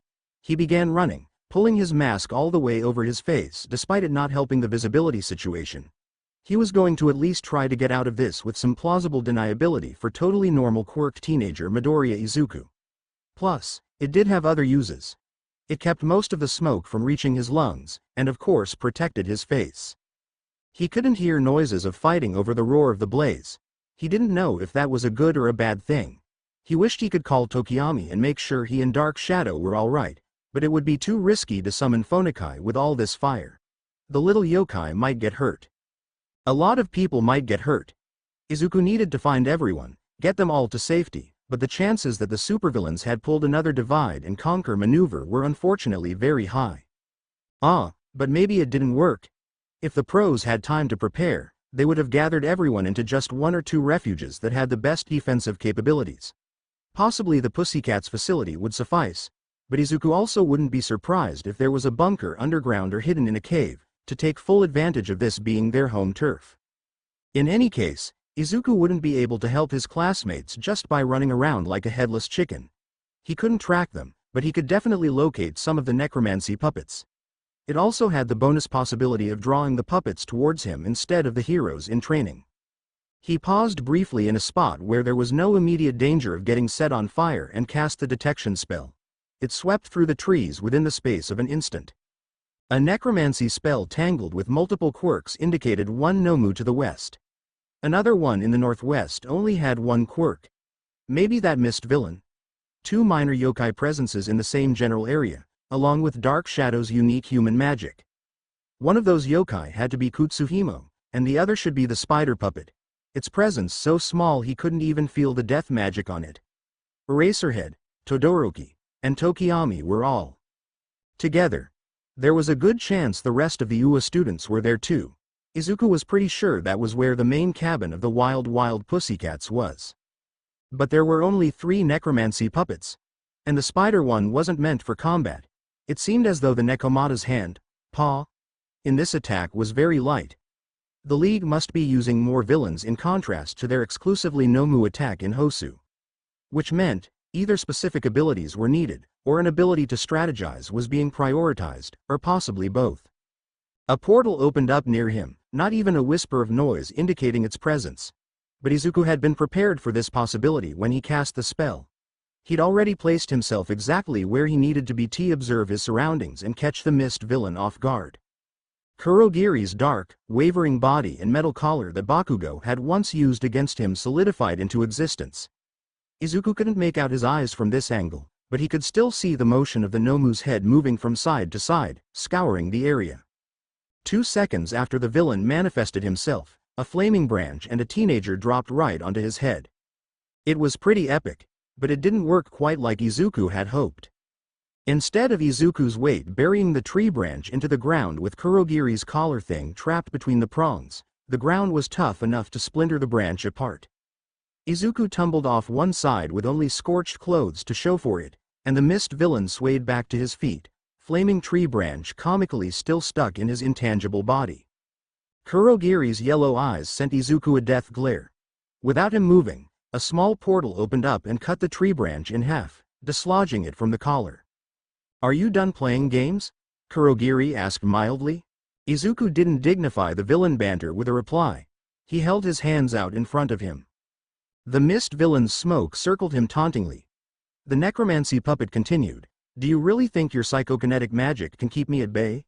If there was one thing Izuku had noticed about Kurogiri, it was that he sure liked to talk. If there was another, it was that the dark purple mist of his body had completely shied away from the flames on the tree branch. Magic, meet fire. The outcome was usually the same. He let the fireball spell erupt from between his hands. The great ball of heat flew forward in a relentless, unstoppable path, taking Kurogiri along with it. "No," Izuku finally replied, "but my pyrokinetic magic certainly will." Then, he turned tail and ran. Chapter end notes another shorty, but it's broken me out my writer's block on the training camp arc, so hopefully I'll have an easier time progressing the plot now. Enjoy and have a great spring, and Easter if you celebrate it, less than 3. Chapter 33 Chapter notes. See the end of the chapter for notes.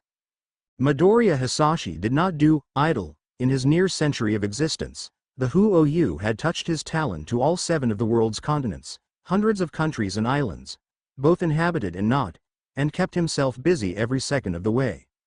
The closest he had ever gotten to being settled down was his time spent with Inko and then Izuku. For the first time in his life he spent years in one place, but it wasn't that he suffered wanderlust. When his yokai instincts urged him to leave wherever he was, he simply had never had cause to stay. His wife and child were, of course, the exception. And so in the past decade and a half, even when he moved on to satiate his nature, he often found himself returning to a quaint little apartment in Musutafu, Japan. He did not often have business in this area. The faint miasma of ill intent wove its tendrils through this forest his son had guided them to, trying to prod him away. But for once it wasn't misfortune keeping Hasashi at bay but rather the simple threat of Quirk-ignited flames. But he couldn't just wait. Even if Hasashi couldn't enter this area of the forest, surely not all of it was ablaze. He refused to pace uselessly at this tree line while his son risked his own human life. He could figure out something. There was so much smoke in the air now, even taking flight did not provide Hasashi a better view of the ravaged woods. He swiveled in place, trying to listen for anything of relevance. The roaring of flames drowned most of everything out, so he glided towards the mountain, where they had not reached. Maybe some of the fleeing birds had perched to rest there, and he could gain some insight to what had happened. Except, as he approached the rocky slope, his attention was caught by a blot of pale blue among the grays and purples of the night. Had one of Izuku's classmates escaped the forest and taken refuge on the mountain's outcroppings? No, Hasashi amended as he got closer. The figure was still in danger. There was a hulking shape of someone looming over them, and as the Hou swiftly dove towards the pair, he realized that the smaller figure was a child. Not a teenager, not one of Izuku's classmates, but a child, around 10 years of age, if he had to guess. A child cowering under an arm and fist, throbbing with exposed muscles that were pulled back in preparation of a punch. Hasashi outstretched his talons and dropped. He reached the little boy in an instant, curled his claws over his shoulders in a secure grip, and flapped his wings once to propel them away. The villain's punch landed in the dirt of the ledge not a second later, sending a spray of dirt and rocks into the air. Hasashi plopped his new charge onto the ground and shielded him with one wing. With the other, he swept the cloud of dust away. By the time the clogged air cleared, he had a human-shaped hand to straighten the kid's cute spiked hat with. "Are you all right, kiddo?" he asked the quivering child. Who are you?" The boy glared defiantly up at him despite the tears in his eyes. The villain in front of them shook his hand out lazily, tilting his head at Hasashi. "I don't recognize you. You aren't on the list, either." His eyes glinted. One of them was fake, with a nasty scar running across that side of the face.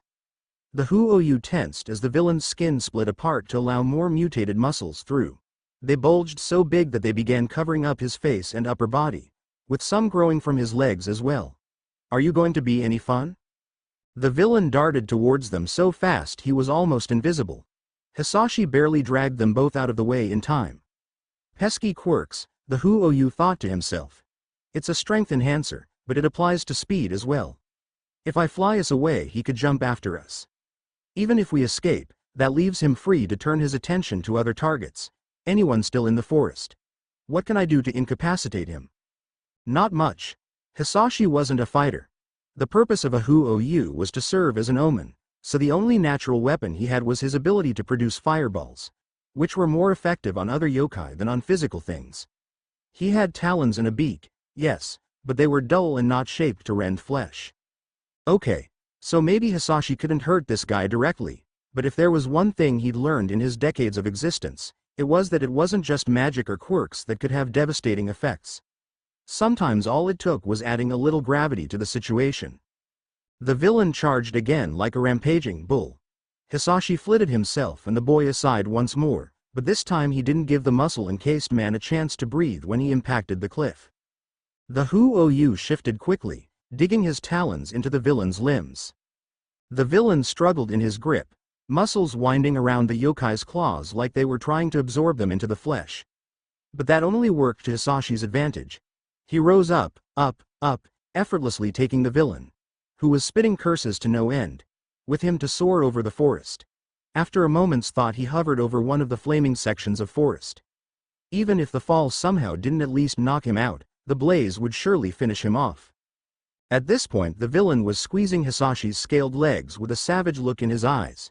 He could obviously read his intent, but even though there was a glint of fear in his soul eye, the villain was overtaken by bloodlust. There was no pleading, no regret for his actions, no hint of remorse for trying to kill a little boy. Hasashi felt no pity for the human. Without a second thought, he relaxed his grip on the mortal plane and went fully intangible. The villain dropped like a rock. Hasashi spared him no more attention, only watching long enough to see the trees crumple under the human's impact before returning to the mountain Sid to make sure no other villains had come across the child.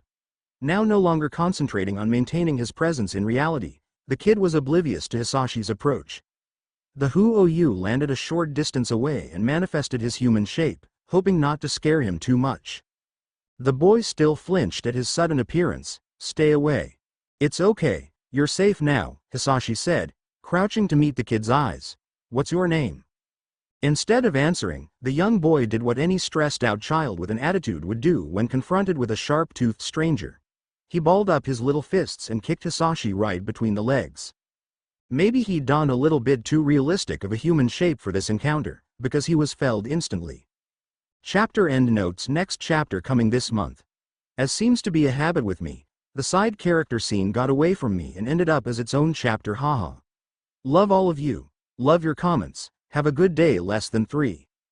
Chapter 34. Chapter summary. Warning. Teensy bit of gore. Chapter notes. See the end of the chapter for notes. Izuku was halfway to where he'd sensed dark shadow with his initial spell when someone crashed through the trees to his left, emitting a hoarse and unfamiliar yell. They hit the ground with a heavy impact that shook the earth and created a whoosh of air that fed into the fires nearby. The teenager narrowly avoided the dangerous bursting effect by ducking behind a tree. Then there was silence. Without thinking beyond the fact that it could be one of the pros or one of the heavier students, Izuku turned to investigate. A tree creaked dangerously on his right. He edged away from it, around the impact crater, trying to determine if he should get close and heal whoever it was. If it was a villain, hopefully the fall had disabled them and Izuku could move on. Actually, why had they fallen? He glanced up. Unfortunately, he couldn't see anything through the hovering smoke. He supposed it was more likely they had been thrown by a strength quirk rather than dropped. The groaning person in the ground was less of a person and more of a bundle of something red and sinewy curled up into a massive ball shape. Was that muscle? Izuku racked his brain. It was an awfully recognizable quirk. He was certain he'd seen something like that on the news once. Somebody who'd fought pro-heroes and killed them. The muscles abruptly withdrew, the person inside them emerging with an aimless wild glint in their eyes. Well, one was metal. And immediately punching a nearby tree with a roar. That bastard. Muscular howled. The villain hunkered over himself, staggering upright as if drunk. One of his legs was ugly with bruises and bones sticking out, with the other not looking much better, but all the villain did was send muscle crawling over them like a makeshift crutch. Izuku was acutely aware that he was a little too close to the villain for comfort. He hadn't been noticed yet, but he was in the man's peripheral vision. If he even twitched, he might draw attention. Fight or flee? He wasn't sure if Muscular could actually walk on those legs, the muscles could just be keeping him upright. If that was the case, then he could leave the villain alone and focus on the more mobile threats. But if it wasn't, would Izuku even be able to do anything to a strength-type quirk? It might be most efficient to just let the villain be lost in the woods. After a fall like that, the man would have no idea which way to go to get back to the action. Actually, that sounded like a good idea. The more he preserved his magic, the more he would have if someone needed major healing, or if someone was in active danger. Izuku looked at the tree that had caught his attention earlier. It was leaning, the trunk slowly being eaten by fire. With a single firm shove of his telekinesis, he sent it tumbling to the ground. Muscular whipped around in the tree's direction. The yokai-blooded boy slipped away. Something grabbed his ankle in a crushing grip. "How cute," Muscular said. His beefy hand tightened around Izuku's leg. He had sprawled across the ground to reach him without leaving the crater and leered up at the boy with a manic grin. "Did you really think I didn't see you? You're hiding behind that mask, huh? You like being sneaky? It doesn't matter. I know you're on the kill list." Izuku reached a hand into his pocket. The villain chuckled. "Come on, what's with the silent treatment? Don't you feel the pain? Or do I need to rip your leg off entirely to get you started?" Izuku plunged his dagger into the man's meaty flesh. Muscular growled, but his grip didn't relent. Bracing himself on the ground with his other hand, the villain heaved the boy over his head and threw him to the opposite side of the crater. Izuku softened his landing with telekinesis and tried to haul himself up, only to realize Muscular had never released his ankle. The man had a dagger stuck in his wrist and would not let go. What the heck? The villain started dragging him into the crater, reaching his muscle-bound free hand out for the other ankle. Izuku resisted, pulling himself in the opposite direction. It didn't stop him from being dragged. "Okay, think fast. He can't move on those legs, you just need to escape. And you need to do it before that other hand catches you." He really hadn't wanted to do this. With a quick tug of magic, Muscular's metal eye was yanked out. Small bits of flesh came with, but not much blood. The area was already heavily scarred over. The villain started. His hand changed direction towards his own face. Crap. It wasn't enough. So, swallowing down his own gag reflex, Izuku ripped the real eye out.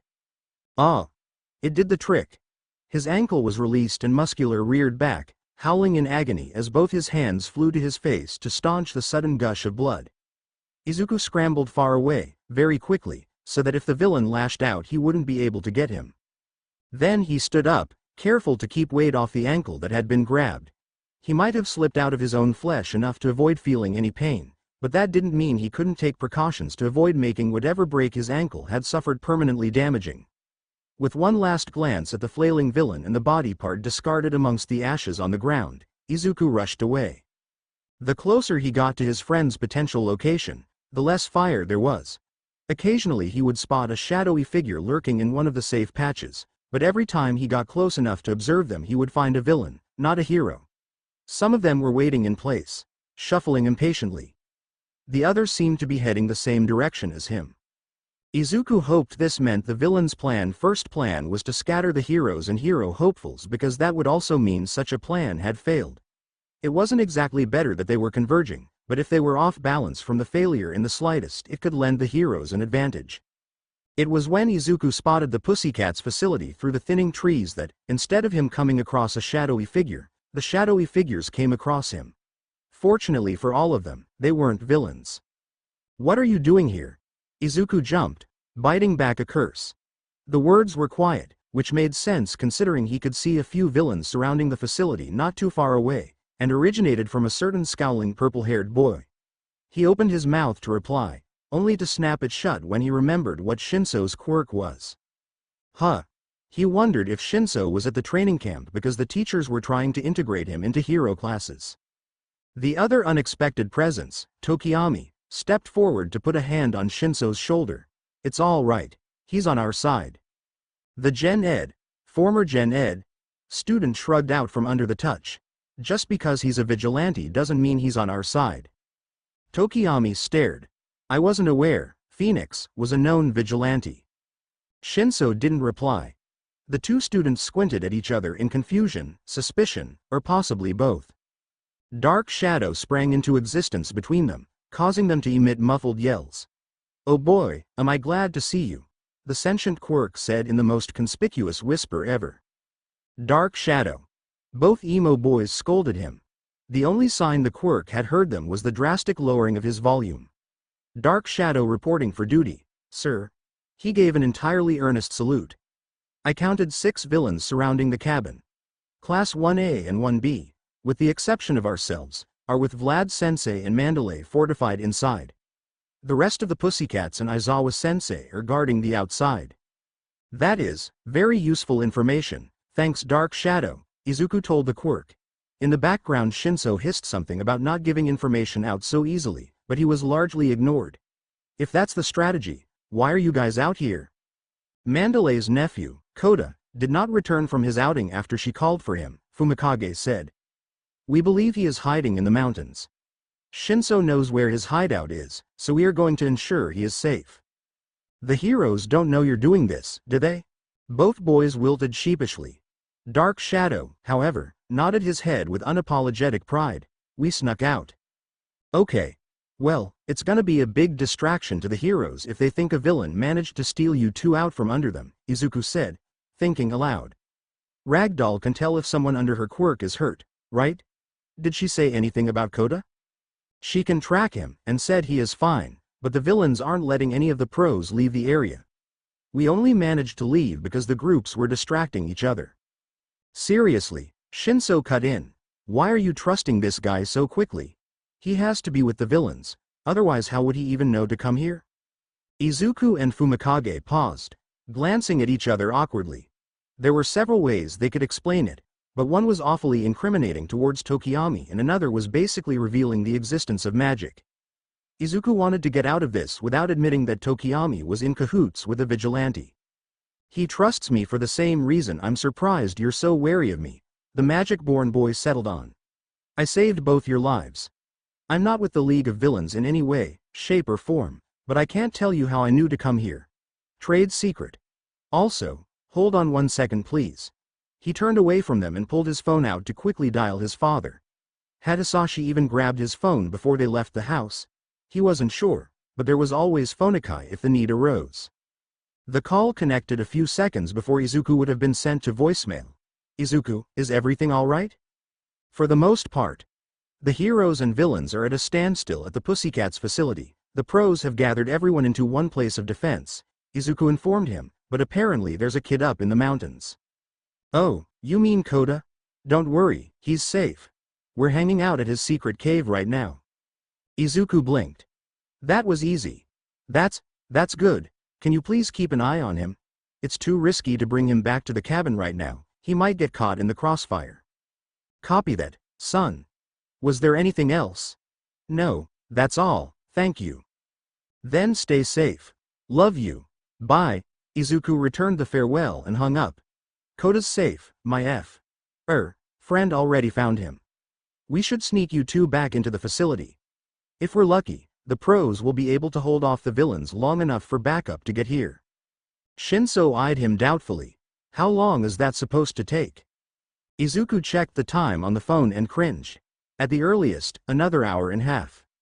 Like the universe had decided to drive the point home, several new villains chose that moment to join their companions in the clearing around the Pussycats' cabin. In response, several creatures rose up from the earth like golems, standing in preparation to defend the building. Pixie Bob's work. The pro was a splotch of color on the facility's roof. Izuku thought he could see the mostly hidden of Aizawa-sensei next to her. The other heroes were probably defending the other sides of the building. The villains won't wait that long, Shinso said. Izuku nodded in acknowledgement. They're going to engage any minute now. I encountered one earlier that mentioned a kill list. I don't know if that's their only goal, but they might decide to just topple the building on everyone if they have the quirks to do it. As the other boys took this in, there was a flash of purple and a familiar sensation. The portal Nomu, Kurogiri, warped into the clearing. Izuku cursed. Although his fireball had clearly incapacitated him for some time, it hadn't been enough. We need to thin their ranks or they'll overwhelm the heroes, Izuku decided. He peered closer at the spread-out villains, trying to spot any notable quirks. One in front, scar-ridden, was pacing back and forth predatorily. Every time he tried to light up a hand with blue fire, Aizawa-sensei was dousing the quirk. That was the one Izuku wanted to take out of the equation the most, because then Kutsuhimo would be more free to act, but the villain was in plain sight. There would be no luring that one away to deal with secretly. Kurogiri warped out of sight for a second. Izuku scrambled to place his new location. The intelligent Nomu turned up at the far edge of the clearing, near the back of the facility. If Izuku squinted, he thought he could see someone else over there. Which one do we start with? Shinso asked. He was still visibly wary of Izuku, but at least he seemed willing to work with him. The vigilante pointed at the pair he had been observing. Back there. I think Kurogiri is planning something with that villain. We might be able to catch them by surprise, if Kurogiri warps away. Not wasting another second now that his decision had been made, Izuku started moving. Dark shadow slipped back into Tokiyami's clothes before the two other students began following him. They slowly navigated the fringes of the woods, doing their best to be aware of the tensions between the heroes and villains so they would know if a fight was about to break out or if they'd been spotted. As soon as Izuku could make out more of the villain's outfit, a dark, plain uniform paired with a creepy green helmet and gas mask, Kurogiri warped away. The remaining villain toyed with some sort of large capsule behind their back. But on the roof of the cabin, pro-hero Tiger crouched, obviously ready to leap at the slightest wrong move. Is that gas? Shinso questioned. Inside the capsule was a pale cloud of something. With the villain's gas mask, Izuku wouldn't be surprised if Shinso was right. They're planning on gassing out the students, he hissed. Tokiyami looked at him with alarm. That, a loud, slow clap interrupted him, is correct. It was right behind them. All three of them turned, but it was too late. The villain had waited until he was within touching distance before revealing his presence.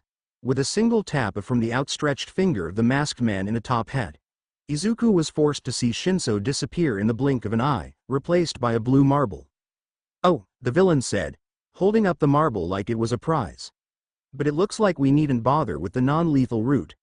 Our two desired captures decided to make things easy for us. His other hand darted out, forcing Izuku and Tokiyami to leap backwards to avoid it. Dark shadow sprung out, eyes narrowed and body a tad larger than Izuku was used to. Let him go, the Quirk howled.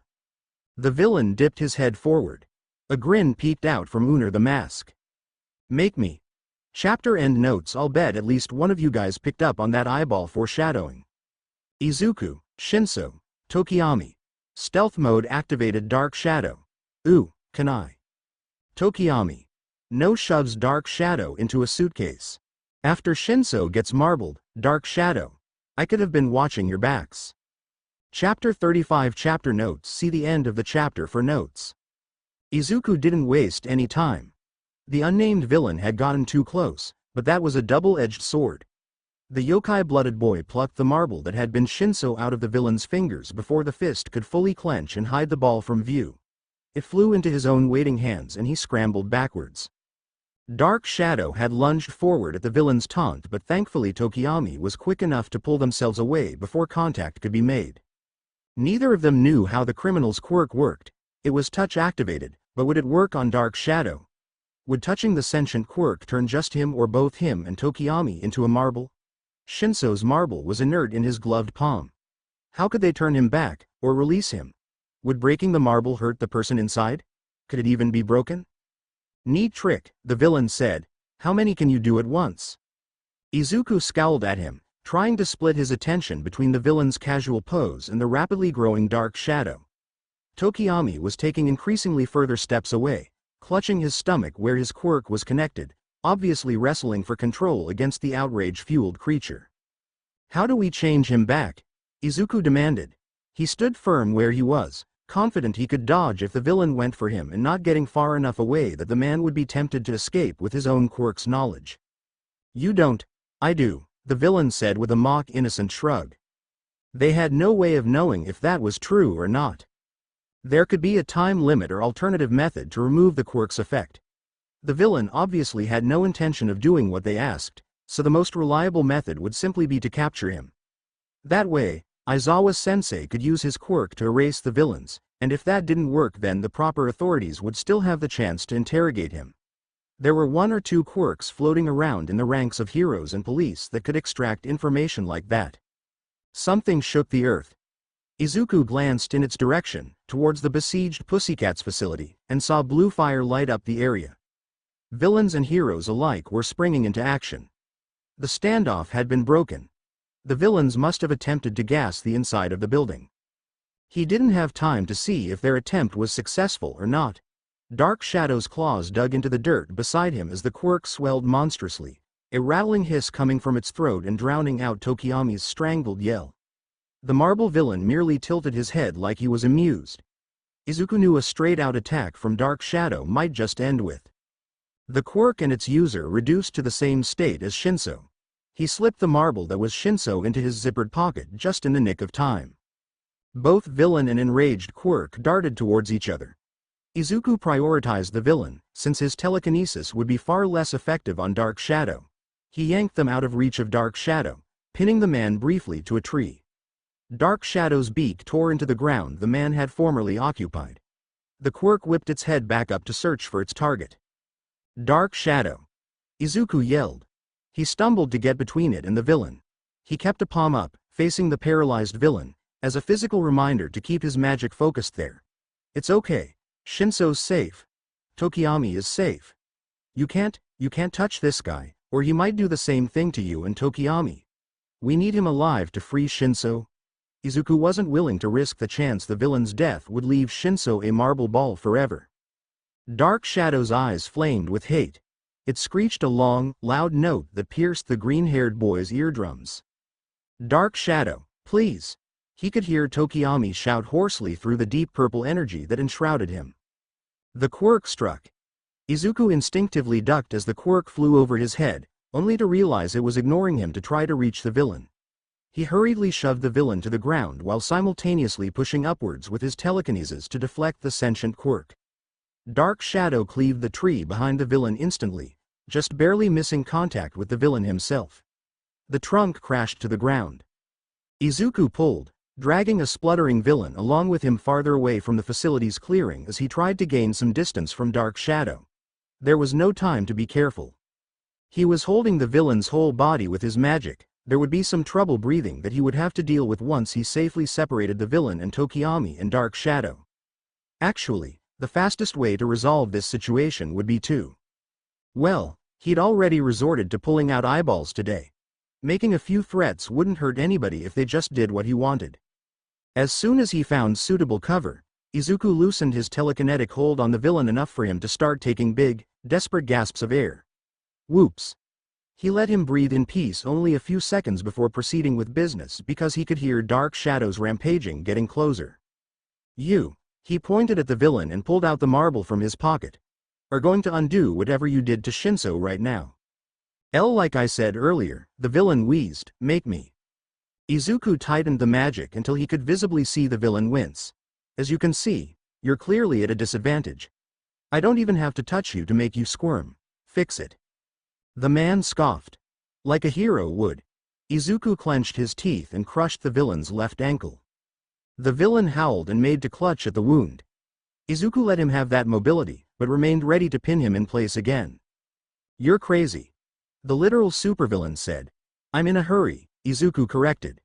Stressed the hell out was also an acceptable description. Well, do I need to make it symmetrical? No, the man choked out, and with the snap of his fingers the marble in Izuku's hand shimmered. He dropped it as it transformed back into the purple-haired teenager, who fell to the ground with a heavy thump. What? Shinso leapt to his feet. What happened? He glanced around wildly and took a few steps away from the villain and Izuku both. This villain. Izuku started. Something stole his voice away. The world faded, a sort of tingly sensation tickled his nerves. His muscles relaxed involuntarily. His magic, the only thing he could still perceive clearly, wavered and tried to settle back into his body. Itching. Horrid pain shot up from his own shattered ankle, and the world clicked back into place. The villain was still huddled on the ground, holding his broken foot. Shinso stared at the yokai-blooded boy with wide eyes. He'd used his quirk on him. We need to calm Dark Shadow down, Izuku told the potential hero student. There was no time for accusation. Shinso had probably just acted on reflex. Do you think your quirk can do that? Shinso shrugged after a few silent seconds. Might as well try. Okay, let's go. Fumikage was still conscious and aware, so all they needed to do was get close enough for the bird-headed boy to hear their explanation of their plan. It was, thankfully, a quick resolution. Shinso shouted a question, Tokiyami answered, and then Dark Shadow receded. As Fumikage dropped to the ground, Shinso and Izuku rushed to help him back up. It was strange. Izuku had always associated Dark Shadow and Tokiyami together as, even during classes when the Quirk was supposed to be inactive, he would often poke his head out to make witty comments or do something as innocuous as retrieve a pencil someone had dropped. But now it was just Tokiyami and the sentient Quirk's absence was glaringly obvious. He'll recover, Fumikage muttered when Izuku asked. Exhaustion has ensnared us in its grasp. What has befallen the villain? Broken ankle. It should keep him down for a while. Now we need to. Izuku trailed off, unsure. He peered through the trees as he thought out the next possible courses of action. They'd gotten pretty far away from the facility, but he could still see flashes of color of the chaos that had erupted over there. Tokiyami wasn't in fighting shape and he doubted any villain would be responding to Shinso amidst the fighting, regardless of whether or not they knew of his quirk. Should he tell the two boys to take cover and wait? Was anywhere really safe? How much longer would it be until reinforcements arrived? Too long. The villains were going to try to wrap the attack up as fast as they could to avoid that risk. At this point, the attack had been going on for at least half an hour, excluding however long before Izuku arrived it had been. They were likely going to make a big push, if they hadn't already, to achieve one of their goals. In fact, that big push was probably the gas attack on the facility. As for their goals, based on what Izuku had heard the villains say so far, they had to kill and capture. Phoenix was on the kill list. Tokiyami and Shinso were on the capture list. Izuku didn't know if everyone else was also on the kill list, or if maybe most of them were on a capture if possible list, which would make sense for All for One to have if he desired to steal certain quirks. But the way the compress villain had talked, it sounded like Tokiyami and Shinso were high priority in terms of capturing instead of killing. We need to what? Shinso asked. Take out Kurogiri, Izuku decided. He's their escape route. If he's gone, they won't have the confidence that they'll be able to escape before reinforcements get here, so they'll pull out earlier than they planned. The teleportation ability is troublesome for the pros, too, since it can take them by surprise far easier and even cut limbs or even whole bodies apart if they make a single wrong move. He looked between his two classmates. We need to draw him away from the main battle if we have any hope of taking him out. Tokiyami, I know Dark Shadow is asleep, but that just means you'll have to be really careful. I need you to be the bait. Shinso, this villain likes to monologue. I'm counting on you to snag him with your quirk. What are the limitations of that, by the way? Can you make him go to sleep? Only for a few seconds, and when they wake up my quirk would have to be reapplied, Shinso told him. Any sort of impact or pain might remove the brainwashing effect, too. Can you make him speak? No, the other boy scowled. I'm working on it. Izuku shrugged. It is what it is. I'm trying to figure out how to make sure the villains know Kurogiri is out of commission as soon as possible. And also how to actually keep him out of commission. He took a fireball to the face earlier and apparently that was just a temporary setback. The etherealness of his body sounds to be quite troublesome, Tokiyami mused. Shinso, meanwhile, was muttering, fireball, to himself like it was a foreign word. Izuku nodded. Fire hurts him, but I don't think I can apply it to him in a concentrated enough way that it would take him out. At least, not without burning myself in the process. Blunt force to the head won't work when the head is made of mist. I think the most physical part of him is where that collar covers his neck or torso or whatever that spot is, and you don't knock people out by breaking their bones. Well, with the pain, sure, but, he broke off into a muttering tangent. Could you strangle him? Tokiyami suggested in such a Dark Shadow way that Izuku did a double take to make sure the quirk hadn't woken up already. We have no idea how his body functions, it might just be a waste of time to try to do that. Kurogiri was a Nomu, did he even need to breathe if he was already a corpse? Hey.